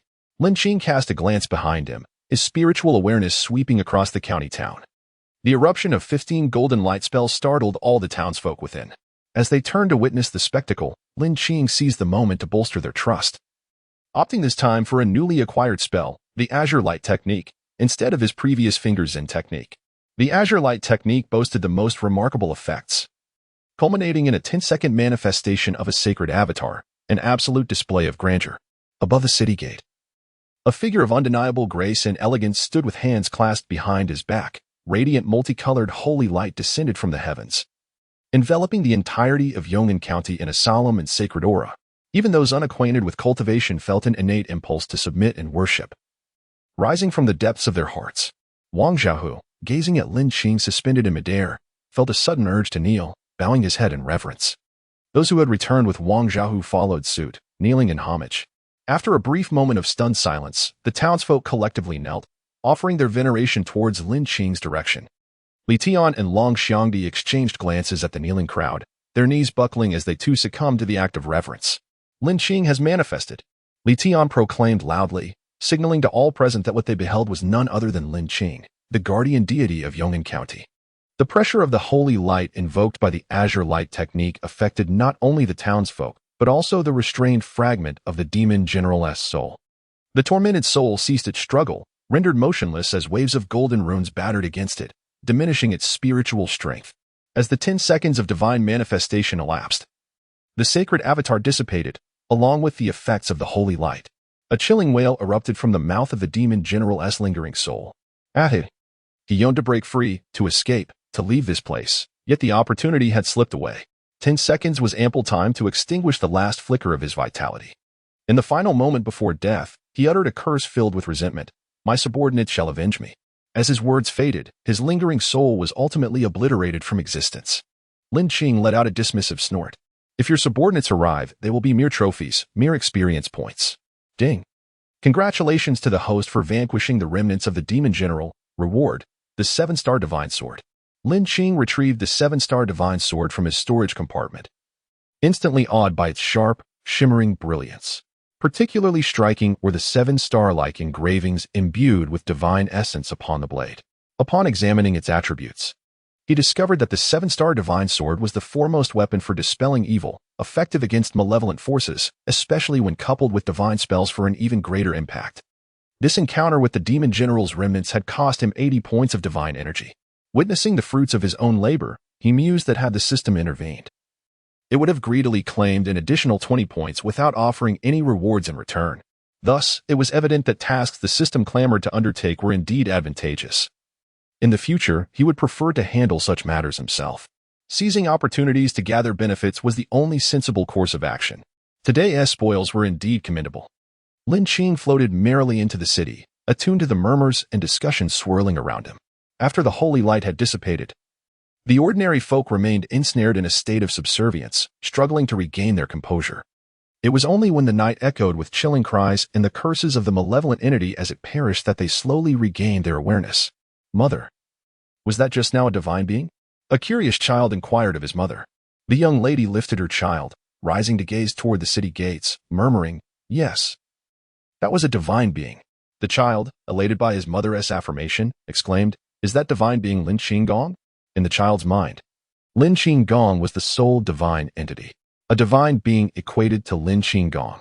The young woman nodded, affirming, "Yes, that is indeed Lin Qing." On their return journey, she had accompanied the large contingent to the Lin Qing temple, where she had seen Lin Qing. Although the wooden idol was small, she could still faintly discern that the figure bathed in divine light was Lin Qing. How wonderful! The uncles from the ghostly fiend sect did not deceive us. Lin Qing is truly a divine being. He can genuinely protect us. The innocent voice of the child echoed in the ears of every adult in the room. The woman's husband spoke up, "My dear, let us prepare some food and incense tomorrow. We must go and pay our respects to Lin Qing." The young woman nodded. All right. In countless corners of Yong'an County, scenes like this unfold. Previously, the esteemed gentlemen who stealthily followed me to the city gate, upon regaining their senses, all exhibited a glimmer in their eyes, filled with reverence and adoration for the divine, alongside a profound yearning. The people of the Ghost Killers sect did not deceive us. Lin Qing is indeed a deity. The moment he manifested, I felt an innate urge to prostrate myself. Yes, I share that same sentiment. A deity. It is astonishing that such beings truly exist in this world. Previously, we had only heard tales of deities, dismissing them as mere fabrications of strange fiction. Yet now we witness the reality of their existence. The emotions among the crowd ranged from excitement to shock, from exhilaration to trepidation. In short, no one remained unaffected. The skepticism that once lingered has now vanished in this very moment. Li Tian and Long Xiangdi approached the city gate, gazing at the open passageway and then at Wang Zhaohu, who was hurrying back into the city. "Speak honestly, what transpired?" Li Tian, clad in traditional attire, questioned with a stern expression. Upon encountering his brother-in-law, Wang Zhaohu promptly divulged the events that had unfolded on the road. As soon as I sensed something was amiss, my first thought was to seek Lin Qing's salvation. Indeed, Lin Qing has truly saved my life. Wang Zhaohu, displaying impatience, declared, "Brother-in-law, do not obstruct my path. I must pay my respects to Lin Qing." Without regard for his brother-in-law's displeasure, he hurried towards the temple of Lin Qing, with others in the group hastily trailing behind. "Wait for us, young Master Wang," they called out, but instead of slowing down, Wang Zhaohu quickened his pace. Upon entering the temple, he promptly knelt with a thud, holding incense with a look of utmost sincerity, murmuring, "Lin Qing, I am Wang Zhaohu, your most devoted follower. As your faithful disciple, I shall proclaim your illustrious name throughout Yangzhou, ensuring that all its citizens become your adherents. I beseech you, my most loyal disciple Wang Zhaohu has but a humble request." Amused, Lin Qing observed Wang Zhaohu, finding him to possess the potential to be a temple steward, yet also recognizing his opportunistic nature. Wang Zhaohu gathered his thoughts to articulate his modest request. "Lin Qing, as you are aware, the outside world is fraught with peril. As your disciple strives to spread your magnificent deeds, I may encounter various malevolent creatures. Therefore, I humbly request your blessing of some protective talismans. I do not ask for much, merely a few dozen would suffice." Those trailing behind could scarcely contain their disdain upon hearing Wang Zhaohu's humble request for dozens of protective charms, rolling their eyes in disbelief at his audacity. It is quite unthinkable. Anyone with a modicum of modesty would refrain from making such extravagant demands for numerous protective talismans. Alas! In comparison to the esteemed young Master Wang, we are left feeling woefully inadequate. Meanwhile, Wang Xiaohu, who is sincerely prostrating himself, has naturally overheard the murmurs of his compatriots behind him. His lips twitch as he struggles to suppress the urge to turn around and unleash a torrent of invectives.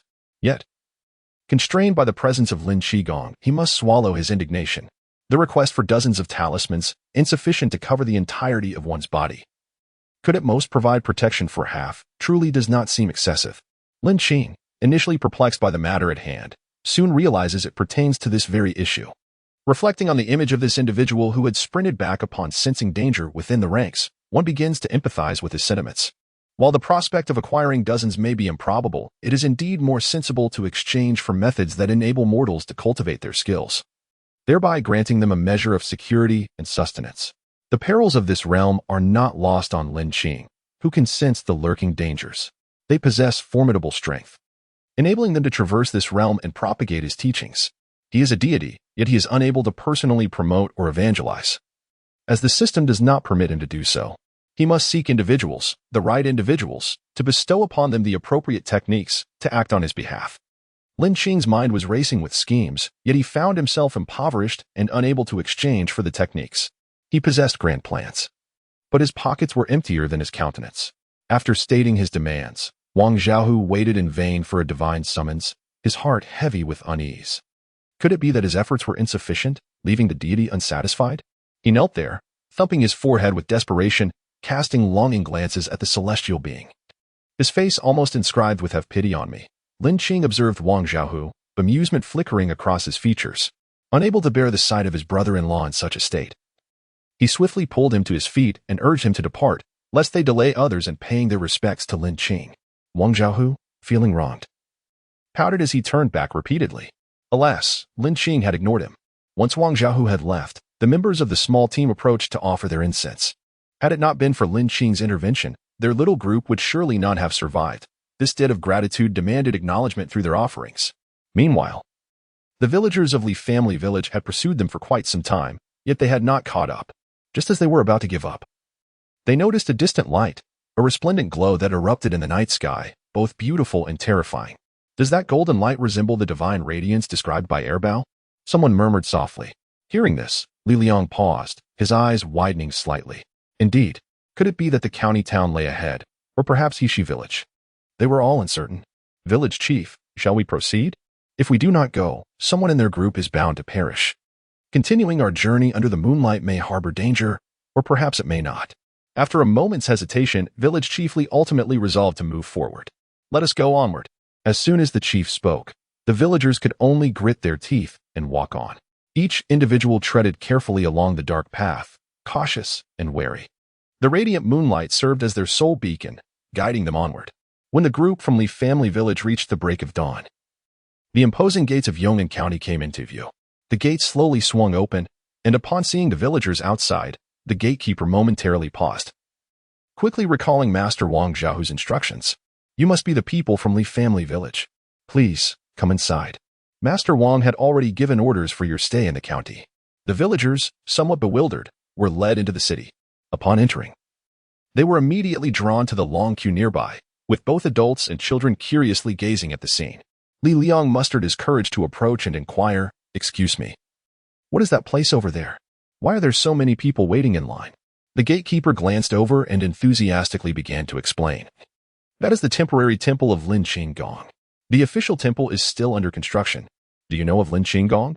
The villagers nodded eagerly. Yes, we know."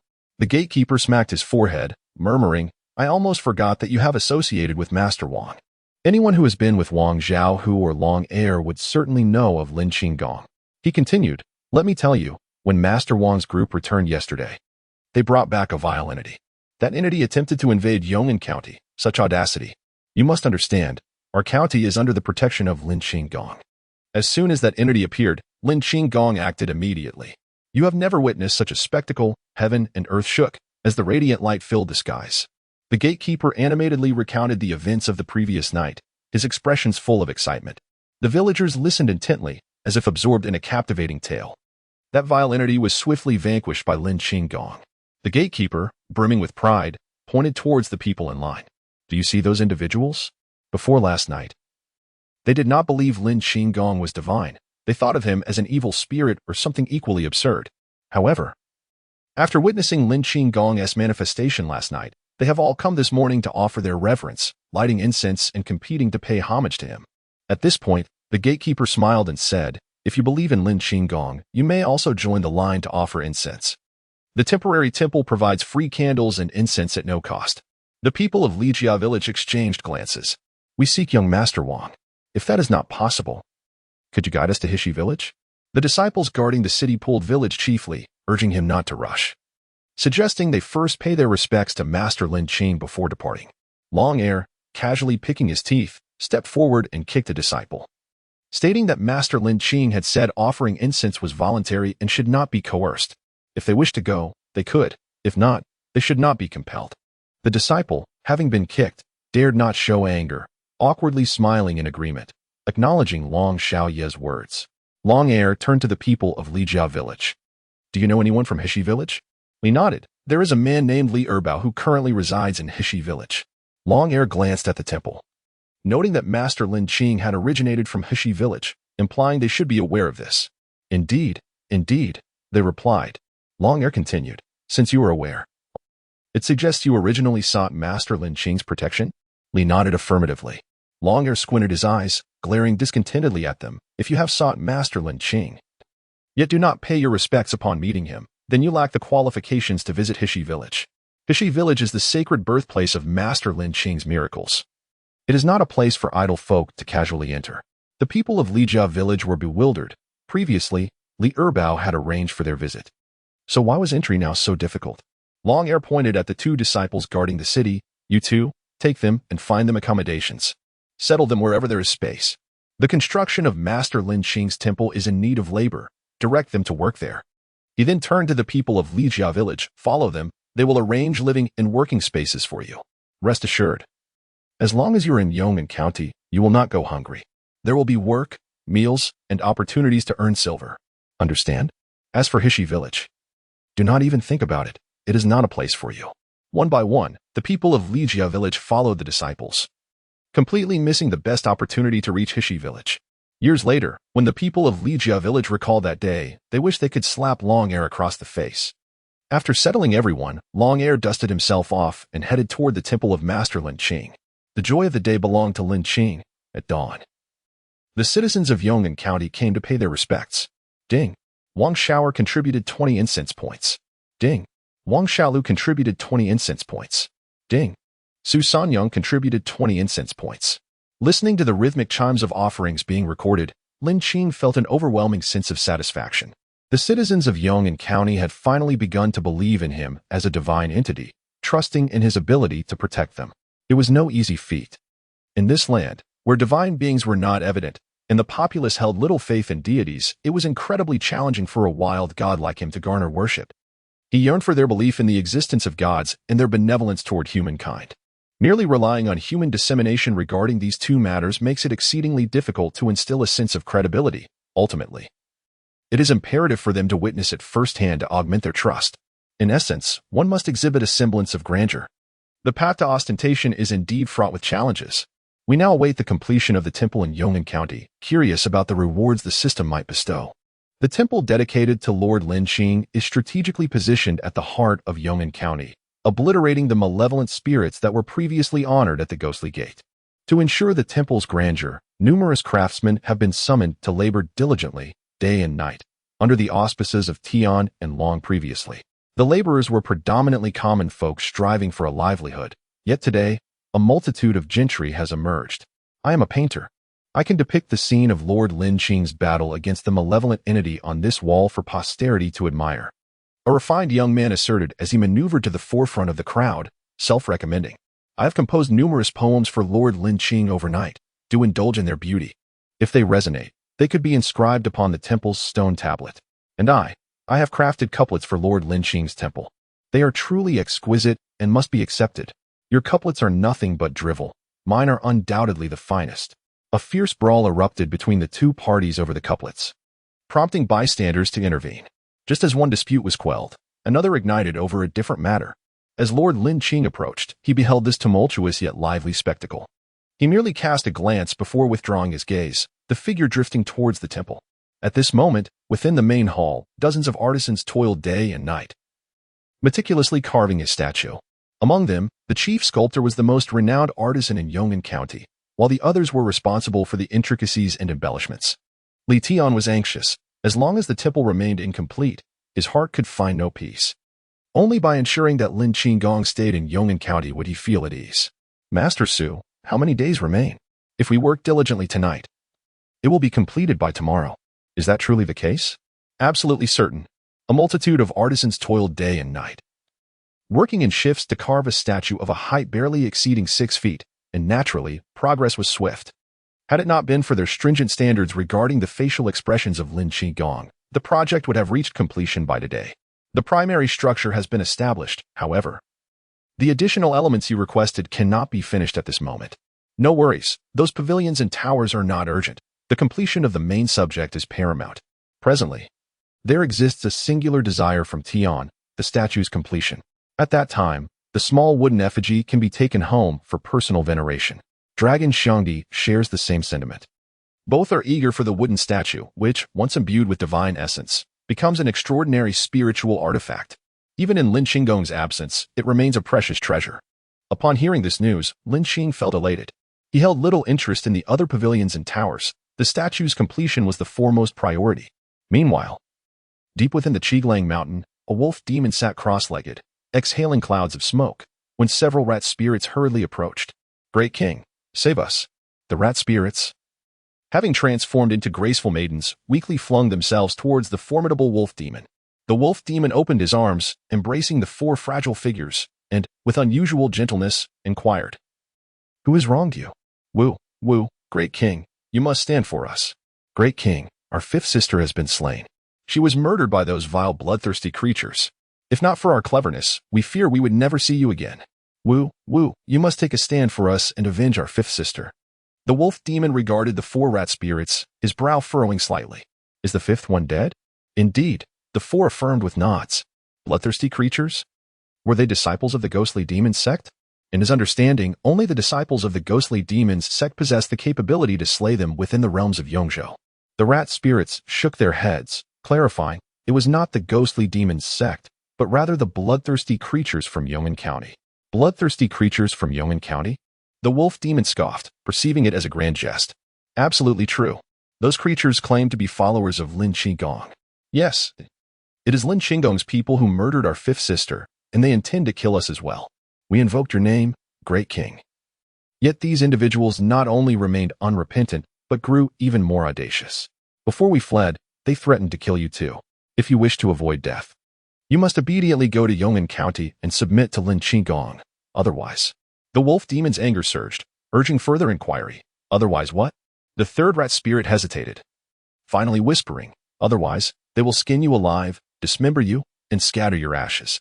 Upon uttering these words, the rat spirit trembled in fear. Such absurdity! The wolf demon abruptly rose, striking out with a claw, causing the large stone before him to shatter into countless fragments.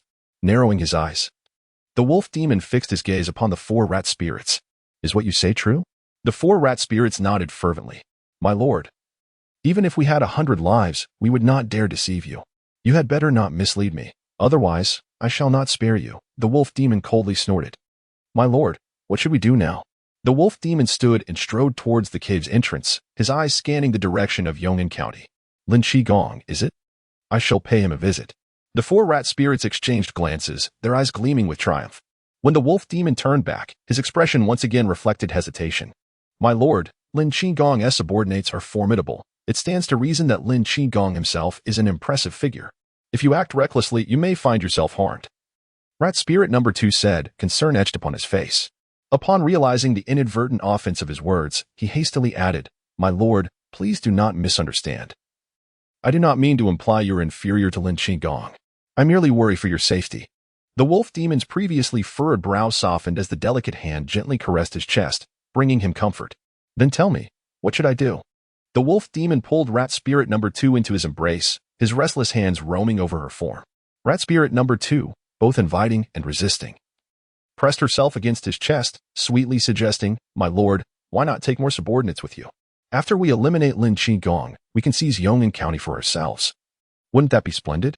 Rat spirit number 3 immediately leaned closer, her small hand tracing the contours of the wolf demon's chest. My lord, caution is the key to longevity. We sisters cannot bear the thought of you being harmed. My lord, if you were to be injured, our hearts would ache, echoed the other 2 rat spirits. As they clustered around the wolf demon, attending to him with utmost devotion, lost in their adoration.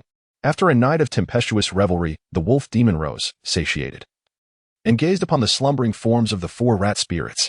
He called out to his underlings outside the cave, "Come here." 2 subordinates quickly entered the cave, kneeling respectfully. My lord, you 2 go to Yong'an County and gather information regarding Lin Qing. The more detailed, the better. As you command. Today, all shops in Yong'an County had ceased operations, and the townsfolk filled the streets, gravitating towards the heart of the city. It was the day of the consecration ceremony for Lin Qing's temple, drawing both adults and children to the temple's front. The main hall was adorned with a couplet. The upper line reading, "The bell tolls melodiously, spreading the teachings," and the lower line, "Incense wafts gently, gathering the divine," with the horizontal inscription proclaiming, "Virtue and greatness ascend." Li Tian, Long Xiangdi, Zhang Hai, and others stood upon the steps, observing the throngs of Yong'an County citizens. Today marked the consecration of Lin Qing, a day of great joy for Yong'an County. Lin Qing, the deity of compassion, cared deeply for the well-being of all. And the protection of such a divine being was indeed a blessing for the people of Yong'an County. Today, I have an important matter to convey to all of you. As Li Tian broached this subject, his demeanor shifted to one of profound seriousness, his speech laced with an almost imperceptible tension and anxiety. From this day forth, the ghostly demon sect shall cease to exist at the gates. Henceforth, Yong'an County will no longer be required to offer daily tributes to malevolent spirits. Nor will they need to shed blood and sacrifices to ensure their safety. Upon the utterance of these words, the populace of Yong'an County erupted in excitement. In recent times, they had continued their customary practices, retiring early and offering a bowl of fresh blood each day. Although the blood offerings remained plentiful, many still clung to this tradition. Even when advised against such actions, the timid families, fearful of being devoured by evil spirits, hesitated to abandon their rituals. Li Tian's public declaration today was intended to provide these fearful souls with a sense of complete relief. Moreover, the significance of the preceding statement cannot be overstated. The dissolution of the ghostly demon sect implies that Yong'an County shall no longer fall under its jurisdiction, marking a definitive step towards independence. Once this news reaches the ghostly demon sect, even the dullest of minds will comprehend the magnitude of the ensuing uproar within the sect. This decision was the result of deliberations between Li Tian, Long Xiangdi, and several other key figures of the sect. Having chosen to honor Lin Qing, it was imperative to sever ties with the ghostly demon sect. After witnessing Lin Qing's formidable prowess, these leaders naturally recognized the wisest choice. Indeed, following Li Tian's public announcement, the citizens below engaged in fervent discussions. These individuals have resided in the region of Yongzhou for generations, profoundly influenced by the ominous presence of the ghostly gate. In their perception, the ghostly gate embodies the very essence of the heavens within the confines of Yongzhou. They are determined to break through the heavens. Are the leaders out of their minds? This is the Ghost Slaughter sect. To abolish it is no trivial matter. If the Ghost Slaughter sect becomes aware of this, they will undoubtedly retaliate against Yong'an County. Why must we abolish the Ghost Slaughter sect's hall? We could easily align Lin Qing with the Ghost Slaughter sect. Offending the Ghost Slaughter sect brings no benefit to any of us. This is disastrous, a self-inflicted demise. Some timid souls begin to tremble, fretting for the future of Yong'an County. Yet, the citizens who hold faith in Lin Qing express their agreement. Offerings together? Who among you dares to utter such a shameless proposal? If offerings are to be made, they must be for Lin Qing alone. What are you afraid of? The Ghost Slaughter sect pales in comparison to Lin Qing. Exactly. The specter known as Ghost 13, whom the Ghost Slaughter sect could not vanquish, was subdued by Lin Qing. When malevolent forces infiltrated our county, it was Lin Qing who safeguarded us. Where is the Ghost Slaughter sect you speak of? In times of peril, it has always been Lin Qing who has sheltered us, not the Ghost Slaughter sect. Indeed, the Ghost Slaughter sect only seeks to drain our essence. They have never regarded us as human beings. Now, look at Lin Qing, selfless and devoted to our protection. Such a deity cannot be compared to the vile spirits that feast upon human blood. Do not dare to equate Lin Qing with the Ghost Slaughter sect, lest you provoke my ire, Su Sanyang. Leaderly, we stand behind your decision. In Yong'an County, we shall worship Lin Qing. Yes, we all support you. If there are any unseeing souls unwilling to comply, let them depart. They may seek refuge in other counties and continue their bloodthirsty existence. We have endured this life long enough. We wish to live uprightly under the protection of Lin Qing, to live like human beings. A young man shouted at those who cowered before the ghost slaughter sect. These words echoed the sentiments of many citizens of Yong'an County. Who does not wish to live with dignity? Previously, they were unable to, but now, with Lin Qing, they have hope for a respectable existence. Those who oppose this can step forward. Yes, those who object should leave. Those few individuals, witnessing the momentum, though they felt Leader Li's decision was unwise, dared not utter a word, fearing expulsion by the others. Who opposes? Those against stand forth? A profound silence enveloped the scene. Li Tian and his companions surveyed the situation with satisfaction, raising their hands to signal for quiet. Does anyone have objections to this matter? Li Tian directed his gaze towards those who had previously danced with the most exuberance. Upon meeting his eyes, they instinctively averted their gaze, unable to confront him directly. After a brief pause, Li Tian spoke again, declaring that since there was no objection, the matter was settled. From this moment onward, Yong'an County would worship but a single deity, Lin Qing. Light the firecrackers. As the sound of firecrackers erupted, Li Tian, hand in hand with Long, proceeded to remove the red silk from the 4 plaques bearing the name Lin Qing Temple. Thus, the Lin Qing Temple in Yong'an County was officially established. The system notification that Lin Qing had eagerly anticipated finally resounded. Ding! Congratulations, host, on successfully expanding your territory. Reward: a set of semi-finished divine garments. Incense value: 100,000 points. What? The system has finally bestowed upon me my work attire. But wait, what does semi-finished mean? System brother, what do you mean by that? Why not provide a complete one? Surely, with your wealth, you wouldn't be so miserly? Lin Qing grumbled, yet his body was honest, as he eagerly opened his storage compartment to unveil the semi-finished divine garments. It was a set of light blue long robes with a delicate and smooth texture, more comfortable than a baby's skin. The surface shimmered with a faint silvery glow, showcasing exquisite quality and an ethereal design. The attributes were even more astonishing: impervious to water and fire, warm in winter and cool in summer, resistant to dust, and capable of withstanding 3 direct strikes from a righteous deity. If this was merely a semi-finished product, how extraordinary would a completed version be? Ecstatic, Lin Qing donned the enchanting light blue robe. Instantly, he transformed, exuding an air of celestial grace. After admiring his striking appearance, Lin Qing shifted his focus to the final reward: 100,000 points of incense value. Coupled with the incense value he had accumulated over time, he could choose to upgrade one of his abilities. Lin Qing accessed the control panel, directing his attention to the divine arts section, clicking through each option. Fingertip flick, upgradable 100,000 incense value. Golden light spell, upgradable 50,000 incense value. Divine separation technique, upgradable 100,000 incense value. Upon seeing the 1 million incense value for the divine separation technique, Lin Qing's pupils constricted in shock. What does this mean? Could it be that upon upgrading, I might undergo a complete transformation? It requires 1 million points of incense. Divine spell, upgradable 200,000 incense points. Stellar movement technique, upgradable 500,000 incense points. Azure light technique, upgradable 50,000 incense points. Blessing of the deity, upgradable 500,000 incense points.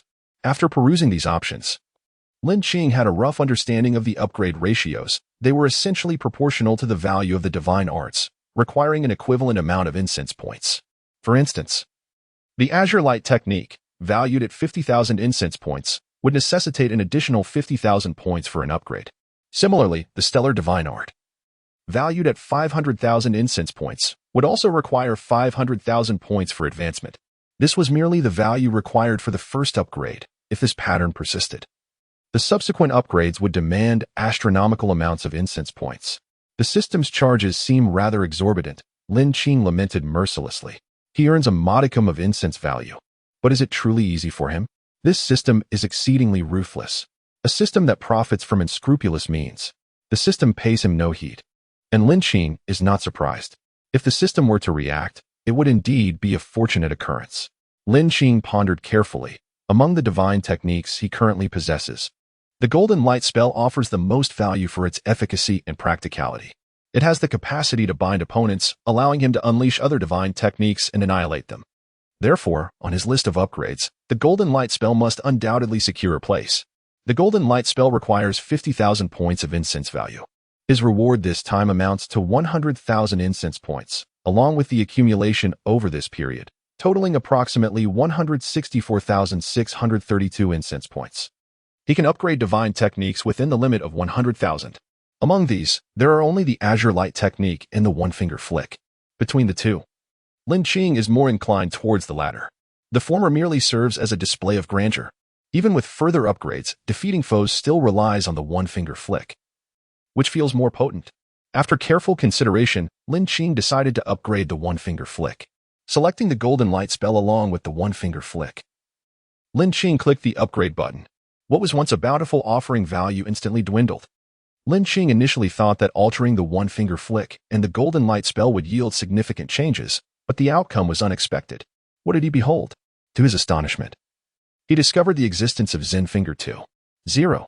Upon hovering over these two options, Lin Qing observed the most striking change. The divine power required to utilize Zen Finger 2.0 had doubled, increasing from the previous 10 points to a formidable 20 points. Similarly, the Golden Light spell had surged from 5 points of divine power to an impressive 10 points. Gazing at the exponentially rising consumption, he hoped that its efficacy would justify the exorbitant cost he was incurring. Lin Qing noted that his jurisdiction had officially transitioned from Heshi Village to Yong'an County. Host, Lin Qing level, Wild Deity Jurisdiction, Yong'an County Divinity, 5 Divine Power, 4375 Divine Arts, Zen Finger 2.0, upgradable, Golden Light Spell 2.0, upgradable. Spirit Division Technique, upgradable. Divine Talisman Technique, upgradable. Galaxy Travel Technique, upgradable. Azure Light Technique, upgradable. Blessing of the Deity, upgradable. Artifact, 7-star Divine Sword, first grade, incense value. Point System Mall, open for viewing. Upon the refresh of his jurisdiction, Lin Qing instantly felt his divine essence solidifying further. Previously, his divine awareness was confined to the county town or Heshi Village. But now it could encompass the entirety of Yong'an County.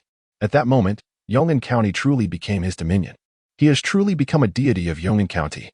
Lin Qing meticulously perceives everything within the bounds of Yong'an County, encompassing the sprawling mountains and rivers, as well as all the creatures dwelling within the great mountains, including spirits and monstrous beasts. Oh! Lin Qing's consciousness detected 2 wolf demons that had recently taken form, making their way towards the city of Yong'an. His consciousness trailed behind the 2 wolf demons, who halted their steps upon nearing the county town and began to conspire. How shall we gather intelligence? Inquired one of the wolf demons, adorned with grayish-white fur upon its brow. How else to gather information? As per the old custom, once the blood food exits the city, we shall simply abduct them and extract answers. If they remain unaware, we shall continue our abductions. It has been a while since we indulged in fresh meat.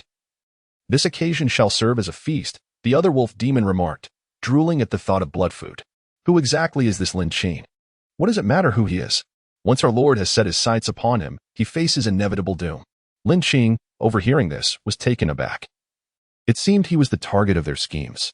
He chose against investigating elsewhere and fixated on the 2 wolf demons, who remained blissfully unaware of their impending doom, conversing without restraint.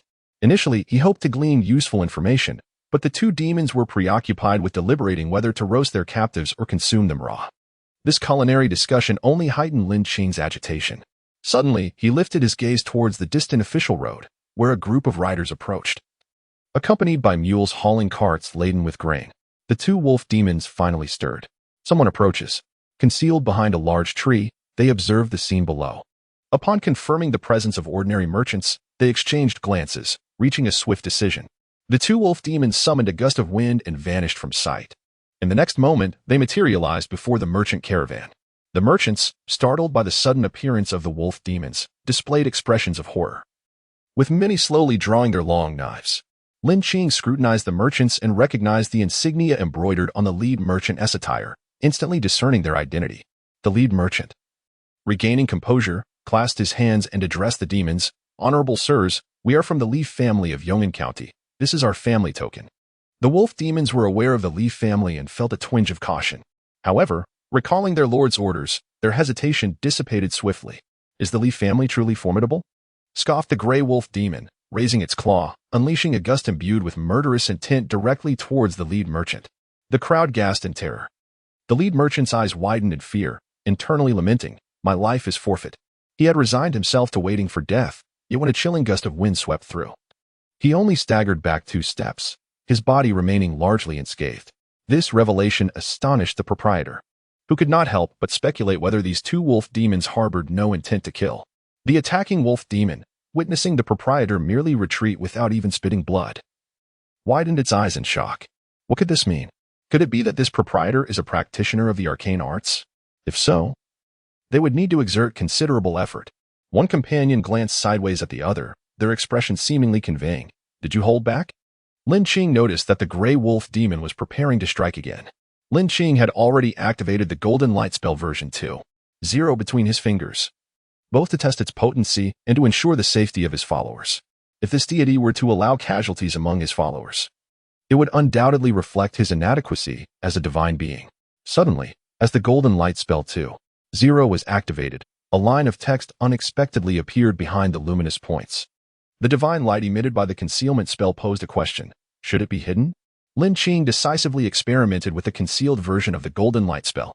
As the divine technique unfolded, an invisible chain, woven from characters of Qi, surged forth like a silken thread towards the 2 wolf demons.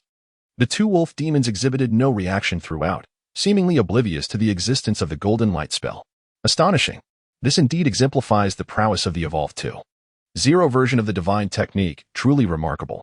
It is undeniably an excellent spell for ambushes. However, further experimentation is necessary. The current 2 wolf demons possess inadequate cultivation, rendering them unable to perceive the spell. This is to be expected. It remains to be seen at what level of cultivation this effect would be disrupted. Further trials are warranted. Naturally, the ideal outcome would be invincibility. Meanwhile, the gray wolf demon secretly gathered its energy, suddenly sensing something amiss. He cannot move. What on earth is happening? Why is his entire body immobile, unable to channel even a trace of demonic energy? It feels as though he is bound by some unseen force, rendering him utterly motionless. The gray wolf demon is filled with dread.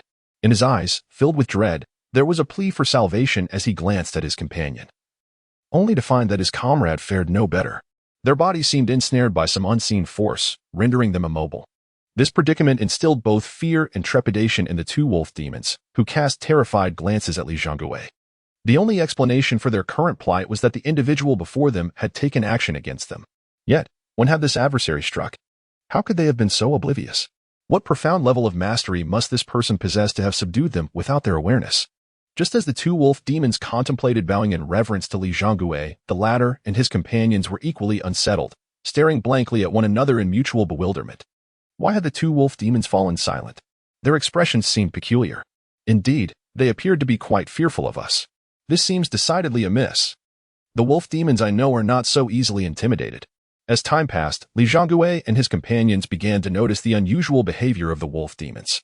Upon hearing their conversation, the 2 wolf demons realized that their assailant was not the bloody prey before them, but a master hidden in the shadows. This revelation only served to amplify their trembling. "Great master, spare us," pleaded the gray wolf demon, recognizing the gravity of their situation. The other wolf demon chimed in. "Honorable sir, what offense have I committed? Just tell me, and I shall amend my ways. I beseech you to spare my life this once." Upon hearing this, Li Zhonggui and his companions instinctively looked around, only to find an empty space devoid of any visible presence. Could a master be aiding us? One among them speculated. Could it be Lin Qing? At this, Lin Qing turned to the speaker. Indeed, the lad shows promise for the role of a temple keeper. Lin Qing? That seems implausible. If not for Lin Qing, how could one explain the current circumstances? The 2 wolf demons, keenly attuned to the conversation, seized upon the key phrase, Lin Qing. Their intended target. The brothers exchanged glances, communicating silently. What if we have truly encountered Lin Qing? Surely not. Isn't he situated in the county town? Masters are often omnipresent. What if it is indeed him? Shall we test the waters? After concluding their exchange, the gray wolf demon called out into the void, "Honorable Lin Qing. We truly meant no harm to your captured prey. We merely sought to inquire of them. We harbor no ill intentions. We are good wolf demons." Lin Qing gazed at the black wolf demon, feeling an overwhelming sense of disdain for its audacity to proclaim, "We are good wolf demons." A sharp slap resounded as the black wolf demon's face was struck forcefully, causing its head to turn aside in shock. Bewildered, the black wolf demon pondered what it had uttered to deserve such punishment. The divine slap was certainly no trifling matter. Its cheek swelled as if it were harboring a bun within its mouth. "Are you not Lin Qing, the esteemed one?" Another resounding slap followed, inflating the other half of its face, thus creating a grotesque symmetry. Observing the dismal fate of its companion, the gray wolf demon, displaying a modicum of wisdom, transformed into a licked wolf. "You fool, in the jurisdiction of Yong'an County, who possesses greater prowess than Lin Qing? It is undoubtedly Lord Lin Qing." Realizing its previous misstatement, it corrected itself, not merely within the city of Yong'an but throughout the entire Yangzhou prefecture. Should Lin Qing proclaim second place, none would dare claim the first. After uttering these words, the gray wolf demon felt a tremor of anxiety, fearing a similar fate of being struck. Yet, nothing befell it. A wave of exhilaration washed over the gray wolf demon, as it silently assigned a small label of admiration to Lin Qing in its heart. Indeed, regardless of whether one is human, demon, or spirit, no one escapes the allure of flattery. The black wolf demon, witnessing its companion escape unscathed, seethed with indignation. The others, including Manager Li, quickly grasped the situation. The assailant was none other than Lin Qing, rather than some inexplicable master. Although they could not visualize Lin Qing, the palpable excitement of encountering the divine compelled them to kneel, bowing fervently to the empty air, uttering prayers of devotion. "Lin Qing, above all, we, the faithful, seek your divine audience." With a gentle wave of his hand, Lin Qing bestowed a warm, soothing breeze upon them. Manager Li, ever astute, led the group in a respectful gesture towards the void, signaling their departure. Hastily, Manager Li guided his entourage away, leaving behind two unfortunate wolf demons on the official road. Unable to reveal his divine presence before the masses, Lin Qing drew the two demons into the realm of dreams. The sudden shift in the environment sent tremors through the two demons, their bodies quaking uncontrollably. Through the misty haze, Lin Qing's tall and elegant figure emerged gracefully. Upon seeing Lin Qing, the two wolf demons were stricken with terror, their legs giving way as they fell to their knees. "Lord Lin Qing, spare us. Lord Lin Qing, have mercy." Such was the power he wielded. To extinguish their lives would be but a trivial task.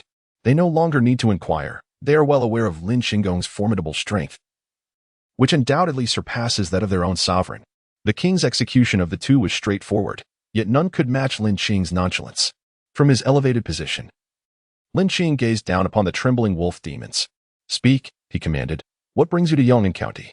Lie once, and your heads will roll." He effectively cut off their escape route. The eager gray wolf demon quickly replied, "We come on the orders of our king to inquire about you, Lord Lin Qing." "And who is your king?" "Our king is a wolf monarch who has cultivated his powers for 500 years, residing atop Qinglang Mountain," the black wolf demon interjected. "Explain why your king seeks information about me." This time, the gray wolf demon spoke first. "For rat spirits hastily arrived yesterday." The gray wolf demon embellished the events of the previous day, recounting them in detail. Lin Qing extracted useful insights, grasping the underlying motives. The rat spirits' intentions were simple. They aimed to use others to eliminate the wolf king, hoping to profit from the aftermath. As for the wolf king, aside from being incited by the four rat spirits, he harbored ambitions of claiming Yong'an County for himself. The arrival of the rat spirits merely provided him with an opportunity. However, the wolf king exhibited a degree of caution. He did not foolishly approach directly but sought to ascertain Lin Qing's capabilities before deciding to act. He aimed to seize a soft target while wary of encountering a formidable opponent. Unfortunately for him, there was no retreat. The moment he envisioned Yong'an County within his grasp, he had forfeited his escape. The two wolf demons, taking turns, divulged their king's secrets, nearly revealing how he had tormented the four rat spirits the previous night. After their confession, the two wolf demons, filled with trepidation, awaited Lin Qing's judgment. After a brief contemplation, Lin Qing spoke. "I shall assign you a task. If you execute it well, your lives shall be spared. Fail, and you will face annihilation. Do not even think of fleeing. I will mark you. No matter where you go, I will find you." The two wolf demons shuddered, fear coursing through them, yet they feigned loyalty. "Lord Lin Qing, rest assured. We shall fulfill your command. The heavens bear witness. Our loyalty to you is as steadfast as iron." Lin Qing disregarded their ostentatious displays of loyalty. "Upon your return, inform your king that Lin Qing is a silver-tongued trickster with a modicum of cultivation, approximately at the 6th level of qi condensation. He is adept at deceiving people, convincing the citizens of Yong'an County that he is a deity." Calmly, Lin Qing crafted an identity for himself as a charlatan. He had numerous skilled allies, all at least at the first or second level of chi condensation, along with many warriors in his company. The two wolf demons listened intently, their hearts pounding, particularly upon hearing the subsequent instructions, which sent shivers down their spines. They were instructed to ensure that their lord brought an ample number of followers, preferably summoning all the spirits and demons from the surrounding mountains to collectively assault Yongnan County. The eyes of the two wolf demons widened in alarm as they exchanged a glance, silently acknowledging their impending doom. These creatures, these beings of the supernatural, are destined for their demise. This individual intends to ensnare them all in one fell swoop. Alas, this person exhibits a shocking lack of humanity. Lin Qing, however, remains indifferent to their thoughts, as the identity he has fabricated is imbued with sincerity. Though at the sixth level of the chi condensation realm, his cultivation is neither exceedingly high nor low, perfectly positioned at a pivotal juncture. This ensures that the Wolf Demon King will neither become careless nor overly vigilant. With allies by his side, should he wish to invade Yongnan County, it is prudent to bring assistance. Consequently, Lin Qing can subsequently capture all the supernatural beings in the vicinity of Yongnan County. Lin Qing's sharp gaze swept across the faces of the two wolf demons, a smirk playing at the corners of his lips. Have you remembered? The two wolf demons nodded incessantly, affirming their understanding. With a wave of his hand, the two wolf demons were released from their dreamlike state and returned to reality. Upon their return, they felt as though they had traversed through time. I can move, exclaimed the gray wolf demon, gently lifting its paw in excitement. The black wolf demon followed suit, taking a few steps and relishing the newfound freedom of its body. However, this joy was short-lived. A chilling breeze swept past them, causing both to shudder involuntarily. Lord Lin Qing is at ease. The little wolf shall return now. We shall go immediately. The two wolf demons dared not linger, racing towards Qinglang Mountain with haste. They ran far enough before finally stopping to catch their breath. As they paused, the two wolves exchanged glances. Do you believe it? Inquired the black wolf demon. The gray wolf demon was about to respond with a non-committal hard to say, but before the words could escape, another bone-chilling gust enveloped them. While the surrounding flora remained still, only the two wolves felt the piercing cold wind, a blatant warning. The gray wolf demon, being astute, quickly altered its response. It must be true. Lord Lin Qing is a deity, and what deities proclaim cannot be false. We merely need to heed Lord Lin Qing's words. With his benevolent heart, he will surely grant us forgiveness. The black wolf demon inwardly cursed this fellow for lacking loyalty, climbing atop its back to advance. Despite feeling displeased, the black wolf demon continued to nod in agreement. Indeed, you speak the truth. Lord Lin Qing is a deity, and his words carry immense weight. Lin Qing quietly observed the two wolf demons as they spoke insincerely, choosing not to interject. After a brief exchange, the two wolf demons resumed their journey, with Lin Qing trailing behind them, his consciousness navigating through the thickets and across the ravines until a grand and towering mountain loomed ahead, its cliff steep and formidable. He lifted his gaze toward the steep cliff, observing the smooth, flat face that appeared as if it had been meticulously sheared by human hands. The gray wolf demon, ever the opportunist, tentatively spoke. Lord Lin Qing, the mountain ahead is indeed the Qinglang Mountain.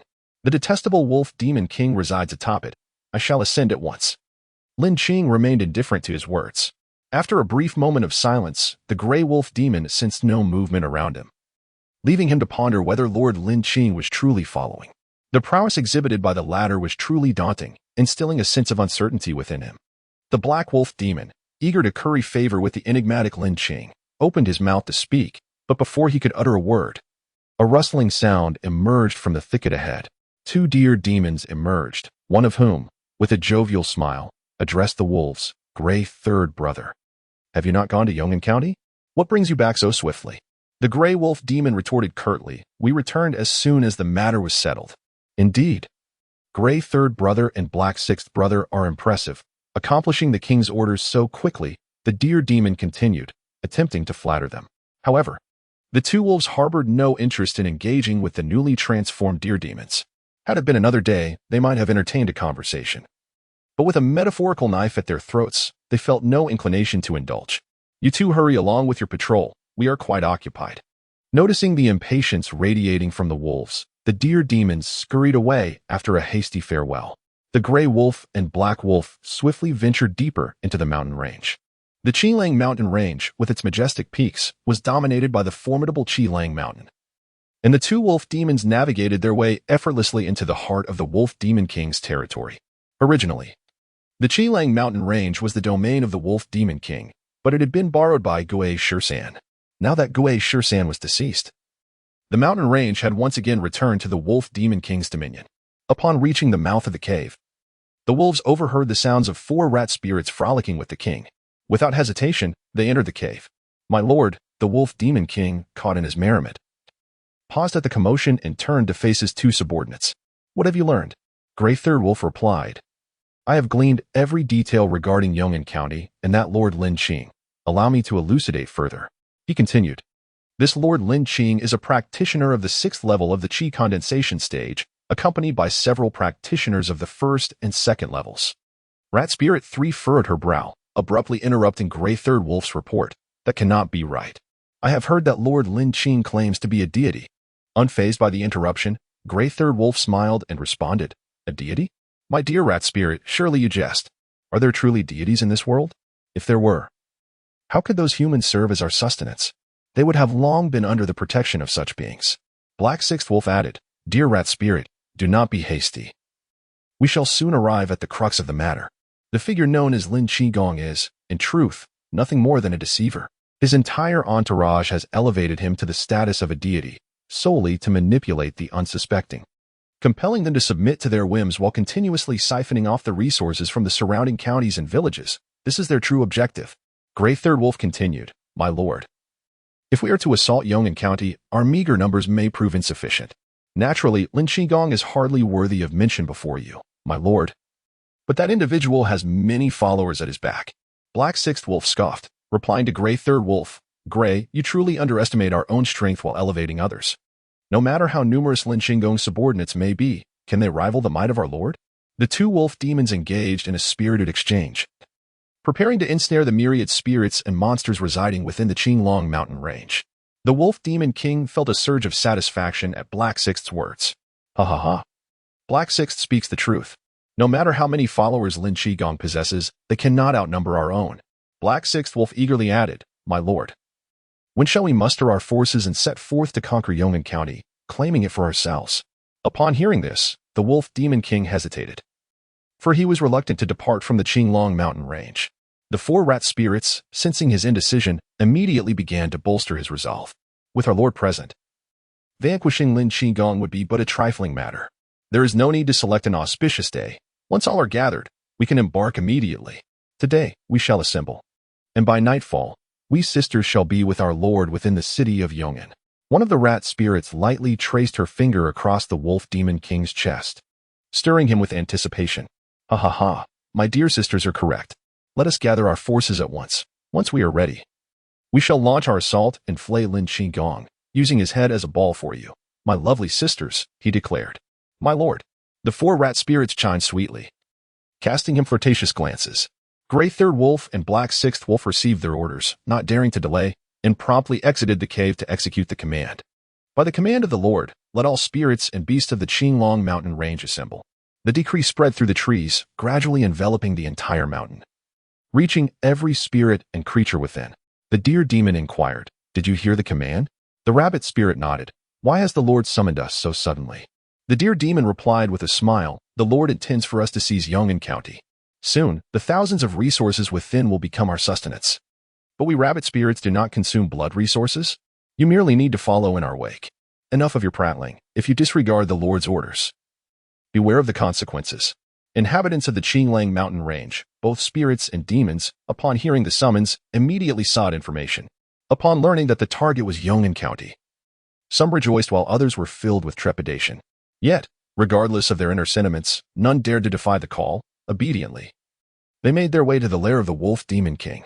As Grey Three Wolves observed the increasing number of brethren arriving, he exchanged a knowing glance with Black Six Wolves, both harboring a singular hope that Lord Lin Qing would show gratitude for their diligent efforts in executing his task and grant them their lives. Once he deemed that enough companions had gathered, Grey Three Wolves began to call the roll, anxious that some might feign compliance. Meanwhile, Black Six Wolves diligently ensured that no one was absent, ready to personally invite any stragglers. In essence, no creature capable of speech within the Qinglong mountain could hope to escape. All were bound for Yong'an. An hour later, after confirming that all demons and spirits had assembled, the 2 wolf demons scampered to report to the Wolf Demon King. My lord, all personnel have been gathered. We may set forth. Gray Three Wolves made the decision without inquiring about the time of departure. The wolf demon king nodded, breaking free from the grasp of 4 rat spirits. As he descended the steps, his form gradually transformed from a naked human into a resplendent silver wolf. Emerging from the cave, the silver wolf king surveyed his followers, some standing, some floating, some reclining, and with commanding presence declared, "Today, we shall lay waste to Yong'an County. For the slaying of a single practitioner, the reward shall be the blood and flesh of 1,000. At such a bountiful promise, the demons rejoiced heartily. The atmosphere ignited. And Gray Three Wolves bellowed, "Let us flatten Yong'an County." Instantly, the others echoed, "Flatten Yong'an County. Flatten Yong'an County." The Silver Wolf King, swept up in the fervor, felt an overwhelming sense of pride, as if he could gaze down upon all living beings. "Onward," he commanded, and the assembly sprang into action, leading the charge. The Silver Wolf King surged ahead, followed closely by a throng of wolf demons, the 4 rat spirits, and various other creatures and spirits. As they descended the Qinglang Mountain in a grand procession, Lin Qing observed the throngs of demons gathering and couldn't help but exclaim, "Goodness! One does not realize the extent until witnessing it firsthand." The sheer number of spirits and demons hidden within the Qinglang Mountain was astonishing, not to mention the malevolent entities lurking beyond. If one were to survey the world from above, the multitude of evil would be staggering. Lin Qing pondered the weight of his responsibilities, aware that to avoid being devoured by these malevolent forces and to survive in this realm, his current followers were far from sufficient. During this brief moment of introspection, the demons had already departed from Qinglang Mountain, en route to Yong'an County. Should he confront these evildoers along the way, or wait until they reached the outskirts of Yong'an to unleash a more significant display, thereby fostering a deeper sense of belonging among his followers? Lin Qing hesitated, pondering which option to choose. The former was a silent endeavor, laboring unnoticed in the shadows, awaiting the day when the faithful might discover his efforts, an uncertain prospect akin to waiting for the next lunar year. The latter, however, promised immediate results and could potentially attract more followers to settle in Yong'an County. But there was one concern. What if an unwise creature inadvertently breached the city? After all, he was but one man, and against a multitude, there would inevitably be moments of vulnerability. Yet, it seemed he could devise a plan, executing it deftly to ultimately achieve his desired outcome. With a solution in mind, Lin Qing cast aside his doubts and resolutely opted for the latter. On the walls of Yong'an County, patrolling soldiers moved about as usual, occasionally casting their gazes toward the horizon and the changing sky. Since the dissolution of the sect, they had transitioned from disciples of the ghostly fiend sect to soldiers under the ancient system, tasked with guarding the city. Li Tian and his companions had similarly transformed from former leaders into county magistrates, clerks, and other traditional officials, collectively managing Yong'an County, clad in newly issued uniforms. The 4 soldiers scanned their surroundings while patrolling. As the sun dipped lower, a cloud of dust suddenly billowed in the distance, catching the attention of one soldier immediately. "Look over there," he alerted his companions. The other 3 squinted into the sunset, observing the approaching dust cloud. Could it be the wind? Someone speculated. The first soldier shook his head. "No, it doesn't seem like wind. It appears as though a large group is heading this way." "Impossible. Don't let your imagination run wild," another soldier retorted, disregarding the others as he hurried down the stairs. Reaching the city gate, he crouched low, pressing his ear to the ground. The thunderous rumble, accompanied by a subtle tremor, sent shivers of alarm through him. This is not right. The soldier's expression shifted dramatically as he urgently called out to his comrades at the gate. Something is amiss. A swarm of unidentified creatures is approaching. Zhang Hai, responsible for the city's defense, received the news without delay. He stood upon the city wall, observing as the dust and smoke drew ever nearer, while the report of the soldier echoed in his ears, filling his heart with dread. He did not dare to delay and hurried to the county office, where he found Li Tian and Long Xiangdi promptly reporting the situation. "What?" Upon receiving the news, the 2 rushed to the city wall to investigate, and their expressions changed drastically upon seeing the scene below. The citizens in the town also sensed that something was amiss. "What has happened?" someone in the street asked anxiously.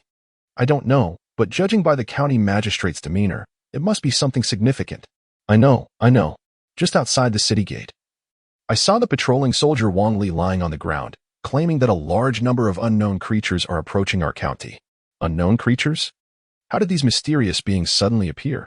Amidst the panic, Wang Xiaohu stepped out into the street, mingling with the crowd, and raised his chin proudly, declaring, "What are you afraid of? With Lord Lin Qing here, anyone who dares to come will meet their demise. Long ere witnessing someone else speak the words he intended to say, was infuriated and pounded his chest in frustration. He, unwilling to lag behind, shouted to the people, "Do not worry. We have Lord Lin Qing. With Lord Lin Qing present, we fear no evil." After their rallying cries, the previously bewildered crowd found their resolve. "No. I must pay my respects to Lord Lin Qing. Indeed, we must inform Lord Lin Qing and invite him here. Come, let us go together." On the city walls, Li Tian, Long Xiangdi, and others stood at the edge, gazing into the distance where a cloud of dust rolled ominously. Although Li Tian was a practitioner of lower rank, his perception and eyesight surpassed that of ordinary warriors. As he sensed the overwhelming presence of demonic energy, he was filled with trepidation. Long Xiangdi closely observed Li Tian's expression, noticing the sudden shift in his demeanor, which caused his heart to skip a beat. "What is it?" Li Tian sighed heavily. "A multitude of strange creatures approaches from that direction." Long Xiangdi's mouth fell agape in shock, disbelief written across his face. How is this possible? What heinous acts have they committed in Yong'an County to face such relentless retribution? Li Tian remarked in a deep voice, "Nothing is impossible. Perhaps the wolf demon in the mountains has learned of the demise of Gui Shisan and intends to take advantage of the chaos. However, he fails to consider that with Gui Shisan dead, his own approach would be tantamount to seeking his own demise." Long Xiangdi found it difficult to comprehend the wolf demon's line of thought. Li Tian cast him an exasperated glance and replied, "You ask me. But who can truly fathom his reasoning? This matter is beyond our capacity to resolve. We must request assistance from Lord Lin Qing." Long Xiangdi nodded in agreement. After the two finished speaking, two heads emerged from behind. Wang Xiaohu, with a shameless grin, said, "Brother-in-law, there's no need to go and ask. I have already spoken with Lord Lin Qing. He is well aware of the situation." Longer chimed in. "Many citizens within the city are also paying their respects and discussing this matter. Rest assured, Lord Lin Qing will surely emerge to deal with these reckless and unruly demons." Li Tian and Long cast bewildered glances at these two, puzzled by their unwavering confidence in Lord Lin Qing's intervention. What gave them such assurance? Observing their carefree demeanor starkly contrasted with the grave expressions worn by Li Tian and Long. Their sense of relaxation made Long Xiangdi and Li Tian feel a pang of inferiority. After Wang Xiaohu and Long Er finished their conversation, they paid no heed to the emotions of the two, instead leaning against the wall, gazing into the distance, squinting at the billowing clouds of smoke below. They marveled at the swarms of strange creatures, exclaiming in wonder, "Wow! And oh my goodness! So many creatures!" Wang Xiaohu exclaimed, "I've never seen such a spectacle before. How exhilarating!" Long Er nodded in enthusiastic agreement, expressing his anticipation for Lin Qinggong's intervention. Long Xiangdi and Li Tian observed these two with a sense of bemusement, at a loss for words to describe their folly. Li Tian turned to Zhang Hai and instructed, "Alert all the city guards to be on standby, preventing any creatures from entering the city. Should any issues arise, signal with smoke." "Understood," Zhang Hai promptly responded, mobilizing the necessary forces. Although they were aware of Lin Qing's presence, the necessary defensive preparations still had to be made. 100 meters away, the silver-white wolf king led the charge at the forefront, while the rabbit spirits, lacking any combat prowess, lagged behind. Lin Qing chose not to engage them. Instead, he targeted the more formidable and bloodied creatures, such as the deer demon. As the deer demon sprinted, it suddenly found its limbs seemingly ensnared by an unseen force, causing its gallop to come to an abrupt halt. The beasts running ahead remained oblivious to the disturbance behind them, while the rabbit spirits trailing closely behind were taken aback by the deer demon's sudden standstill. A bold rabbit spirit approached to investigate, asking, "Dear brother, what has happened to you?" The deer demon, filled with terror, gazed at the rabbit spirit and stammered, I cannot move." He turned his head to glance at his companions, several brothers of the deer spirit, who were likewise immobilized, frozen in place. The rabbit spirit's eyes widened in terror. Already large, they now seemed even more exaggerated, reflecting sheer fear across its face. Just as the rabbit spirit was about to utter a word, its gaze swept forward, only to witness yet more creatures inexplicably come to a halt, standing like wooden stakes, rooted in place. What on earth is happening? The rabbit spirit was in a state of panic. This particular group is inherently timid. Those who manage to transform into mystical creatures possess even greater apprehension, which compels them to exercise heightened caution and evade peril until they have matured. In light of the harrowing events that have transpired within their ranks, they are naturally reluctant to take further action. "Elder brother, what shall we do? Inquired one of the rabbit spirits, casting a glance at the leading gray rabbit. The gray rabbit spirit paused for a moment in contemplation, and a resolution began to form within. He addressed his companions, exclaiming, "Oh dear, I can no longer move." The other two rabbit spirits were taken aback, their faces displaying palpable concern as they rushed to his side for a closer inspection. "Elder brother, do not frighten us. What has happened to you?" The elder brother, the gray rabbit spirit, noticed that his kin had yet to grasp the essence of the situation, and he repeatedly blinked at the two panicking rabbits, attempting to signal them. Alas, the two were rather dim-witted and remained oblivious. "Elder brother, what is wrong with your eyes? Why are they twitching?" The gray rabbit spirit gazed at these two fools with a look of utter despair and gritted his teeth, saying, "You two are also immobilized. Do you not realize?" The white rabbit spirit, the quickest to respond, instinctively retorted, "No, I can still move." The pink rabbit spirit soon caught on, nodding vigorously, "Yes, yes. Elder brother, you are right. I too am immobilized." The white rabbit spirit was about to protest further when the gray rabbit spirit delivered a sharp slap to his forehead, declaring, "You are also immobilized. Do you understand?" Finally, the white rabbit spirit comprehended, nodding fervently, "Yes, yes, I too am immobilized." Lin Qing cast a glance towards the trio of rabbit spirits, and upon seeing them standing motionless, he instantly understood. Ah, the three rabbit spirits are indeed quite astute. Following closely behind the silver wolf king, the gray third wolf and the black sixth wolf observed as they drew nearer to Yong'an County. Yet Lin Qing had yet to appear, stirring a sense of unease within them. They exchanged glances, their eyes communicating in silence. "What is happening? We are about to confront them, yet he remains unresponsive. How would I know? Brother, we must not have misunderstood his intentions, right? If they had misjudged, the two brothers would be in dire straits. We did not misinterpret. He clearly instructed us to gather the spirits in the vicinity, preparing to ensnare us all. Then why has he not taken action? Could it be that Lin Qing is not a divine being but rather a legendary malevolent spirit, seeking to use us to justifiably devour the grievances of the citizens of Yong'an County? By heavens, brother, that is indeed a possibility. If that is the case, then the adversary is exceedingly treacherous. Are we not doomed as well?" As the two wolves were expressions of distress, the gray third wolf suddenly caught a glimpse behind him, and upon doing so, stumbled slightly, nearly falling to the ground. Fortunately, his demonic power was considerable, allowing him to steady himself. The black sixth wolf noticed something amiss and blinked in inquiry. The gray third wolf gestured for him to look back, with a mind full of suspicion. The black sixth wolf turned to glance behind him, and nearly stumbled as well. What on earth? What did he witness? His companions behind him were all inexplicably frozen in place, yet they maintained their running postures, indicating that the assailant had struck while they were in motion, executing the act with utmost silence.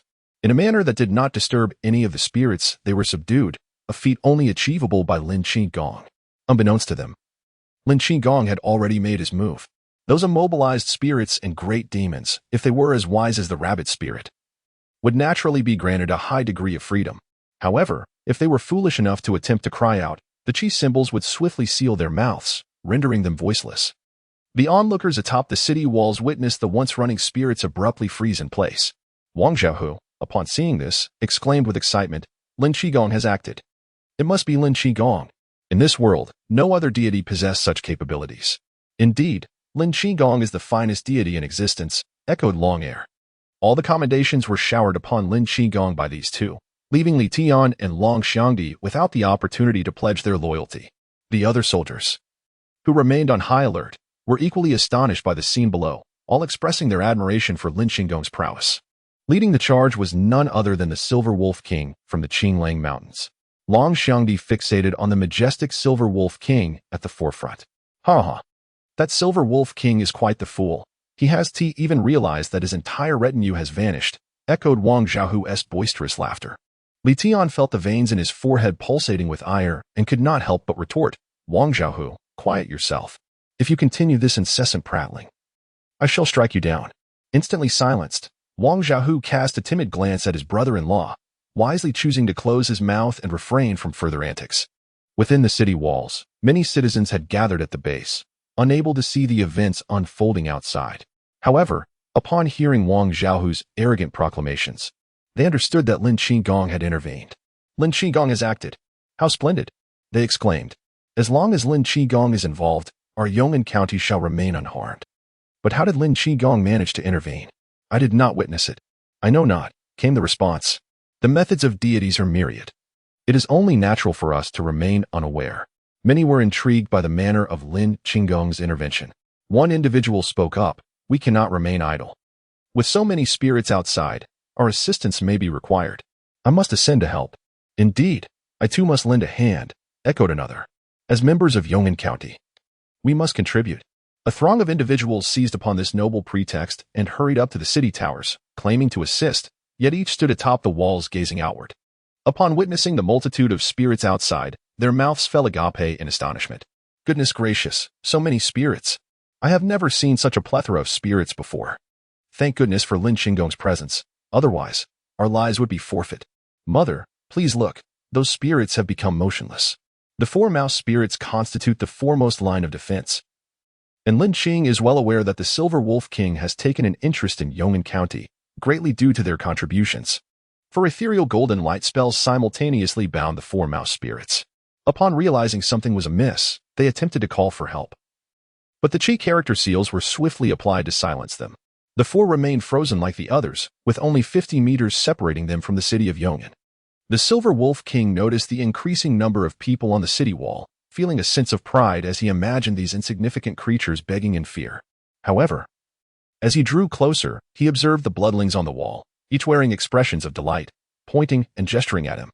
Rather than displaying even a hint of fear or trepidation, their faces were adorned with expressions akin to that of spectators at a show, with some even mocking him. What does this mean? What is happening? The Silver Wolf King was utterly bewildered, unable to comprehend how these insignificant bloodlings could dare to be so audacious. He was somewhat enraged, feeling that these bloodthirsty beings were provoking him, the esteemed Wolf King. The Silver Wolf King, incensed, directed a fierce roar at the bloodthirsty figures atop the city wall, a sound imbued with demonic power that surged towards the unrefined commoners. Lin Qing floated gracefully in front of the city tower, effortlessly dispelling the sonic assault with a mere wave of his arm, his divine power emanating naturally. The Silver Wolf King anticipated witnessing the bloodthirsty figures spewing forth blood, yet after a brief wait, nothing of the sort occurred. Each of them remained unscathed, even daring to point and gesture at him. The earlier howl from the demon wolf startled me greatly. Indeed, it was utterly terrifying. A woman patted her chest, feigning fright. This Silver Wolf King appeared formidable, but he paled in comparison to our Lin Qing. Witnessing the bloodthirsty beings unscathed and audaciously gesturing at him only intensified the Wolf King's fury.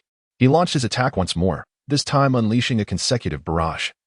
His slanted eyes shimmering with a chilling light, eagerly anticipating the sight of these bloodthirsty creatures in disarray. Yet, to his astonishment, they remained unscathed, standing resolutely. Why? Why were they still perfectly fine? The Silver Wolf King, refusing to accept this defiance, launched yet another assault. The outcome, however, remained unchanged. Observers atop the city wall shifted their focus to the Silver Wolf King, noting his transition from calm composure to an increasingly irritable demeanor, prompting them to unleash their mockery. This wretched beast appeared utterly foolish, howling incessantly as if oblivious to its own presence. Did they not find it amusing how the wolf seemed to grow agitated by its own raucous cries? Some gazed at the Silver Wolf King in bewilderment, acknowledging the absurdity. Indeed, it seemed the Wolf King had become exasperated with itself. The sight of the white wolf was undeniably comical, eliciting laughter among the onlookers. The Silver Wolf King, overhearing their jeers, felt a pang of fury deep within his chest. The illustrious Silver Wolf King, reduced to a subject of mockery by a horde of insignificant bloodsuckers. The Silver Wolf King halted his steps, refraining from a roar. These wretched creatures, every last one of them, shall undoubtedly find themselves consumed by this king today. He cast a cold glance at the bloodied carcasses on the city wall, then turned away with an air of arrogance, preparing to command his forces to attack. As he turned around to survey the rear, his wolf-like eyes widened in astonishment. His subordinates were unexpectedly immobilized in place, each maintaining a posture of running. The spirits, upon noticing that the Silver Wolf King had finally deigned to glance back, realized they were powerless to move. One by one, they cast longing looks towards him, silently pleading for salvation. The Silver Wolf King remained bewildered for a few seconds, gradually regaining his senses. You, all of you. He finally directed his gaze towards the gray third wolf and the black sixth wolf. These two, displaying intelligence, remained motionless like the other spirits. The onlookers from the upper floors, witnessing the Silver Wolf King's predicament, could not suppress their laughter. Ha ha ha, are you stunned? Your army has vanished. Only you remain. A solitary wolf. Do you not fear? Such derisive remarks could only originate from Wang Xiaohu. You foolish wolf, why do you find yourself in such despair? Coming to Yong'an County to flaunt your might, you have chosen the wrong opponent. Our Yong'an County is under divine protection. Alas, you foolish wolf, your demise is inevitable. Longhair joined the chorus of mockery aimed at the Silver Wolf King. Listening to the taunts from the bloodthirsty inhabitants atop the city walls and surveying his already decimated army, the Silver Wolf King felt a surge of anger that threatened to overwhelm his reason. He cast a vigilant glance upwards, his wolf-like eyes scanning the surroundings. Now, his entire squad had been annihilated, yet he had yet to lay eyes on his adversary. This was indeed the most terrifying aspect of the situation. Lin Qing was undoubtedly not as simple as the Grey Three Wolves and their companions had suggested. Damn be it, you have been deceived. The Silver Wolf King squinted at the Grey Three Wolves and the Black Six Wolves, his gaze profound and penetrating. The two wolves, under the scrutiny of their leader, felt a chill run down their spines, their minds swirling with unease. Could it be that their identity as spies had been uncovered? Lin Qing observed the disoriented Silver Wolf King and, with a wave of his hand, drew his entire army and all the creatures into his dreamscape. The Grey Three Wolves and the Black Six Wolves had long been familiar with Lin Qing's capabilities. They were momentarily taken aback by the sudden shift in their surroundings, but quickly grasped the situation, their hearts settling. Nevertheless, they maintained a facade of bewilderment on their faces. The other creatures, initially frozen in confusion, were then inexplicably transported to another location. They have been intimidated by their covert adversaries. Even upon entering the realm of dreams, where they could move freely, they dared not act, nor did they muster the courage to boast. Each one behaved with remarkable obedience. Only the Silver Wolf King, unaccustomed to hardship, was abruptly thrust into an entirely unfamiliar environment, scanning his surroundings with vigilance, his body taut, poised as if ready to engage in battle at any moment. Who goes there? Show yourself. Do not assume that I am frightened of you, the Silver Wolf King proclaimed, determined to maintain his imposing demeanor as he shouted into the void. The other spirits, upon hearing his words, discreetly distanced themselves from him, including the four mouse spirits, fearful of being caught in the crossfire should a confrontation arise. Lin Qing did not reveal himself but instead exerted control over the Silver Wolf King. In the midst of his blustering, the Silver Wolf King suddenly found himself airborne, his paws thrashing in the air, vocalizing his fury. Show yourself, he challenged, demanding his opponent's presence. No sooner had he finished his taunt than an invisible slap descended upon his face, igniting a burning sensation across his wolfish visage. Curse it, rodents. Dare you show yourselves? Another slap followed, landing on the opposite side of his face. The Silver Wolf King had never endured such humiliation, struggling desperately against his restraints. Yet within Lin Qing's dreamscape, all beings of lesser strength were wholly under his dominion. The Silver Wolf King's power was evidently inferior, rendering him incapable of stirring any significant turmoil here. This is an ambush. If you possess courage, let us face one another directly. The outcome remains uncertain. He scoffed at Lin Qing, dismissing him as mere mortal and divine alike. Lin Qing merely raised an eyebrow, choosing not to engage in a verbal skirmish, and instead employed his own methods to silence the Silver Wolf King, simultaneously serving as a stark warning to the other spirits. A dual purpose achieved. This time, rather than delivering a resounding slap, Lin Qing restrained the Silver Wolf King's limbs and pulled them in different directions, contorting his wolfish form into a shape, exposing all that should remain concealed. Yet, this was not the most egregious act. What was even more audacious was that Lin Qing positioned him facing the other spirits, ensuring that all bore witness to the spectacle. The spirits could only stare in disbelief, exclaiming, "Oh my! This Lin Qing is utterly beyond comprehension." Such tactics were unprecedented. The Silver Wolf King had never faced such a profound humiliation. It was not that he cared about being exposed, but the sheer indignity of the situation was unbearable.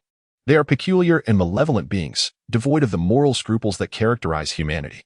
His fury stemmed entirely from the fact that he was the sovereign of the Qinglang mountain range. This incident had severely tarnished his dignity, and affronting his pride that ignited his wrath. "Ah, Lin Qing, I shall rend you limb from limb."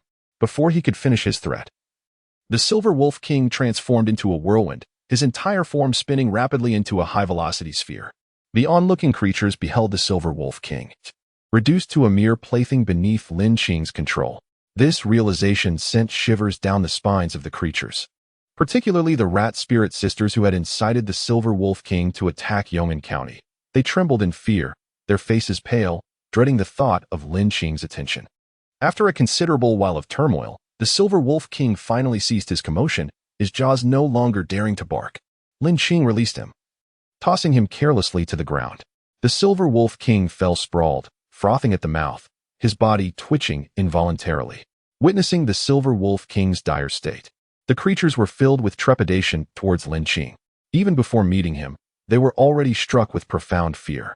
Lin Qing attentively observed the expressions of the creatures, and when he deemed the moment ripe, he calmly emerged from the dense mist. The creatures gazed at the tall, refined young man exuding an aura of elegance, many struggling to believe their eyes. In their imaginations, Lin Qing had been a burly figure adorned with a thick beard, yet now, he appeared as a harmless, graceful youth. The stark contrast left the gathered creatures momentarily dazed. The gray third wolf and the black sixth wolf were the quickest to react. The gray third wolf, having encountered Lin Qing before, acknowledged his immense fortune. The black sixth wolf bowed deeply, prostrating himself before Lin Qing and knocking his head thrice against the ground. With these two wolves leading the way, the astute creatures promptly followed suit, kneeling and bowing in homage. The rabbit spirit brothers also paid their respects to Lin Qing. Even the slower creatures, caught in the wave of reverence, soon joined in kneeling and bowing, signifying their submission. They have no choice but to submit. The Silver Wolf King has become such a figure in his hands. Should the opponent wish to deal with them, it would be effortless, requiring little exertion. Under whose dominion do they exist, if not merely to survive? The myriad of spirits express their allegiance. Their cultivation is arduous, and achieving transformation into a spirit is a testament to the immense favor of the heavens and the earth. Naturally, no one desires death. Lin Qing gazed upon the creatures and monsters prostrating on the ground. He is acutely aware of his current predicament.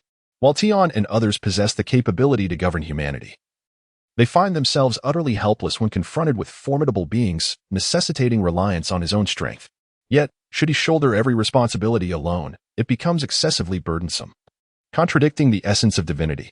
At this juncture, assistance is imperative, and the remarkable entities residing in the vicinity of Yong'an County, particularly those endowed with certain abilities, emerge as the most fitting allies. After much turmoil, he orchestrated this scene, not only intending to transform the vicinity of Yong'an County into a veritable sanctuary, but also harboring ambitions to subdue these mystical creatures, thereby seeking allies who could assist him in future endeavors. Lin Qing observed the faint traces of bloodlust emanating from these creatures and inquired, "Among you, is there anyone who solely relies on blood to enhance their cultivation?" Upon the utterance of this question, several of the beasts trembled in fear, unable to raise their heads. The mystical creatures and malevolent spirits cultivated their powers through various means, including the essence of the sun and moon, as well as the consumption of blood. Gray Three Wolf pointed at 4 of the beasts, declaring, "These 4 rely on blood consumption to elevate their cultivation." The 4 singled out immediately erupted in fury. They had no time to confront the Gray Three Wolves. Instead, they hurriedly rushed to explain to Lin Qing, "Esteemed Lord Lin Qing, please understand. Our consumption of blood food is due to the king's favor. We cultivate our practices through the absorption of the essence of the sun and moon as well. Consuming blood food is a more expedient method to enhance our cultivation, while the latter is considerably slower. At present, in order to preserve their lives, they dared not admit their preference for blood food as a means of advancement." Lin Qing observed the 4 demons before him, their bodies emanating an intense stench of blood, the strongest among all the beings present. Likewise, these 4 demons possessed the highest level of cultivation. During the brief moments of Lin Qing's silence, the 4 demons felt as though time had stretched into eternity, cold sweat trickling down their foreheads. The other creatures trembled in fear, anxiously awaiting the outcome. Should Lin Qing decide to execute the 4, those who had partaken in blood food would shudder in terror, unable to find solace. Their survival hinges upon the survival of others.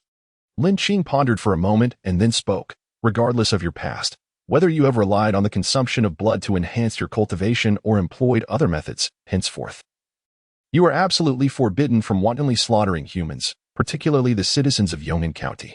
I shall not pursue the matters of the past, but from this day forward, should anyone dare to feign compliance while secretly massacring humans and draining their essence, I shall ensure their soul is utterly annihilated, never to be reborn. Although I may overlook past transgressions, adherence to the rules is now imperative." Upon hearing these words, the various spirits were filled with immense joy. The 4 demons, in particular, felt an overwhelming sense of relief, as if they had survived a calamity. The 2 bear demons immediately bowed thrice before Lin Qing, expressing their gratitude for sparing their lives. The deer demon and the snake demon quickly followed suit, also bowing in thanks. Lin Qing gazed at the two bear demons, along with the deer demon and the snake demon, and inquired, "What are your names?" The bear demon, displaying great intelligence, promptly replied, "Esteemed Lin Qing, my brothers and I do not yet possess formal names. We humbly ask for your gracious naming." Naming? Oh dear. This had put Lin Qing in quite a predicament. He was a quintessential example of someone lacking creativity in naming. Lin Qing pondered for a moment, gazing at the formidable twin bear demons, and naturally, two rather down-to-earth names surfaced in her mind. "Henceforth, you shall be known as it.The, and your brother shall be called it. Upon hearing such elegantly unique names, the two bear demons felt an urge to express their thoughts, yet ultimately refrained from speaking. After a brief moment of distraction, it.The quickly donned a joyful expression, grateful for Lin Qing's bestowed names. it, licking his bare face, exaggeratedly proclaimed, "Thank you, esteemed Lin Qing, for this magnificent name. It is truly melodious and unforgettable." it looked at his brother in astonishment. He truly did not expect his younger brother to display such audacity, articulating insincere words with such heartfelt conviction. The deer demon initially contemplated emulating the bear demon's brother, but upon witnessing the name chosen by Lin Qing, he promptly abandoned that dreadful notion. Feeling quite content with his current name and deeming it unnecessary to make a change, clearing his throat, the deer demon earnestly announced his name, "I am Deer Ming." The snake demon shared a similar sentiment. With Deer Ming leading the way, he naturally followed suit, "I am Snake Geo."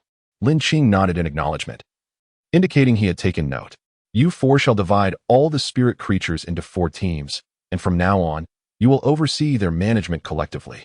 The 4 demons were momentarily bewildered by this unexpected stroke of fortune. Just a moment ago, they were fretting over their own lives. And now they found themselves in a position to lead a multitude of spirit creatures. Such a transformation left them both astonished and elated. Meanwhile, Gray 3 Wolf and Black 6 Wolf grew increasingly anxious. They have indeed rendered great service to Lin Qing, and such fortunate circumstances should rightly befall them. Lin Qing cast his gaze upon the Gray 3 Wolves and the Black 6 Wolves, inquiring about their names. The Gray 3 Wolves, eager to curry favor, though possessing a name, humbly followed the example of the Bear brothers and boldly stated, "I have no name. I beseech you, Lord Lin Qing, to bestow one upon me." With that, he bowed deeply before Lin Qing. Observing this, the Black 6 Wolves mimicked him, earnestly knocking their heads in supplication for a name. Lin Qing regarded the Gray 3 Wolves, their grayish-white fur causing him to ponder for some time before finally conjuring a fitting name. "From now on, you shall be called Gray Tai Lang." Gray Tai Lang? What a ridiculous name. The Gray 3 Wolves silently scoffed, yet outwardly expressed their gratitude with joy. Lin Qing then turned to the Black 6 Wolves, experiencing a similar struggle before uttering, "You shall be named Black Tai Lang." The Black 6 Wolves, though speechless, were visibly thrilled and profusely thanked him for the name. Lin Qing observed Gray Tai Lang and Black Tai Lang. Their recent task had been commendable, significantly aiding his efforts. Particularly, Gray Tai Lang demonstrated a keen ability to support and had a sharp eye, proving to be a valuable assistant. Gray Tai Lang and Black Tai Lang. From now on, you shall oversee all spirits and patrol the affairs within the jurisdiction of Yong'an County. Should anyone among you neglect their duties or act with duplicity, you may report to me directly. I will handle the matter myself. Lin Qing then addressed the 4 demon spirits, assigning each to lead a group. The first group shall be responsible for intelligence, ensuring that you are the first to acquire information regarding matters within Yong'an County, such as the locations of evil spirits or any intruding entities. As the intelligence team, you must be prompt in your reporting and comprehensively understand the situation. Any uncertainties must be reported immediately without concealment. The second group is tasked with defense. No entities other than you are permitted to operate within Yong'an County. Should any spirits cross the boundary to abduct humans, this group must drive them away or eliminate them. The third group will conduct inspections, responsible for patrolling the entirety of Yong'an County. Should you discover any irregularities or issues, you must report them at once, allowing the appointed leader to address the situation. If the leader cannot resolve it, I shall intervene. The fourth group is dedicated to safeguarding the security of Yong'an County. Before the other 3 demons could react, Shijio immediately recognized the significance of this fourth group, realizing it to be Lin Qing's personal guard, a team that could consistently assert its presence before him. Being the leader of this group would undoubtedly confer advantages. Before it.The, Bear, and Lu Ming could respond, Shijio boldly declared, "I willingly accept the responsibility of leading the fourth group." Lin Qing cast a surprised glance at Shijiao, noting the young one's enthusiasm and keen insight. Before he even revealed any benefits, this fellow eagerly accepted the position of leader of the fourth group, indicating his potential for growth. It remains to be seen how his character will develop.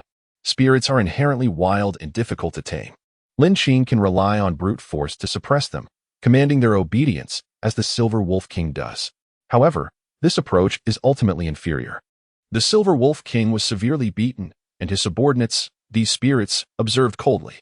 This suggests that coercive power merely instills superficial compliance and fails to foster a genuine sense of belonging or true allegiance. One must empathize with their concerns and share in their burdens. Intimidation is merely the first step, while temptation serves as the second. As for the third step, it hinges on whether these spirits possess the fortune worthy of his intervention. Upon witnessing Shijiao seize the fourth group, Lu Ming hastily claimed the first group. Addressing Lin Qing respectfully, "Esteemed Lord Lin Qing, I am willing to take charge of the first group. During my time alongside the Silver Wolf King, I have engaged in related duties."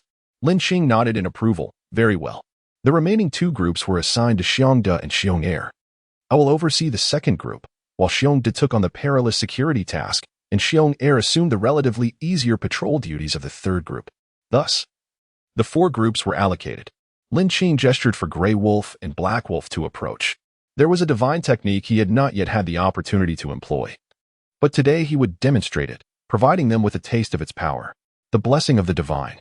A high-cost technique requiring 50 divine power points for a single use promised formidable results. Uncertain of its true effectiveness, he decided to test it on Grey Wolf and Black Wolf.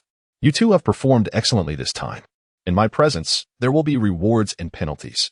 Perform well, and you shall be rewarded. Falter, and you will face consequences. As long as you adhere to my rules, Yong'an County will be your most steadfast support." This time, Grey Wolf and Black Wolf had earned their reward. Lin Qing approached Grey Wolf, placing his hand above the wolf's head, activating the blessing of the divine. A gentle, divine radiance poured forth from his palm. All nearby spirits and other creatures felt the residual divine aura, experiencing a warm current flowing from their crowns throughout their bodies. Their chaotic thoughts momentarily cleared, though the refreshing sensation was fleeting. They yearned to seize it, yet it eluded their grasp. Merely brushing against the remnants of divinity imbued these creatures with profound sensations, while the Grey Wolf, positioned at the very heart of this radiant luminosity, experienced a transformation. The instant divine energy coursed through his being, the once chaotic Tianling platform became illuminated. Divine brilliance flowed like a slender, warm stream throughout his limbs and bones, ultimately converging upon his faintly crimson demon core. Golden light enveloped the demon core, which began to undergo a metamorphosis, once no larger than a grain of rice. It gradually expanded. Notably, the hue of the demon core transitioned from a pale red to a vibrant red, deepening further to a rich crimson, then shifting to a soft orange, finally settling at a profound orange. In the realm of demons, a clear hierarchy exists. Certain species are innately high-tier demon beasts, while others are born as low-tier entities. Even with relentless cultivation, ascending beyond one's rank proves exceedingly difficult, unless one encounters fortuitous circumstances. To assess a demon's rank, one must not only observe their appearance and species but also examine their core, namely, the demon core. The lowest grade is denoted by red, followed by orange, and subsequently yellow, green, cyan, blue, and violet. The highest tier is represented by the purple demon cores of formidable demons. Upon reaching the 9th tier, their combat prowess rivals that of the divine. The Grey Wolf's demon core transformed from the lowest red to orange, coinciding with a remarkable change in his fur, which became sleek, while his limbs and body swelled to more than double their previous size. The silver lightning mark upon his forehead morphed into a fiery orange-red emblem. All creatures bore witness to the Grey Wolf's transformation and the surge of his aura. They are particularly sensitive to the escalating energy of their kin. In that pivotal moment of advancement, disbelief widened the eyes of all the creatures present. Upon absorbing the final vestige of divine radiance, the Grey Wolf excitedly opened his eyes, gazing at Lin Qing with profound admiration and gratitude. With a resounding thud, he knelt and prostrated deeply before Lin Qing, expressing his heartfelt thanks for the grace of rebirth. He merely waved his hand lightly, and having advanced from the lowest tier of monsters to this level, how could he not feel exhilarated? To say it was akin to being reborn would not be an exaggeration. As long as he diligently served this deity, he would not be neglected. The Grey Wolf nodded fervently, assuring Lin Qing repeatedly that he would devote himself entirely to his service. The Black Wolf, watching from the side. Felt a mix of excitement and anxiety as his turn was approaching. Lin Qing beckoned him forward. The black wolf trotted eagerly, grooming his fur before standing obediently before Lin Qing. Without further ado, Lin Qing activated the blessing of the deity once more. Both the black and gray wolves were lesser beings of low rank, but this blessing elevated them by a tier. It felt akin to transforming from a worthless mixed-breed dog into a prized purebred that could fetch hundreds, if not thousands.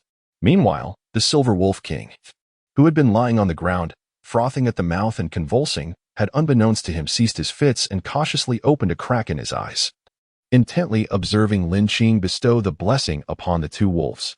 When the blessing concluded and the divine radiance faded, the Silver Wolf King beheld his once inferior subordinates now standing equal to him, having ascended to the same rank. Previously reliant on strength and bloodline to dominate his kind, he now found himself unable to do so.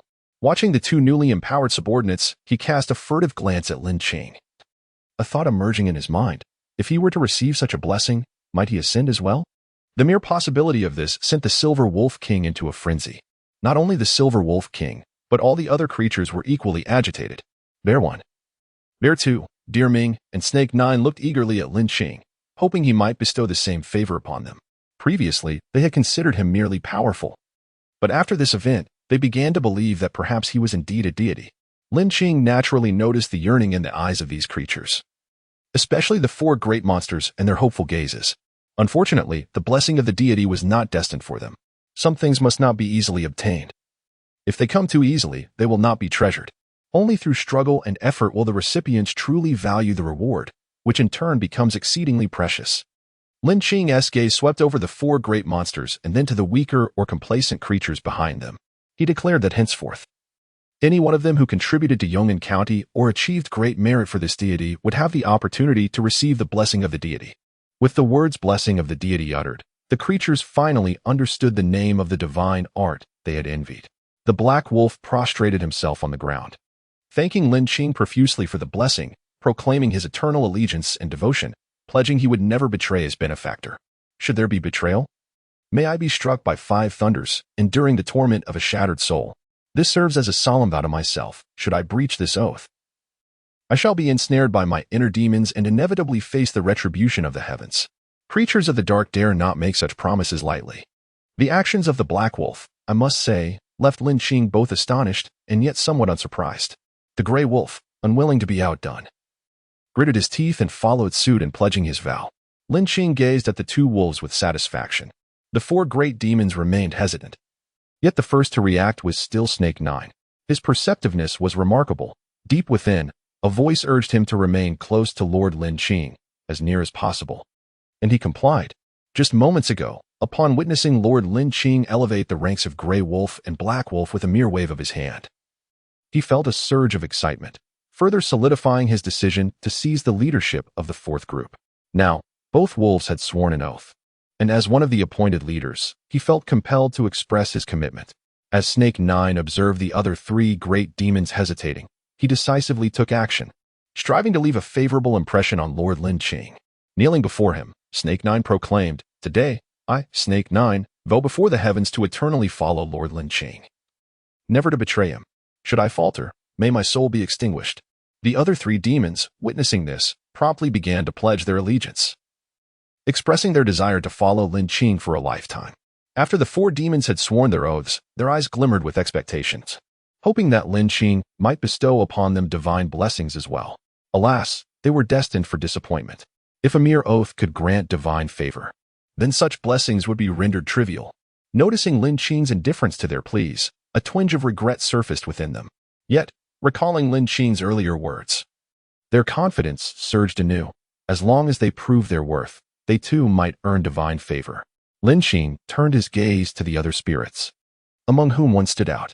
He had distinctly noticed a few spirits stirring with interest, but when he looked again, they fell silent. He quickly realized that upon witnessing the 4 demons swear their oaths without receiving any rewards, the others had abandoned their ambitions. It was only natural. Lin Qing understood completely. The world thrives on profit, a truth that applies not only to humans but also to spirits and demons alike. Lin Qing addressed the 4 demons, instructing them to select suitable candidates, leaving the specifics to their discretion. Black Wolf, Gray Wolf, you two shall oversee the process. Should any disagreements arise, mediate between yourselves. This matter is entrusted to you. With that, he delegated the responsibilities, trusting them to operate independently. If he were to manage every detail personally, this wild deity would surely be overwhelmed. Approaching the Silver Wolf King, Lin Qing noticed the creature immediately close its eyes, feigning unconsciousness upon his arrival. Lin Qi was not one to indulge such antics. He gave the wolf a nudge and remarked, "How long do you intend to pretend to be dead?" Realizing his ruse had failed, the Silver Wolf King ceased his charade, rising with an air of grievance as he looked at Lin Qing. "My lord, could you spare my wolf life?" He knew well that with a mere gesture, Lin Qing could elevate them beyond their current station. And he recognized the vast chasm between their statuses, akin to the divide between clouds and mud in the sky. He had completely relinquished any thoughts of resistance. His sole desire now was to survive and not fall victim to his adversary's wrath. Should the opponent be resolute in their intent to make an example of him, he would have no choice but to resort to his ultimate tactics. "You have shown disrespect towards me, but considering it is your first offense, I shall grant you a reprieve. However, while the death penalty may be averted, the punishment for your living transgressions cannot be escaped. From this day forth, you shall serve as the guardian of my temple for a duration of 10 years. If, after this period, you exhibit genuine remorse and cease to cause harm, I shall grant you your freedom." Upon hearing these words, the Silver Wolf King was filled with immense joy and immediately bowed in gratitude. Having subdued these cunning creatures, Lin Qing felt a weight lifted from his heart. Now he must observe and practice whether this course of action proves effective. He no longer wished to witness the citizens of Yong'an County living in fear, apprehensive to step beyond their homes, to venture out of their villages, or to leave the county town. He desires that the people under his governance may roam freely during the day and wander at night without the looming threat of malevolent spirits and wicked creatures. He yearns for all the citizens of Yong'an County to lead lives of normalcy. For the people of Blue Star, such an existence is the most ordinary, the least worthy of commendation.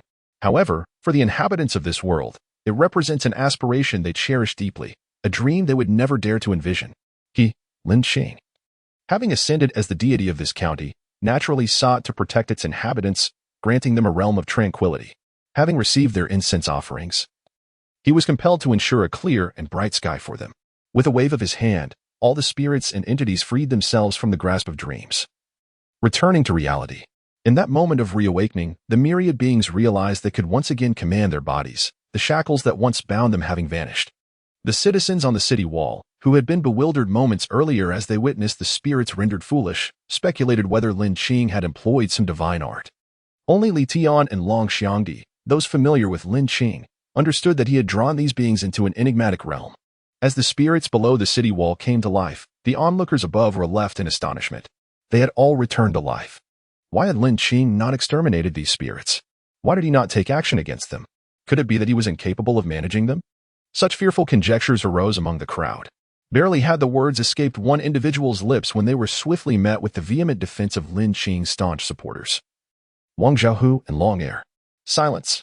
Who permitted such slander against Lin Qing? Wang Zhaohu thundered, asserting that these inconsequential spirits could be easily crushed by Lin Qing. Did you not see what transpired? Long Er echoed the admonition, warning against inciting fear. Lin Qing's decision not to eliminate these spirits undoubtedly serves a purpose. As mere mortals, we ought not to presume to interpret the will of the divine. The sentiments of Wang Zhaohu and Long Er resonated with the consensus of the citizens on the wall. Gathered at the base of the wall, the Silver Wolf King and his companions raised their voices toward those atop the tower. "Fear not, citizens of Yong'an County. We have pledged our allegiance to Lin Qing. We are now all his people. Indeed, I am now the captain responsible for the protection of Yong'an County citizens," declared Xiongda. "I am Shijio, came the introduction from another. From this day forth, I shall oversee the safety of Yong'an County." Hui Tailang turned to Li Tian, saying, "In the domain of Yong'an County, no spirit shall feast upon humans. Should any be found doing so, we shall ensure their demise. Henceforth, the citizens of Yong'an County may roam freely by day, unburdened by fear." The spirits nodded in unison, affirming, "We all submit to Lin Qing. We harbor no ill intentions. From this point forward, we are allies. There is no reason for fear." Yes, indeed. We are all on the same side now. The citizens atop the city walls stood bewildered as they listened to the words of the enigmatic beings. Particularly striking was the assertion that their safety would henceforth be safeguarded by these creatures, a notion that utterly shattered their long-held beliefs. For generations, They had been conditioned to perceive themselves merely as prey, mere livestock to be seized at will by these supernatural entities, their safety contingent solely upon the creature's satiety, provided they remained outside the territories of other powers and dared not stray beyond the protective boundaries. Now, the very beings that had regarded them as sustenance were proclaiming their role as protectors. This reversal of roles was so absurd that it left the citizens of Yong'an County in a state of astonishment, requiring a considerable amount of time to fully grasp the implications of this unprecedented shift. In their hearts, they had come to believe, albeit hesitantly. The crowd instinctively glanced towards Li Tian and Long Xiangdi. A shared understanding passed between Li Tian and Long Xiangdi as they exchanged a knowing look. Recognizing Lin Qing's earnest intentions, Li Tian then spoke, "Zhang Hai, please open the city gates." Zhang Hai gasped in disbelief, yet upon witnessing Li Tian's demeanor, he ultimately turned and departed with his subordinates. Li Tian and Long Xiangdi followed him down the city tower. "Let us go greet our escort team. It is indeed time to welcome them," exclaimed a citizen, unable to contain their curiosity. Would these mystical beings truly be responsible for our protection? The notion felt utterly fantastical and hard to grasp. Wang Xiaohu, with a bold demeanor, addressed the crowd confidently, "Of course, once Lin Qing intervenes, these mystical creatures will surely submit. With Lin Qing present, nothing is surprising." Longer chimed in, "Do not make such a fuss. Come, let us descend the tower." A throng of people followed closely behind Li Tian and his companions. Many citizens remained unable to ascend the tower, left to glean snippets of information from the discussions above. Zhang Hai, leading his subordinates, slowly opened the city gates. Upon seeing the mystical beings still outside the gates, those who had been unable to reach the tower erupted in terrified screams. A woman immediately scooped up her child, rushing homeward. Before Li Tian could utter a word, Wang Xiaohu shouted, "Do not panic. Do not be afraid. These mystical beings have been tamed by Lin Qing. They will ensure our safety henceforth, allowing us to leave the county without fear of encountering creatures that devour humans." A ripple of astonishment swept through the citizens at Wang Xiaohu's proclamation. Is this true? Am I imagining things? Lin Qing has subdued these creatures, and they will protect us? It was too incredible. Dear wife, slap me. I fear I am dreaming. Ah, that hurts. Ha ha, it seems I am not dreaming. Lin Qing is truly remarkable. I still find it hard to believe. Oh, it must be real. You did not witness Lin Qing's prowess from the tower. If it were not true, the county magistrate would not have authorized the gates opening. Rest assured, this matter cannot be more genuine. We shall be free to enter and exit the county at will, no longer burdened by concerns for our safety. As the citizens on the city tower voiced their opinions, they gradually came to believe, through the enlightening words of others, that these extraordinary beings had been tamed by Lord Lin Qing, who would henceforth be responsible for their safety. Outside the city gates, the Silver Wolf King led the way, followed by Grey Wolf and Black Wolf, with the 4 chief guardians bringing the mystical creatures into the city. The first step in dispelling their doubts was to foster a sense of intimacy among them. However, upon their entry, the citizens within the city remained fearful, instinctively retreating or stepping aside along the streets, their eyes filled with both curiosity and trepidation.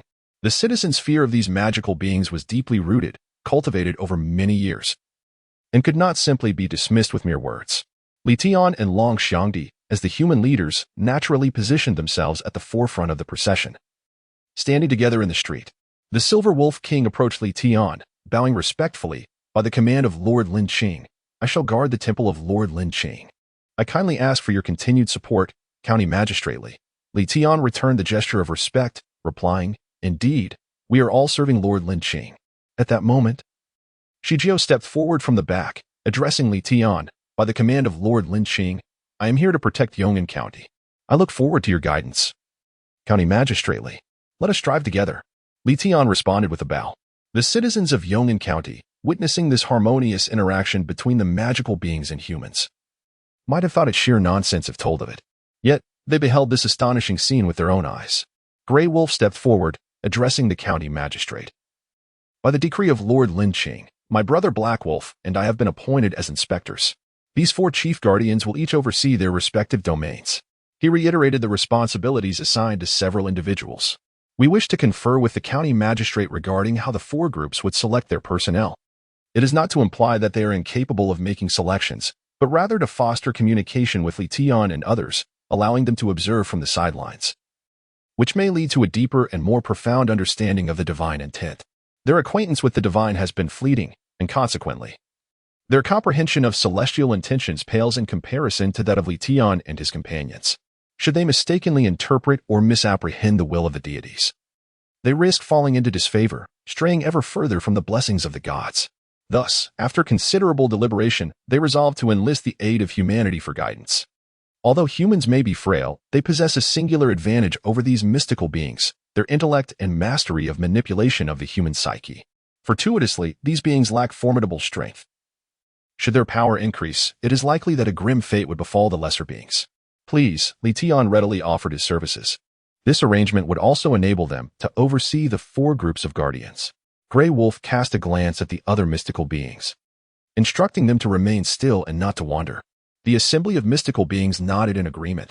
The Silver Wolf King chose not to engage in their affairs, instead inquiring, "May I ask where the temple of Lin Qing is located?" Wang Zhaohu replied, "Follow me." He cast a glance at the peculiar creatures obstructing the city gate. Their bizarre appearance is often quite terrifying. However, for the citizens of Yong'an County, their frightening looks paled in comparison to the horror of being devoured. "If you have nothing to do, you may visit the temple and offer incense to Lord Lin Qing," suggested one. The creatures exchanged glances, and 4 rat spirits immediately followed suit. "The young master is correct. We ought to pay our respects to Lord Lin Qing." As the rat spirits departed, the other creatures followed suit, forming a grand procession towards the temple dedicated to Lord Lin Qing. The townsfolk stood on either side of the street, observing these beings, while many children hid in their parents' arms, peeking out with a mix of curiosity and fear. Upon reaching the temple of Lord Lin Qing, the Silver Wolf King gazed up at the relatively imposing structure before him. "He shall remain here for a decade." As the Silver Wolf King entered the temple, upon stepping onto the first stair, his original wolf form instantaneously transformed into that of a strikingly handsome young man, adorned with flowing white hair. Numerous citizens in the city gazed in astonishment at the unfolding scene, particularly the young women whose eyes were irresistibly drawn to the Silver Wolf King's exquisite visage. His face was so enchanting, its impact so profound, that many women found themselves unable to look away. Clad in a silver-white robe, the Silver Wolf King ascended the steps of the Lin Qing temple with deliberate grace. 4 rat spirits simultaneously transformed, becoming 4 alluring women. All other spirits capable of transformation followed suit, adopting human forms before entering the Lin Qing temple. Unbeknownst to them, their actions today subtly established an unspoken rule. Only those spirits who assumed human guise would be permitted to enter the temple for worship. Upon entering the main hall, the Silver Wolf King was presented with incense by Wang Zhaohu. The act of offering incense must be performed with sincerity. Only a heart filled with genuine intent could be perceived by Lin Qing. Should one's heart be insincere, it would be better to refrain from subjecting oneself to humiliation. As he spoke, he cast a glance towards the spirits trailing behind him. At these words, the spirits felt a shiver run through them. Was this a moment of self-reflection? The thought surfaced in the Silver Wolf King's mind. He steadied his mind, lit the incense, and knelt on the meditation mat, bowing reverently 3 times before the deity statue. Before placing the incense into the burner, ding, the Silver Wolf contributed 50 points of incense value. Lin Qing's eyes sparkled upon seeing the luminous 50 points of incense value. Alas, this surpassed the limit of 20 points. The maximum incense value offered by humans was 20 points, while that of the mystical creatures was evidently higher. Could it be that the upper limit of incense value each individual could contribute was determined by their strength? It remained uncertain whether this 50 points represented the Silver Wolf King's ceiling. Lin Qing then turned his gaze towards the other spirit creatures, eager to discern how much incense value they could provide. The 4 mouse spirits approached, each taking a stick of incense. After igniting their incense, they bowed reverently 3 times, placing the incense into the burner, and once again, the familiar ding resonated in their minds. Ding. Mouse 1 contributed 30 points of incense value. Ding. Mouse 2 contributed 40 points. Ding. Mouse 3 contributed 30 points. Ding. Mouse 4 contributed 35 points. The highest contribution from the 4 mouse spirits was 40 points. Perhaps their limit, or possibly they could exceed that threshold. Regardless, it was evident that the upper limits of the spirit creatures surpassed those of humans. As more spirit creatures offered their incense, Lin Qing became increasingly convinced that his hypothesis might indeed hold true. The incense value appeared to be contingent upon the contributor's cultivation level.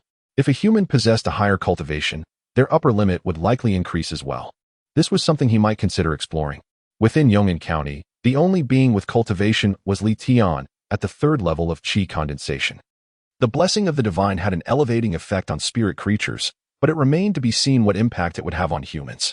The disparity in maximum combat power between humans and spirit creatures was somewhat imbalanced. Although he was currently suppressing it, the humans must also rise to the occasion. Weighing these two factors, Lin Qing resolved to bestow the blessing of the divine upon Li Tian. After each spirit creature had offered their incense, Lin Qing utilized the incense value, thus replenishing a portion of his own. He opened the control panel to survey his resources. Host, Lin Qing level, Wild Deity Territory, Yong'an County Divinity, 5 Divine Power, 3572 Divine Arts, 1 Fingers in 2. 0, Upgradable, Golden Light Charm 2. 0, Upgradable, Spirit Division Technique, Upgradable, Divine Talisman Technique, Upgradable, Galaxy Travel Technique, Upgradable, Azure Light Technique, Upgradable, Blessing of the Gods, Upgradable, Divine Artifact. 7-star Divine Sword, First Grade, Incense Value. Point System Mall, open for viewing. This time, a total of 68 various creatures charged forth, of which 63 consumed 11 points of divine power each. The greatest expenditure was borne by the duo, Grey Wolf and Black Wolf, who collectively used 51 points, while the most economical were the 3 rabbit spirits, consuming only 1 point of divine power each. The Silver Wolf King followed closely with a 5-point expenditure. In total, Lin Qing expended 803 points of divine power, marking the highest consumption in his history. Yet, it was also the most worthwhile endeavor. Not only had he significantly advanced the goal of transforming Yong'an County into a peaceful realm, but the citizens observed the creatures obediently offering incense to Lin Qing, truly realizing that these beings had been tamed by him. Lin Qing was indeed formidable. Who could argue otherwise? Did this not imply that they could confidently venture beyond the county, freely departing without fear of danger? Was there anyone bold enough to test the waters? A few intrepid souls extended their invitations, yet many merely shook their heads, hesitant to be the first to take the plunge. Wang Xiaohu and Long Er stepped forward once more, addressing the crowd. Tomorrow, I shall embark on an excursion with my friends. Anyone wishing to join me may follow along. I must clarify, however, that this time, I shall not carry any protective talismans. The more Lin Qing observed Wang Xiaohu, the more he appreciated the young man. This lad possessed considerable potential to serve as a temple steward. With Wang Xiaohu leading the charge, others, eager to test their courage, suddenly found their spirits ignited. I will accompany young Master Wang on the excursion. Count me in. Include me as well. An increasing number of individuals joined the ranks. Lin Qing gazed upon this lively scene outside the temple, filled with joy. The first step taken was indeed the most significant advancement. Meanwhile, in the celestial realm, arrangements had nearly reached completion. After mastering the abilities of these creatures, Li Tian assigned them to suitable positions based on their skills. Grey Wolf was also engaged in distribution. And after drafting lists, both parties reviewed them, finding that over 90% matched, aside from a few discrepancies. This led to a pleasant exchange between them. Grey Wolf stood, expressing gratitude for the county magistrate's assistance. We are all family here, supporting one another. Li Tian rose with a smile. After a cordial discussion, they departed from the gates. Upon exiting, Grey Wolf and his companions learned that the other spirits had already offered incense to Lin Qing. Let us go. We have yet to pay our respects. One suggested. Indeed, we must present our offerings. Let us proceed. The group agreed, making their way to the temple of Lin Qing. The Silver Wolf King sat before the temple and, upon seeing their arrival, raised a hand to remind them. Only after transformation may you enter to offer incense. Grey Wolf and the other spirits, accustomed to their beastly forms, felt a sense of security in them. After all, their beastly appearance allowed for normal interaction with humans. The demons, accepting this as a customary practice, transformed into human forms before entering the temple. Lin Qing, curious, wondered how much incense value these 6 individuals would contribute. Setting aside the likes of Bear Big, Bear 2, Snake 9, and Deer Ming, Grey Wolf and Black Wolf, being particularly fortunate, would surely reach the upper limits of contribution, especially since both had made solemn oaths as wolves. Grey Wolf and Black Wolf were the first to step into the hall. They picked up incense from a nearby table, ignited it, and, emulating the reverential behavior of humans, began to bow respectfully. Ding. Grey Wolf contributed 100 points of incense value. Ding.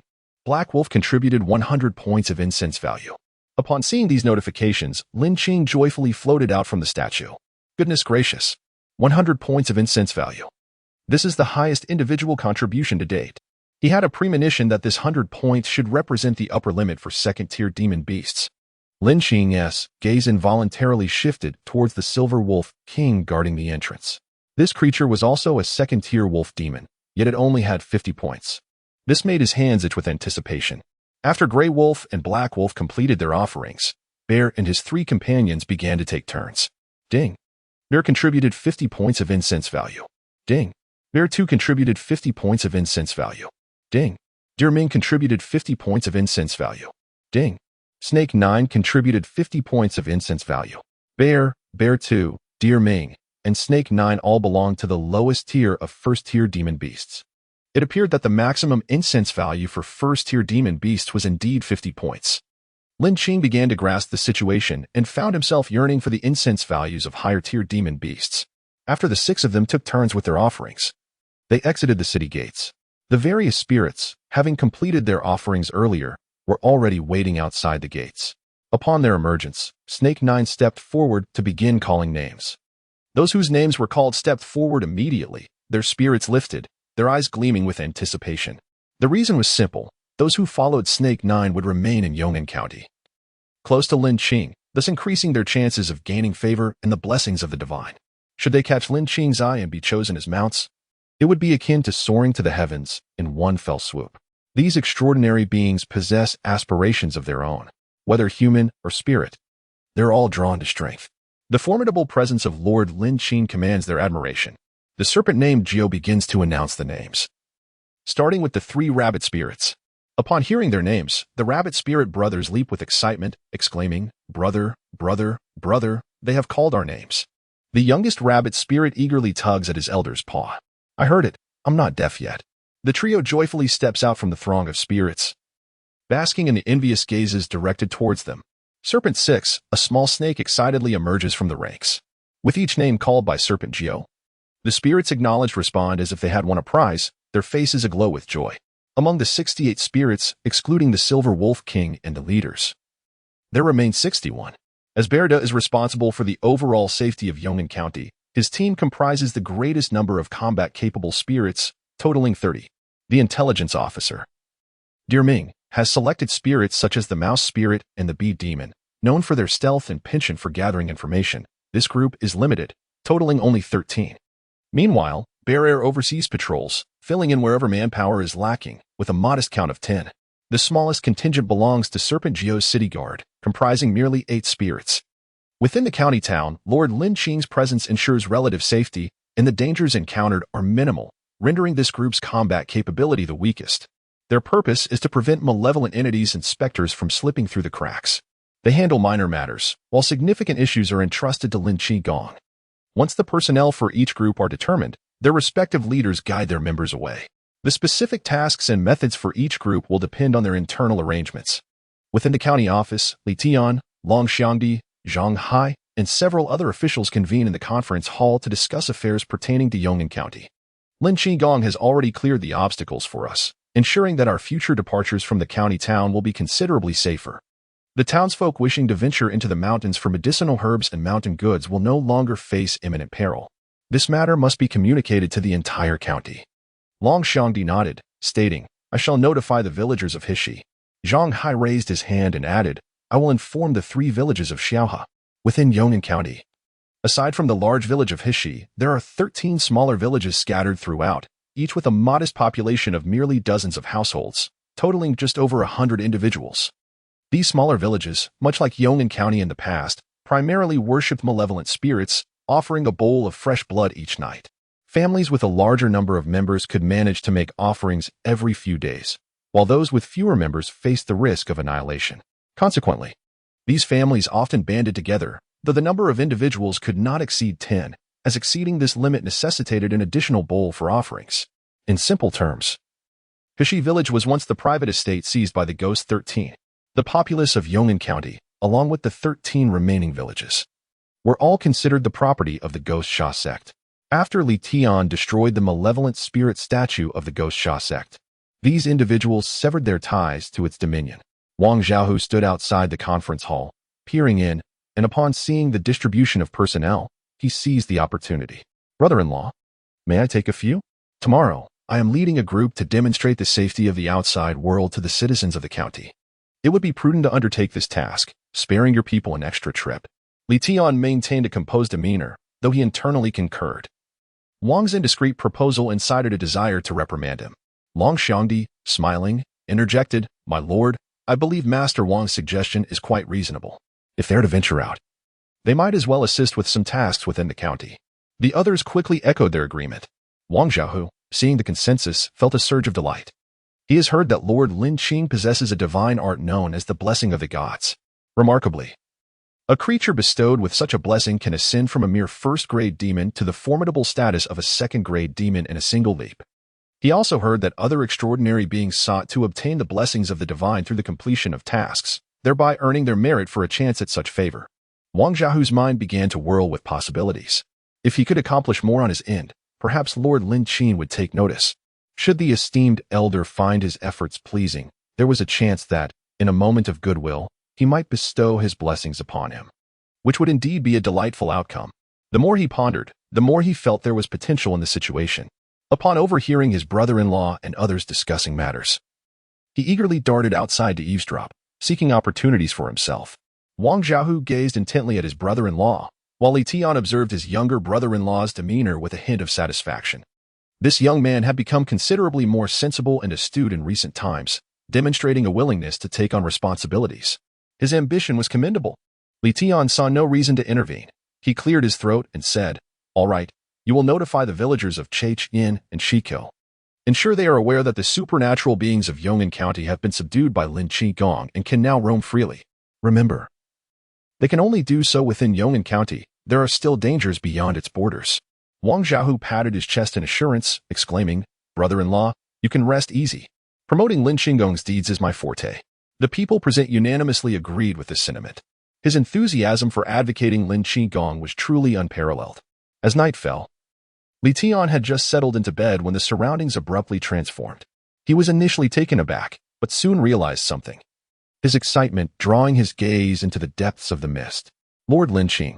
Lin Qing emerged from the fog, his tall figure adorned in a resplendent robe, exuding an ethereal charm.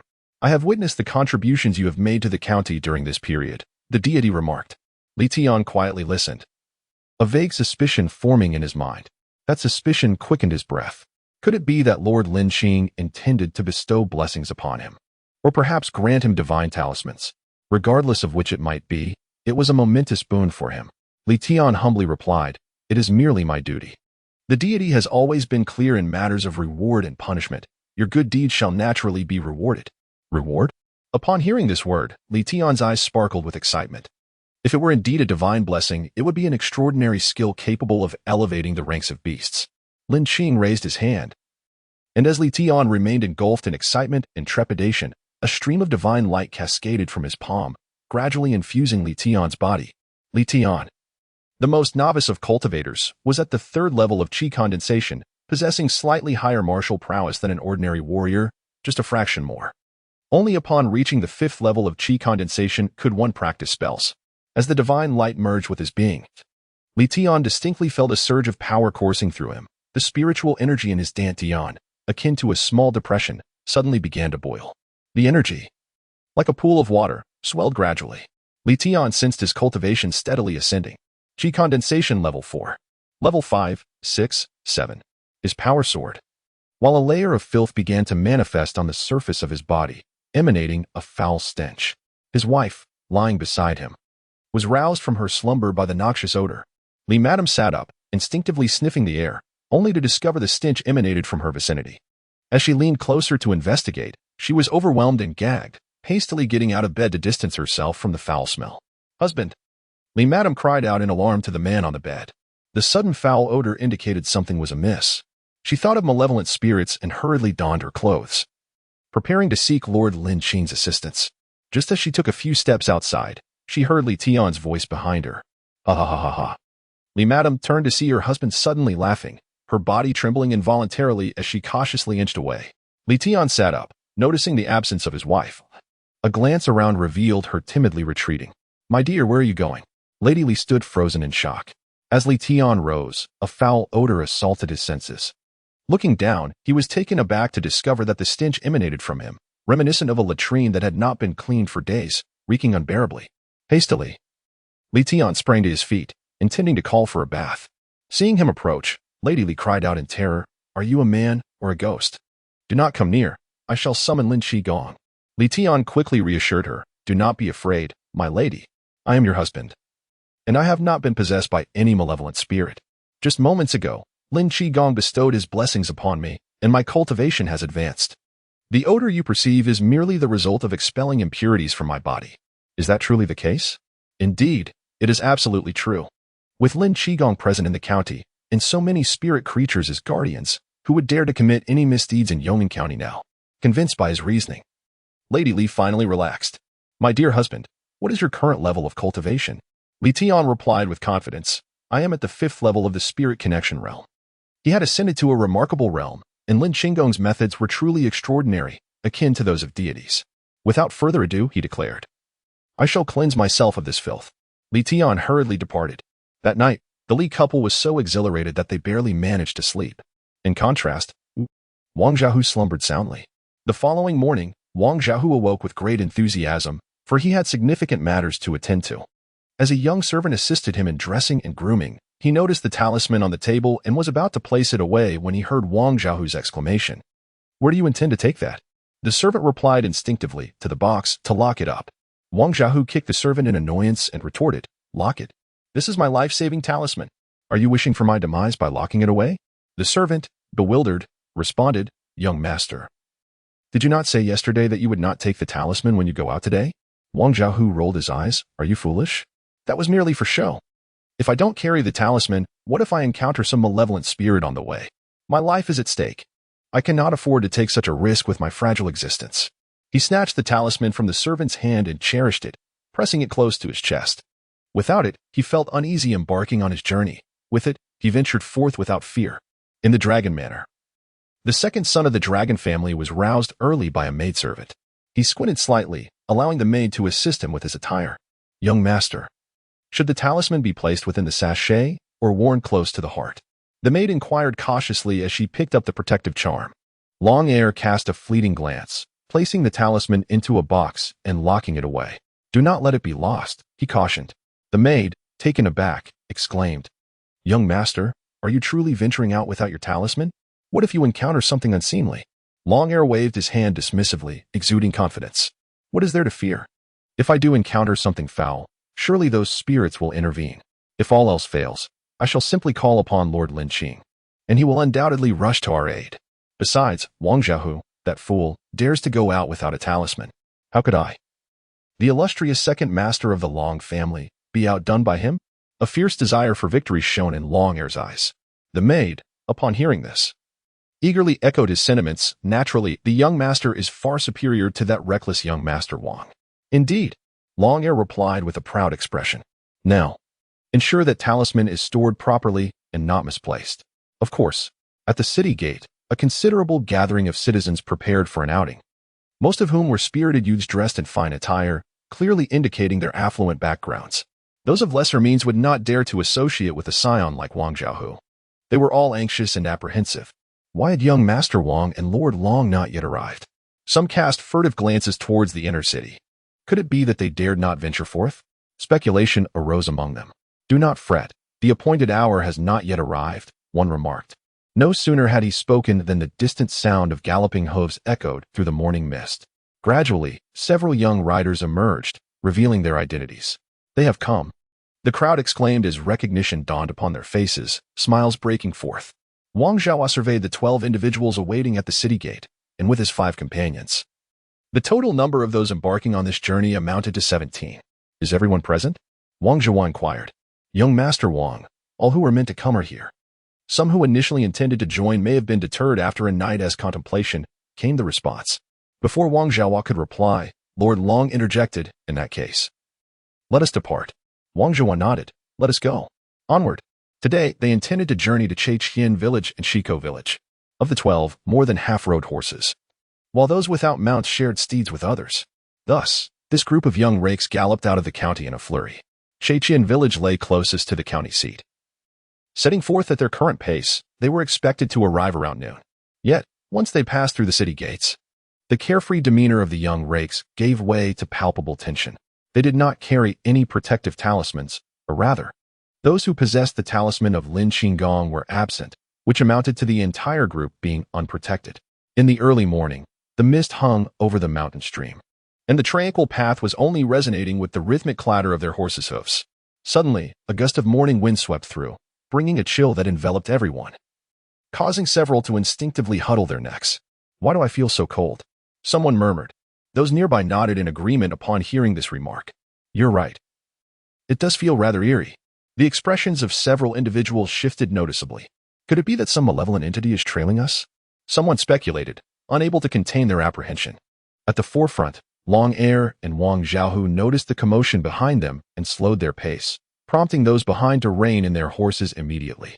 Wang Xiaohu turned his head to inquire, "What is happening behind you?" The few individuals at the rear promptly responded, "We have the distinct feeling that something is following us."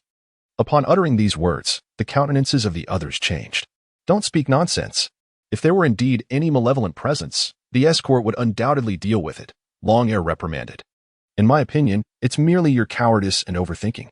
Wang Xiaohu, feeling carefully, noted that the talisman resting against his chest remained unresponsive, indicating that there was likely no foul entity present. He observed the anxious expressions of the others in the group and, with a tone of irritation, scolded a few individuals behind him. "I am not afraid, so why should you be? With such little courage, you ought not to follow me in the future." At that moment, his words rendered those few individuals silent, while the rest dared not utter a word. Long Air squinted at Wang Xiaohu, feeling that his demeanor was excessively arrogant. Upon hearing those words, he couldn't help but feel a pang of unease. This fellow was far more timid than himself, yet he displayed no fear whatsoever.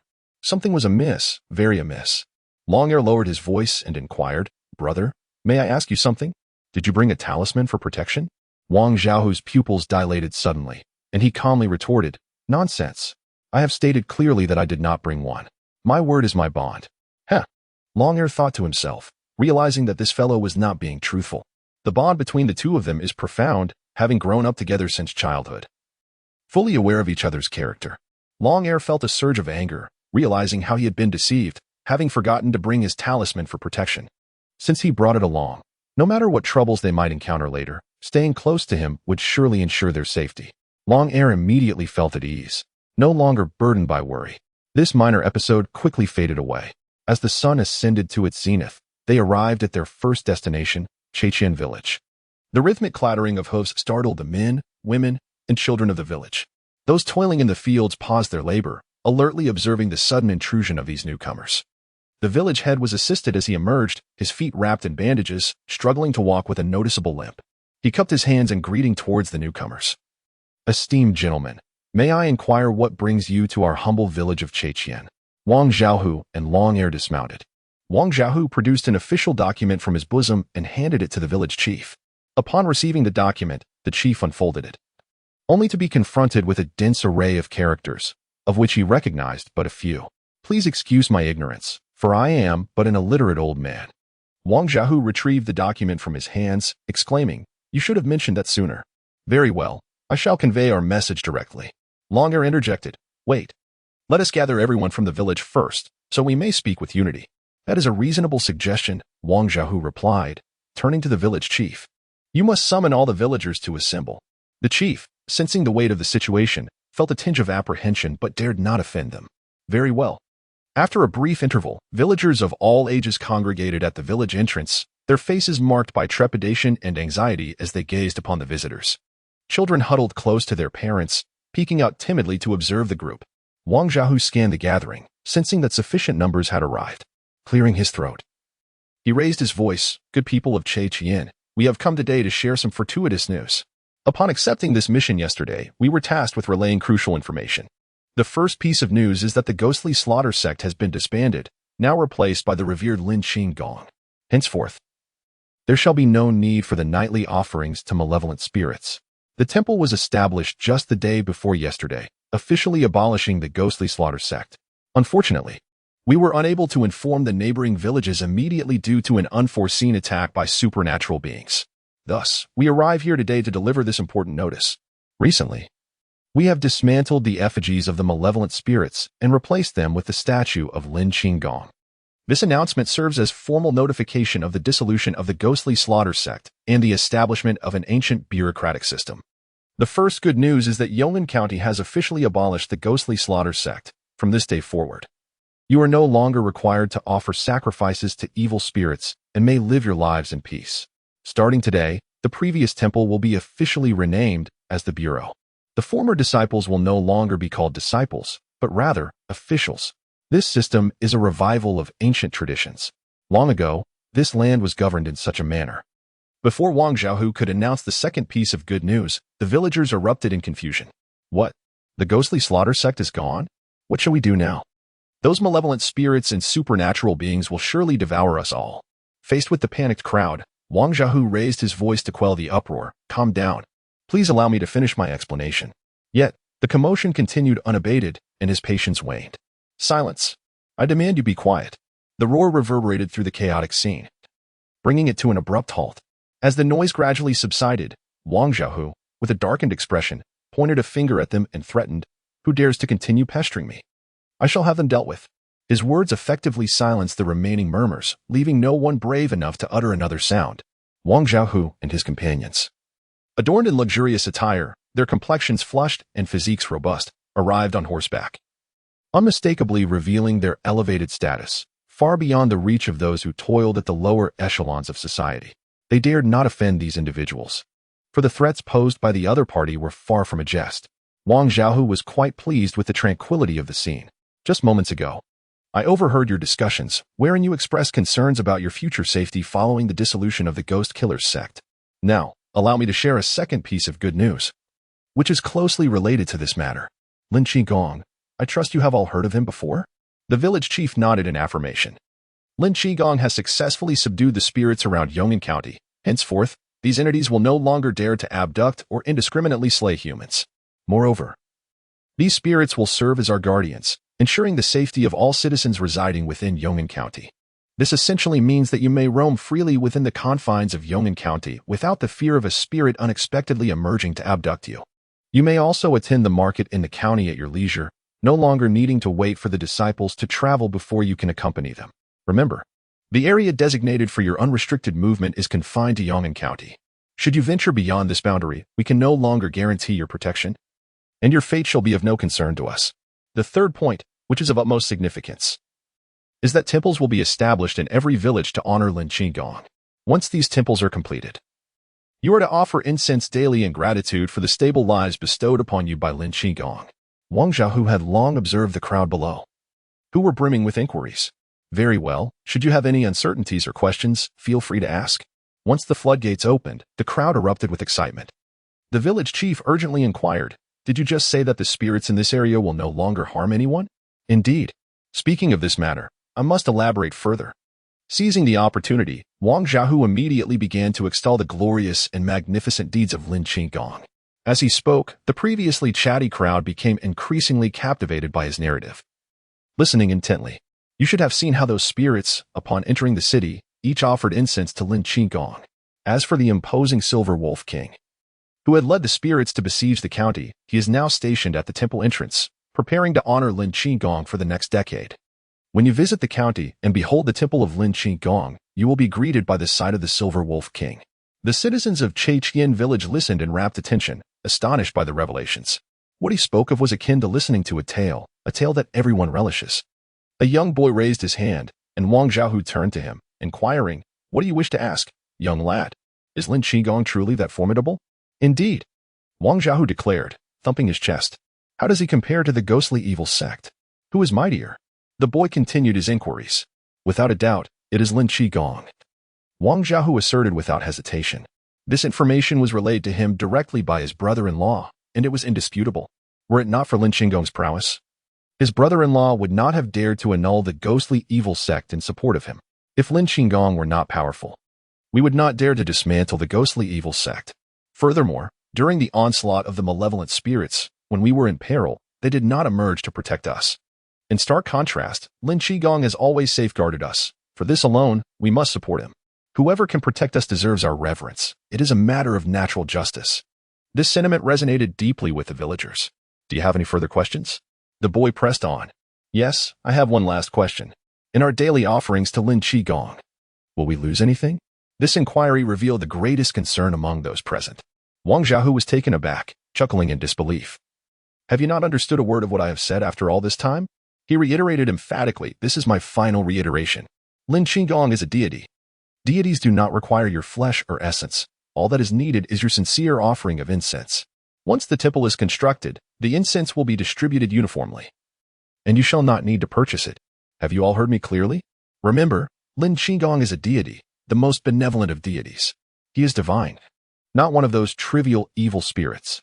Long Air, feeling exasperated, pushed his way to the front and called out to the crowd below, come, all of you. Shout with me. Lin Qing is a deity. The villagers did not respond. Long Air's expression darkened, and he bellowed, shout. Under his intimidating presence, the village chief took the lead, proclaiming, Lin Qing is a deity. The initial hesitant murmurs gradually harmonized into a chorus, and under Long Air's guidance, the volume grew louder, echoing through the heavens. In the valley, the refrain of Lin Qing is a deity resounded. After a while, Long Air finally relented, allowing the villagers of Qian village a respite.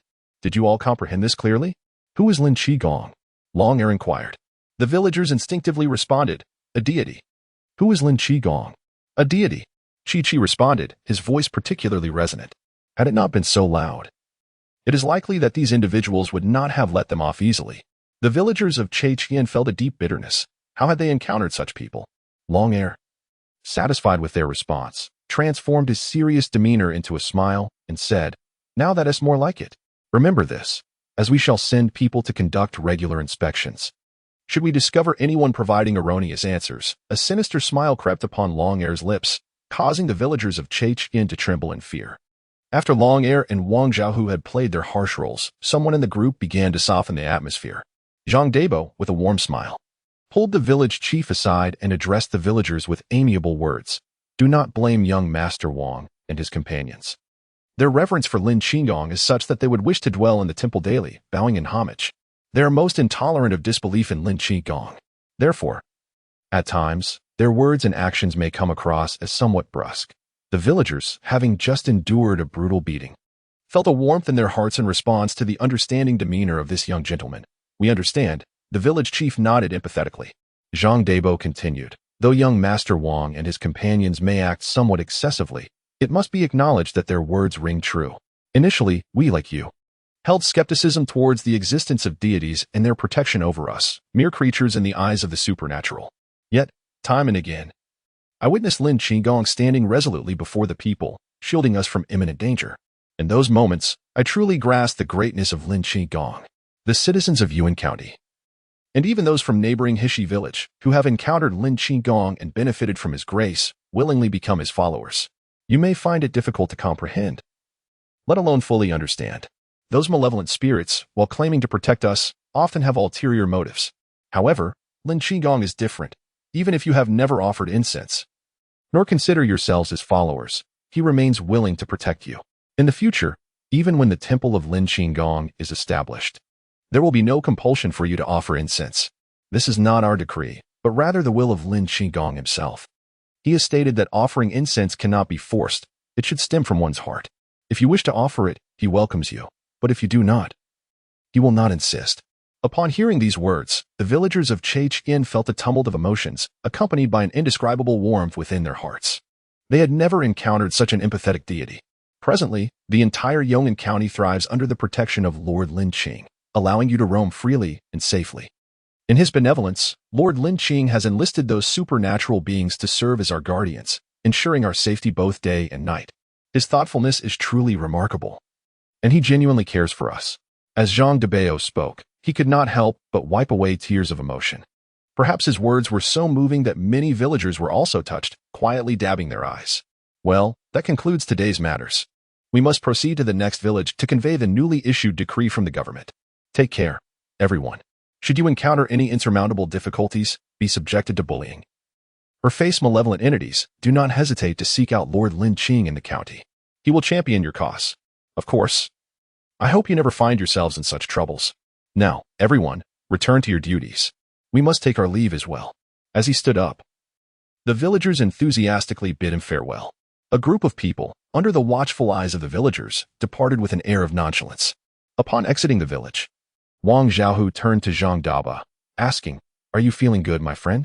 Zhang Daba responded with a beaming smile. "I must express my gratitude to young Master Wang and young Master Long for this opportunity, otherwise, I would not be enjoying such treatment."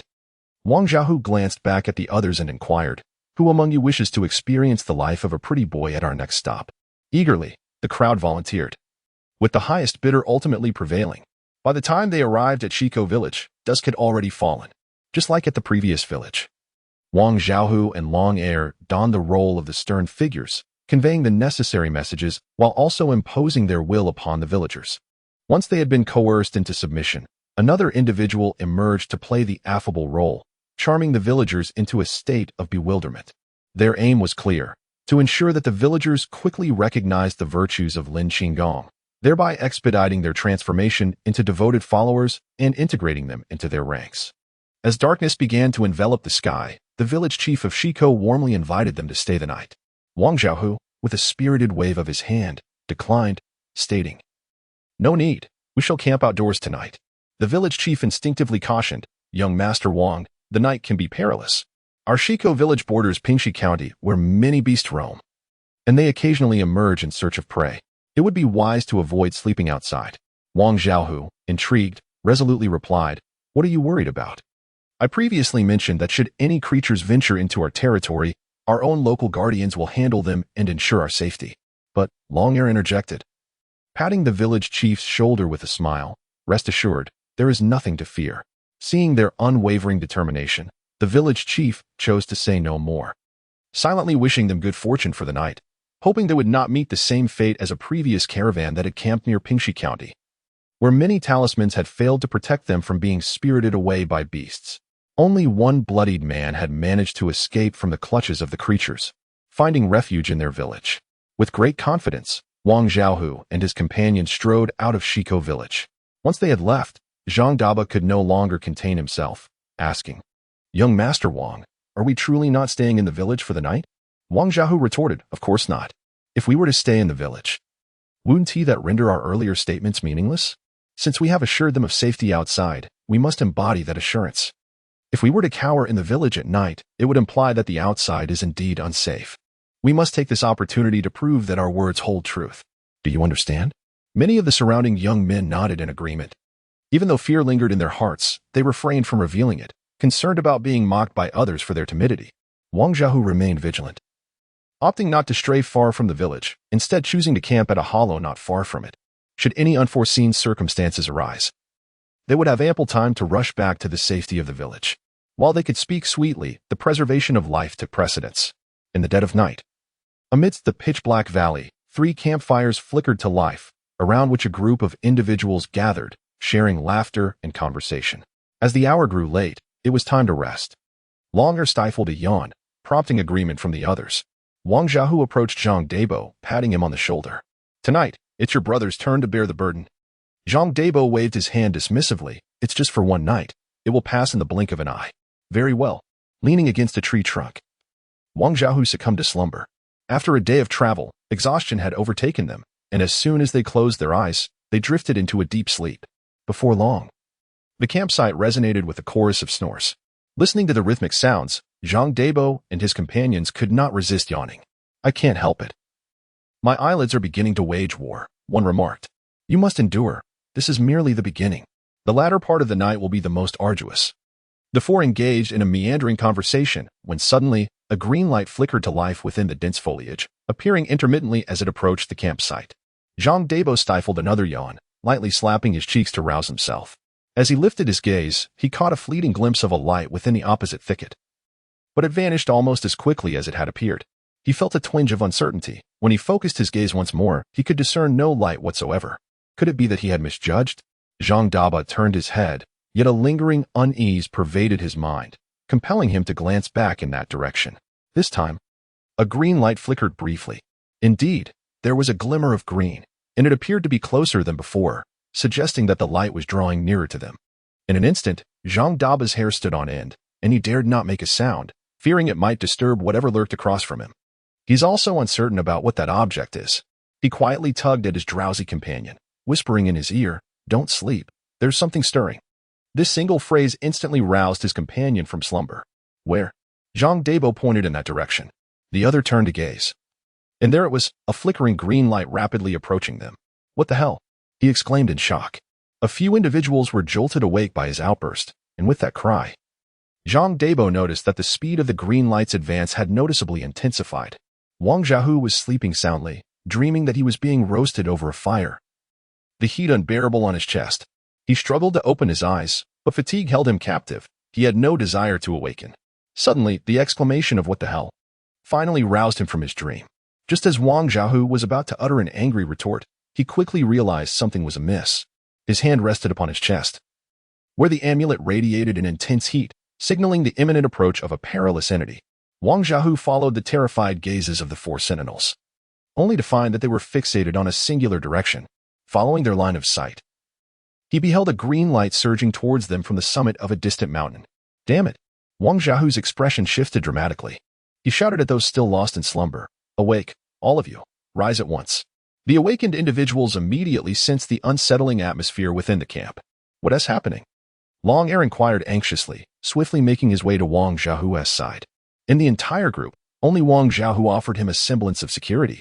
"Something sinister is approaching," Wang Xiaohu replied succinctly. Instantly, everyone became alert, panic enveloping them as they warily eyed the encroaching green light. Someone suggested, "Let us flee to Shiko village. It is our only chance for survival." Zhang Daba recalled a crucial point and hurriedly interjected, "But if we dash into the village at this hour, it would only signify that danger lurks outside. They surely would not trust Lin Qing. Then what shall we do? Are we to await our doom here?" The approaching entity was either a malevolent spirit or a vile apparition. Regardless of what it was, it posed a catastrophic threat to their very existence. They bore no protective talismans. This time, they ventured out, fully believing that Lin Qing had indeed tamed the spirits and ensured peace for Yong'an County. "Even if we do not approach, it won't be long before the villagers of Shiko learn of the danger we faced last night. Let us proceed to Shiko village." Some have already begun to loosen the reins, preparing to flee towards Shiko. Longer glanced at Wang Xiaohu, urging him, "Speak up quickly. Do you wish to ruin everything?" Wang Xiaohu clenched his teeth and finally made a resolution, declaring, "No need to advance. I possess Lin Qing's protective talisman." The moment these words escaped his lips, the previously frantic crowd turned in unison to gaze at Wang Xiaohu. "Young Master Wang, this is hardly the time for jest." "Indeed. Do not deceive us." Wang Xiaohu rolled his eyes, retorting, "What deception? I possess it, and I assure you, I would not just with my own life." This assertion successfully swayed the crowd, instilling in them the belief that Wang Xiaohu indeed held a talisman. They quickly converged around him. Long Air forcefully pushed Wang Xiaohu to the forefront. And just as Wang Xiaohu was about to protest, Long Air proclaimed resolutely, "If you hide behind us, the talisman cannot protect those in front." During their brief exchange, the source of the green light drew ever closer. On this full moon night, with not a cloud in the sky, they could faintly discern the approaching entity. It was a yellow-furred weasel spirit. This weasel spirit was clearly not one of the spirits belonging to Yong'an County. It gazed hungrily at the blood meal ahead, unable to resist licking its lips.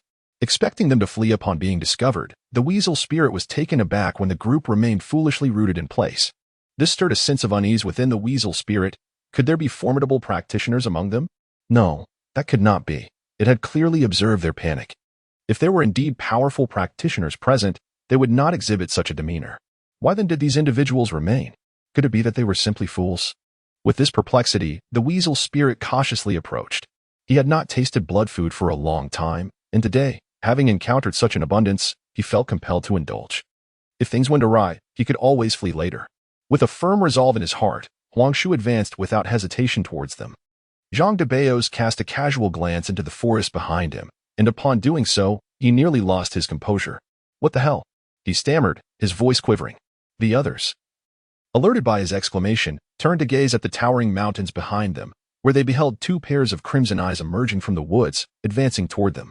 Three monstrous beings approached in unison, while they possessed only a single talisman for protection. Long Air's voice tightened with fear. "See, how many talismans did you bring?" At that moment, Wang Xiaohu was also on edge. The protective talisman from Lin Qing was not something one could casually carry, and he replied, "Just one. Only one." Long Air's complexion paled instantly, murmuring, "It's over." The others, upon hearing this, turned ashen. The talisman from Lin Qing was indeed formidable, but it could only vanquish one of the three. It could not eliminate them all. This was tantamount to, they're doomed. Wang Xiaohu regretted not purchasing more protective talismans from his brother-in-law before venturing out. The others lamented their decision to heed Wang Xiaohu's advice and camp in the wilderness. Oh, why did they not heed the village chief of Shiko and stay in the village for the night? Yet, regret serves no purpose now. Is it still possible to flee? Clearly, it is too late. They have already been encircled by the malevolent spirits. Oh, I do not wish to meet an untimely demise. Some could not help but weep. Lin Qing, help. Lin Qing. Zhang Debao sank to his knees, bowing towards the direction of Yong'an County, pleading for Lin Qing to save them. Many cried out for Lin Qing, hoping he would hear them and appear to rescue them. Meanwhile, far away in the city of Yong'an, Lin Qing was startled by the desperate cries of Lin Qing, help. He was drawn by the sound, swiftly arriving at the mountain pass where Shiko village was located. His gaze fell upon the aggressive Huang Shujing, and then turned to the approaching Xiongde and his subordinate, Shi Shaoqi. Lin Qing did not rush to intervene. Instead, he wished to observe how Xiongde would handle the situation. If he could not resolve the trouble, then he would take action himself. At this moment, the Huang Shujing remained unaware that his life was in peril. Upon witnessing the two figures emerge behind the bloodthirsty creatures, he frowned, feeling a sense of displeasure. He had not anticipated that someone else would seek to intervene. As the Huang Shujing arrived, the two creatures also made their entrance. Wang Xiaohu clutched his talisman tightly. But as they recognized the approaching figures, everyone present could not help but rub their eyes in disbelief. Why does that creature seem so familiar? Longer nudged Wang Xiaohu. Wang Xiaohu squinted, sensing familiarity as well, though the haze of uncertainty momentarily obscured their recognition. Zhang Debao's exclaimed in delight, it's the guard squad. Xiongde and his subordinates maneuvered through the crowd, positioning themselves at the forefront in a protective stance. However, to Huang Shujing's eyes, this meant that the blood food belonged to him, and he did not wish to share. Huang Shujing narrowed his eyes at Xiongde and spoke. What is the meaning of this? Do you intend to monopolize? His gaze shifted between Xiongde and his subordinates, softening slightly. Although he had discovered them first, he believed in sharing fortune. Since we are fated to meet, there is no need for us to resort to violence over this blood food. How about this? I shall take a loss. You get half, and I keep the other half. What say you? Not acceptable, Xiongde replied coldly. Huang Shujing's brow furrowed. Taking into account their numbers, he gritted his teeth. 1/3. I will only take 1/3. This is my utmost sincerity. If you continue to disagree, I shall not mind competing with both of you. 1/3? Xiongde scoffed. None of you shall leave this place today. The expression of the yellow weasel changed dramatically. This is utterly intolerable. He has made so many concessions, yet this bear demon exhibits such shamelessness. Do not go too far. The yellow weasel gritted his teeth, a fierce glint in his eyes. The bear demon scoffed, declaring, this is the territory of Yong'an County. You, a mere creature from Pingxi village, have overstepped your bounds. The yellow weasel was left speechless, for it was the first time he had heard that creatures foraging had territorial limitations. If you were Gue Shi-san or the Silver Wolf King, I might afford you some respect. But you are merely a bear demon. This territory is not dictated by you. The yellow weasel retorted with scorn. Since negotiations had faltered, he saw no need to maintain a cordial demeanor. The bear demon, unfazed by the mockery, spoke in a low tone, from this day forth, the domain of Yong'an County belongs to the divine Lin Qing. Any creature or malevolent spirit daring to trespass shall face merciless retribution. What? The yellow weasel was utterly bewildered. When had Yong'an County changed hands? And who was this Lin Qing he had never heard of? The bear demon had not anticipated encountering a trespassing creature on just the first day. Nor did he expect that this creature would wish to harm the citizens of Yong'an County. In truth, the patrol and intelligence teams had already begun disseminating the regulations of Yong'an County to the surrounding creatures. The information conveyed in a single day was limited, making it impossible for all nearby beings to receive the news.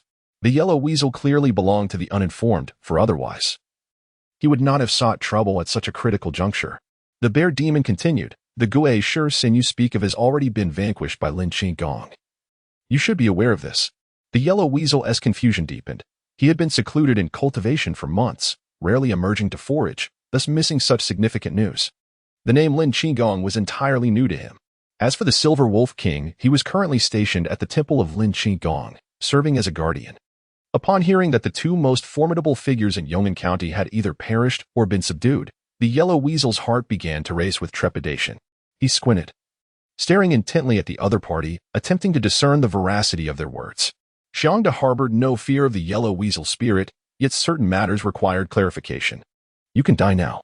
The moment Xiangda uttered these words, he surged forward like a bolt of lightning, charging towards the yellow weasel spirit. As he advanced, his subordinate, Shaoqi, had already positioned himself behind him. One demon and one spirit surged simultaneously towards the yellow weasel spirit, cursing under its breath. The yellow weasel spirit's instinct was to flee. Outnumbered 2-1 and lacking in formidable combat prowess, it dared not confront them directly. Xiangda and his companion had anticipated the yellow weasel spirit's retreat and had prepared accordingly. As the yellow weasel spirit found its escape route blocked, it veered in another direction. You cannot escape. Xiangda's powerful paw struck down, causing trees to topple around them with a resounding crash. The yellow weasel spirit, relying on its agility, deftly evaded the blow. However, the path ahead was inevitably obstructed by the fallen trees. In that fleeting moment of hesitation, Xiangda's subordinate, Snake Shaoqi, opened his mouth and unleashed a torrent of venom.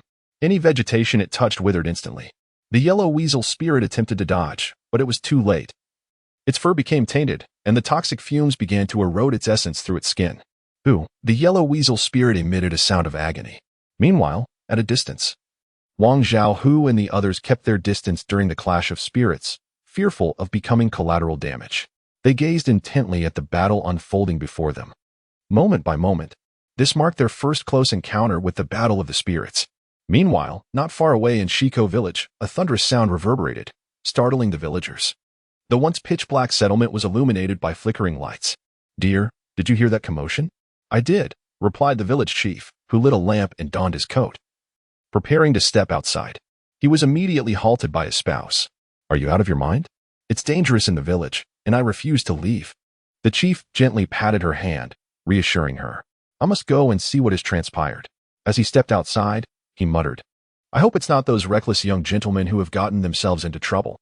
Upon witnessing the chief lighting a lamp and exiting his home, some daring villagers ventured out into the darkness. Chief, the commotion seems to be coming from the valley, one of them remarked. No sooner had the words left his mouth than a piercing scream echoed through the night, so shrill that it sent chills down their spines even from a distance. Something feels terribly amiss, another mused. That location seems to be where those young lords from the county town were camping. They must have encountered the spirits. One exclaimed. I told them it would be safer to stay in the village overnight. Now look, they may lose their lives. As for whether they should venture out to rescue them, no one dared voice such a thought, for this was not merely a rescue. It was akin to walking into a death trap, offering themselves as sustenance for the spirits and malevolent forces. If those young gentlemen were to perish here, would the powerful figures in the county town hold them accountable? Fear began to seep into the hearts of the villagers. They have certainly heard of certain unreasonable individuals who, in the wake of their son's demise, unleash their wrath upon those around them. Should these individuals retaliate, it would be beyond the capacity of the impoverished to bear. Do not dwell on it. Pondering further serves no purpose. They have sought their own demise. Why should we be blamed? In the brief moments of their conversation, a chilling cry once again echoed from the mountain pass, distinctly resembling the shriek of a weasel rather than that of a human. I find this sound quite unsettling. Indeed, it does not resemble a human voice, but rather that of a weasel. Your observation is astute. It truly resembles the cry of a weasel.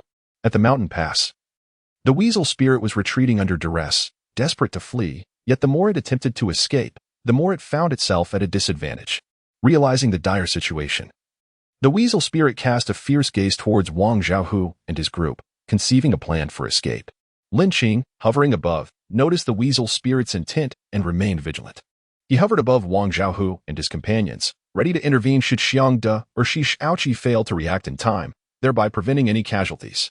Wang Zhaohu's party had opted to camp in the wilderness instead of seeking refuge in Shiko village, and he surmised their motives. Naturally, Lin Qing kept their intentions firmly in mind.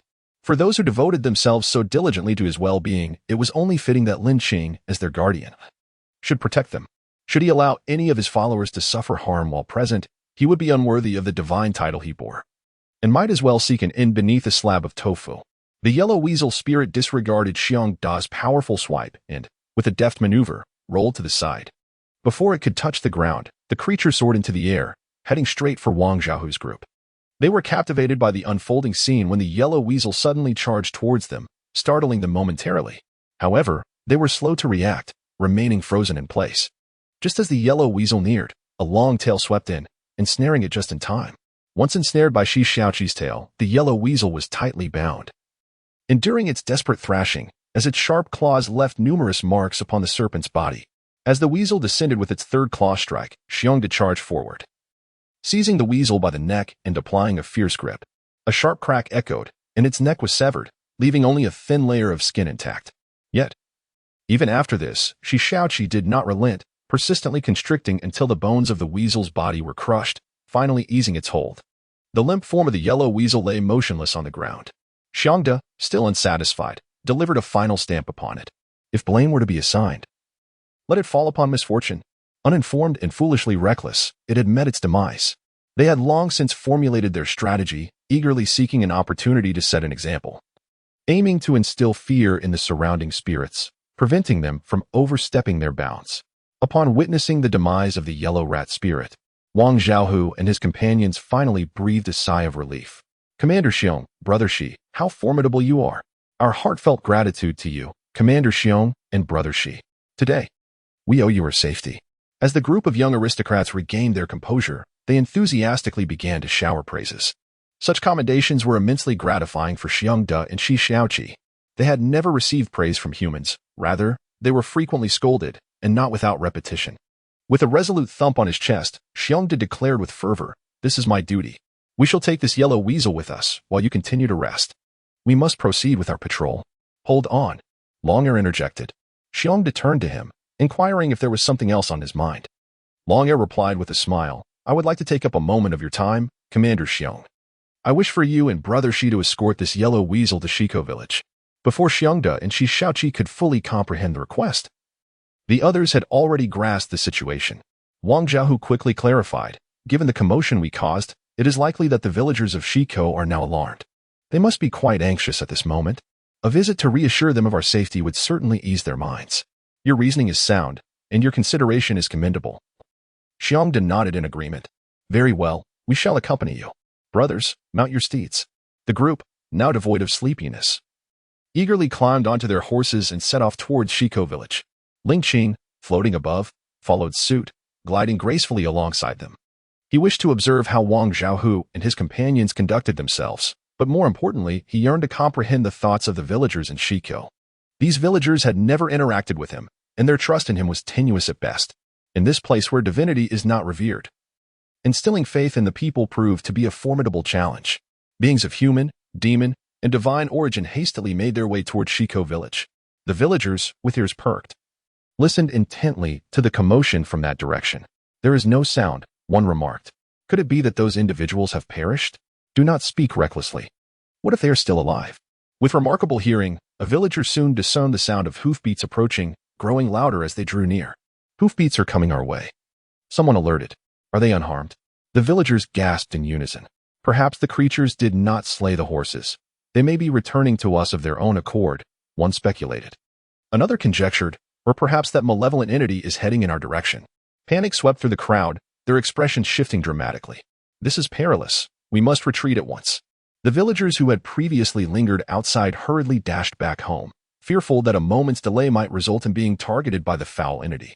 With a resounding bang, bang, bang, every household shuttered its doors and extinguished its lights, as if the sounds of the night were but a distant memory. Inside, silence reigned. No one dared to utter a sound, enveloping the village in an eerie stillness. The rhythmic thud, thud, thud of the hoofbeats grew ever closer, audible even within the confines of their homes. One villager gazed out into the inky darkness of the village, unable to restrain himself, and mused aloud. "It seems they have not awakened anyone." Xiongda interjected, "No, some are awake. They simply do not dare to speak." Meanwhile, Wang Xiaohu dismounted with purpose and strode directly into the village. He shouted loudly and unceremoniously towards the village, "Village chief, come out at once." However, the villagers did not dare to emerge, nor did anyone respond.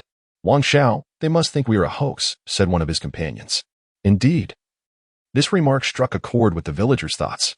Long Air, weary of the delay, approached the first house and knocked forcefully on the door. Despite his vigorous knocking, there was no reply from within. It seemed the house had long been deserted. At that moment, the occupants huddled together in fear, too terrified to utter a sound. Long Air's hands ached from the pounding, and he muttered curses under his breath, lamenting the lack of gentleness in the situation. Wang Zhaohu, exasperated, pulled him aside and kicked the door open with force. The occupants inside screamed in terror. The villagers in the surrounding houses trembled at the sound. Wang Zhaohu, irritated, shouted, "What are you shouting for? Stop hiding and open your eyes to see who we are." A man within the house, summoning his courage, lifted his gaze towards Wang Zhaohu, and through the moonlight, he discerned the appearance of the intruders. His gaze traversed past Wang Zhaohu, landing on Long Air and the others behind him, his eyes widening in astonishment. You all are alive?" Long Air, amused by the situation, replied. "What kind of talk is that, old brother? We are very much alive. Why would you wish for our demise?" Wang Zhaohu directly seized the man's hand, placing it upon his own chest, urging him to sense the warmth. "Do you feel anything?" The man instinctively spoke. "The fabric is smooth and delicate. It feels quite familiar." A shadow crossed Wang Zhaohu's face. The implication of those words made him feel as if he were a courtesan in a brothel. "I meant for you to feel the warmth and the heartbeat." Wang Zhaohu gently tapped the man's forehead, hoping to rouse his awareness. Realizing his faux pas, the man hastily apologized. "My apologies, I wasn't thinking clearly just now." He has confirmed that the individuals before him are indeed human and not some monstrous beings. "Is that confirmation sufficient?" Wang Zhaohu inquired, displaying an uncommon patience. Yes, we are all human," came the reply. "Very well, now that we have established that, please inform the others to come out. There is no need to hide within the confines of your homes. You cannot claim ignorance of the commotion that erupted at Shanyaku. Even if you did speak of it, no one would lend credence to your words. Quickly summon the adults from the village. We have matters to discuss. Once we have spoken, we shall take our leave." The villagers nodded repeatedly, murmuring affirmatively. They lit a lamp and followed Wang Zhaohu and Long Air as they stepped outside. Upon exiting, they were startled by the imposing figures of Bear-Da and Snake Shaoqi waiting outside, nearly causing the oil lamp in their hands to fall, only to be saved by Long Air's swift intervention. The men trembled with fear. Long Air placed a reassuring hand on one man's shoulder. "Do not be afraid. They are the guardians we spoke of during the day, the extraordinary beings tamed by Lord Lin Qing. This is the leader of the guard, Commander Bear. And the other is a member of the guard, Snake Shaoqi." The men nodded, casting timid glances at the two figures before them. He did not forget his mission and hurriedly called out to the villagers hiding inside their homes. "Village chief, everyone come out. They are the young masters from the county town, and they are alive and well." The first to emerge was the village chief, followed by other villagers one after another. Those who had oil lamps at home lit them and stepped outside. Upon seeing Xiongda and his companion, the crowd instinctively recoiled, some filled with trepidation at their presence. Wang Zhaohu, uninterested in providing individual explanations, raised his voice to the villagers. "Allow me to introduce. This is the leader of the guard team, Commander Xiong. The other individual is a member of the guard team, Shi Shaoqi. As we mentioned earlier in the day, they are all extraordinary beings tamed by Lin Qing Gong, tasked with safeguarding Yong'an County from now on. I trust you all heard the commotion at the mountain pass. To be frank, today a yellow weasel from Pingxi County ventured into our territory seeking food. Our guard team detected it promptly and swiftly dispatched the intruding weasel. Shi Shaoqi, quick-witted, immediately tossed the corpse of the weasel onto the ground. The villagers collectively gazed at the carcass, their eyes reflecting curiosity, scrutiny, and astonishment. After a brief silence, murmurs began to arise. "I can't believe it's true. Lin Qing Gong is truly formidable. The Ghost Sha sect could not subdue these beings. Yet Lin Qing Gong has managed to do so. Not only has he accomplished this, but he also directs these beings in their tasks, which is the crux of the matter. No wonder the people in the county town do not revere the Ghost Sha sect. They ought to honor Lin Qing Gong instead. Those prominent figures in the county must be quite astute. Does this mean we will be safe from now on? I find myself eagerly anticipating the establishment of Lin Qing Gong's temple. If we can live freely without the need for offerings, I shall light incense for Lin Qing Gong daily, seeking his blessings for us." Many villagers held a skeptical mindset, listening with a degree of doubt. Even those who had faith were only half convinced. However, the events of the night, along with the presence of Xiongda and Shi Shaoqi, as well as the dead yellow weasel, had a profound impact on them. The evidence lay before them, rendering their belief far more substantial than mere empty words. Wang Zhaohu was quite pleased with the villagers' reaction. Xiongda and Shi Shaoqi understood Wang Zhaohu's intentions. Seeing that the matter was nearly concluded, Wang Zhaohu addressed Xiongda. "Commander Xiong, I won't delay you any further. Please take the weasel's carcass with you." Commander Xiong, displaying his intelligence, bowed slightly to Wang Zhaohu and the others, stating, "Then we shall take our leave." Should you encounter danger in the future and we are unable to arrive in time, do not hesitate to call upon Lin Qing Gong. Within the territory governed by Lin Qing, in a locale no larger than a county, a mere call for Lin Qing proves far more effective than any other. Commander Xiong's words were not solely directed at Wang Xiaohu and his companions, but also served as a reminder to the villagers of Shiko. They comprehended the significance of his statement, expressing their gratitude for Commander Xiong's efforts today. Xiongde and the diminutive Shi Shaoqi swiftly departed with the corpse of the yellow weasel spirit. The villagers of Shiko watched their figures recede into the distance. Still in a state of astonishment, the once feared spirit had transformed into their protective guardians. With their objectives fulfilled, Wang Xiaohu and the others exchanged a few words with the villagers before taking their leave. They once again declined the village chief's invitation, insisting on their departure. After their departure, the tranquility of Shiko village was irrevocably shattered. That night, the hearts of the villagers underwent a profound transformation. None could find solace in sleep. All were engulfed by tumultuous and complex emotions. Wang Xiaohu and his companions returned triumphantly, while Xiongde and his group paraded the corpse of the yellow weasel. Wandering near Pingxi County for an entire day, this slain creature served not only to intimidate the spirits of Pingxi County, but was also exhibited in several neighboring counties. Within a mere 2 days, the surrounding spirits were well aware of Lin Qing's illustrious reputation. Recognizing his vanquishing of Ghost 13 and his subjugation of all spirits in Yong'an County, even transforming the Silver Wolf King into a guardian wolf. Such remarkable feats instilled fear in many of the restless spirits. However, during these 2 days, there were always those unruly spirits daring to test the waters. The outcome was dire. They vanished without a trace, all perishing in Yong'an County. Their bodies would then be paraded by the inspection team led by Xiong Air, making a thorough display throughout the surrounding counties. Naturally, Lin Qing also contributed to this endeavor. He was acutely aware that following their proclamation, those unruly creatures would inevitably seize the opportunity to probe.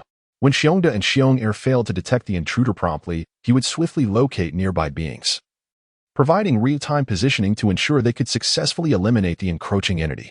For them, the testers served as the perfect target to establish authority. Lin Qing eagerly anticipated more of such fools to appear, hoping to pacify the surrounding creatures and curtail their overreach. Under the weight of this display of power, the nearby beings fell silent. In this context, it is worth mentioning Xiong Air's patrol team. Perhaps inspired by someone, they chose to strut their might during the day, specifically near the village, warning the creatures from neighboring counties. The inhabitants of these villages, though not from Yong'an County, had become aware of Lin Qing's presence. Gradually, tales of Lin Qing spread among the known villagers. Some dismissed it as mere jest, others took it as a story, while a few entertained a sense of skepticism. Regardless of their attitudes, it was beneficial for Lin Qing. Previously, while developing in Yong'an County, the local populace knew nothing of him. Now that they were aware, it marked significant progress. As for their belief in his divinity and their eventual conversion into followers, that would take time. Lin Qing's ambitions extended far beyond Yong'an County. He aspires to transform the entire territory of Yongzhou into his dominion, a source of divine power for himself. As for maintaining the dignity of a deity, abstaining from interference, and allowing things to unfold naturally to uphold the grandeur of a god, if he were to truly act in such a manner, it would be akin to having water in his brain. In this realm, with his divine presence acknowledged, and the system specifically designating him as a wild god, it is evident that other legitimate deities exist within this world. If he does not promptly enhance his divine power, filling and expanding his reservoir, what will he do when he encounters a legitimate god who looks upon him unfavorably? Will he fight to the death? That would depend on whether he possesses the capital to engage in such a struggle, therefore lacking absolute strength. Yet striving to maintain an air of superiority in the demeanor of a deity without making efforts to bolster his own power is nothing short of foolishness. A disdain for his own life. Lin Qing is a pragmatic and cautious individual. He understands that the time to flaunt his divine persona will come when he surpasses all gods. To pose as a deity without the requisite strength is not mere pretension. It is sheer folly. With ambition, Lin Qing is quietly contemplating how to secure the surrounding counties. For the inhabitants of these counties, what they desire most is a stable and secure living environment. He endeavored to transform Yong'an County into a veritable paradise, a sanctuary untouched by the chaos of the world. It is only through comparison that they might draw closer. As the saying goes, the fragrance of wine is not afraid of being hidden in a deep alley. However, for Lin Qing, waiting for it to gradually ferment is far too languorous. Thus, an alternative approach must be adopted: publicity. Engaging individuals to advertise is the swiftest means of dissemination within the entirety of Yong'an County. The most suitable candidates for this task are none other than Wang Zhaohu and Long Air. It is time to offer these two fellows some incentives, allowing them to spearhead the promotional efforts. Good things deserve to be heralded, do they not? While Lin Qing subtly prepared to encroach upon the neighboring counties. At the headquarters of the ghostly kill sect situated in Yongzhou, the subordinates tasked with intelligence gathering submitted the latest reports concerning several counties to the Elder Council. Before each elder lay a clear stack of documents, all detailing the circumstances of the 7 counties within Yongzhou, with one name prominently featured, Lin Qing. After reviewing the information, each elder furrowed their brows, particularly the Grand Elder, whose expression was notably dark. Once the sect leader observed that the elders had withdrawn their gaze, he spoke, "Esteemed elders, you must have reviewed the messages from each hall by now." No sooner had he uttered these words than the 7th elder, seated at the far end, thundered, "Yong'an County is truly lawless. How dare they abolish the hall, obliterate the spirit master, and betray the sect? Such treachery warrants execution." Humph. The 4th elder scoffed. "The individuals deserving of punishment extend beyond those in Yong'an County's hall. The entire populace of the county has betrayed the spirit master. They all deserve to perish." The 2nd elder then chimed in, "The ancestor is about to emerge from seclusion, and a fresh supply of blood offerings is required. Let us sacrifice all living beings in Yong'an County." Not a single elder voiced dissent. They have wielded power for an extended period, placing themselves above all beings. And the lives of tens of thousands, even hundreds of thousands, hold no significance for them. What are your thoughts on this, Lin Qing? The leader of the Qingyi sect spoke once more. The atmosphere in the conference room became lively again. The white-haired 7th elder, known for his impatience, was the first to voice his opinion, declaring that Lin Qing appeared to be nothing more than a practitioner masquerading under the banner of divinity, engaging in deceitful practices. The Qingyi leader observed the others and noted that many elders wore expressions of agreement. He was astute enough to comprehend what they desired, manipulating the naive and foolish into placing their trust in him. Suddenly, the usually silent 1st elder spoke up, posing a penetrating question, if he is indeed a practitioner. What is his true objective? The assembly fell silent. After a moment of contemplation, the 5th elder pondered, "I cannot yet discern his intentions. However, one thing is certain, he does not fear us." Everyone was aware that the territory of Yongzhou belonged to our ghostly evil sect. His audacity to brazenly abduct individuals indicates he must have some form of backing. Just as the 7th elder was about to speak, a thunderous roar emanated from deep within the sect, causing the ground to tremble. All the elders turned their gazes toward the location where the ancestor was in seclusion, and some displayed expressions of joy. The ancestor is about to emerge. Elation spread across the faces of all the elders. The recent reports from various counties below had been disheartening. Creatures once fearful of them relentlessly provoked the sect, and disciples from various halls continuously sent distress signals. Yet they lacked the capacity to restore order or the strength to manage the situation. Merely suppressing the rampant evil entities in the Yongzhou territory was already a strenuous task. Should any disciples perish, they would simply bolster their ranks once the ancestor emerged. For some time, all the elders had been holding their breath, waiting for the ancestor's return to provide them with a sense of relief. After much anticipation, the ancestor finally emerged from seclusion. The elders and the sect leader immediately made their way toward the back mountain. The disciples of the sect were startled by the commotion from the back mountain. The chief disciple hurriedly approached, saluting the leader and the elders, noting the joy on their faces, which sparked a vague suspicion in his mind. Though he feigned ignorance and inquired, "Sect leader, esteemed elders, the disturbance from the back mountain has incited panic throughout the sect." "The back mountain," the Qingyi leader replied with a smile, "Fear not, let the disciples below remain calm and wait." The chief disciple, upon hearing the news, nodded silently and refrained from asking further questions. He departed promptly to comfort the disciples of the sect. Before the sect leader and the elders arrived at the back mountain, the trembling earth gradually settled, and the stone door creaked open. An elderly man, radiating a faint, golden hue, emerged from the stone cave, a smile gracing his face. When the elders and the sect leader finally arrived, they were met by the long-absent patriarch, whose presence emanated an even more potent aura than before. The crowd rejoiced, exclaiming their congratulations to the patriarch. A throng of disciples knelt in homage. The patriarch waved his hand, bidding them to rise. As news of the patriarch's emergence spread throughout the sect within the span of a mere tea break, it became clear to all that the patriarch had not perished but had instead ascended to the realm of profound enlightenment. As of now, he was the sole practitioner known to have achieved this esteemed level. The disciples of the sect were filled with joy. Except for a pair of siblings in a corner whose eyes reflected only terror, devoid of any delight. "What shall we do, brother? Are we going to die?" The girl, around 7 or 8 years old, sported 2 adorable little buns atop her head, her delicate features resembling that of a porcelain doll. The boy, her elder by 2 or 3 years, had a fair complexion and bright red lips, sharing a striking resemblance to his sister. The siblings were the children of Mr. Li from Yongzhou Prefecture. 2 months prior, they had caught the eye of an elder from the ghostly Sha sect, who deemed them exceptionally gifted and brought them into the sect for cultivation. The Li family and the citizens of Yongzhou were envious of the siblings' fortune. As the siblings grew accustomed to their perceived luck, their outlook shifted dramatically. 2 weeks ago, Li Wen, the brother, inadvertently stumbled upon a secret of the ghostly Sha sect, leading to sleepless nights and a profound dread that transformed his view of the sect from a path to celestial heights into a gateway to hell. He understood that, once the time came, they would all face death. Li Wen covered his sister's mouth and shook his head in silence. Meanwhile, Zhang, who had entered the sect alongside the siblings, took note of their plight. Unfortunately, the Li siblings' superior talents earned them the favor of the sect's disciples, leaving him feeling overlooked and unappreciated. He dared not harbor resentment towards others, so he directed all his dissatisfaction and bitterness solely at the siblings of the Li family.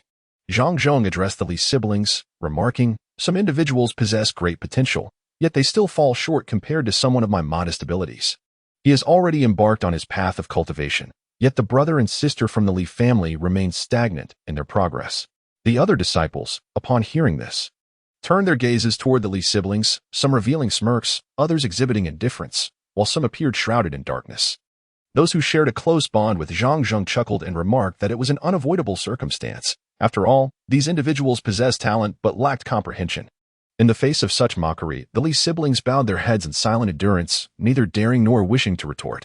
An elder disciple spoke up, acknowledging that the path of cultivation is fraught with challenges, and it is understandable for the younger ones to struggle with the intricate techniques. With the passage of time, they would inevitably improve. Observing someone come to their aid, Li Wen felt compelled to respond, for remaining silent at this juncture would undoubtedly raise suspicion. He spoke, "Indeed. We are still young. Perhaps in due time, we shall gain some enlightenment." Zhang scoffed without reservation. "Li Wen, it would be wiser for you to close your eyes and dream. That might expedite matters." The others erupted in laughter at his words. Li Wen's face flushed crimson as he stammered, Why you? The elder disciple could no longer contain himself and chastised, "Enough. Today, the ancestors' emergence from seclusion is a cause for celebration. Do not instigate trouble." Zhang refrained from further mockery. "Come, let us head to the square and celebrate the ancestors' return. Indeed, such a joyous occasion calls for our presence. I am eager to witness the ancestors' grandeur. These past days have been quite stifling. With the ancestors' arrival, we can finally vent our frustrations." A cheerful throng made their way outside, though a small number, including the Li siblings, seemed to struggle as if their feet were anchored to the ground. Within the main hall, the ghostly elder sat in the chief's seat. His hair is white as snow, adorned with a black tiger stripe upon his brow. "During my seclusion, has the realm remained peaceful?" The cloaked leader stepped forward. "Ancestor, today is a day of joy. We ought not to dwell on unhappy matters. However, since you inquire, we, your disciples, dare not conceal anything." He succinctly recounted the events that transpired in Yangzhou during this period, which included the destruction of the divine statue of Ling Zhu in Yong'an County, replaced by the worship of Lin Qing.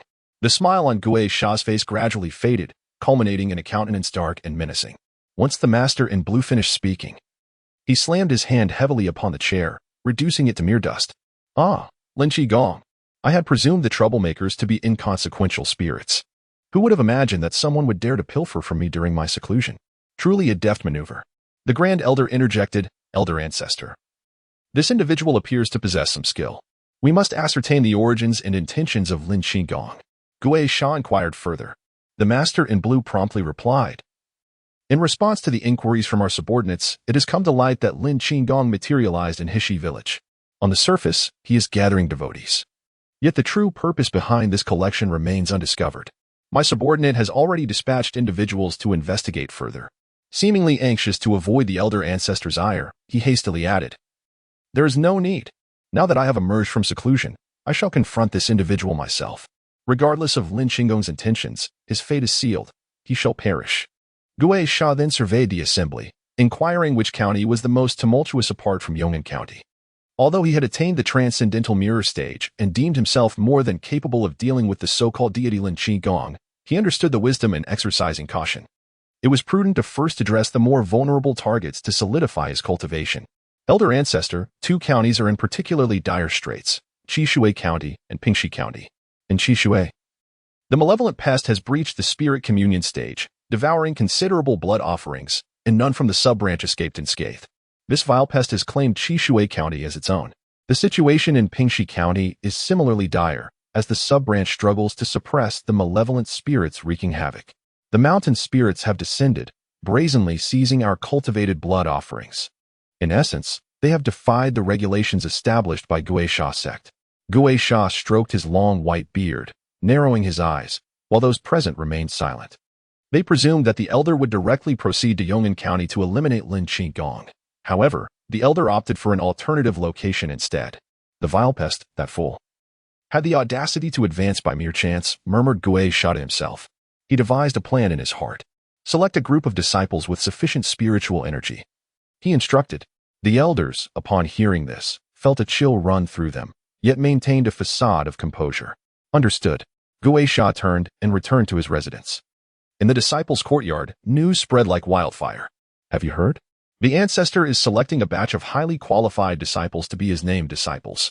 Is that true? The prospect of becoming a named disciple of the ancestor was akin to soaring to the heavens. With the ancestor's guidance, our cultivation would surely advance rapidly. Who will be chosen, I wonder? Perhaps the senior brother can be. I believe 9th senior brother stands a chance as well. While the crowd engaged in lively discussions, the Li siblings quietly eavesdropped from a corner, their ears perked up. The much-favored 9th senior brother humbly waved his hand, stating, "The ancestor's selection of named disciples does not solely depend on cultivation levels. The essence of one's aptitude is paramount. Those with commendable talent, even with lower cultivation, may still be chosen." This remark piqued the interest of many talented disciples, their eyes sparkling with hope. Li Wen and Lin Wan trembled with anxiety. "Brother, do you think we will be selected?" Lin Wan's face turned pale, fear gripping her tightly as she clutched her brother's sleeve. "No, we won't." Li Wen reassured her with words, though uncertainty gnawed at his heart.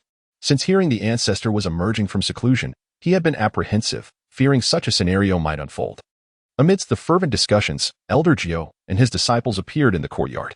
Upon their arrival, the disciples fell silent, most of them brimming with excitement and anticipation. Elder Jiao's gaze swept over the crowd, and he called out, You, and you, step forward." Among those named was 9th senior brother, who joyfully stepped forward alongside 2 other disciples. The onlookers cast envious glances at the trio.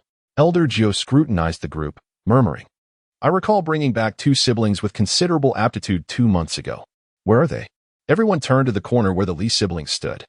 Li Wen and Lin Wan suddenly found themselves the center of attention, their hearts racing. Particularly young Lin Wan, whose eyes betrayed her fear. Li Wen grasped his sister's hand tightly, gently patting her as a gesture of reassurance. The crowd parted to create a path. Li Wen could only lead his sister forward. Elder Jiao's eyes roamed over the siblings, a peculiar smile gracing his lips.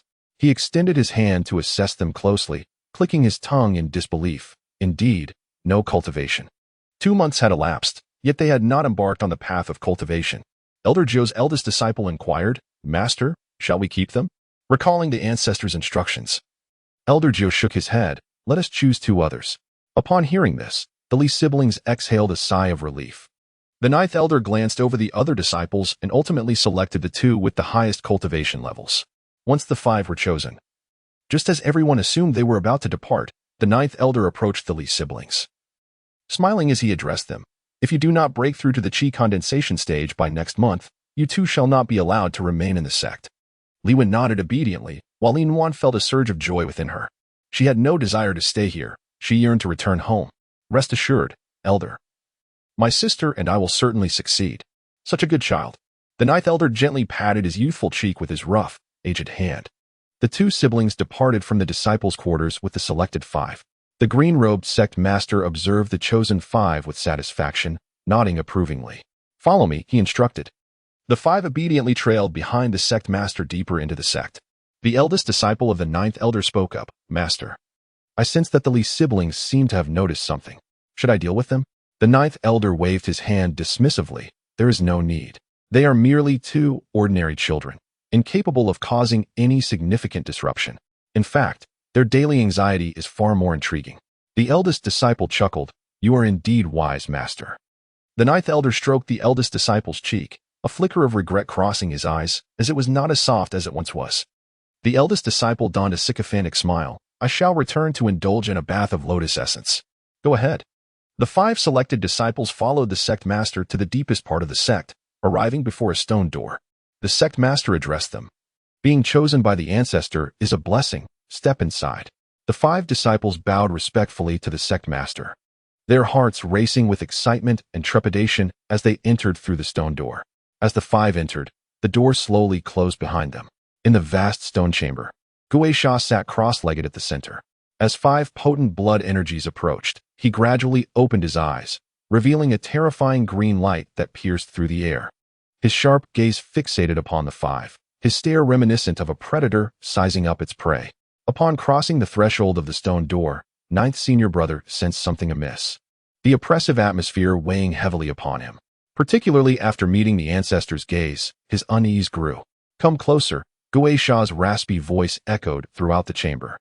The 5 disciples suppressed their fear, obediently stepping closer to Gui Sha.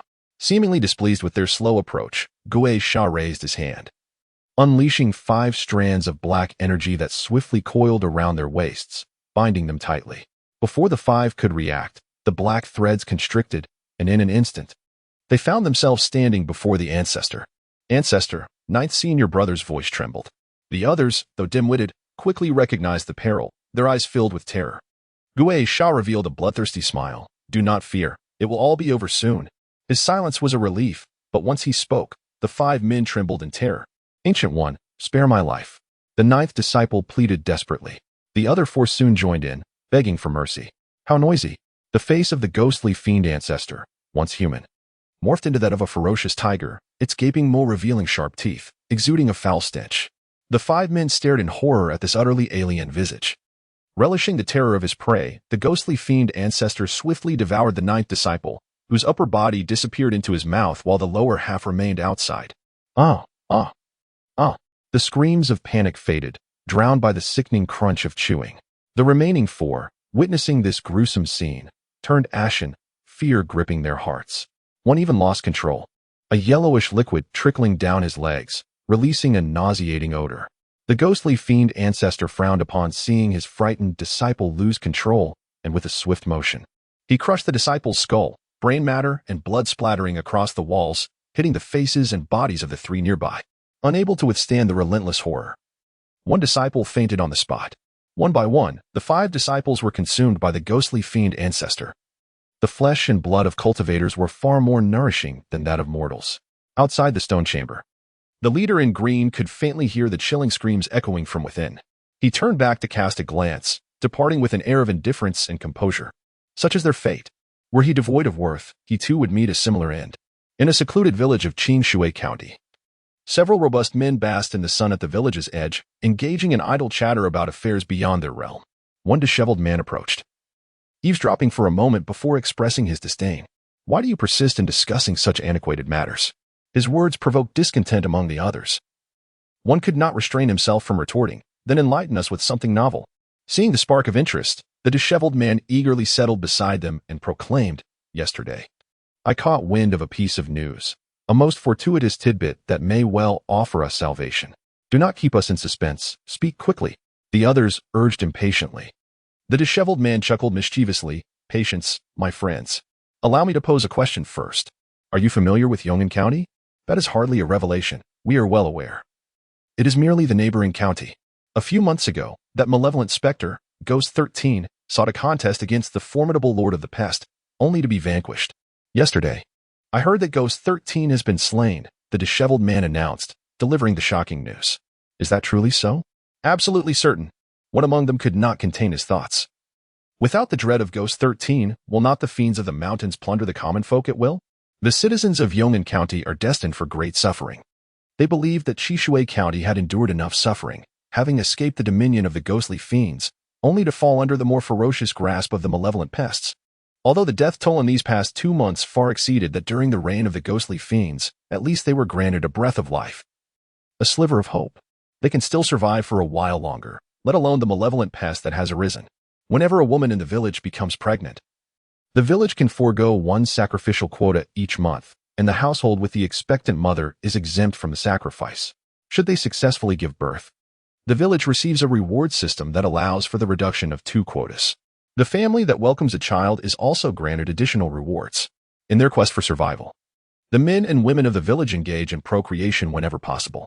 Once a wife is with child, the entire family rejoices, as it serves as a talisman for their lives. This welfare system established by the malevolent pest is somewhat more favorable compared to the reward system of the ghostly demon sect. This explains why the villagers still have the leisure to chat here. Among those present, several wives are already pregnant, holding their protective amulet against death. Life under the dominion of the malevolent pest instills a shiver among the people of Qishui County.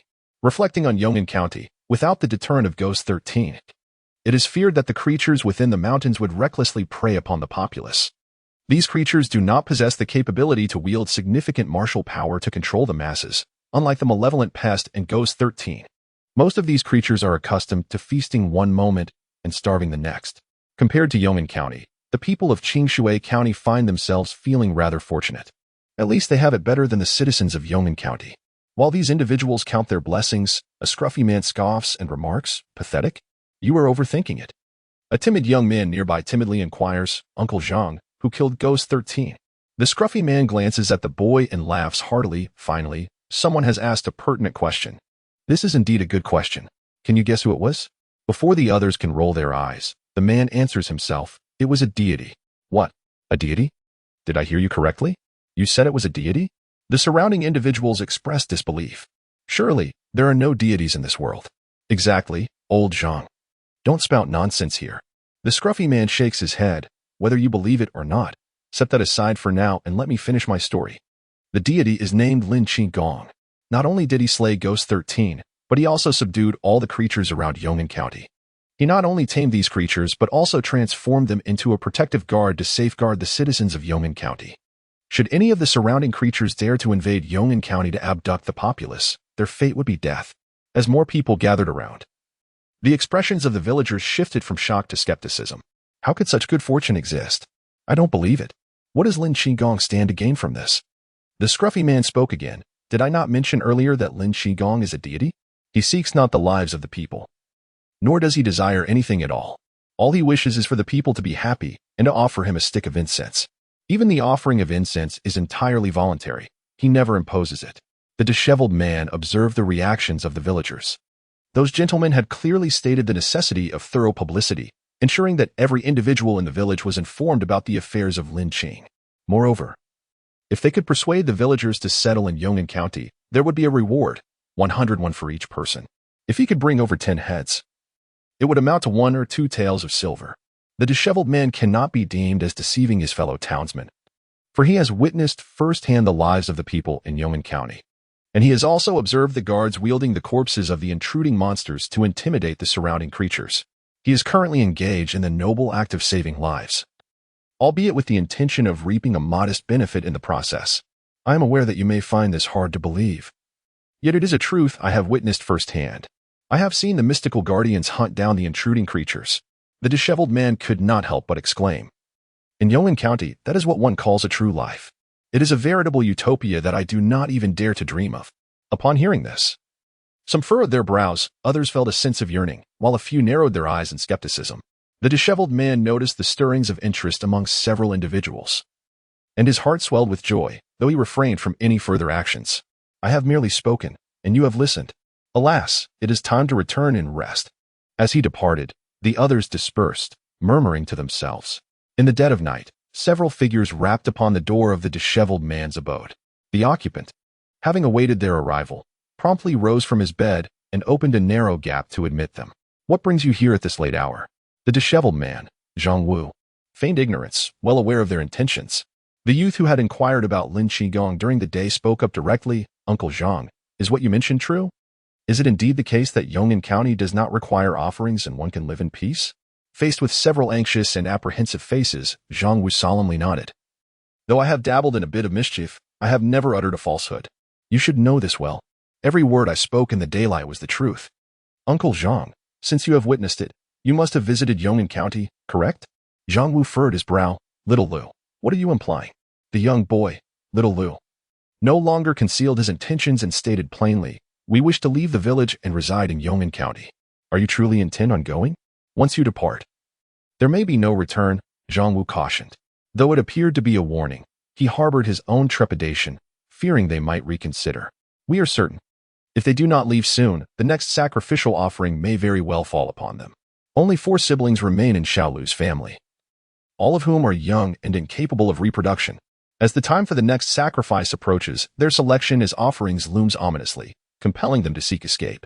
The other 3 families share a similar plight, hindered by their women's inability to conceive. With the next sacrifice imminent, their chances of being chosen grow increasingly dire. Thus, they must take the risk in hopes that Zhang Wu's words hold truth, allowing them to break free from their suffering. Since you have all made your decision, I shall escort you to Yong'an County. Your remarkable abilities will undoubtedly attract the village chief's attention. Prolonging this matter could lead to it being leaked, and I cannot afford such a risk. This final statement served as a caution, implying that should anyone waver and disclose their plans, the remaining individuals would likely meet a grim fate. The 4 families understood the gravity of the situation. To be prudent, they resolved to pack their belongings as soon as they returned home and depart before dawn, for that was the most opportune time. The villagers would still be asleep, and soon enough, daylight would break, at which point the malevolent creatures would be less likely to roam freely, ensuring a safer journey. Once outside Zhang Wu's abode, the 4 families began to gather their possessions, each movement deliberate and cautious so as not to awaken their neighbors. They had little to pack. Large items were impractical to carry, so they could only take worn clothing and precious belongings. Before dawn, the 4 families anxiously awaited at the village's entrance. When Zhang Wu arrived, they took advantage of the dim night to leave the village. Zhang Wu possessed 3 protective talismans from the Guisha sect, bestowed upon him as a reward by the young masters. With these talismans, he felt a newfound confidence for the journey ahead. Such occurrences were not uncommon across various counties, particularly in Qingshui County and Pingxi County, where the populace endured great hardship, living under the constant threat of violence. Upon hearing that Yong'an County offered a chance for survival, they were eager to take their chances, as Zhang Wu and the others hastened on their way. The tightly shut stone door of the Guisha sect slowly creaked open.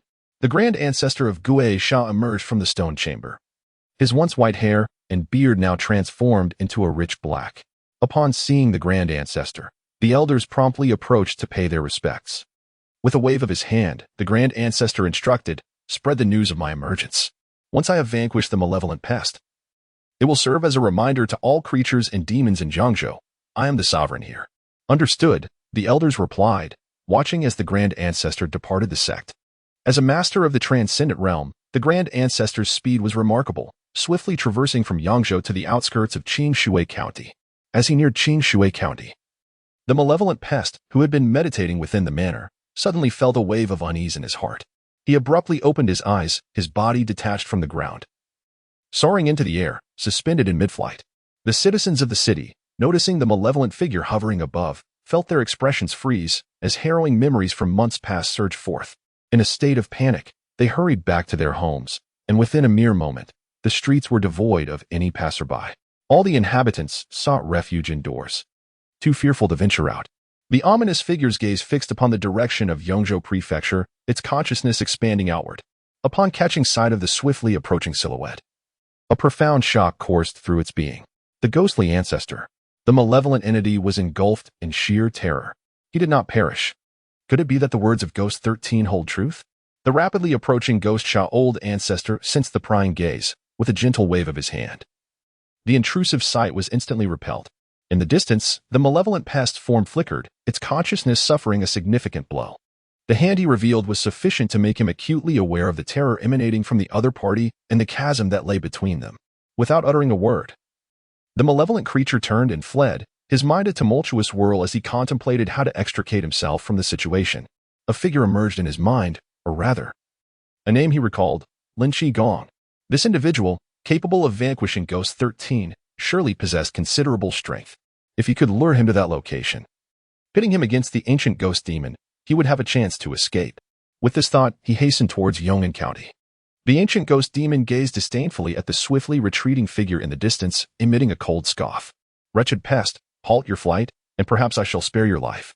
Yet, the wretched pest did not cease. Instead, he spurred his steed with even greater fervor, racing desperately towards Yong'an County. If that ancient fiend were to capture him, he would meet an inevitable demise. In the sky above, a chase ensued, one pursuing, the other fleeing, their figures flashing past. Below, onlookers caught only fleeting glimpses of their swift movements. Meanwhile, in Hishi village, within the city of Yong'an County, Lin Qing and his companions opened their eyes simultaneously. Directing their gazes towards the northeastern direction of Chishui County, he could sense two energy entities approaching him. Lin Qing momentarily diverted his attention and soared into the air, heading in that direction, standing at the edge of Yong'an County. Beyond this point, he could not proceed. Below, Zhang Wu and the others hurriedly made their way toward him, their weary expressions lighting up with hope upon hearing Zhang Wu's encouraging words. "Once we reach Yong'an County, we will be safe." Just then, a thunderous sound erupted from behind, prompting Zhang Wu and the others to turn around, where they beheld several enormous fireballs hurtling toward them from the sky. They also caught sight of the malevolent creature, Lord Evil, fleeing in a frantic manner, occasionally attempting to fend off the fireballs. One of the fireballs was narrowly dodged by the adversary. The searing, blistering fireball descended toward the direction of Zhang Wu and his companions. As the fireball loomed closer, Zhang Wu shouted to the stunned villagers, "Run!" This exclamation roused them, and they sprinted desperately toward Yong'an County. Lin Qing observed the fireball while glancing at the two malevolent creatures not far away. One creature was considerably stronger than the other, dominating the confrontation. Otherwise, the one fleeing would not have appeared so disheveled and defenseless. Although these two were engaged in battle, their current demeanor suggested they intended to invade his territory. Should they wreak havoc within his domain, Lin Qing would indeed be an inadequate guardian. He looked down at Zhang Wu and the others who were fleeing. It was evident they were seeking refuge with him, which made them akin to his own people. He raised his hand, channeling divine energy towards the fireball that surged toward them. With a sharp hiss, the blazing fireball seemed to have its surrounding oxygen siphoned away, extinguishing instantly and transforming into wisps of black smoke that dissipated into the ether. The ghostly ancestor, sensing the situation, was taken aback. The malevolent insect also noticed, elated by the turn of events. Indeed, their adversary possessed formidable skills. However, why could he not sense the presence of that individual at all? Not only could the malevolent insect feel nothing, but even the ghostly ancestor, who was a rank higher, remained oblivious. Faced with an unseen, intangible foe who could nullify his attacks with a mere gesture, the ghostly ancestor felt a foreboding chill in his heart. The malevolent insect shouted into the void, "Lord Lin Qing, save me." The ghostly ancestor furrowed his brow. "Lin Qing, the one behind us, is the ghostly ancestor, and he intends to slaughter us all. Let us join forces and eliminate him, or neither of us shall see another day." The malevolent insect cried out in panic. As their opponent approached the territory of Yong'an County, Lin Qing acted swiftly, repelling the intruder. The malevolent insect felt as though he had collided with a massive, indestructible mountain, which sent him rebounding backward. Seizing the opportunity, the ghostly ancestor grasped the malevolent insect firmly. With furious curses escaping his lips, the malevolent insect exclaimed, "Lin Qing, you fool. When I perish, you shall be the next to die." His powerful, wrathful voice resonated swiftly, echoing across dozens of miles. Creatures and malevolent spirits hidden within the woods perked up, peering toward the source of the sound. Upon hearing the commotion, the formidable creatures, including it.The, rushed to the scene, witnessing the unfolding spectacle. Meanwhile, Zhang Wu and others below were already terrified to the brink of death. They not only beheld the malevolent pest, but also the legendary ancestor Ghost Sha, along with the elusive deity, Lin Qing. Yet, what truly astounded them was the sight of the approaching bear demon and serpent demon. As for the curses directed at the vile pest, Lin Qing remained utterly indifferent. He was fully aware of the scheming intentions behind it, wishing to use him as a scapegoat. Such a fanciful notion. The fate of the malevolent pest was of no concern to Lin Qing at all. They were all nefarious beings. If they perished, so be it. He yearned to witness the clash between the evil beetle and the ghostly ancestor, eager to gauge the latter's prowess. However, he was taken aback by the utter ineptitude of the evil beetle, who was so easily captured. This incident subtly underscored a crucial truth: the might of the ghostly ancestor should not be underestimated. it.The, Xiong'er, and the serpent Shaoqi, gazing at the hovering figure of the ghostly ancestor, felt an undeniable dread swell within them. It appeared that the rumors were indeed true. The ghostly ancestor had discovered an opportunity within the forbidden grounds, ascending directly to the realm of transcendence. What were they to do? Xiong Air was profoundly troubled. Shaoqi, observing the ghostly ancestor who had not dared to cross the threshold of the Thunderpool, reassured them, what is there to fear? We have Lord Lin Qing with us. He is a divine being. With his presence, even if the opponent is a master of transcendence, what does it matter? Xiongda and Xiong Air turned their gazes toward Shaoqi, who spoke with a steady voice. Have you not noticed?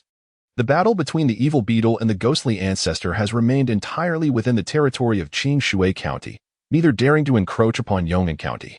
This indicates that both parties are wary of offending Lord Lin Qing. At that moment, even though the evil beetle was ensnared by the ghostly ancestor, he refused to concede. Struggling and biting at the ghostly ancestor, he still found himself overpowered, his transformed body marred by numerous wounds.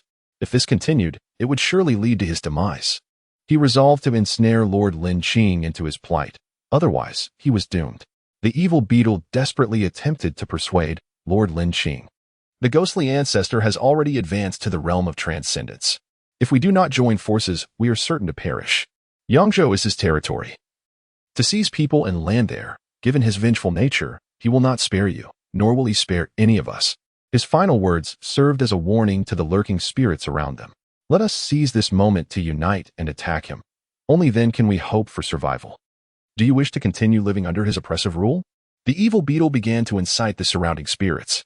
However, the spirits remained motionless, all holding their ground, with none foolish enough to charge forward at such a perilous time. After all, this was a master of transcendence. And the majority of the woodland spirits were merely at the 5th or 6th layer of qi condensation. To them, the conflict between the evil beetle and the ghostly ancestor was the spectacle of titans clashing. In the past, such insignificant individuals were destined to become mere cannon fodder. The ghostly shaman ancestor observed the dying struggle of the malevolent pest, not hastening to end his life. Instead, he intended to torment him thoroughly, allowing the lurking spirits to witness the dire consequences of offending the ghostly shaman sect. He let out a cold laugh, saying, "Do not waste your breath. No one can save you. Do you think Lin Qigong is formidable? If he truly possessed such prowess, why would he refrain from acting?" The evil insect's chest was struck, leaving a gaping hole through its body, with flames licking around the edges, consuming its very essence of life. He was unwilling to resign himself to such an untimely demise. He began to plead for mercy. "Ghostly ancestor, spare my life, and I shall willingly become your slave." The ghostly ancestor responded directly with action. Burning heaven. A wall of fire surged forth towards the malevolent creature, encircling it completely. The flames gradually consumed its life force, rendering its form increasingly translucent. "No, please, no." The creature frantically expended its remaining vitality, leaving it without the strength to resist this relentless devouring force. "Lin Qing, I shall await you in hell." As the words fell, the creature instantly transformed into a wisp of blue smoke, vanishing from this realm. The surrounding spirits looked on in terror. Lin Qing's lips twitched slightly. Was this creature truly deluded? The one who had slain it was not him. Shouldn't the curse be directed towards the ghostly ancestor instead? Having dealt with the malevolent creature, the ghostly ancestor cast a cold, piercing gaze into the void where Yong'an County lay. "Lin Qing, is it? I am aware you are here. I present you with two choices. First, sacrifice all living beings within your county to me, and then crawl on your knees to your sect. I shall then spare your life. The second option, death."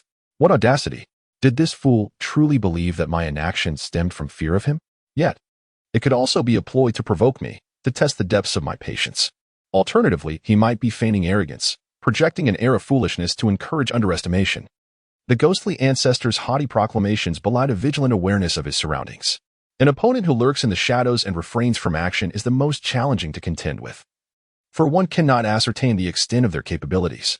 He possesses the capability to annihilate the Ghost 13, with his cultivation level at the very least at the 5th stage of the Spirit Connection realm. If his cultivation were merely at the 5th stage of the Spirit Connection realm, he would not be particularly formidable. What is truly alarming is that his cultivation matches my own, both having reached the profound realm. Each realm is divided into 10 stages, with the 10th stage referred to as the Great Perfection realm. He is currently merely at the 1st level of the profound realm, and fears that his opponent may possess superior cultivation. As for reaching the divine realm, the ghostly elder shook his head in outright denial. It is not only in this small region of Yongzhou that one cannot find a practitioner of the divine realm, even throughout the entirety of Yan's 16 prefectures. There are scarcely a few. If the opponent were truly of the divine realm, would they reside within the confines of this modest yangshuo? They would have long since established their dominance and become a formidable force. The ghostly elder waits, anticipating the other party's response. Any true expert would not tolerate such humiliation. Lin Qing squints at the arrogantly defiant ghostly elder, yet he harbors no intention of taking action. He would never expose his weaknesses to his adversaries. Should they become aware of his limitations and his inability to venture beyond the borders of Yong'an County, they could easily exploit this knowledge to create trouble for him. As for the nature of the troubles that could arise, countless scenarios whirl in his mind, each one a potential scheme to manipulate the affairs of Yong'an County. Therefore, he remains patient, biding his time until his opponent willingly steps into his territory. Then, it would not be too late to strike. Both parties exhibit a remarkable tacit understanding, refraining from any movement. The creatures perched upon the surrounding hills also await the unfolding drama. Whispers circulate among them, speculating on the outcome of a confrontation between Lin Qing and the ghostly fiend ancestor. I believe the ghostly fiend ancestor stands a better chance, one murmurs. Indeed, I concur. Another agrees. Yet, I hold that Lin Qing may possess the upper hand. After all, Lin Qing managed to slay Ghost 13. While the ghostly fiend ancestor dealt with the malicious pest, the strengths of these two foes appear evenly matched. In my estimation, their powers might be indistinguishable. The ginseng spirit, stroking its beard, offers a sagacious analysis. Why so? The ginseng spirit inquires, gazing at the ghostly fiend ancestor suspended in midair. The reasoning is quite straightforward. Had one party possessed overwhelming superiority over the other, they would have engaged in battle long ago, rather than remaining in this stalemate. Each hesitant to act. The mutual inaction indicates a deep-seated apprehension between them. Upon hearing this, the other creatures reveal expressions of understanding. If Lin Qing proves inferior to the ghostly fiend ancestor, the denizens of Yong'an County would face dire consequences. Their plight would be severe. But our situation may not be much better. Let us not forget the deeds we have committed of late. Given the ghostly fiend ancestor's nature, he would undoubtedly seek retribution. At this proclamation, the surrounding creatures tremble in fear. It would be wise to fervently hope that Lin Qing can vanquish the ghostly fiend ancestor, or at the very least, subdue him to a point of helplessness. Only then might we have a glimmer of hope for survival. Otherwise, once the beings of Yong'an County are extinguished, we shall be the next to suffer. The ginseng spirit nods in agreement, observing Lin Qing's demeanor as more benevolent. If only one ruler can reign over our domain of Yongzhou, I would prefer that it be him. The other creatures, upon reflection, find merit in this sentiment. Though Lin Qing appears tyrannical in commanding his subordinates to eliminate certain creatures, those individuals brought their demise upon themselves and cannot justly blame him. They have heard that the people living in Yong'an County are quite content, as long as the mischievous spirits do not indiscriminately kill. He too would not harm the spirits without cause. As long as they adhere to his rules, life can still continue. In stark contrast, the ghostly fiend ancestor operates differently. Should he take a disliking to someone, regardless of whether one has offended him, he would not hesitate to execute them. Comparing these two aspects, it is evident that under the governance of Lord Lin Qing, they are far safer, especially for the weaker spirits. While the spirits in Qishui County engage in leisurely conversations, the atmosphere in Yong'an County is entirely different. The ghostly fiend ancestor has explicitly declared his intent to sacrifice all living beings within Yong'an County, which implies that they are all doomed. Xiangda and the others wore somber expressions, their hearts filled with trepidation. Could Lord Lin Qing withstand the ghostly fiend ancestor? Shi Shaoqi whispered softly. No one among the surrounding spirits responded. None knew the answer. Surely he can. Suddenly, a confident voice emerged from behind. Wang Zhaohu, riding his horse, arrived at the edge, gazing up at the ghostly fiend ancestor. Though apprehensive, he harbored a mysterious confidence in Lin Qing, firmly believing that Lord Lin Qing would prevail. Wang Zhaohu and his companions had received intel from their informants, knowing that Zhang Wu had come to seek refuge, and they had come specifically to escort him. Little did they know they would witness such a scene. At this moment, Zhang Wu and his party had already crossed into the territory of Yong'an County. Upon their entrance, they heard the words of the ghostly fiend ancestor, which made their faces pale with fear. It's over. We are doomed. A woman could not help but wipe away her tears. They had initially believed that reaching Yong'an County would grant them a chance at survival. However, upon arrival, they were met with a death sentence. Zhang Wu's expression soured, as he too had not anticipated such a grim outcome. We cannot yet consider ourselves citizens of Yong'an County. Can we? A man muttered timidly, his eyes brimming with a fervent yearning for life. Zhang Wu shook his head, urging him to abandon such thoughts. Once they crossed that threshold, there would be no room for retreat. The group wore faces ashen with despair, lamenting their ill fate. They had once expected to have many days ahead of them, yet now it seemed they had only a few days left, perhaps even mere hours. The two individuals at the center of attention, particularly the solitary specter of the ghostly ancestor, hovered in the void, presenting an eerie sight. The ghostly ancestor issued a stark ultimatum, reasoning that even if his adversaries chose not to act, they should at least voice their presence. Yet, to his astonishment, they remained utterly silent. With a countenance as dark as the depths of water, the ghostly ancestor declared, "Lin Qing, I grant you 3 days. Should you fail to obediently present yourself to the sect to bow and apologize within this time frame, I shall lay waste to Yong'an County 3 days hence." His consciousness extended towards Yong'an County.